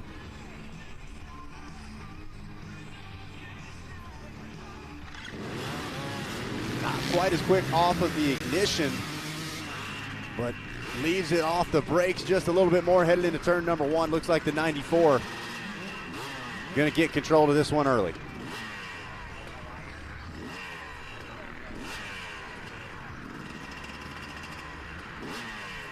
Took control in moto number 1 and carried it all the way to the finish line. Looking to do the same thing here in moto number 2. 2017 Ken Roxon there on the Honda. Looking like Ken Roxon over that double jump off the hill there. Having a ton of fun, and asked him if he thought it was going to change a lot in Moto 2. He said, I hope not, because look at where I ended up. So hopefully not going to change for him too much as he's off to a solid start. Here we go. Super Senior and Masters coming up next.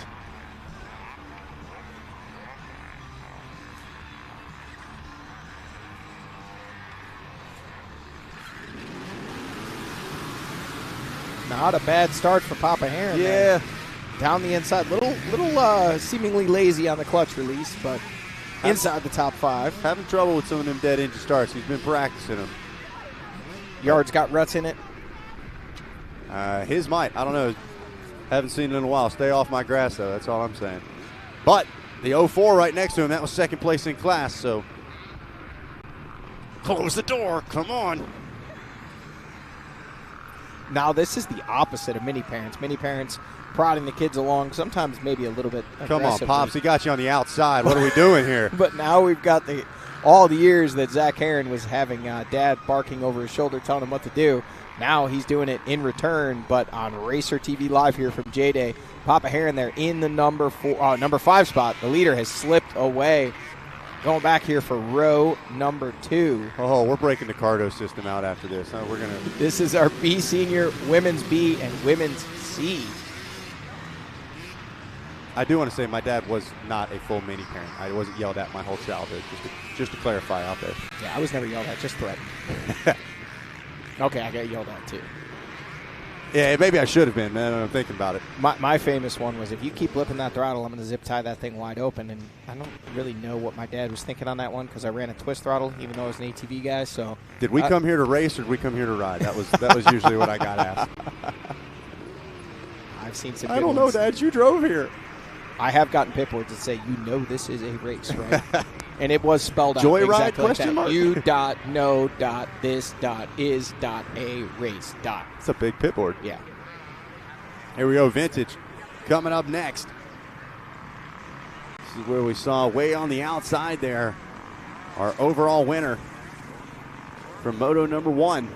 Eric Geis. Geis. Oh, Geis, not so quick on the getaway there. Almost looks like, is that a KX 500 that he's on? That would explain the relaxed riding style. Yeah, that thing. It may be a 250, but the profile of it almost looks like with that big guppy pipe, it looks like it could be a KX 500. And that would explain why it looks like he's just effortlessly almost gliding around this racetrack. Well, that's because he has 624 horsepower from that KX 500. Could literally idle over the jumps. Yep. First gear idle doing 62 mile an hour. And just think, back in the days of this racetrack, they actually used to race the 500s. Oh, yeah. Depending on the way it was set up. It was usually either 125s and 250s or 125s and 500s, 200s. They typically didn't race all three in the same weekend. They would pick 2 classes. Guys would race one or the other, but the 500s were always the show. They were the big men. The 500s were a barking as your lead group making their way through the extreme section. Oh, a couple of riders getting hung up just a little bit. And for those that don't know, the 500cc 2-strokes, obviously, when you watch outdoor motocross nationals now or even a lot of off-road races, a lot of these riders on 450 4-strokes, it's not the same. Yeah. The 500 2-stroke, imagine taking, the horsepower of a jet engine and then also combining that with the vibration of a cement mixer at full wide open RPMs, and that's what you're riding around the track. That was a 500 2-stroke. They were violent machines, but Eric Geis making it look smooth out there. Yeah, I've been lucky enough to jump on a KX 500 before, and a couple fillings came out of the teeth, but I had a great time, They will humble you very quickly. In a hurry, and if riding one doesn't humble you, riding behind one will humble you even quicker. Yeah, and speaking of losing filling, you don't have to worry about that. You just lose the whole tooth. You just lose the whole tooth at that point.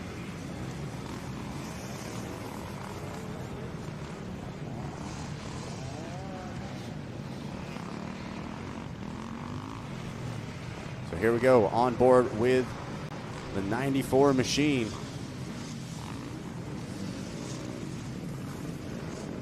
can see those ruts continuing to develop here at our creek jump section just before our Dunlop split line. Some of our women's B and women's C riders working through. We'll be looking for Caroline Dawson. Grab the win in that women's B class. Looks like that's her right there. Right on cue, Dawson. She's got some moves to make, looking like she might be sitting in the 3rd place position right now, but grabbing the win in Moto number 1, I believe. Didn't see the final results, but she was. Dino! Look at this. Oh. Hey, you went for it. I'll take that. Papa Heron. I'll take that. He's cussing me right now because I told him he needed to do it. Papa Heron looking a little tired. Fired Possibly letting that podium position that he gained in Moto number 1 slip away. No, he's going to turn around. Stop it. He's going to turn around and exit this section. Oh, no. The FMF Extreme section is going to get the better of the Herons yet again. Hey, props for giving him a go. He's not going to need surgery after his, so he's still doing better than mine. Hey, that comes with age, wisdom. He said, hey, nope, this isn't for me. I'm just going to go ahead and take this out around line. We'll see what position he's in when he completes lap number 1 here. But losing some serious time in that FMF Extreme section. Putting on the backup beeper, taking the U-turn lane, and straight out of... It's going to be a long ride home for him. Let me just... Where's my pit board? You didn't drive together. That we did not. For the best. He's going to strategically lose signal right when I start. Oh, strategically losing grip right there. This is what we talked about. Things definitely getting tough right here coming out of this creek crossing. Oh, we've got the shot. Oh, man, doing him dirty here. I thought they were just parking bikes. I thought they were going to trade or something. It's like the old horse tying post outside. The horse tying post. They're just setting them up there. They're going to go in there, get themselves a drink. The number 59 struggling with that rut. You can see how deep it's getting some of our vintage riders around the outside. Looks like another one of our vintage riders through there. And look at this. Here comes your leader in this session, at least physically on track. It is the number 94 of Austin Sudrin. Looking at the overall, I do not see Eric Geis. Oh, there he is, up into the number 2 spot. So not quite leading just yet, but we'll see if his pace on that big, what we believe to be KX 500, is fast enough. So 6 seconds faster on lap number 1 for Austin Sudrith. So he may not have known that Geis was closing in that first moto, because he never did actually physically catch him starting so far behind. He was just turning faster laps. So this time, looks like Sudrith, at least through lap 1, a little extra sense of urgency as he charges through that FMF PowerPoint section, or FMF Extreme section. We're mixing up things now, but Sudrith on a tear, trying to open up that gap over Eric Geis in the overall to try to not only win his class, but to win the overall here in this session.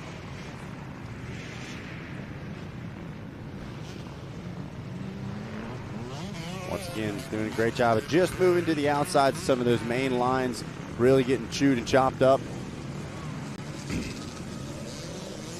And, oh man, that vintage Suzuki, he has been there for quite a while, having problems getting that thing fired up. Got the vintage Suzuki getting passed by the vintage Can-Am there coming down the hill. Oh, no. Oh, the Can-Am is stuck, and that may require an excavator, because those things weigh exactly 655 pounds. That is the official spec on that machine. Oof. They were very, very, very heavy machines. No, he's going to get it out. Yeah, he's digging. There we go. Get the Lamborghinis fired up. We may see him take a different line lap number 2. The good thing is, though, with that full coverage rear fender, didn't even get dirty. Back of the jersey's as clean as ever. Ooh, but he dug that run out in that rider's fork lug set. That's so thick.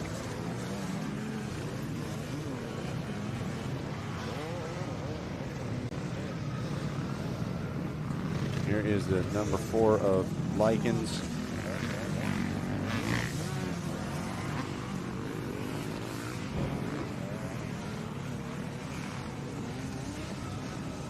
Robert Buffon making his way through.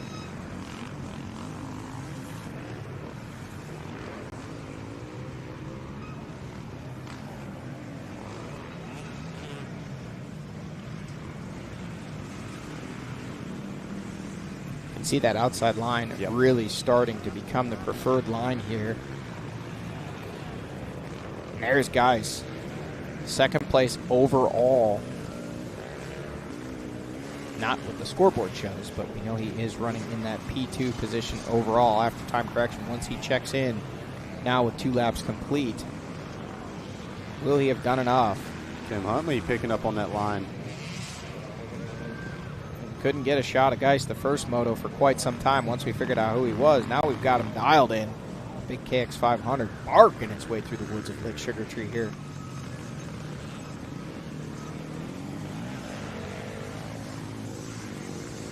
Just meeting the pegs, wiggling that big. That's definitely a KX 500, no question. We don't need to ask anyone.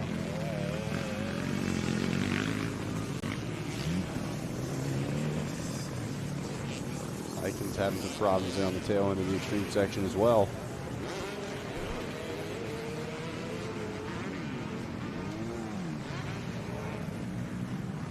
Geis up the inside makes the pass.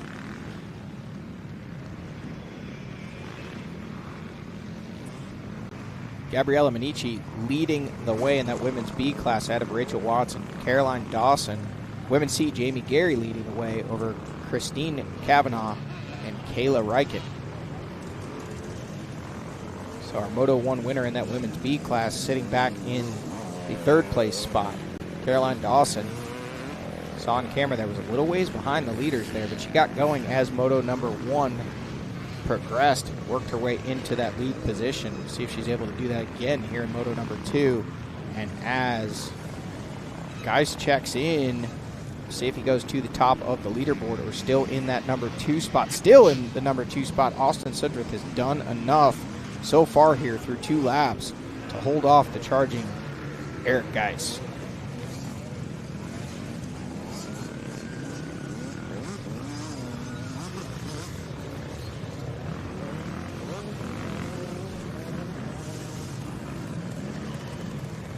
watching Geis carve his way around this Sugar Tree course. Meanwhile, Sudrith getting ready for another trip through the extreme section.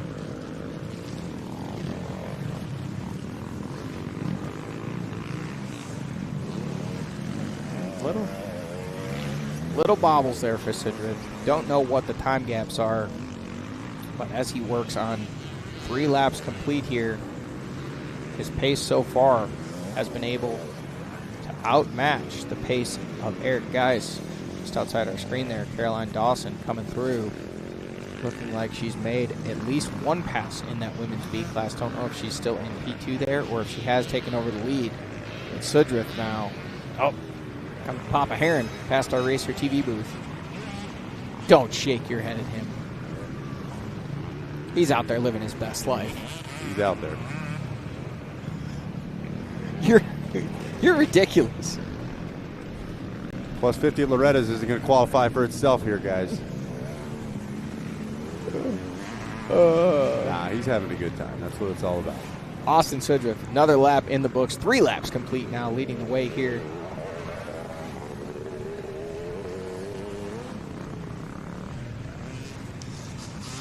Eric Geis still in the number 2 spot. Dust getting a little thicker here out on the moto track. The wind has continued to pick up here intermittently.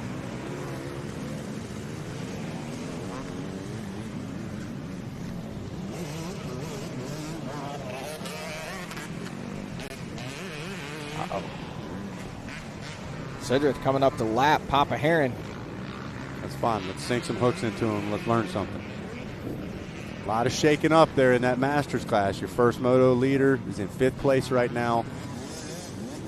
Could have been looking at a 2nd overall until we hit reverse. He's going to go back and watch this broadcast, and you're going to get grounded at 29 years old. That's all right.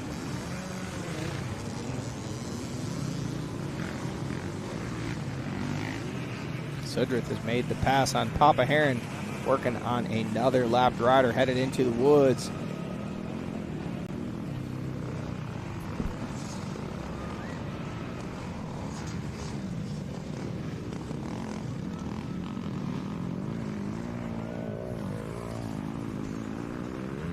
You talked about even earlier today, those big powder berms now very clearly built up.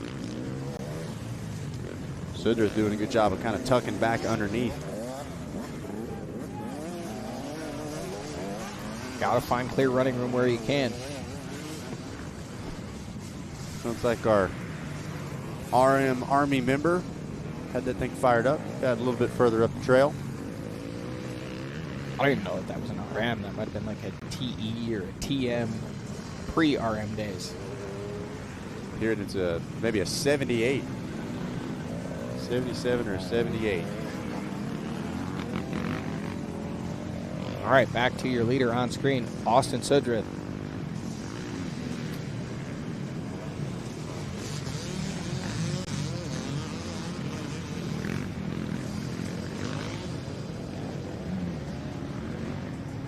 Showing Matthew Bonds in that number 2 spot.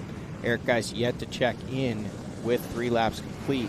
Oh, no, he didn't get it fired up. He's just rolled it down the trail. Well, he's made progress. Oh, now it's running. Thinking about it. He's kind of looking to that right-hand side. There we go. Oh, nope, RM250 said right there on the seat. How about it? Off and rolling.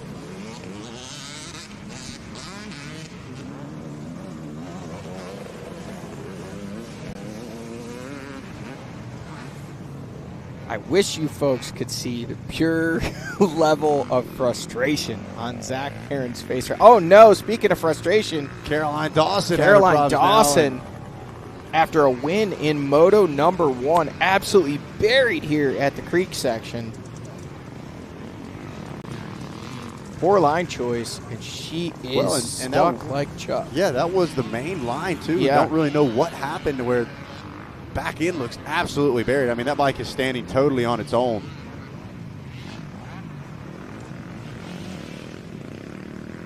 You can see the sense of panic setting in for Dawson there, seeing her opportunity And a win here in this women's B class, slipping away rapidly. She looks like she's going to require some assistance to even get herself out of that situation.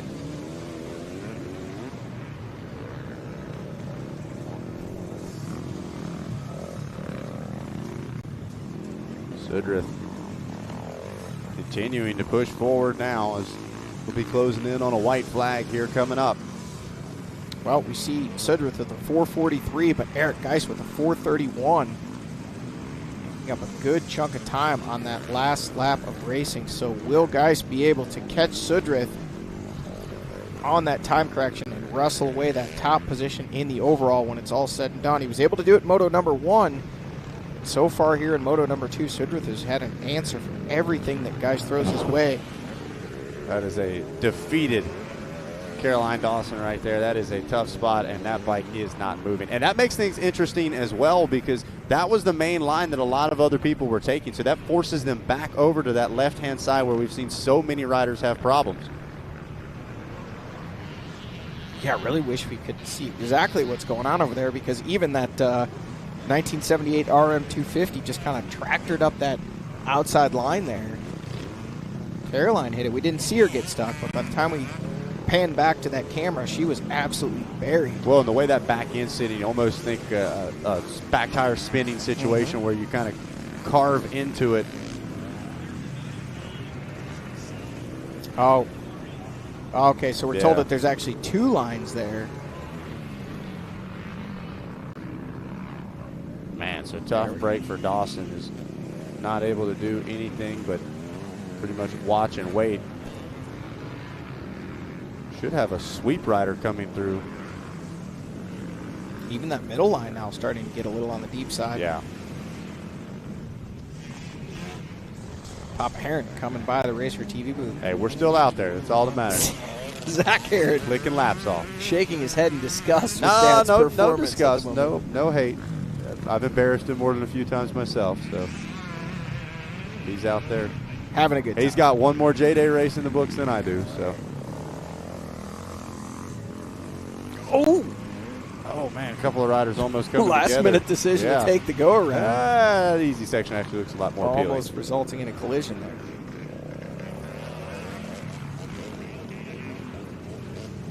Guys, through our FMF Extreme section on that big KX 500, Sudrith has already checked in with 4 laps complete. Geis working on it.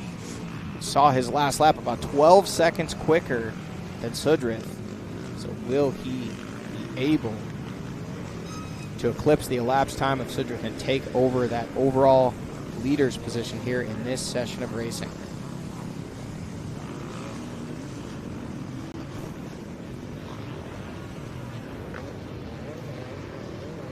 Jamie Geary leading the way out of our women's C class. Derek Luska leads our C seniors.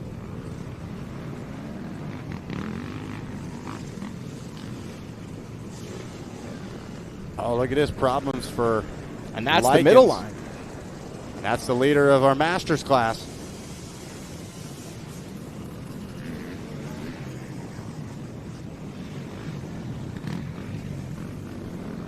Alan Alford, another familiar name here to this area, has made more than a few trips out to the Loretta Lynn's ranch.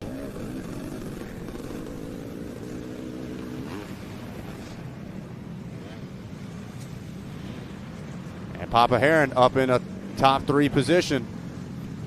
3-3 is good enough for me.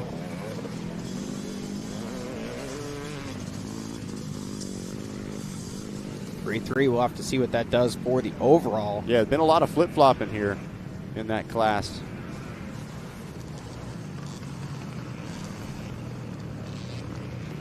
FMF Extreme section here coming in. Here comes your leader, Austin Sudrith.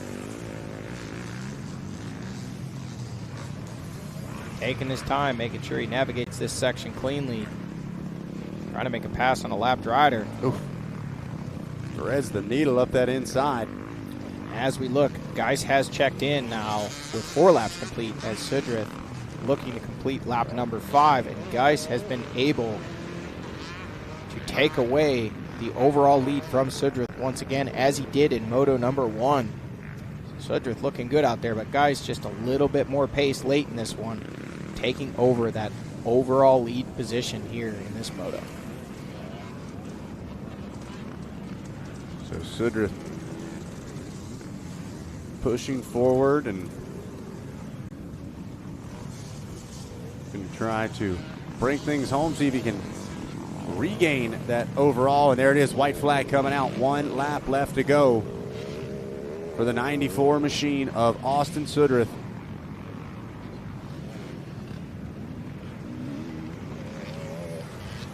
Don't forget our Pro Second Moto coming up next.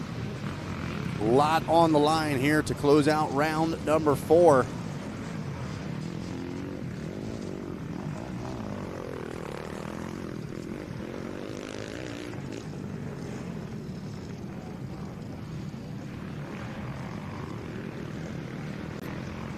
Sudrith out now on this final lap of racing. He's going to have to pick up the pace just a little bit if he wants to get this overall. Or you got to wonder, Zach, does he even really care about that? I mean, he's looking at a class win here today with 1-1 class scores, but a little bit extra bragging rights to get the overall as well. But there's really no way, unless somebody's got a pit board out there, for him to know that Eric Geis has been able to make up enough time and got close enough to him to wrestle away that overall lead. SMF Extreme section, riders working their way through. Heard Justin Coquino's talk about how much more challenging those doubles are getting in that section as the dirt keeps getting moved around. The logs have gotten moved around. What was a beautifully designed section at the beginning of the race now becoming even more challenging as it is. Oh, look at this. We finally got a sweep rider out here. Finally got some help for Dawson there. And wow. Yeah, wheel that thing side to side.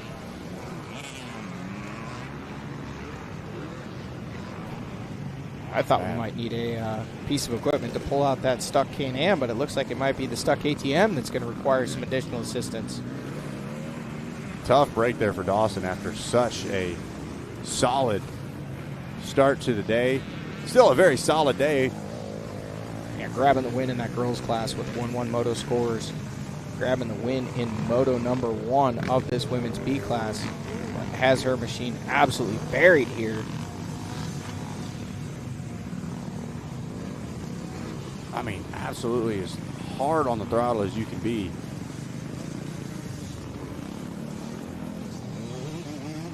The only thing I can think is just those foot pegs. That machine sitting slightly lower, being that it is a Super Mini or a 105. The smaller wheels, maybe the foot pegs digging into the bank there, which is causing that machine to stop. More riders working their way through the FMF Extreme section. Now back to the Dunlop split lane. Dawson getting those goggles back out. She's no quitter. She's not going to give up. She's back out there, going to push it to the finish line. 5 laps complete. White flag is waving. The next time through for Austin Sudrith will be a checkered flag. And only one more moto remaining. Our pro finale here at Lake Sugar Tree for the JDay. Papa Heron coming past the Racer TV booth here. Clicking off the laps inside the top 3. There he is, third place. One more lap. Gregory Likens and Barry Nelson there ahead of him. Papa Heron chipping away at it.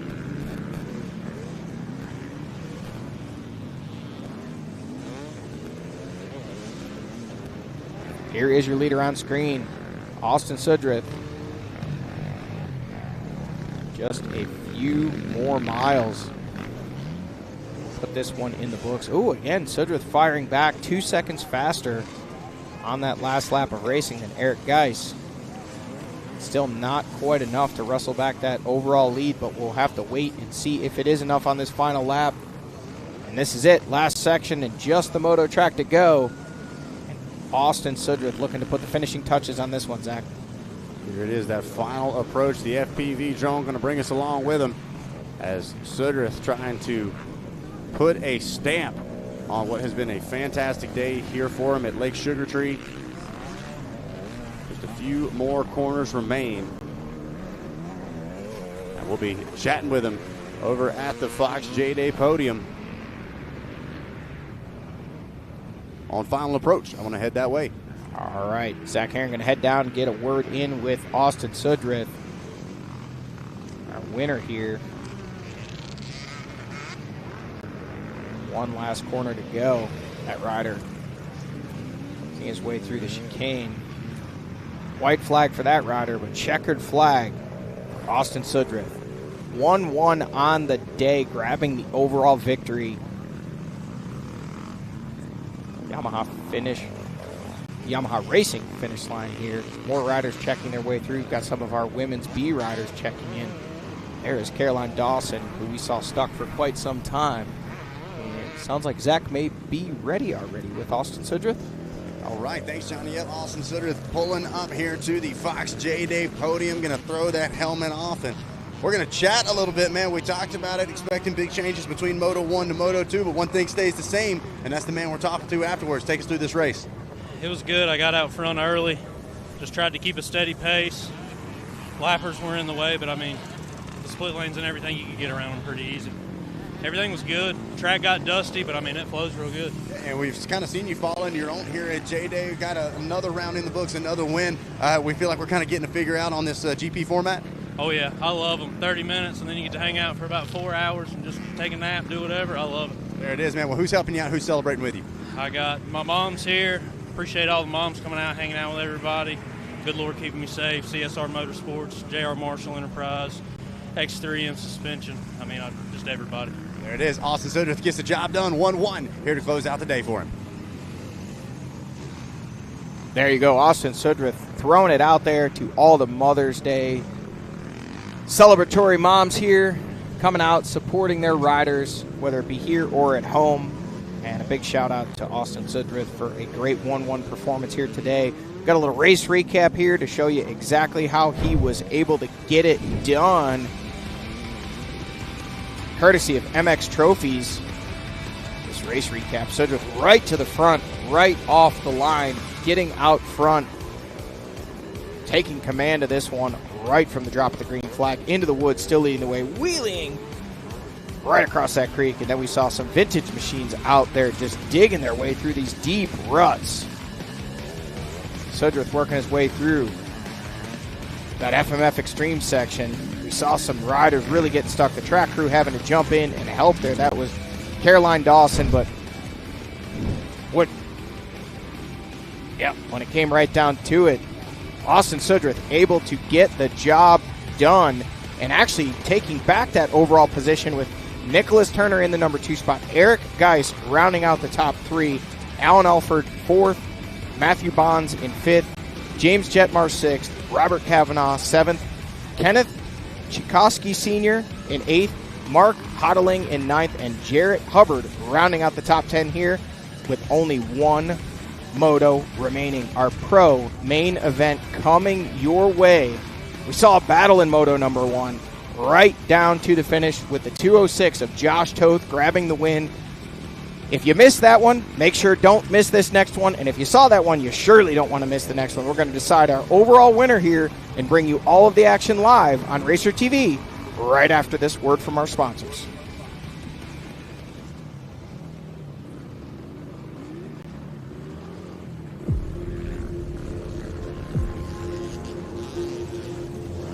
We've been there since the very beginning. 20 laps, the main event, the blood, the beer. Organizing the industry and building champions.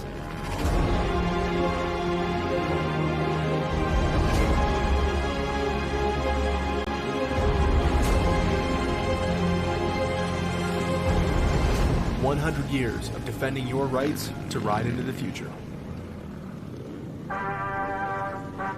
Redline Oil, formulated to win, proven by me. Redline Oil, formulated to win. Formulated to win. Formulated to win, proven by me.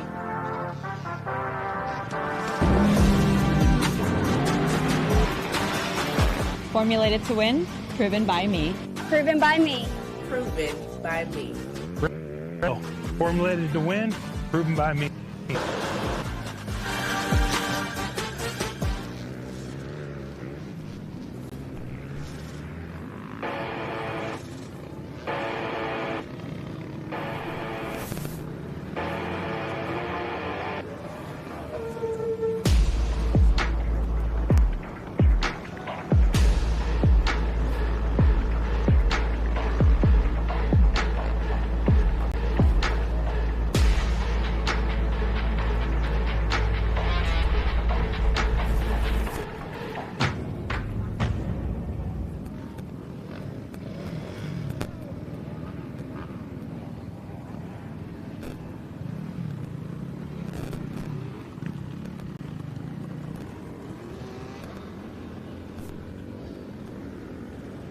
Off-Road live coverage is brought to you by FMF, the power of fun, celebrating 50 years of ear-to-ear wheelies. Dunlop, TBT Racing, Engine Ice, MX Trophies, Stasic, Slacker, and W. All right, hello everybody, and welcome back to round 4 of the 2026 season. The JDay Offroad, Fox Racing JDay Offroad, the Redline Oil Lake Sugar Tree GP. It's been a fantastic day of racing. If you have not been with us all day long, I highly suggest you go back and watch some of our racing, but don't go anywhere. Pro Moto number 2 coming up.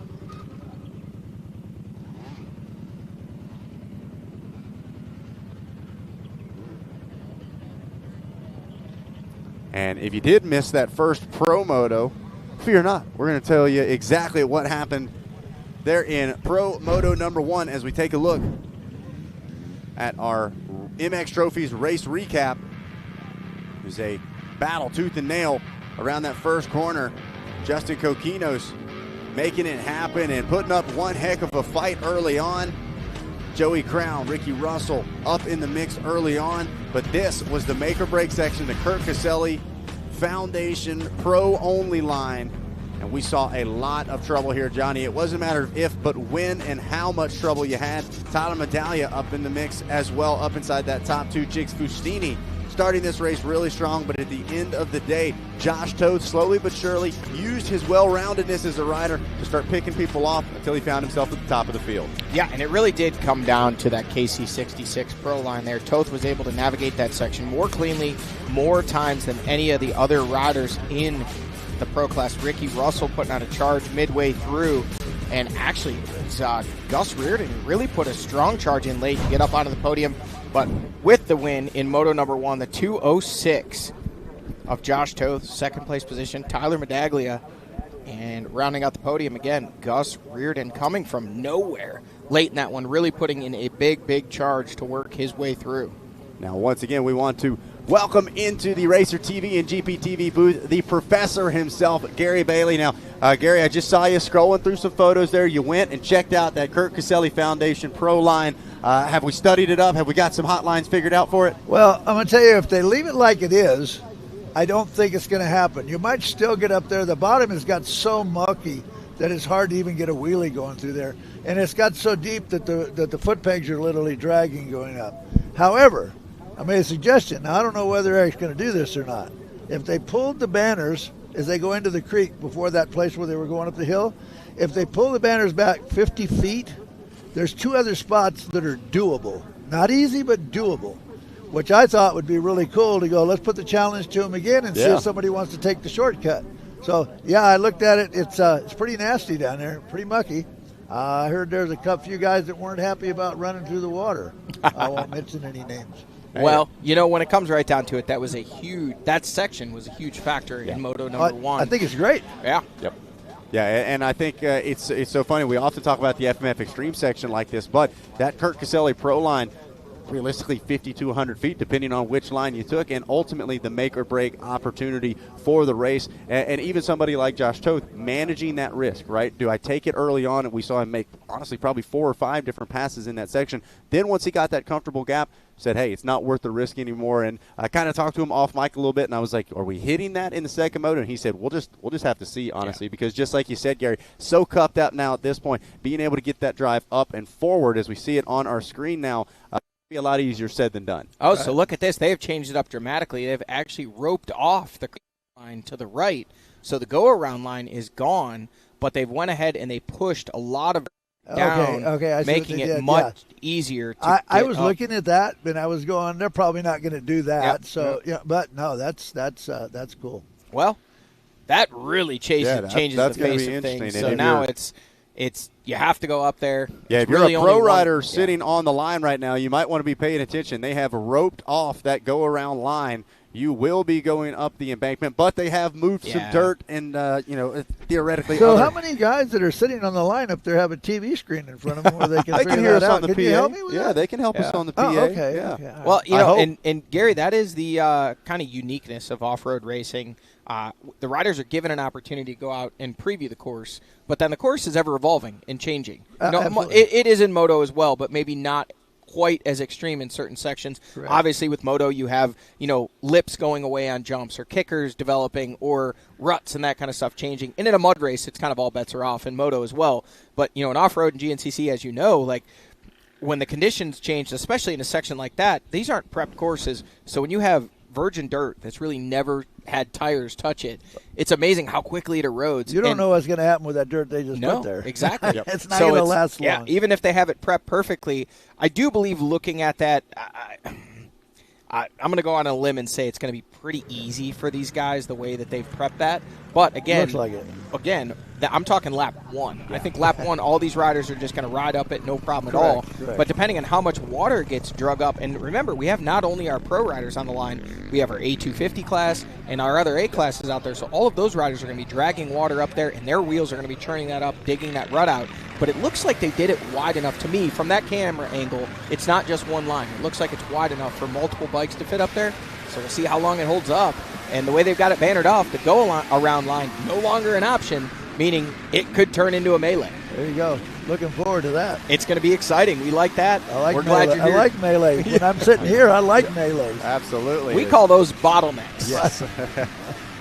Well, here it is, the final moto of the afternoon, the final race of round 4 of the Redline Oil Lake Sugar Tree Grand Prix. Josh Toth trying to make it a 1-1, but he's got the likes of Tyler Medaglia, Ricky Russell, Jigs Bustini, Gavin Simon with a very solid first moto, and not to mention Justin Kokinos grabbed that early start and really kind of managed the front of the field that first lap or two. Gus Reardon, I was going to say, worked up into that number 3 spot right as the checker flag came out. What could he do with a solid start? Zach, I got one thing to say before this one kicks off. I'm excited. Well, Let's go racing. Well, they started, but look at this. Once again, rocketing off the line, kickstarting that YZ250. Justin Kokinos, looks like Gavin Simon up there as well. And is that Joey Crown? Yes. It is. Joey Crown up into the number 2 spot. A disastrous moto number 1 for him. But he has recovered and now up into the number 2 spot and already putting pressure on Kokinos. So Crown looking to rebound after a very, very rough moto number 1. Gavin Simon up in there, Jigs Festini in there, and there is Josh Toth, your moto number 1 winner in the number 5 spot. And this is a perfect position for Josh Toth. Not, I think, interested in fighting over that number 1 ride right off the bat. We saw him pick his way forward there in moto number 1.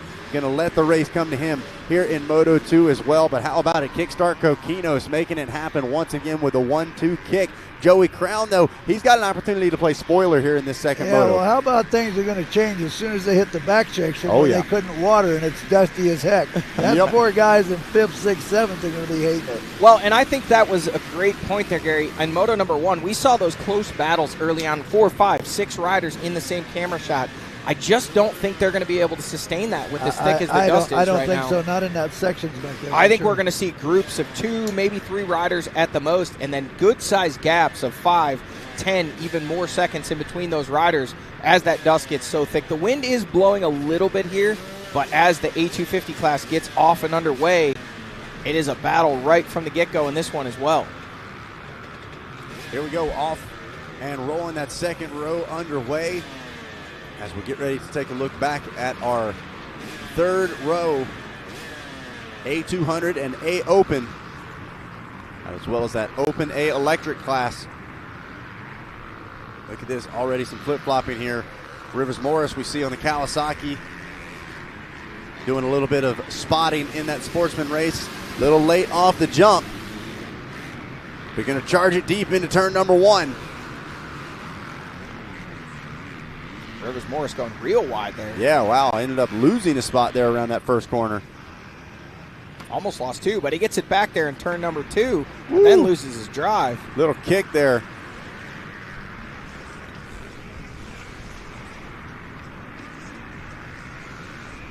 Takes that number 2 spot away, though. It looked though. like he was getting that spots away. Yep.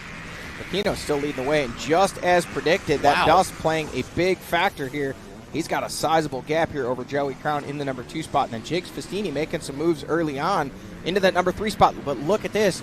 Toth has already made the pass on Gavin Simon, as has Gus Reardon. Simon back there just behind. Then comes Tyler Medaglia and Ricky Russell. Medaglia making contact with the tree. Look at this. No, they have changed it altogether, so it's not actually – they moved the whole track over. Look at this. Yeah. Oh, that's great. That's great. That's what we needed right there. We needed these options. I love it. Oh, Ricky Russell. Oh, things going from bad to worse for Ricky. Tyler Medaglia there taking the out-around line. Man, so how about it? Coquinos had opened things up, but look at this. It is closed right back in here through the FMF Extreme section. Coquinos, Crown, and Fustini 1, 2, and 3 with Toth and Reardon right there in tow. Hey, looking at this section reminds me, I got to correct myself from the last moto. When I said it was arena cross, it was actually enduro cross that I really like. So I got to make myself feel better by correcting that. Well, I'll tell you what, making himself feel better right now, Joey Crown going down early in Moto number 1, finishing back in, I believe, the 9th place position, but digging deep here on lap number 1 of Moto number 2, eating that dust off the rear wheel of Justin Coquinos and pushing himself up to that number 3 spot. But look at this now. Reardon has made the pass on Josh Toth and is now up to the number 4 spot and looking like he quickly wants to try to zap Jigs Festini, take away that 3rd place position right away. Fustini holding up just a little bit in the entrance of that Yamaha finish line. Reardon going to try to funnel to the inside now. Looked like one of those bump and no-goes. Yeah. Man, Reardon had some serious pace in Moto number 1, but we saw him too many times on the wrong side of an unfortunate incident, charging hard late to get himself up into a podium position, meaning he's still in the mix for the win here today, especially now with Medaglia way back in the pack and also being ahead of our race leader, Josh Toth. So as they run right now, Toth would be ahead of, I believe, would be ahead of, there's Festini, and there is Reardon. So I talked about this early, but pay attention to that little tabletop and the speed that they were going over that, and compare that when we get over to that pro Extreme section. Through there. It's almost the same speed that it takes. It's just a mind thing whether you're going to do it or not. Of course, for these guys, it's not a mind thing. They're going to do it. I'm telling you what, though, Crown on the charge, wanted to get as close as he could, if not around Coquinos, at least before they ducked back off into the woods. And here's why. This section of racetrack, very, very dusty, especially right here once they make this left. You can see the dust kicking up. Visibility goes to next to 0. Jigs Festini in the 3rd spot. Still Reardon there in 4th. And Josh Toth rounding out the top 5. You can see Coquinos opening up just a little bit there over Joey Crown, Festini, Reardon, and Toth. Your top 5 through this camera shot here. And switching back to our Fox Racing FPV drone. Coquinos leading the way. The drone slipping in between Coquinos and Crown right there on the rear wheel.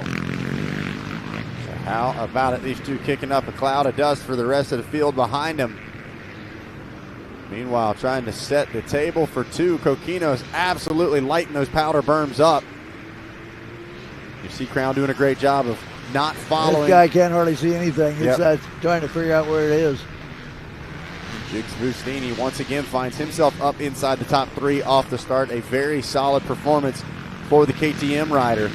So strong early on in Moto number 1, having some issues late, dropping back in the running order, but was battling for the lead with Coquinos throughout much of the first part of Moto number 1 just a few hours ago. I'm sure this is a blessing for them getting out of the dust now until they get to that obstacle that they're going to have to deal with. You can see that gap. And this has gotten a lot worse too. Yes. This has gotten really bad where I think jumping off of that bank is not a good option anymore. Basically, none of them are anymore, just ever so slightly. Whoa, Toth. You know it's tough when you see Josh Toth with the feet off. Oh, Medaglia has made some moves now, up to the number 6 spot. Well, that was clean. Oh! What? I don't know what I just saw, but that was... Hello? Well, replay. We need it. There must be something there on that bank that was piled up that he was able to hop over and straight to the lead. Jigs Festini. Coquinos probably has no idea what just happened. Neither do we. Jigs Festini finding something there to use as a launching pad. Take a look at this. Replay here. Here's Coquinos. And Festini left, coming from the right to the left, finding something to hop off of. And just as Coquinos makes the corner, Festini launches all the way over. Wow. Where did he come from? Hey, there's something there that he used to. I think I need to go back there and check that out. I missed something. Man, what a line from Fustini. You want to talk about making time up. Unbelievable. From third to first. And he passed Crown and then jumped right past Coquinos there. And now Reardon putting some heavy pressure on Joey Crown for that number 3 spot, just behind Coquinos in second. Man, oh man. So Jigs Fustini getting jiggy with it through that Kurt Caselli Foundation Pro Only line. I wonder if he walked that and found that when he was walking it. It's got to be. I mean, you think about the entire section was changed between the first and second moto. Yeah. And he clearly did a great job of keeping that line under wraps. I hope we get a better shot of it where he's actually coming from. Yeah, I'm curious how he's setting that up. Yeah. Well, he set himself up to be in a great position, that's for sure. Well, what he wasn't doing, I'm sure, he's not dropping down into the creek. Yep. He's getting on the bank on the other side before that and then launching. Yeah, launching all the way across yeah. as Fustini. Look at how much time he saved. Drops down to a 3:55 on that last lap. And he's got the pace on the rest of the field to be able to keep this up as well. And if he does that every lap, it's going to be a win-win. Well, if he's able to stretch this out even more, nobody else is going to even be able to see what he's doing. Yeah. Well, and the other thing, too, there is you have to wonder what it is that he's jumping off of. We don't know if it's a log or just some dirt piled up there, or he's just preloading the machine and kind of bunny hopping over there. But regardless, every time they do that, we've seen that with the creek jump in that other section, a little bit of dirt gets eroded away. Gus Reardon really looking racy. I'd run back there to check it out, but the moto will be over before I even get there. Well, I don't know that I'm running anywhere, but if you got an ATV, maybe I could get back there and check it out. There we go. Coquinos in the number 2 spot. Still Crown in third, and Gus Reardon applying the pressure from the number 4 spot. Third in Moto number 1, trying to put himself in position to battle for this overall. Ahead of Josh Toth in the number 5 spot. And Medaglia made some quick moves there on lap number 1 to get himself up into the mix in the number 5 spot. Reardon not affected by the dust at all. As the Professor Gary Bailey pointed out earlier, if you're close enough, look at this, to the inside, and Gus Reardon leaning on Joey Crown. Oh, and then the dust where we can't see anything, nor can they. And Crown still hangs on to it. Oh, and then Gus cuts back across. That was a around the outside move from Crown there, trying to close the door. But Reardon sensed it coming, checked up a little bit, and then just blocked the line of Crown, making it to the apex of the corner. And look at this. This is one of our A-class riders there, stuck in those ruts that we saw some of our women's B riders stuck in. Here comes Fustini in the lead. And to your point, Zach, he has a big enough gap right now. Yeah. They are not going to be able to see what he's done to make that line work. So unless somebody's out there to point that line, he is going to gain even more time. Look at this now. Reardon in the number 3 spot, but I did not see Crown there in 4th. So look at there. There he goes, hops across again. And, I mean, really does not even look that difficult for him. Oh, and that's the line there everybody's using, but they're dropping down. Yep. Wow. Oh, look at that. Gus Reardon makes the pass on Coquinos to the number 2 spot. I expect to see Reardon really charge here to try to reel in Fustini and see if he can get eyes on that bunny hop line that Fustini is losing. But right now, Fustini is G-O-N-E gone. Well, we've been talking about it. Jigs Fustini wanting to get back into this points championship, and we were able to catch up with him earlier this weekend and talk about just that.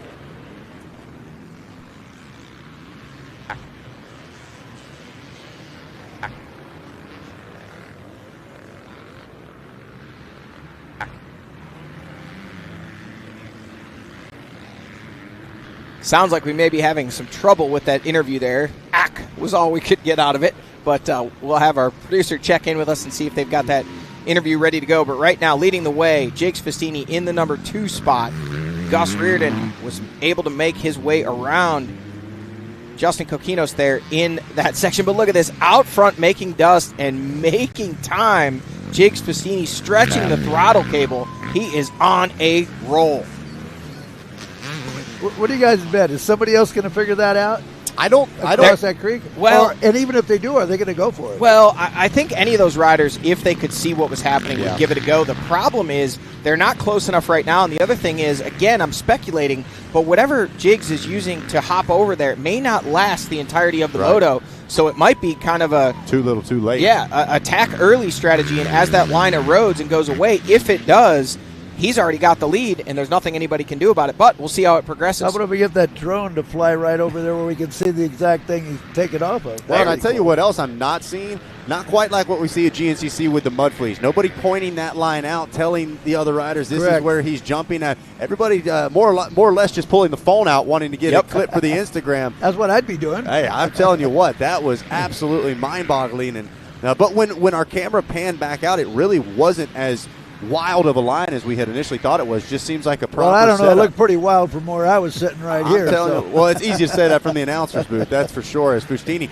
continues to drop down. Now a 3:53 on that last lap. Gus Reardon dropping the pace down to a sub-4 minute 3:58, and the rest of the field outside that 4:05. Ricky Russell trying to come back to life with a 4:02, but after those early get-offs, it is going to be tough to climb back up inside a top 3. So we'll have to look at our results from Moto number 1, but as they run, I believe it would be Gus Reardon in the position to win the overall here in the number 2 spot.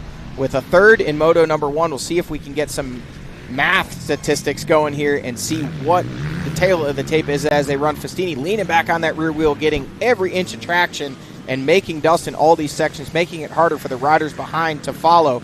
But Reardon in the number 2 spot trying to close the gap, but Fustini right now just on another level. So at the moment, it is Reardon hanging on to the overall win as they run for the moment.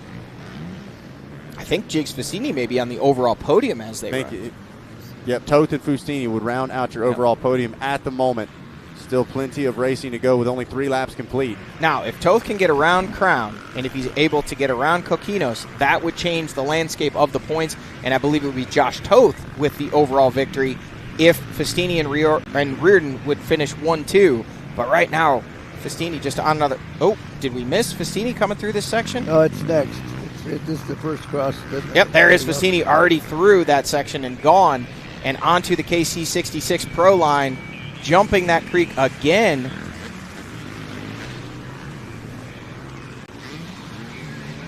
Reardon still not taking advantage of that line. He's taking a look, though. Did you see that? He looked to his left. You can tell he knows something's going on over there. Well, when there's suddenly a crowd of people all with their phones out, you got to think something's happening over here that you're not privy of. Definitely. Coquinos through in the number 3 spot. Next up should be that battle over the number 4 spot between Joey Crown and Josh Toth. Toth has gotten around, so that makes the points a little bit closer. Oh, look at that. Was that Russell? It is Ricky Russell making a move. How about that? Yeah, rough and rowdy, figuring the line out, and now bringing the fight to the rear wheel, Josh Toth. Yeah, bringing the fight to Toth. The 2 Cowies running right in formation there with just behind them Tyler Medaglia. Meanwhile, Fustini making his way through the Yamaha finish line, already another lap in the books. And Fustini, at the moment, could be the biggest benefactor as far as the points championship goes, running inside that top 3, while both Reardon and Toth have had their issues and are outside the top 5, if I'm not mistaken. Yeah, Medaglia is starting to make up positions as well. Another rider embattled in that championship points battle. Toth now up to the number 4 spot.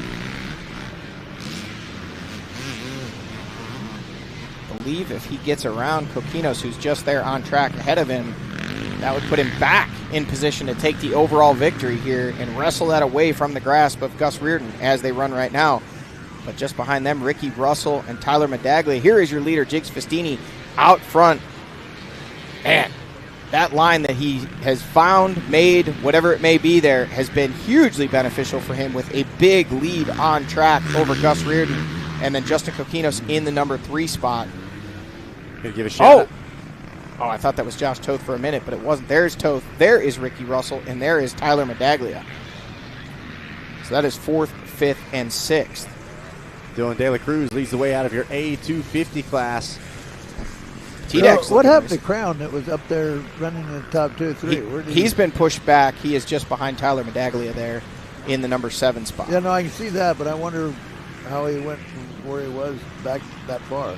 Yeah, I think maybe that crash that he had in Moto number 1 possibly taking a little wind out of his sails, and also this track a little bit more technical than some of the others. Joey Crown, not a woods rider, and especially those extreme sections and the KC66 Pro line seeming to really kind of set him back and cost him a lot of time so far this weekend. Joey a bit smaller in stature as well, and we've seen more than a few times these riders use those legs to their advantage. Wow, look at that, blowing that powder berm up is... Who would believe it if I told him that we had rain Thursday? I'm telling you, no, I said it I don't earlier believe this you. week. Incredible. Give a shout out to Dane Morales leading the way out of your Open A class, our Arena Cross AX Lights champion from this past season. Races some Supercross, Pro Motocross from the ASV Inventions back ride. Saw him a little bit earlier, trains out at Club MX, and he's trying to find out what this JDay thing's all about, as well as look at how thick this dust has gotten. The wind might be blowing by where we're at, but this is completely surrounded by trees and impenetrable by this relatively light breeze for the moment. And that continues to give Jake Festini an advantage, the one rider on track other than lapped riders that has no dust kicking up in front of them. Clear vision, allowing him to really charge through these corners, and you can see just how challenging the vision is here. Ryder just appears out of a dust cloud. Yep. There is Joey Crown there, and then Gavin Simon working their way through. Here we go. Justin Coquinos in the number 3 spot. Oh! Off the machine, and this will give Josh Toth an opportunity to make the pass. Oh, there we go. Wow. And that was the pass for the overall points lead right now, as not points for the series, but points for the day. Josh Toth now in position. We got one coming. Here we go. Yeah, that's beautiful. There was Toth now jumping in. That was as Toth well. figuring the line out. Ricky Russell jumping in. And they both got around Coquinos there. So Josh Toth passed him in the creek, and then Ricky Russell passing him somewhere as well, probably when he jumped that creek. Back to our third place rider, Josh Toth, with a 1-3 moto score would be enough to get the victory here today. And Jigs Festini checking through the scoring line. Chicane still leading the way with a sizable gap over Gus Reardon. Back on track, Ricky Russell giving chase. Here comes Reardon across the finish line in the number 2 spot. Well, take a look at this replay of what happened to Justin Coquinos. We've seen this line get deeper and deeper on the exit of this creek crossing. This was originally a creek jump. The lip has gone away, and then right there you see it swallowed the front end. The front end got swallowed up, and then watch this. Toth just threads the needle, cuts right back across. Maybe left just a little bit of the MSR gear on the tree bark there, but gets the pass made, and with it, looking at a potential overall victory here from round 4. He certainly wasn't expecting that front end to drop in that big hole. Well, that and bike I think just kind of come to a stop. That might have been from our Can-Am friend earlier today in our last race. We saw him stuck in that section, had the throttle wide open, and kind of dug that out. Yeah, I remember seeing that. That's one of those things about those standing water sections, so deceiving as to what lays beneath. As look at this, identical lap times between Fustini and Reardon. Toth as well. Wow. Oh, pretty big gaps between those guys on track, though. So if they're running the same lap times, they're going to need a little bit of help to catch the rider in front of them. That is pretty amazing that the length of this track and all the variety of things that are there, that they can be like within the same close. time. It's just crazy. So really want to blow your mind. Come to a GNCC or an off-road race where we're talking 25, 30-minute laps, and a lot of times it's fractions of a second separating the top runners in the lap time battles throughout the day. 4-minute lap times are just under here today. And like you pointed out, identical lap times for the top 3. Things really starting to settle in here pace-wise. And your top 3 on track would be your top 3 in the overall. Josh Toth, third on track, but would grab the overall win. Reardon in second, and Fustini rounding out your top 3 as the points lie for the moment. Yep, so reverse order of how they're running in this moto. Fustini leading the way. Reardon in the number 2 spot, and Toth in third. Fustini's going so fast we're hardly even getting any camera shots of him. That was a little different S-line through there.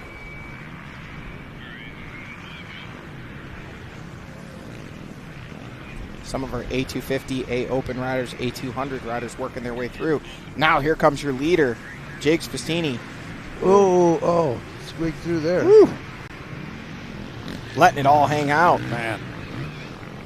Those are the things where you hope that lapper just gets out of the way and doesn't lean in your direction. Looks like we got another big jump coming. I love it. I love it. Front end starting to dip down just a little bit off that. That lip's going away. The gap may not be that big, but that is not one you want to come up short on. Reardon now has found the line in the number 2 spot, but not able to make any real gains on Jakes Festini. Looking like Festini with 5 laps complete, marching away with this one. And unless we see a charge late in the moto like we saw in moto number 1 out of Reardon, I think Festini may have this moto win and overall podium in hand. Look at the gap, though. I was just going to say, where'd the Reardon rest has of the stayed up. go? Whoa. Josh Toth and Ricky Russell both making the jump. Josh Toth coming up a little bit short, a little bit of a case job there. Well, and not only is landing on the other side key, you immediately go back into a really steep uphill right after that. So something like Toth getting kicked forward, not getting that drive up the next hill could be just as detrimental as not doing the jump at all. Meanwhile, the Cowie boys have been going at it. Josh Toth and Ricky Russell. 3rd and 4th on track. Ricky Russell, great comeback ride after seeing his bike upside down and him laying in the water on lap number 1. Got him hydrated, got him cooling off, and he was on the charge. And Ricky Russell could play the spoiler here for the overall, because if he gets around Josh Toth, that would mean Gus Reardon would be back into position to take that overall victory here. 6 laps done and 2 more to go. Festini out on track, already on the other side of the pond here. Reardon in the number 2 spot, and the battle between the Kawasaki riders of Toth and Russell will be the one that decides the overall, not between them, but between Josh Toth. Oh, look at that, Festini back end getting loose coming out of that corner. And I'm telling you what, I want to see those Luxon lap times for this last lap. I think Reardon has now dropped faster than Festini, because I think that gap is definitely closing up late in the race. Seems to be where Gus thrives, and maybe a spot where Festini can still make a little bit of time up. As there he is. So the Phoenix Racing Honda is on the charge. And that, again, would shift the overall. Yep. If Reardon can pass Festini, or if Ricky Russell passes Josh Toth, that swings the pendulum back in the direction of Reardon for the overall. If you're in the position that Reardon's in, you surely don't want to leave it to chance and have to wait and see. I'm thinking that he may know if he's able to make the pass on Jakes Festini, that is the pass for the overall. So I think he's all out sprint at the moment.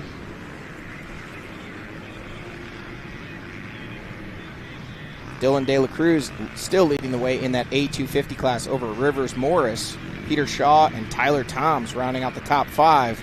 There is your overall leader.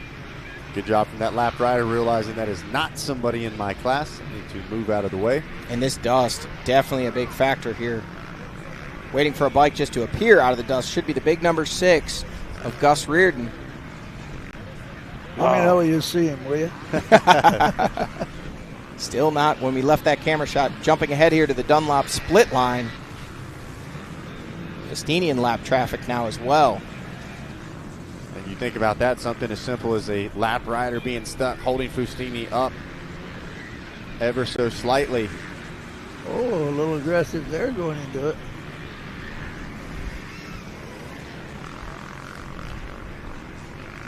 I think Festini stretched it back out again. He may have through that section. Hey, how bad would it be if somebody went to jump while one of those guys is like this guy coming across while they're doing the jump? Yeah. That could get pretty sketchy. Yeah, no crossing guards here on this one. No. So look at this. Festini still 6 seconds slower than Gus Reardon on that last lap. So Reardon has picked the pace up.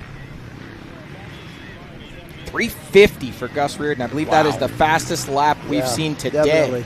Definitely. And the track's not getting any better. No, definitely not. That one section there, that KC66 Pro line, They've made up some time there by jumping over that creek, but other than that, the rest of the track has only gotten rougher with each passing lap, each moto. 6 laps complete. Jake Festini a couple corners ahead here. And only a couple. He is 1, maybe 2 corners ahead on the motocross track. Zach, I'm waiting and watching here to see if our track official is going to grab the white flag, and so far it does not look like that is the case. So we may see this one go 9 laps. You know, even though the track's going away, one thing that could change and make it a little bit faster, once you got a lot of ruts and berms that you can lay it into, you can be a whole lot more aggressive that way. No white flag, so 2 more laps. This one's going to go 9 laps, and Gus Reardon is on an absolute charge. And he is smiling ear to ear with not seeing that white flag yet. That is exactly what he was hoping for. Meanwhile, Jig's probably saying, you got to be kidding me. Still with the comfortable gap, but he knows Gus Reardon is on a charge, and he was so strong late in Moto. Number 1 was Reardon. You've got to believe that if he's able to get any closer, he's really going to start applying the pressure. You can see a full-out assault right now on this motocross track. Reardon pushing for every fraction of a second in every single corner. I'm a little surprised in this next section once they do this tabletop that nobody's doing a double in the rollers over there. A lot of times in Moto, guys are doing doubles there. Nobody seems to be doing that. It kind of surprises me. A little bit of a float over. Yeah, I've pretty much only seen that one float over double being done through that inside as well.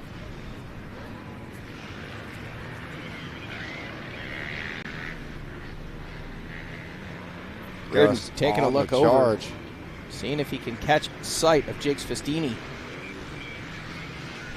It's another thing, as far as I can tell, Johnny, I haven't seen any spots where riders are getting information. No pit boards, nothing like that. So kind of flying blind out here and just having to trust that you are making the gap up.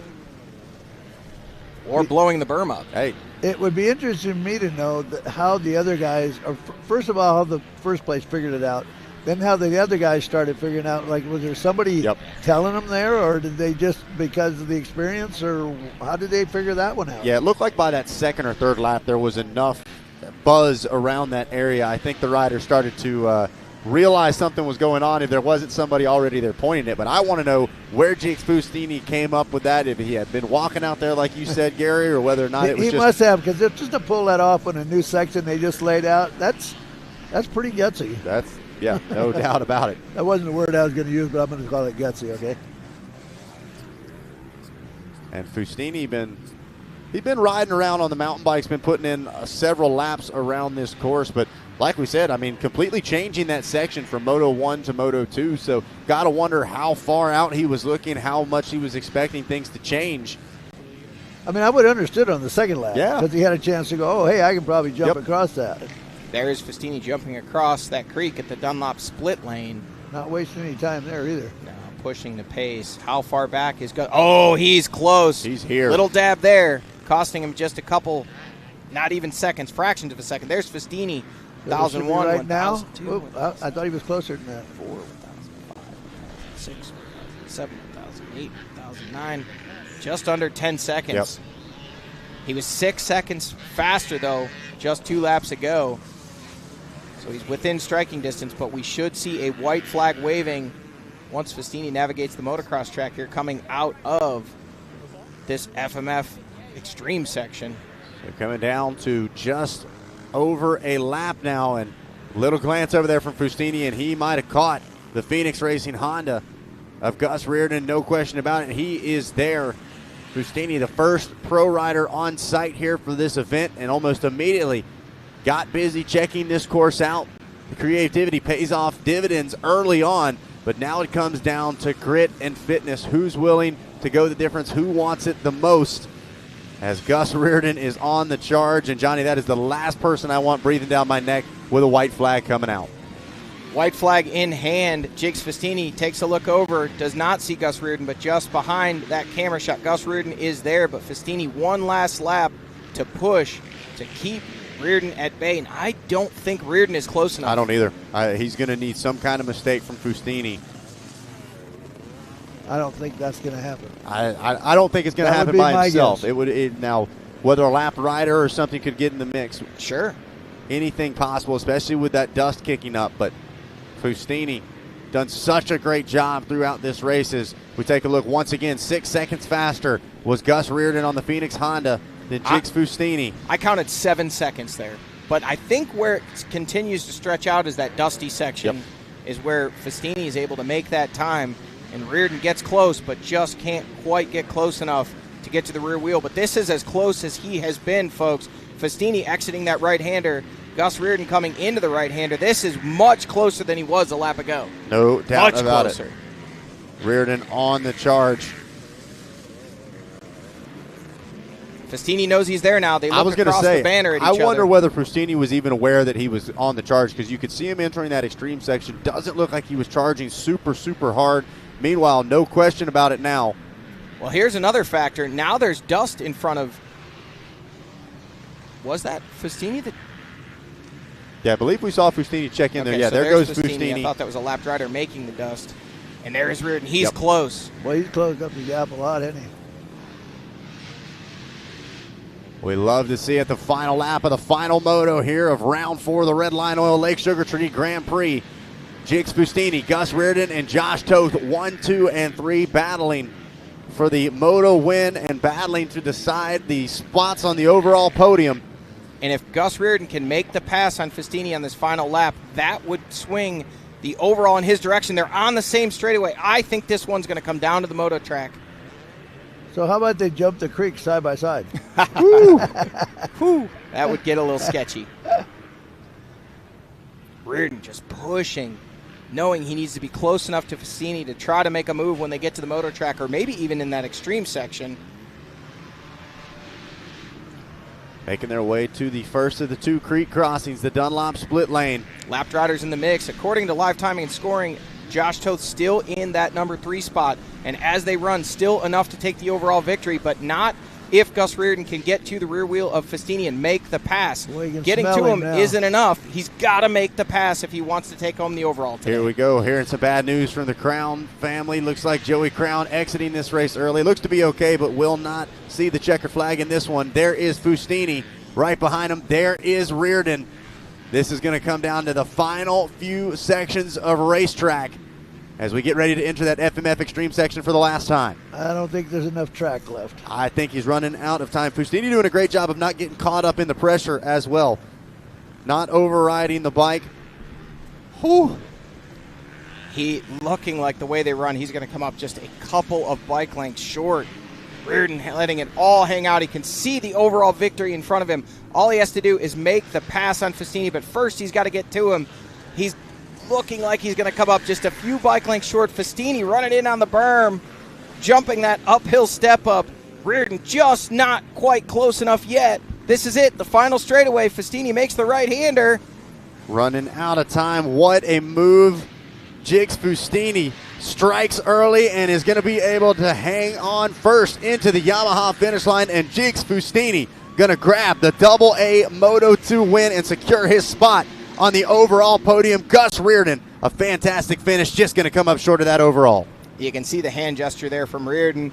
Frustrated, but obviously has to be happy with his ride there, Gary. Think it all come down to the creek jump? Absolutely. Jigs Fustini being the first one to uncork that and make those passes early on in the race. Get that clean gap, air. Get that lap, Get the clean air. He opened up that gap, and then Gus was all the way back outside the top 5 at that time. Here we go. Oh, thought we had Josh Toth coming in. See if we can get a shot of Josh Toth coming in. I don't believe I have seen him come in just yet.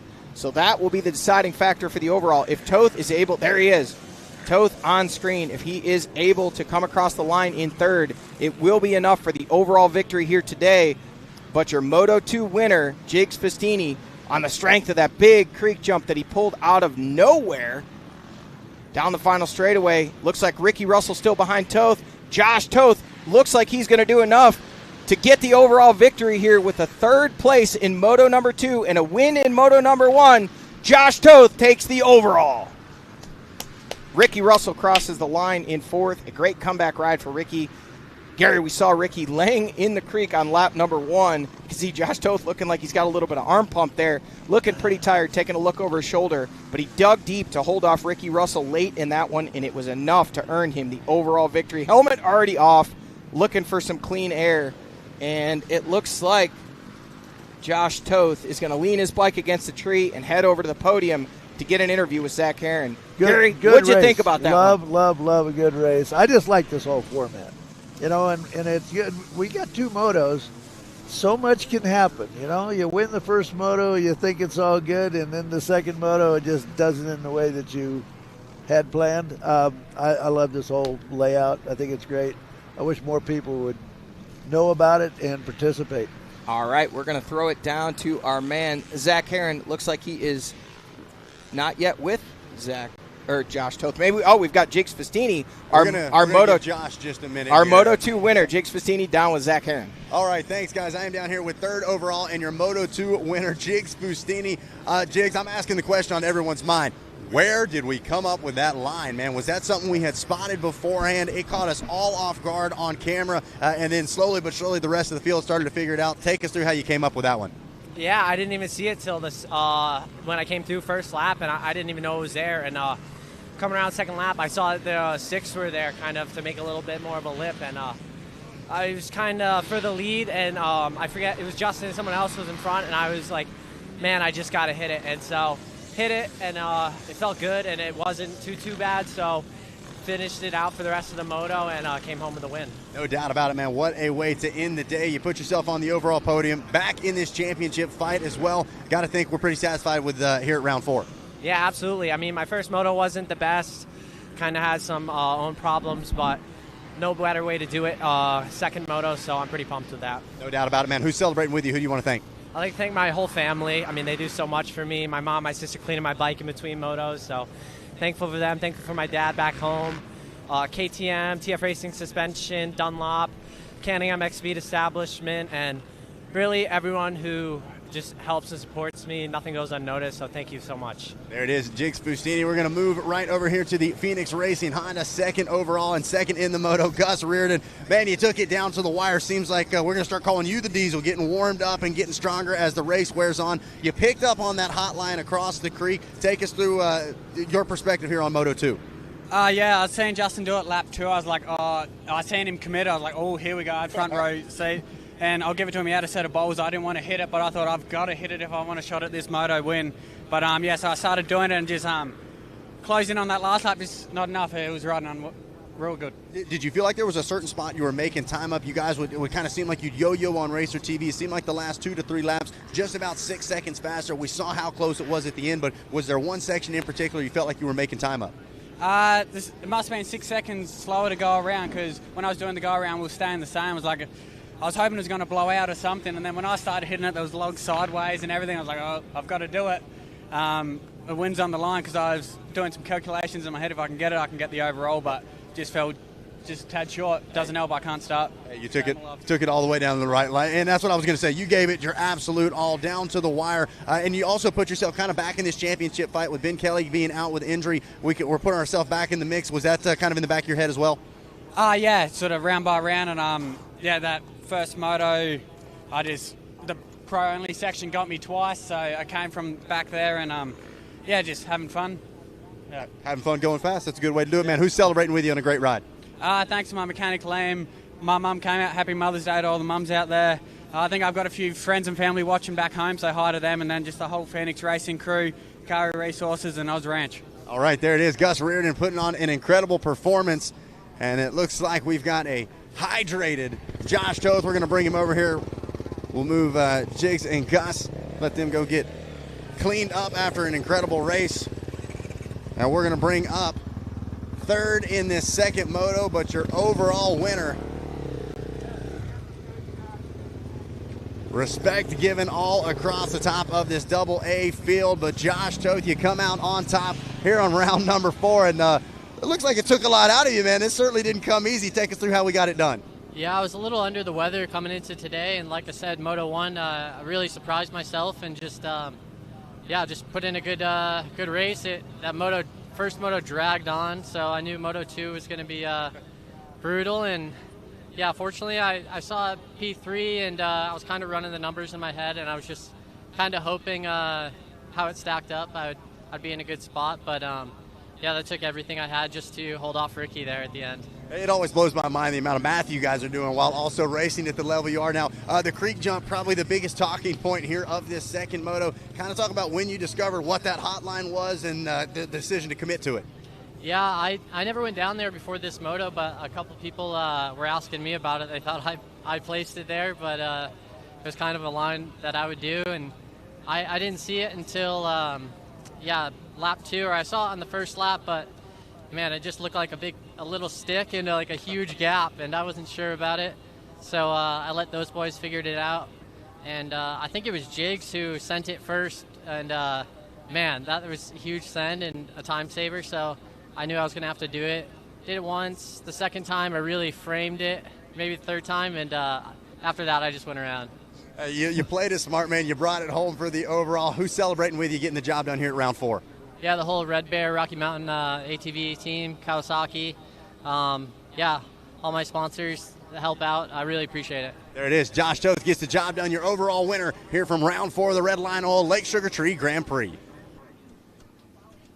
Well, there you have it, folks. Here from Lake Sugar Tree, JDay Racing done and dusted for the day. Josh Toth, your overall winner with 1-3 moto scores.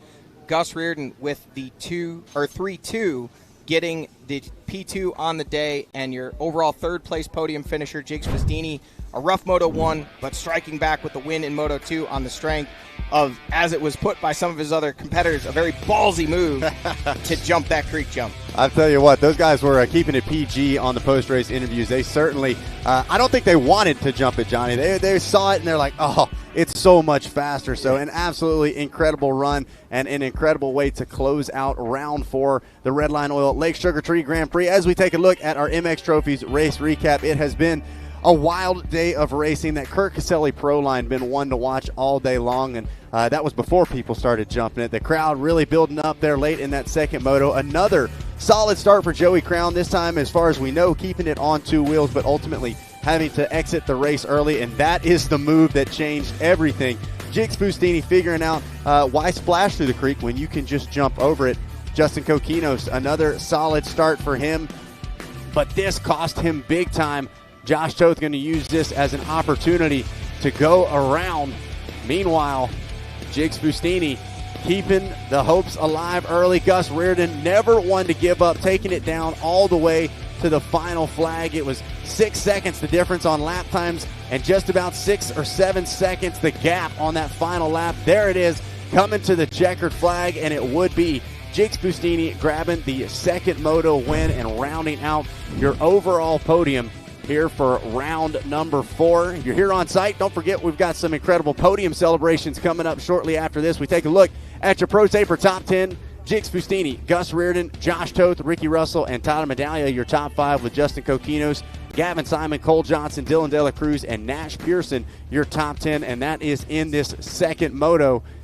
And as we jump back into the Fox Racing Studios, once again want to give a big thank you to the professor, Mr. Gary Bailey, for jumping in the booth with us. Gary, always so much fun to be able to share your insights and your outlook on the sport, and we'll have to get you some more of these J-Days. Yeah, thank you. I appreciate it. It was great, and I don't know what y'all are doing, but I got 9 holes of golf in my front yard, and that's where I'm going. So well, now Johnny's like, if I brought my clubs, I'd be over there. By the way, I have lots of clubs, sir.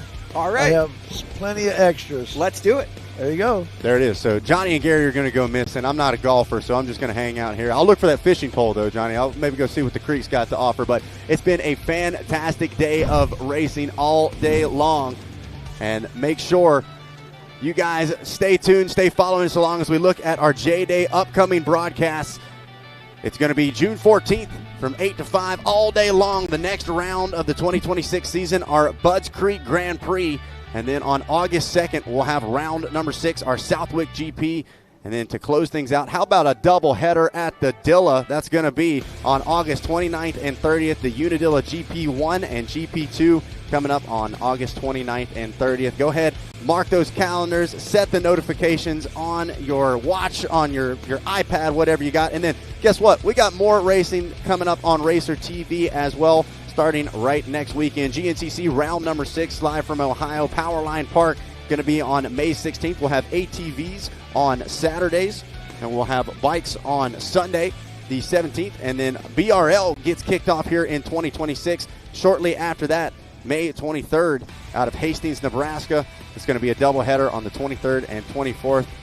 We want to see each and every one of you there. Well, as always, we got to end things by handing out some thank yous. First and foremost, happy Mother's Day to all of the mothers here on site and all of the mothers watching, all of the mothers involved with racing. We know how much you guys give to the lifestyle we live, but also some big thank yous here with Racer TV and Stoke Media. Of course, our executive producer, Carrie Jo Russell, our event promoter, Ethan Broach, OPAG, our operations producer, Adam Gordon, OPDH, our producer, Don Hurricane Hampton, our director, Jack Renner, our replay operator, Cameron Cotter, our graphics operator, Tom Armstrong, as well as our audio engineer, DJ Judd Poindexter, our engineer in charge, Jordan McFadden, as well as our second engineer, Adam Arndt, our incredible camera operators, Matt Gabriel, Jamie Reynolds, Hunyan Shamsi, Nicholas Duanes, Luke Morgan, Joseph Anastasio, Jeff Irvin, and our incredible drone pilots, Gabe Scholl and Ian Howes. For Johnny Gallagher, I'm Zach Herron. We'll see you guys next time right here on Racer TV and GPTV.